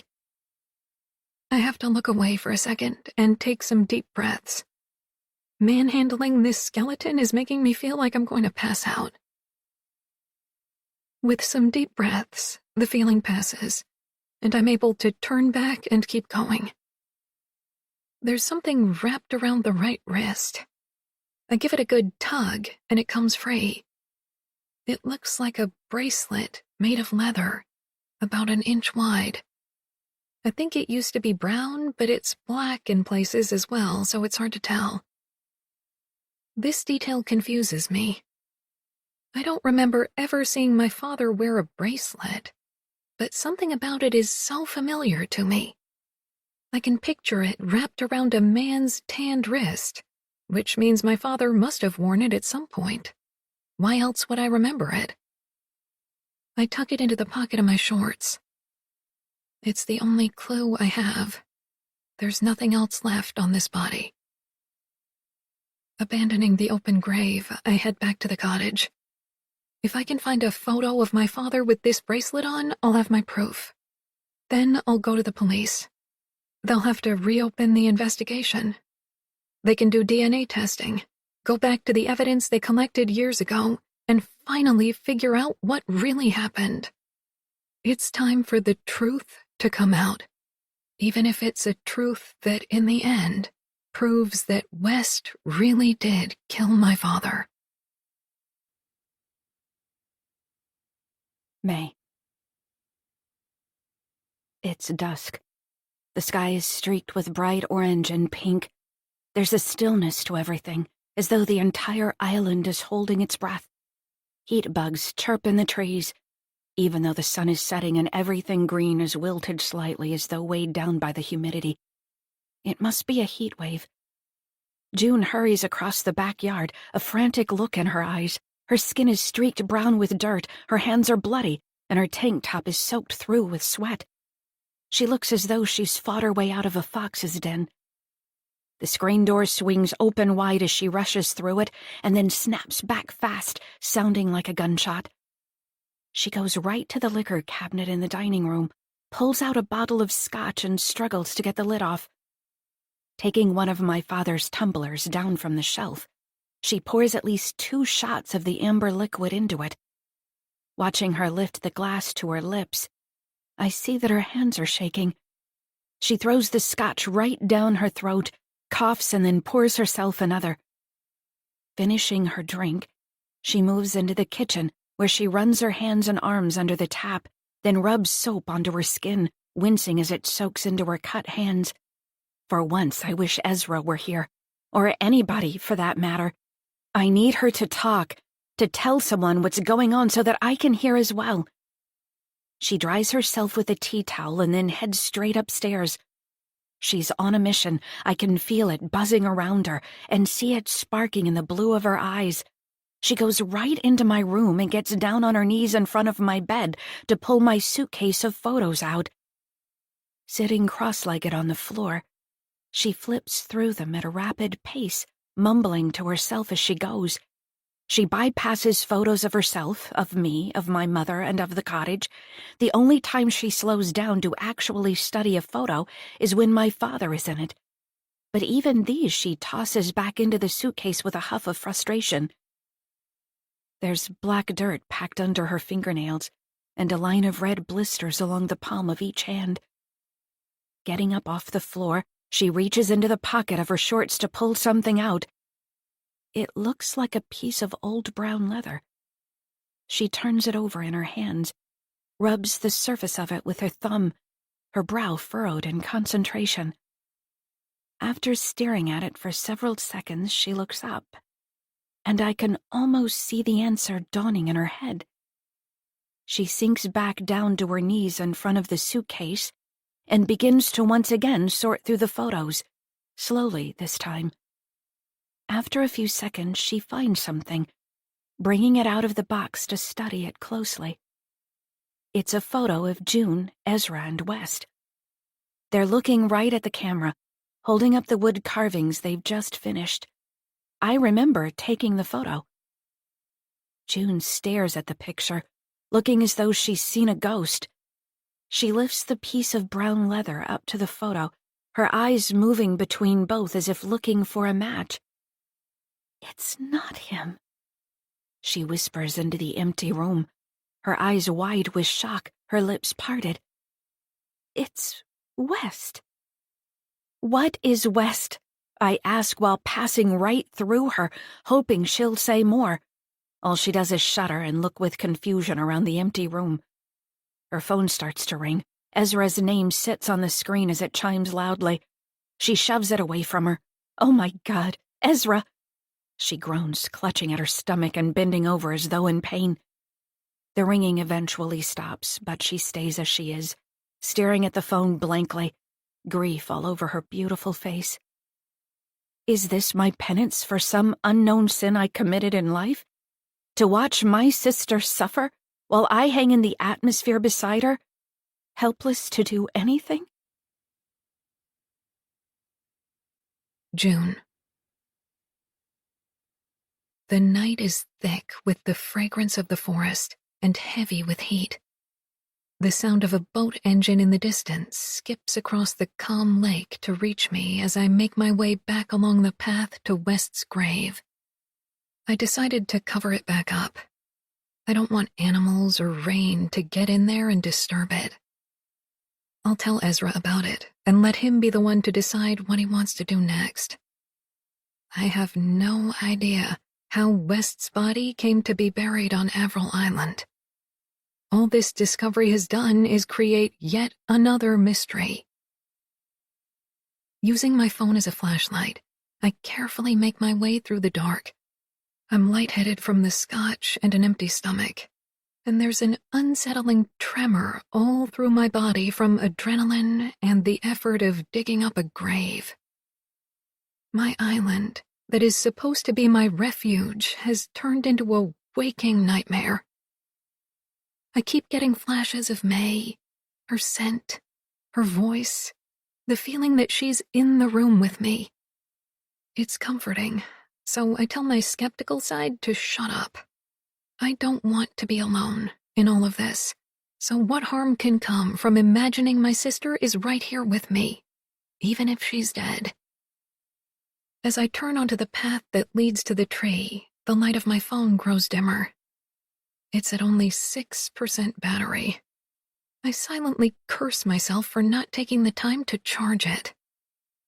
Stepping into this small clearing, I'm thinking I'll end up filling everything back in by dark, only to find that the hole has vanished. There's still enough light from my phone to see that I'm not imagining it. Only flat earth sits in front of the tree. I move right up to it for a closer look. All the earth has been returned to the grave and carefully packed down. I spin around, looking for whoever completed the task, but there's no sign of anyone. Even the shovel is gone. It's as though the grave uncovering never even happened. For a split second, I wonder if it actually did. But then the pulsing of the blisters on my hands reminds me that I did not imagine it.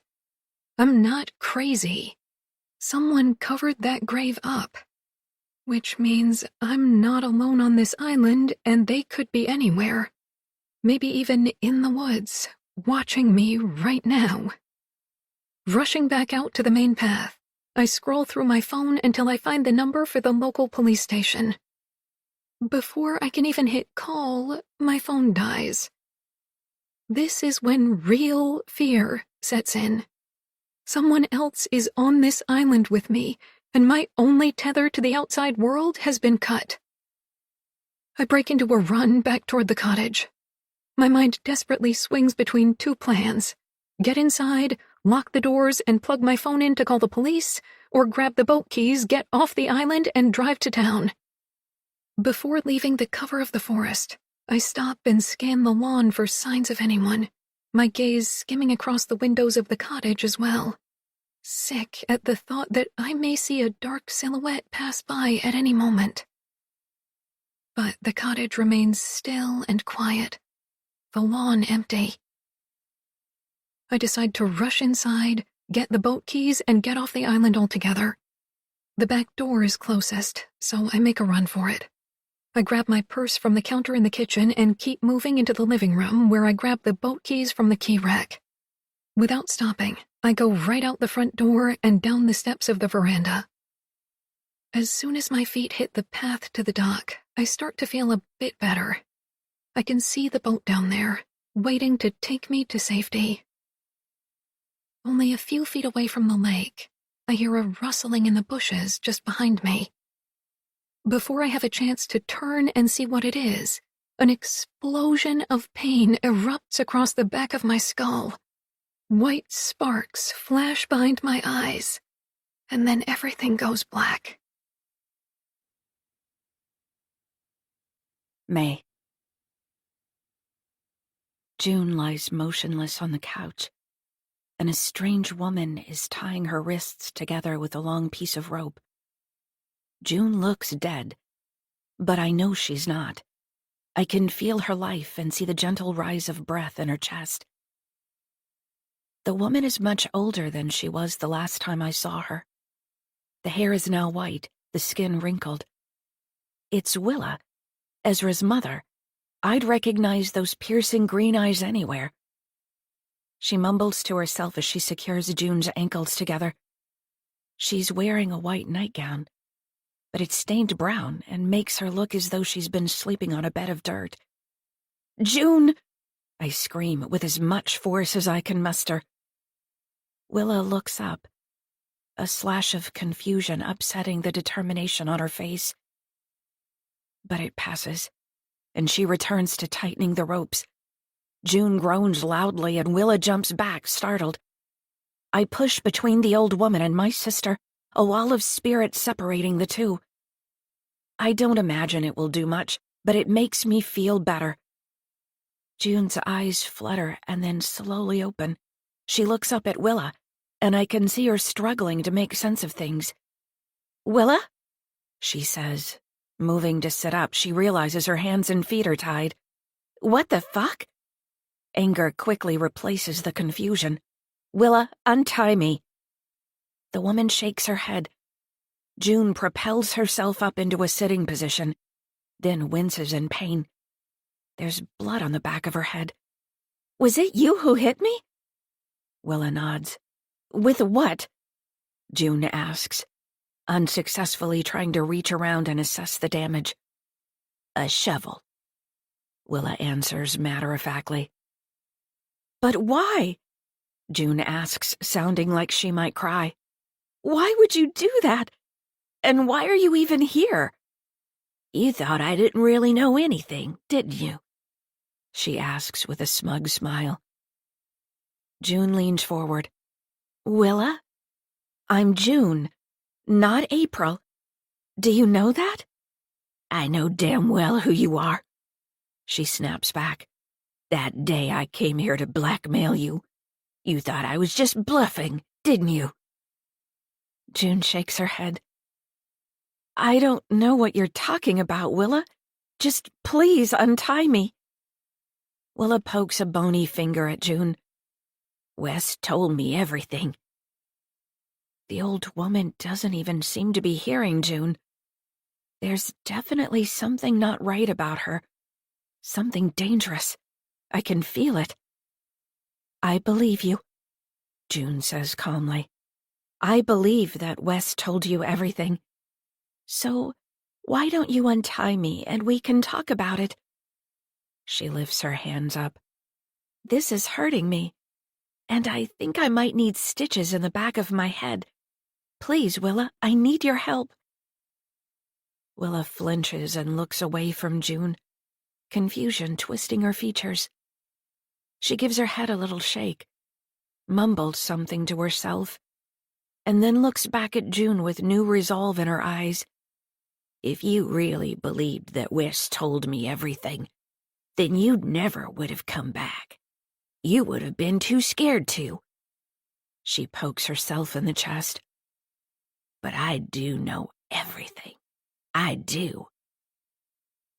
June stares up at Willa in silence, and I can see her trying to figure out which new tactic to take. That's right, she says, her demeanor suddenly changing from pleading to challenging. I don't believe you know everything. So prove it. Start from the very beginning, then. I'm guessing June's strategy is to play along with Willa in the hopes that in the end she'll be able to convince the woman to untie her. It's a risky plan, but hopefully June knows what she's doing. Willa rocks side to side, from one foot to another, looking as though she can't stand to be still. West and I got in a fight, and that's when it all came out. She quickly begins, as though she's been waiting all along for someone to come and release the story. About the affair, even about the girl, she says, fury building with each word. He said he was leaving me. She suddenly stops moving and stares straight ahead, looking as though she's been transported back to that very time. I was mad. So I called Simon and told him everything that West had told me. That's why he came rushing up here. She pauses, the fury surprisingly replaced with a look of remorse. Because I told him. You don't know what happened to Simon, though, do you? After he came here? June pushes, intensifying the tension in the room. Willa looks down at June. I do know what happened to him, I do. He was killed that night. Murdered, I swear it. June pulls back as though she's been slapped. My father is dead? You know that for sure? Willa looks confused. She stares at June for a few seconds as though trying to figure out who she is. Then her gaze slips away, back to the past. The daughter, she overheard everything, she explains. I didn't overhear anything, June says, before it dawns on her that Willa is talking about me. You mean May overheard everything? Willa nods and then points at the staircase. West said she'd been hiding in the stairwell, listening to her parents fighting about the affair, the girl. Then she came rushing out at him. It all happened so fast. Willa slams her palms together, causing June to jump. Happened just like that. What happened so fast? June practically yelled. She killed him. May. She heard it all and killed him. The color drains from June's face at exactly the same moment that the rest of the memory dislodges. The ancient sea creature has woken, ready to drag me down to the depths of truth. The things I heard while hiding in the stairwell that night had made me desperate with panic, blind with rage. I rushed into the living room, wanting only to make my father stop saying the horrible things he was saying. I didn't have a plan. Nothing about it was premeditated. I rushed at him, pushing against him with all my strength. He was caught off guard, stumbled backward. I smelled his cologne and the pungent scent of alcohol, my forceful shove releasing it from his clothing into the air. It would have been fine if it hadn't been for his briefcase sitting on the floor behind him. There was nothing for him to grab hold of, and it happened so fast. The briefcase knocking his feet right out from under him, sending him crashing to the floor, the back of his head connecting with the edge of the fireplace hearth on his way down, making a fatal-sounding thud of flesh against stone. My mother moved forward to help him, but I stood fixed to the spot, watching the strange spasms that coursed through his body for a brief few seconds before he went still. A small pool of blood spread out around his head, and his eyes stared blankly at the ceiling above him.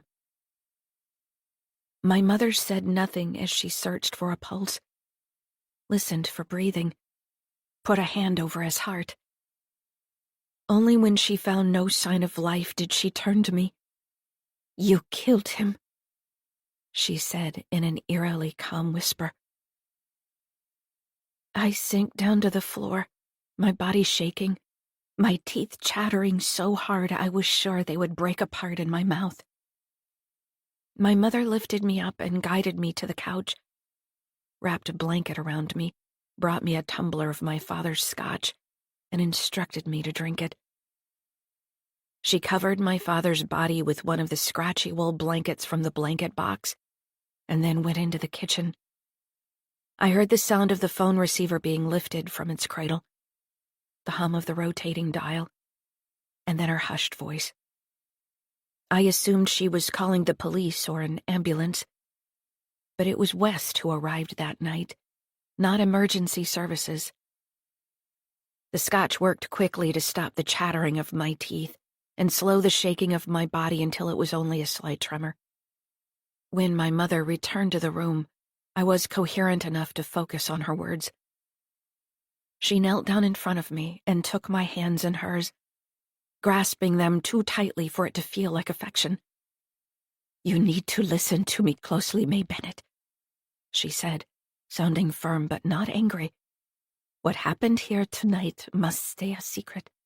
If we tell the police, they will put you away for a very long time. Do you understand?" I nodded. "You will have to stay in a horrible place without me or June. You don't want that, do you?" My mother's stern face blurred behind the tears that filled my eyes and spilled quietly down my cheeks. "No," I whimpered in response. She freed one of her hands to wipe away the tears, one of the most affectionate things she'd ever done. "Of course you don't. And I'm not going to let anyone take you away." Her conviction was comforting. "You are my daughter, and you belong with me, always." I didn't know then that she was essentially signing me up for a life sentence to her, that I would be imprisoned by our bond of secrecy until she died. I would never not be able to do her bidding. I would never be able to disagree or argue or assert myself. When she was sad, I was to be the one to comfort her. When she got sick, I was to be the one to care for her. When she was alone, I was to be the one to keep her company. She held my secret, which meant she held my freedom too. I'm going to take care of everything," she continued. "No one will ever know what you did. I will make sure of it." She got up off her knees. "Now go lock June's bedroom door so that she doesn't come down until we've got everything cleaned up." I surrendered to the calm, competent direction of my mother. It kept me from thinking about what I'd done, about the reality of the situation. I tiptoed back upstairs.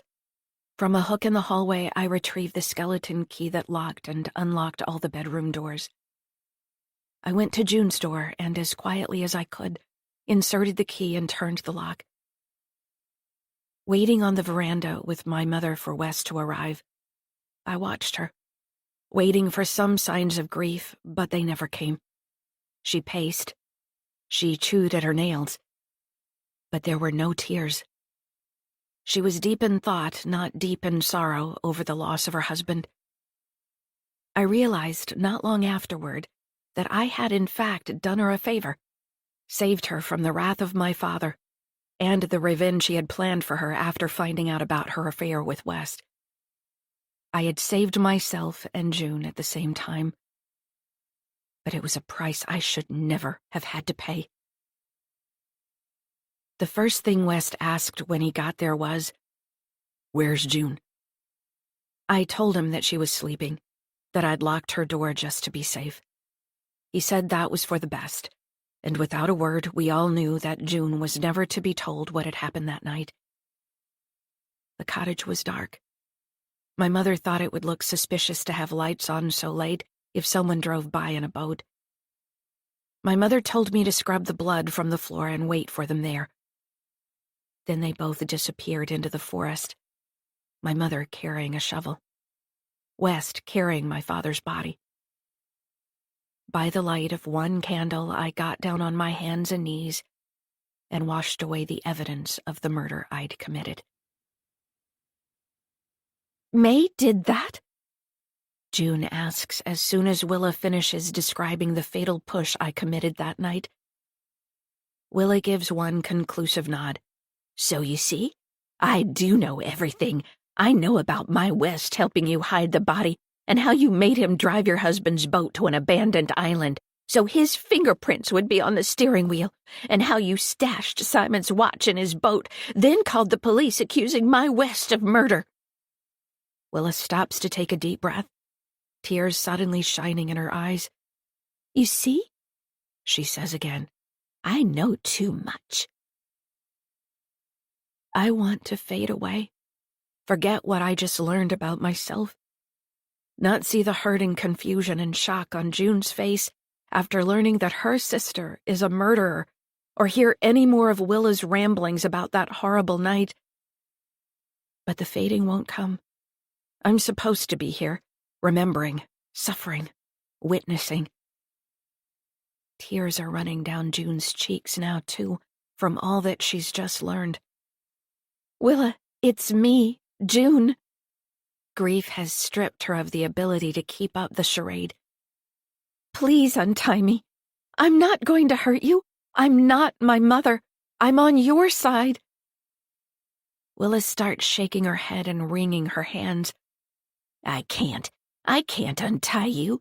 There are too many secrets. My boy, he's gonna find out if I don't do something. You never should have come back. You promised." June sighs deeply and wipes her tears away with the back of her tied hand. "I know you had a deal, Willa. You keep saying that. But it was with my mother, and I'm not my mother." The last 4 words come out as a yell, and Willa jumps. Willa's own tears start to fall, and she roughly wipes them away. "I tried other ways, I did, but they didn't work," she explains. "It wasn't supposed to come to this." Willa looks down at the floor. "I'm sorry," she says softly. "I'm so sorry. It's for my boy." Before June can say anything, Willa disappears from the room. And then there's the sound of the back door slamming shut. I expect June to try to get free from the ropes, to yell out. but all she does is sit there staring straight ahead, looking defeated and sad. I move right up close to her, wishing I could wipe her memory clean of everything, or at the very least be there to explain, to comfort. I flood the space around her with my presence, making myself as big as I can. "Why didn't you tell me?" Her voice is low and quiet. Tears start to slowly roll down her cheeks. She glances around the space as though looking for something. "I know you're here, May. I can feel you." I push in closer so that I'm almost passing into her body, but not quite. It's as close as I can get without coming out on the other side of her. "Whatever made you do it, I would have understood. I would have kept your secret."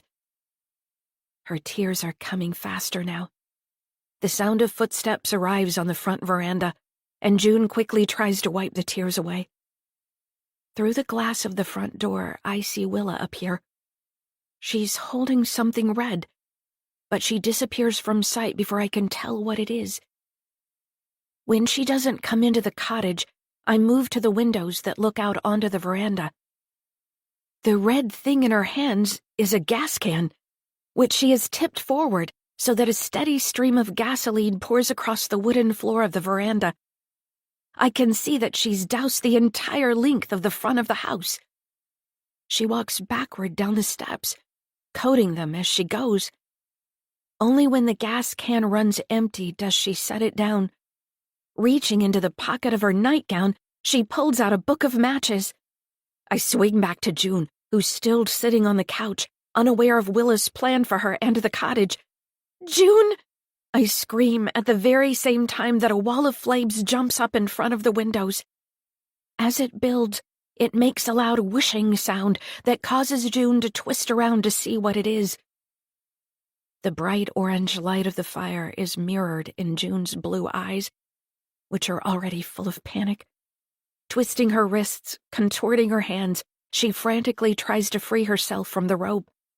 I can see that it's no use. Willa may not know who's who or what day it is, but she definitely knows how to tie a rope. An axe sits against the side of the fireplace, tucked away so that it's mostly out of sight. If I can make June see it, and she can somehow get over to where it is, she may be able to free herself. The sound of the fire is growing stronger. The glass in the windows has started to crack, and there's a gentle groaning as the fire eats through the wood of the building. It's only a matter of minutes before those flames find their way inside. I leave June struggling with the rope and go to the axe. I've never moved anything so big before. I focus all my strength on it, call on every bit of will I have, and then move myself as forcefully as I can right at the inanimate object. I may be imagining it, but I think it slips just slightly. If I can get it to fall over, it should make enough noise for her to notice. Behind me, June starts to cry softly. She's scared, sure that she'll die in this fire all alone. She's thinking about her girls and Leo and how badly she wants to get back to them. I feel all of it. I push in against the axe again, but nothing happens, so I start a swinging motion, moving back and forth over it as fast as I can. I feel it pass through me each time, the wood, the cold metal. The windows blow out, sending a shower of glass into the living room. The flames quickly find their way through the windows and start to lick up the wooden wall to the ceiling. June screams and slides down to the floor, cowering awkwardly, her hands and feet still tied. I can feel the draining start to happen. I've used up almost everything I have. I stop swinging. It's not doing anything. So instead, I think of all the things I love about my sister. Her throaty laugh, the set of her face when she's trying not to cry, the way she looks at her girls when she thinks nobody is watching, how her body folds into mine each time we hug, her scent, her jokes that people can't always tell are jokes, her pain and her strength. I think of it all, and then fling myself at the axe with the power of all those things. It topples and falls forward onto the floor. Better than I'd hoped for. June looks up and sees it sitting there and starts to shimmy across the floor on her bum. I see her slide it between her knees, blade side up, and start rubbing the rope stretched taut between her wrists. This is why I'm here. Why I've been here all along. To save her at the very same place where I caused the end of my father's life. The thought floods me with peace and calm. June will be okay. Somehow I know this to be true. The fading comes on slowly. I don't fight it. I finally know that I've done what I was meant to do. June. The axe is dull, and it feels like it's taking forever to slice through the rope, but finally I get through one end and am able to untangle it from my wrists. Thick smoke and salty sweat sting my eyes. I have to close them as I work at the rope around my ankles. The entire front of the cottage is consumed by flames. Staying low, I crawl toward the back of the cottage, but before I even reach the kitchen, I can feel the heat from more fire in that direction. Willa must have started it at both ends. My only way out is to go upstairs and use the fire escape. Still on my hands and knees, I make it to the stairs and crawl up as quickly as I can. It's only a matter of time before the building starts to collapse in on itself. Flames haven't reached the second floor, but the smoke has, filling the upstairs hall, blocking out the light and sucking up the oxygen. I reach the fire escape door, roll on my back, and kick it open with all of my force. Tumbling out onto the landing of the metal staircase, I gulp in the fresh air. I'm lightheaded and dizzy. My throat is scalded and my lungs are scorched, but I'm alive. Adrenaline keeps me moving despite my shaking legs and the desire to collapse in a heap. I get down to the bottom of the fire escape and rush to the front of the building. Flames are devouring the cottage. I want to scream for help, but my voice has been burned away. I turn in circles, looking for an answer. My phone is in the cottage. I see a flash of white across the yard. Willa darts out of the woods. She sees me and stops dead in her tracks. I don't know if she realizes it's me or if she still thinks I'm my mother, but her face falls. Her shoulders slump as though she's once again been defeated. Neither of us moves for several seconds, and then suddenly she breaks into a run across the lawn, disappearing behind the burning cottage.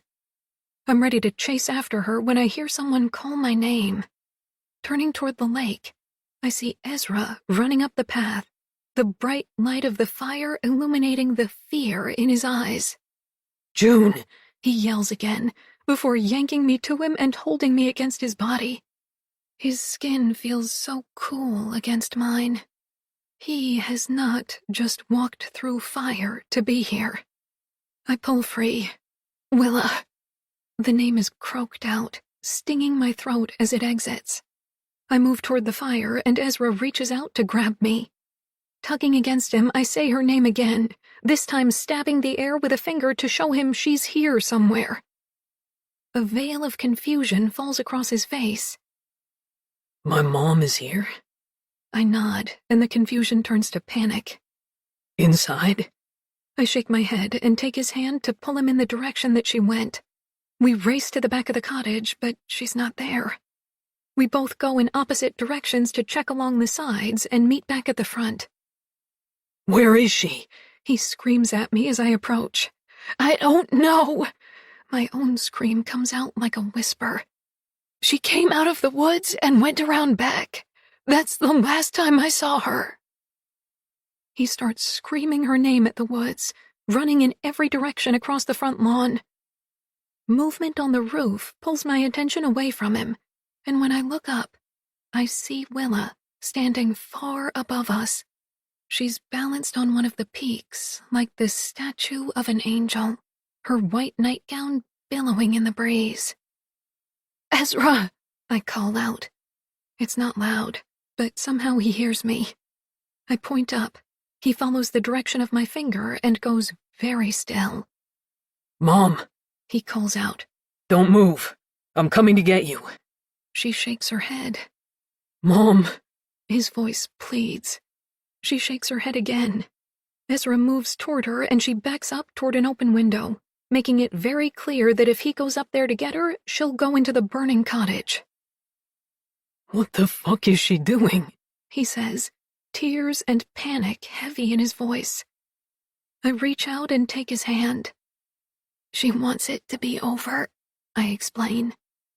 He doesn't say anything. We both just stand there, watching Willa, who is watching us. When it's clear that Ezra is not going to come up after her, she puts her hand to her mouth and blows him a kiss. His body jerks forward, but I hold tight to his hand and keep him in place. She finally turns and walks along the peak to the open window, ducks down, and crawls through it. A sob escapes Ezra, but he stands firm. Something in him knows it's the right thing to do. That by not saving her, he's saving her. We stand there together, hand in hand, and watch. We both know there's no point in trying to stop it. It's an old wooden cottage on an island. It never stood a chance next to Willa's gas can and match. Only when the whole island is lit up by the blaze and sparks fly into the night sky to land on the ground in front of us do we call the fire department. Then we stand there and wait. The air is filled with the sound of wood splitting, glass smashing, and flames raging. Every now and again, the building lets out a low groan as walls cave in and floors buckle. I am watching the slow, violent death of my cottage, losing my beloved Avril Island for the second time. Tears stream down Ezra's face. Somehow I'm dry-eyed. Maybe I'm just happy to be alive. Maybe after all the truth I've learned since coming back here, I'm finally ready to let the island go. To bury the past in the ashes that she will become. I don't tell Ezra that his father died on Avril Island as well. I don't tell him anything. We stand in silence until the fire department arrives. I give them a partial truth about taking care of Ezra's mother, who suffered from dementia, about how I left her on her own for a short time and came back to find the fire, how we tried to get her out, but were too late. They examine me and tell me to go to the hospital. I lie and say that I will. Then I lead Ezra away, down to the dock. When we get back to his place, he doesn't come up to the boathouse with me. He goes into the stone cottage, telling me he needs some time alone. I let him go, understanding the need to grieve in private better than I ever wanted to. He's stunned and still in shock. I know the feeling well. I know that it will pass, leaving only deep sorrow behind, which will not pass. It will turn to scar tissue that will throb when it rains and burn with movements that are too quick. I get myself into the shower. I'm covered in the dirt of Ezra's father's grave and coated with smoke and soot from the fire that killed his mother. The water quickly washes all of this away, but it's a superficial cleansing. I will never really be clean of their deaths. They will haunt me forever. Crouching down in the shower, I put my head between my knees and finally cry. Fire dreams and the scent of burning skin jolt me awake. I could only have been sleeping for a couple of hours. Once again, I've spent the night on Ezra's couch, falling in and out of a troubled sleep. It's morning now. The sun streaming through the window, giving the false impression that it's just any other day. There's a note on the coffee table from Ezra.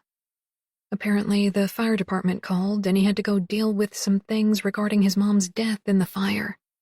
He didn't want to wake me. I get dressed and have just started the coffee-making process when Ezra's home phone rings. I answer, thinking it could be something important. It's Ezra. He's at the fire department and needs his mom's year of birth, which she has never revealed to anybody, for some paperwork. He asks me to go into the stone cottage to find her birth certificate and call him back with the information. There's an eerie feeling inside Willa's house, as though she could appear at any moment. There are dishes in the drying rack, and the soft sound of a fan whirring in another room. I find her purse sitting on a table by the front door, and go through it, but don't find anything with her birth year on it. I go into her bedroom and rummage around in a small writing desk, but find only old bills and receipts for things. The only place left to look is a bedside table. It looks like a drawer filled entirely with old Kleenexes, but when I put my hand in and dig around, I come up with an old wallet. Inside is her birth certificate. Shoving the wallet in my back pocket, I think about just closing the door as is, but figure I should probably get rid of the garbage for Ezra's sake. Gathering up all the Kleenexes into a ball, I catch a glimpse of something else sitting there in the drawer. A key ring with 2 keys on it, both tarnished with age. I lift it out to get a closer look. There's an old tag tied to the key ring that reads Avril Island, and the keys are each labeled with pieces of masking tape. One reads Dock Shed, the other Garden Shed. It's pretty much identical to the set of keys that has always hung on the key hook at the front door of our cottage, except that with this set, the main cottage key is missing. If I had to guess, I'd say it was West's old set, and that most likely Willa was in possession of the missing key. I slip the key ring into my pocket and shut the drawer. From the kitchen, I call Ezra with the information he needs. He thanks me and says he'll be back soon. Before leaving the stone cottage, I do a bit more looking around, pulling drawers open, lifting the lids on things to peer inside, opening closets, taking a look in the medicine cabinet. My search having turned up nothing substantial, I stand at the living room window, debating whether or not to give up and go back to the boathouse. That's when I notice them. 3 black birds, the very same kind I found on my veranda, hopping around the base of the feeder, pecking at fallen birdseed. Moving back to Willa's room, I go right to the window. There's a lock at the top and it looks as though it's secured, but when I give the window a push, it pops open easily, providing a very convenient mode of escape. Was Willa my tormentor? There's the sound of a boat approaching, so I quickly shut the window and rush out of the stone cottage. I'm there in time to greet Ezra as he pulls up to the dock. He looks pale, all of the life drained right out of him. Other people's deaths will do that to you. Everything go okay? I ask, even though I know nothing is okay for him right now. He gives me a weak smile and a nod, then busies himself tying up the boat. Upstairs, I pour Ezra a cup of coffee. You look like you could use this, I say, passing it to him. That bad, huh? He tries a laugh, but it comes out more like a grunt. Is there anything I can do for you, Ezra? I ask, wishing I could make the pain that's sitting in his eyes disappear. You could tell me why my mother was really at Avril Island last night. His words catch me off guard. I remember hearing you tell the firefighters that you were taking care of my mom, but I don't really understand why you'd take her to Avril Island or why you'd be the one taking care of her, since it's Judy's job. And the really strange part is that the fire department told me today that they found my tin boat on the other side of the island. He sighs deeply and runs a hand through his hair. So you see why I'm confused. I mean, what the hell were my mother and my boat doing at Avril Island last night? That's your boat? The Tin Tippy? He nods, eyeing me with suspicion. I don't need any more proof than that.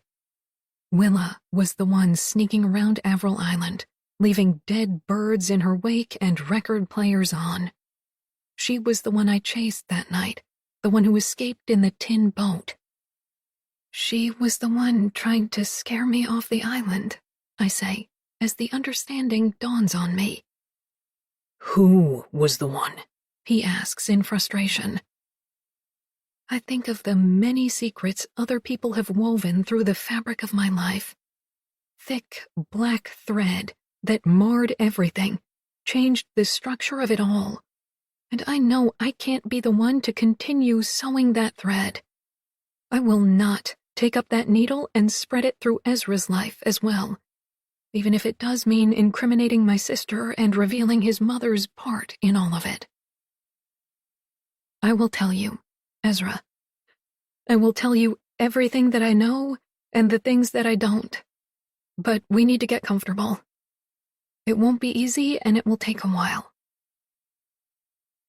I tell Ezra how I believe it was Willa coming to the island all this time, doing things to try to scare me away. I tell him everything she told me before setting the cottage on fire, even the part about my sister pushing my father and killing him. He listens quietly, asking only one or two questions, his face serious, his emotions kept mostly at bay. He shows only a split second of shock when he hears that it was May who killed my father, and then sympathy for what that must mean for me. We spend some time speculating on what my sister heard that night that brought her out of the cover of the stairs to confront my father with such rage, then accept that we will probably never know, and agree that perhaps it's for the best. I leave the part about his father's grave for the end. I don't have any answers around it, and I don't want to be the person who delivers such horrific news. 2 parents lost within 24 hours is unbearable. But he has a right to know, which means I have no choice. There's one last thing, I say, reaching for his hand. Do you remember me telling you about the cross at the tree? How it kept reappearing? He nods. I thought it was kids messing with me, but then it dawned on me that it was actually a grave. He gives me a funny look, but I just keep going now that I've got the courage. I dug it up all around the tree, and I found a body. Your father's? Ezra says. I shake my head. Yours. He narrows his eyes with skepticism, and I feel his hand tense in mine. I quickly tell him about the leather bracelet on his wrist and the photo with West that matched it. How I figure it must have been Willa putting the crosses there and visiting it regularly. But I don't know how he died or ended up there. Willa didn't tell me anything about your dad. Ezra gently pulls his hand from mine. I do, He says, and the room feels as though somebody has set it spinning. You knew your dad was dead all this time? But you told me you had no idea where he was? He nods his head slowly, remorse clouding his blue eyes. Why did you lie to me, Ezra? I was protecting my mother, June. Like mother, like son, I think to myself. I pull my legs up under me and cross my arms over my chest, tucking myself away from him, the betrayal sitting large between us. Protecting her from what? He doesn't say anything. I will walk out of here right now, Ezra Keene, if you don't tell me the truth. I just confessed to you that my own sister was responsible for my father's death. You can't get more vulnerable than that. He gives a nod of concession, then sits up from the couch, leaning his elbows on his knees and staring out at the lake. It was one night, quite a few years back. She was having one of her episodes, calling out, saying that she saw angels, that they were coming for her. When I went in to console her, she thought I was a priest. He gives his head a shake, as though he can't even believe he's telling the story. She asked if she could confess her sins so that she would go to heaven. Of course, I told her she could. I just wanted her to calm down and go back to sleep. He gets up and goes to get a glass of water, bringing one for me as well, even though I'd like something much stronger at this point. So she confessed to you? I encourage. He takes a long drink of water, then takes his time setting it down carefully on the coffee table. I guess you could say that, he says, still looking unsure about what he's about to reveal. My mother said that she had made a plan to blackmail your mother for money, only because she was worried West would never work again. She and my dad arranged to meet your mother at Avril Island. They told her they were going to go to the police with the truth if she didn't pay them. Wait, I interrupt. So all this time you knew what the truth was and didn't tell me? He quickly shakes his head. No, June. My mother didn't go into any details about what actually happened. Just that they knew the truth, whatever that was. Your mom apparently had a gun and said she'd kill them both before she'd be blackmailed. That it would be for the best anyway since they knew too much. That she could call it self-defense. My mother was mostly afraid of me being left as an orphan, so she tried to backtrack, apologize, and say they wouldn't do it. They'd keep the secrets. But your mother didn't believe them anymore. She thought West had turned on her. My mother apparently became desperate, sure April was going to kill them both. So she lunged at April and got the gun away, somehow. She knew, though, that if she hurt April, then both she and my father would go to jail, and again, I'd be left on my own. He pauses to take another drink of water. This sounds like some kind of bad movie. I can't help but interject. And I'm not even done yet, he says. That night that my mother thought I was a priest, she told me that she shot and killed my father, thinking it was her only way out, alive or free from jail time. She said that she and April buried him on Avril Island. My God, Ezra. That's crazy. How did you not tell me this? My mother's thinking was that if both she and April had secrets, then neither of them would betray the other.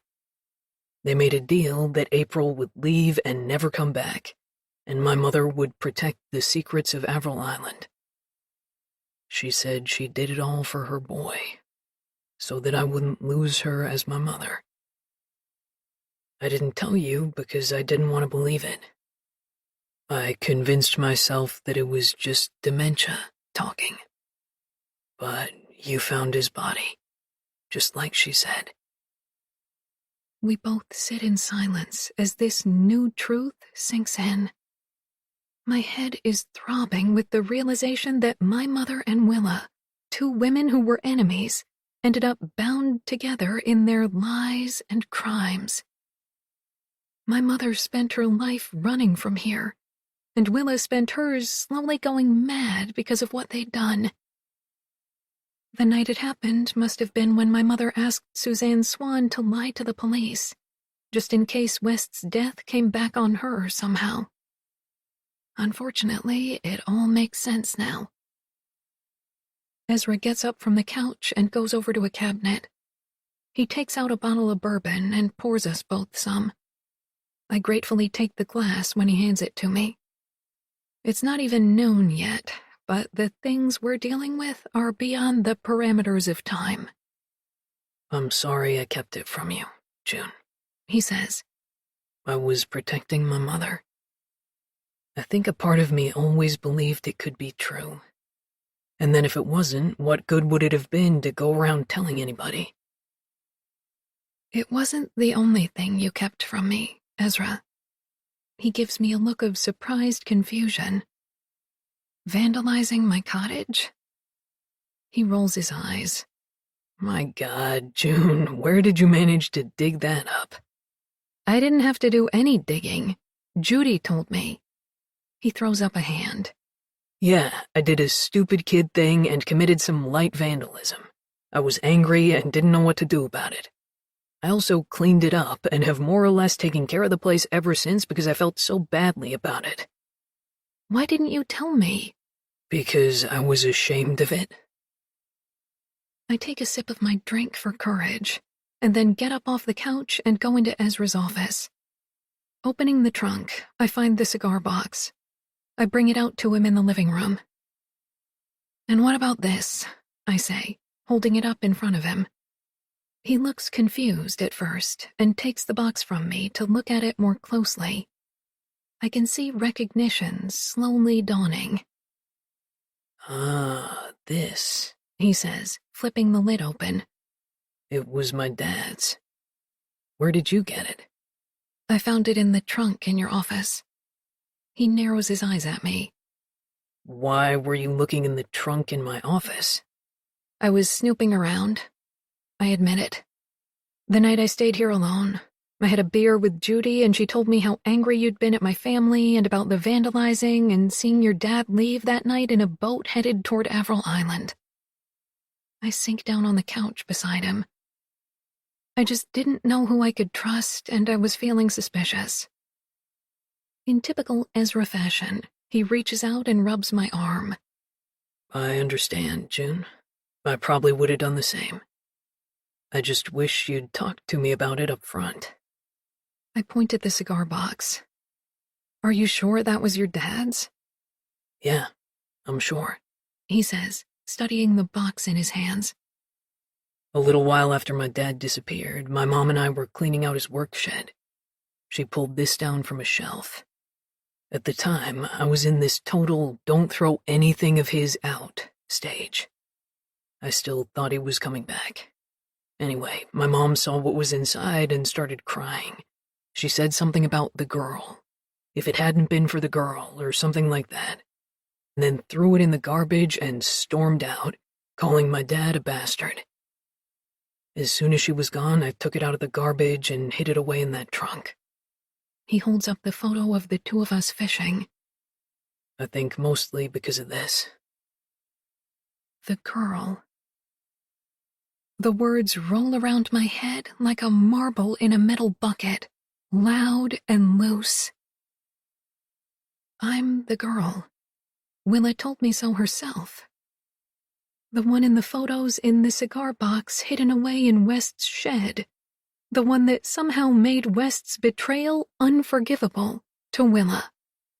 Willa used the girl like an exclamation point every time she talked about the secrets kept by my mother and West. Suddenly, it becomes so clear. I was the greatest betrayal of all. A daughter born from their affair. And the photo of me, West, and Ezra holding up our wood carvings. West and I stare out at the camera with the same crystal blue eyes. That's what Willa meant the first day I saw her when she said I had my dad's eyes. The cigar box. It's not Ezra's shrine to me. It was his dad's shrine to his daughter. My mother would have given him those photos, that poem, the lock of hair. Items to remember me by when we weren't at Avril Island, to mark my growth through the years, times he missed out on. June, Ezra reaches out and takes my arm. are you okay? I pull away. A thick wave of nausea rises up. I rush from the room, making it to the bathroom just in time to empty my stomach, the bourbon burning on its way back out. I hear Ezra rushing down the hallway toward the bathroom, so I quickly kick the door shut with one foot. He pounds on it, demanding to know if I'm all right. But all I can do is pull a towel from the towel bar and shove it into my mouth to stop the scream. Bathroom doors are not impenetrable. Ezra eventually gets in and finds me on the floor, sobbing into the bath towel, vomit in the toilet.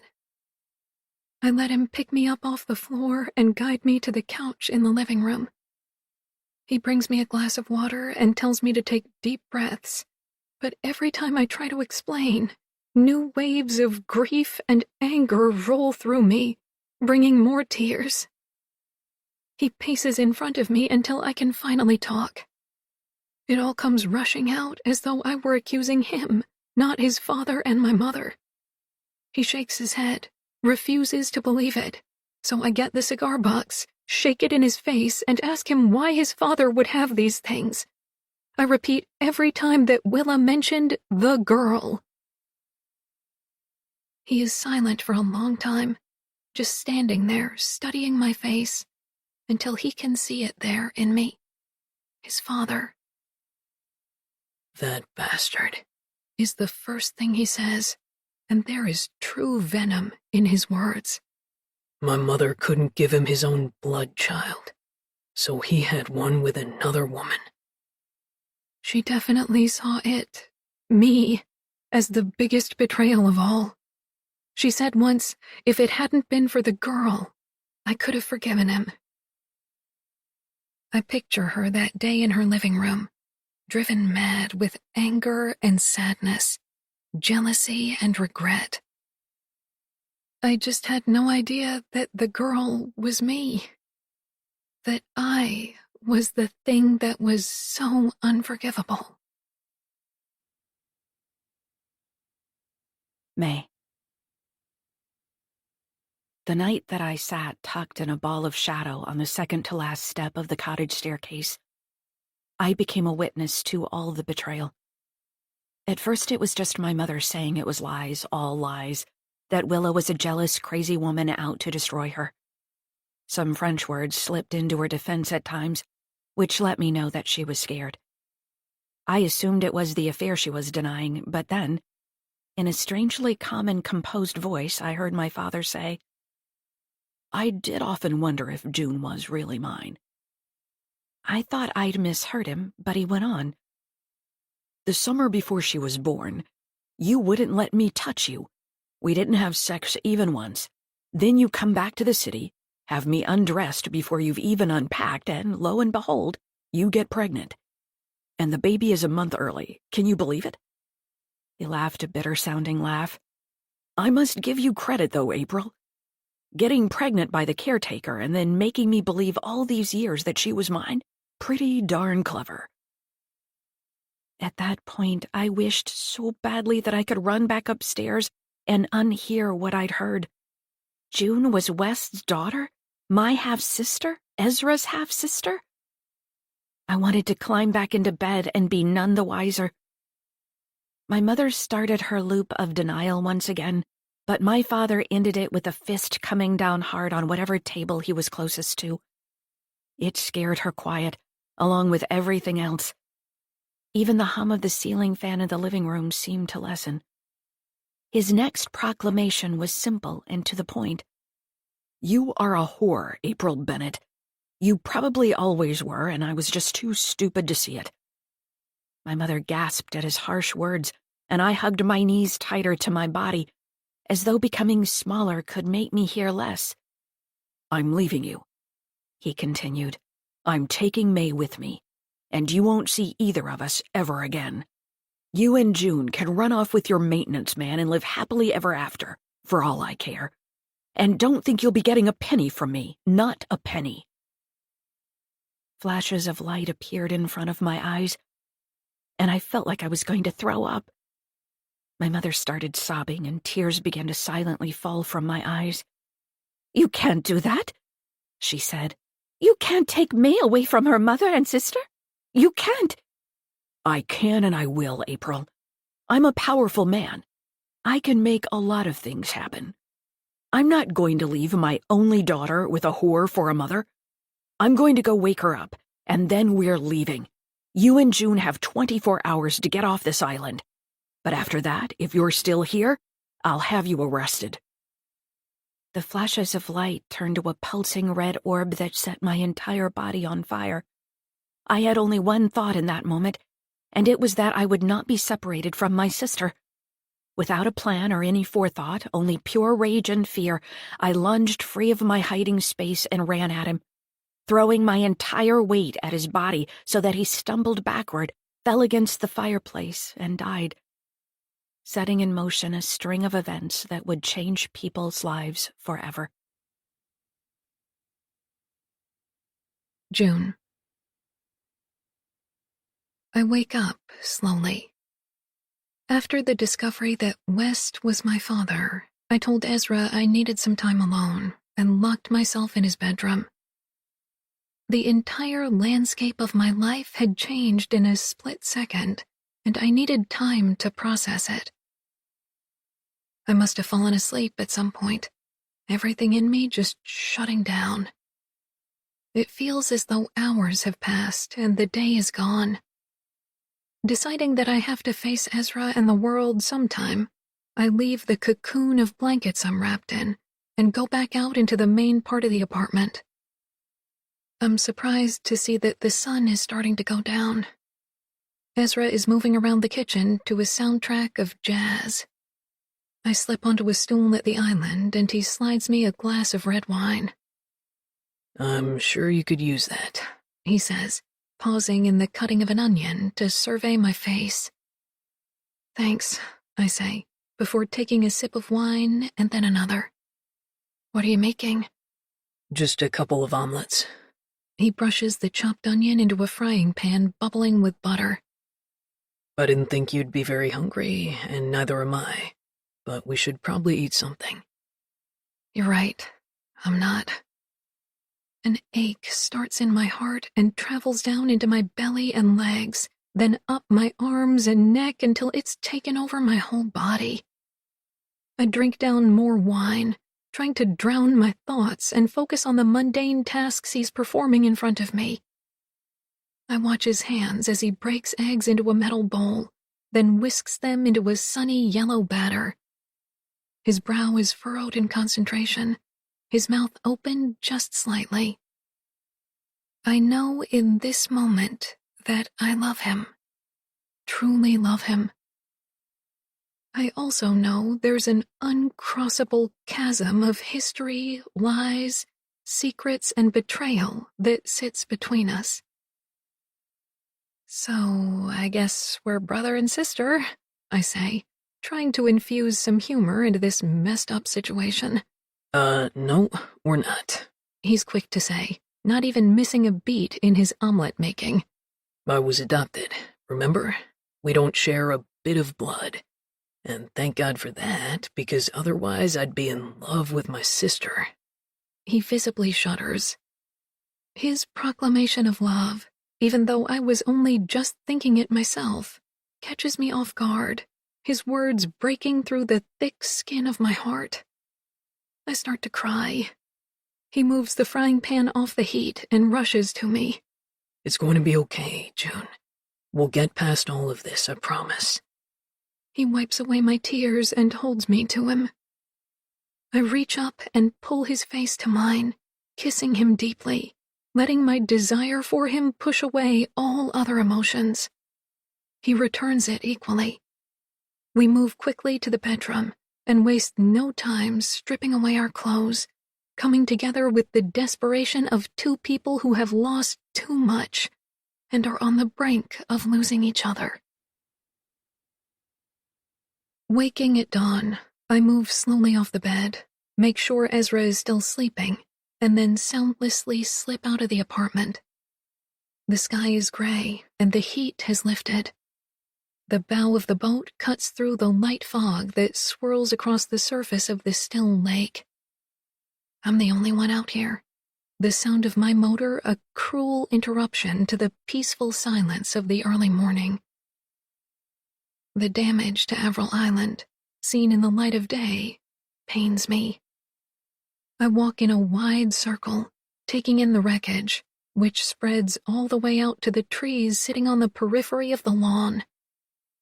There is nothing salvageable, only the suggestion of what things once were, a black pile of remains. Standing there, I can hear the screen door open and slam shut, Smell the musty pine scent that hits you as soon as you step inside. Hear the creak of the floors. Feel the metal doorknobs in my hands. No fire can burn those memories away. But the loss of their reality suddenly cuts through me, bringing me to my knees. I put my head in my hands and cry yet again, wondering if I will ever run dry, the sound rising up in the quiet morning to surround me with the soundtrack of my own pain. I have lost so much, but still have so much. It is a balance that both hurts my heart and fills it. I could have died in that fire, but I didn't. I know my sister was there, that she helped me get out, made it possible for me to return to my girls. The same sister who, Willa claimed, killed her own father. I don't have to believe it. I could convince myself that it was the ramblings of a delusional old woman, but I don't. Deep down, I can see the truth in what Willa told me. My father's leaving has affected May in ways that it did not affect me. She was scarred from that night, and I never fully understood why. I do now. I felt it all along, the secret, like a tiny pebble caught somewhere in the fabric of our closeness. You can't know someone as well as I knew her and not sense a secret.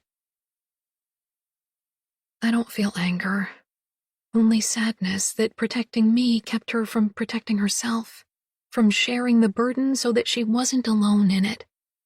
For there is nothing I would not have shouldered for my sister, no secret I wouldn't have kept, no pain I wouldn't have shared.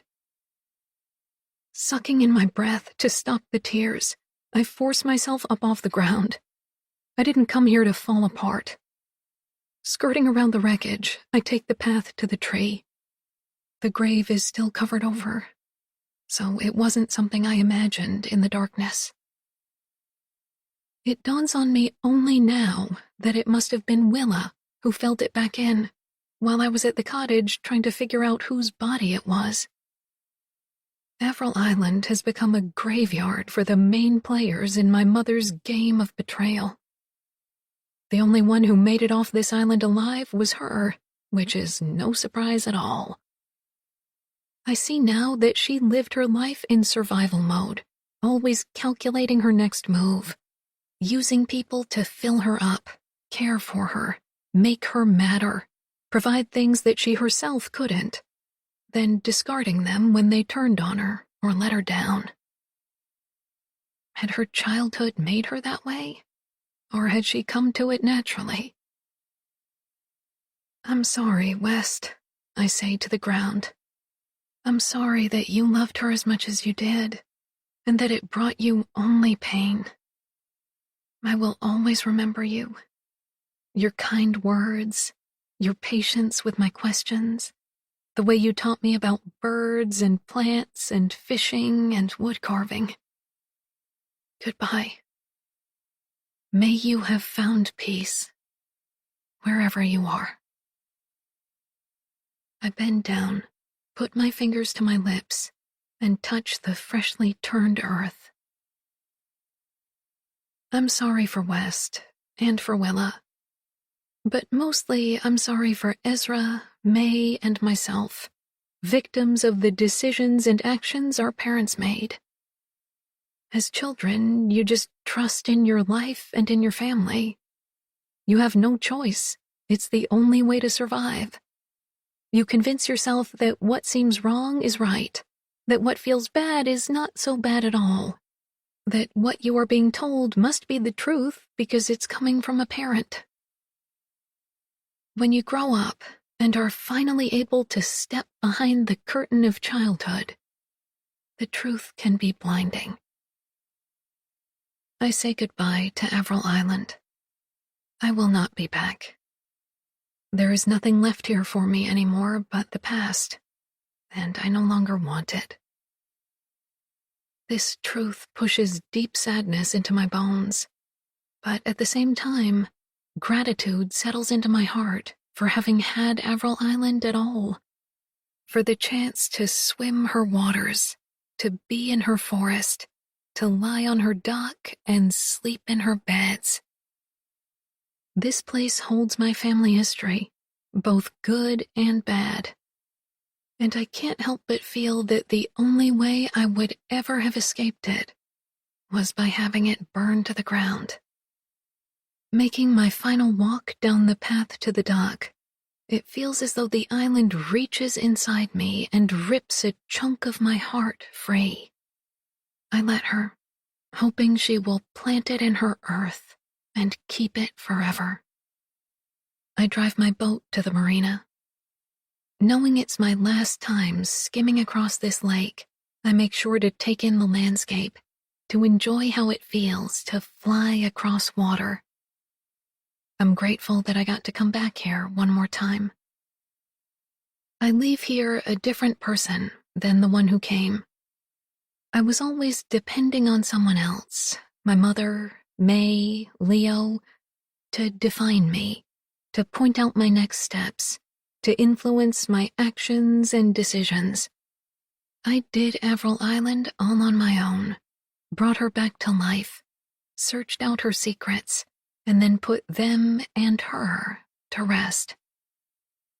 I have survived solitude, grief, finding love and losing it, a bloody house fire, and discoveries that altered my entire history.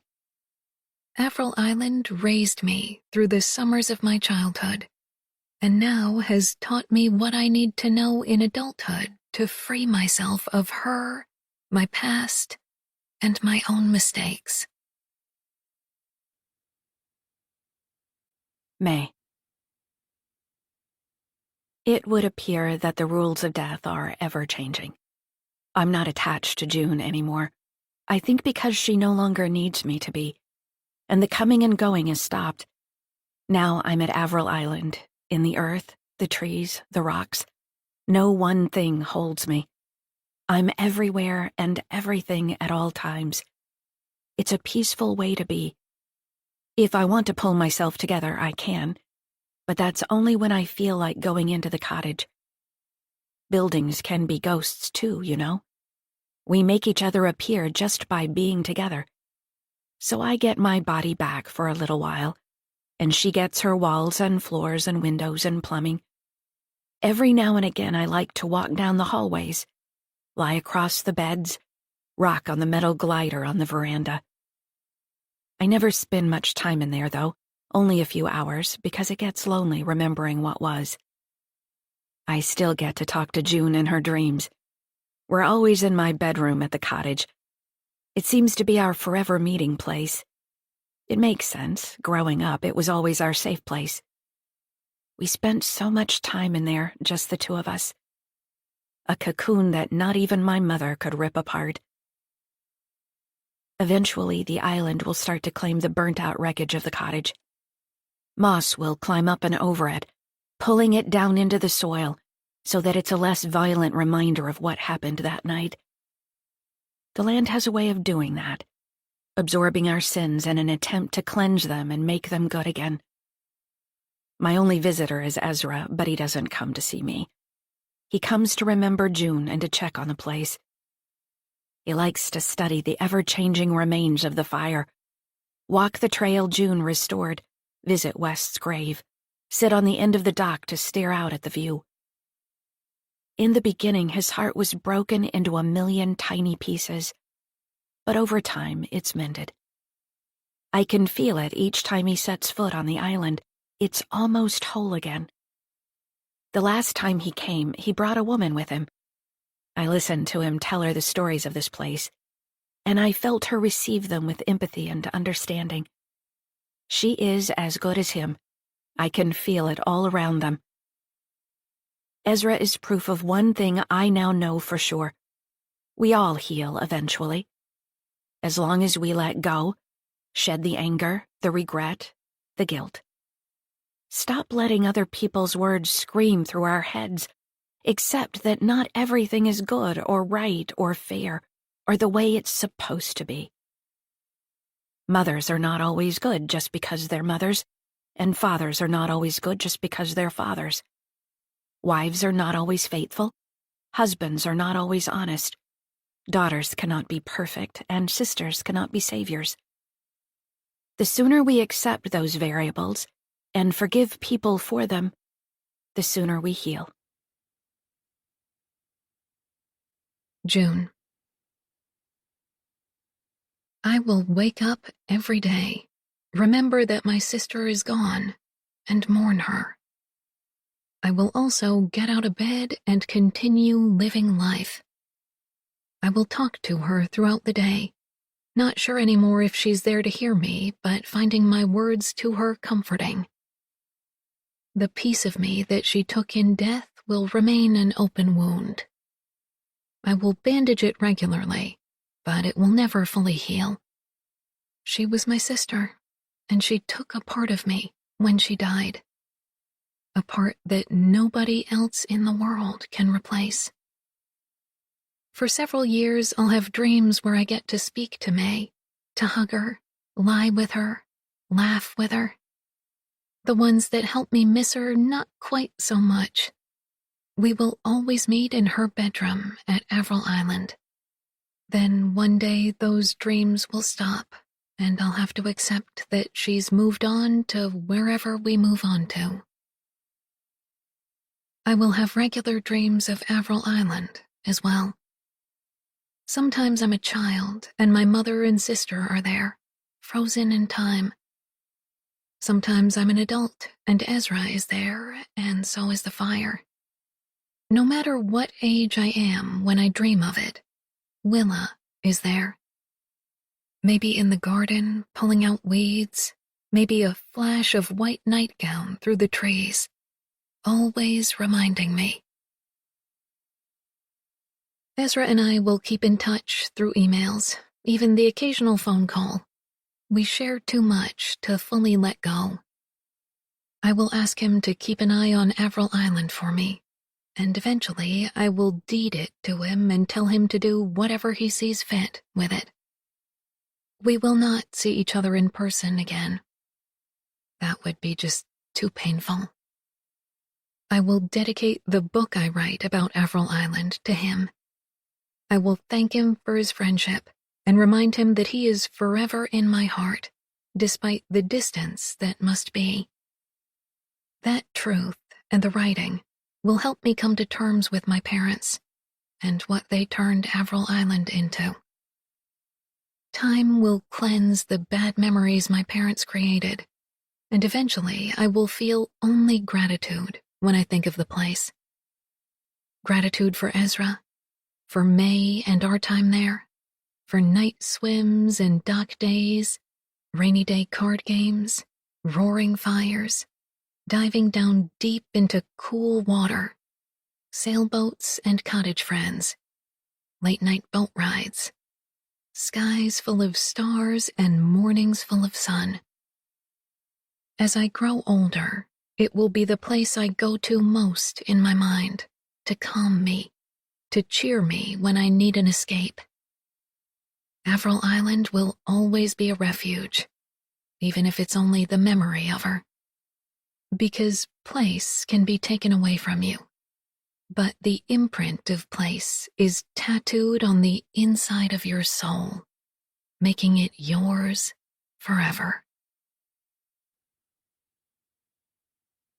This recording of What You Never Knew was presented by Dreamscape Media, LLC. Narrated by Sarah Mola Christensen and Laura Jennings, and produced by Eric Black. Text copyright 2021 by Jessica Hamilton. Sound recording copyright 2021, Dreamscape Media, LLC. This recording may not be copied or played for an audience without the written permission of Dreamscape Media, LLC. This recording was produced by arrangement with Crooked Lane. Thank you for listening. Please check dreamscapepublishing.com for Dreamscape's latest releases.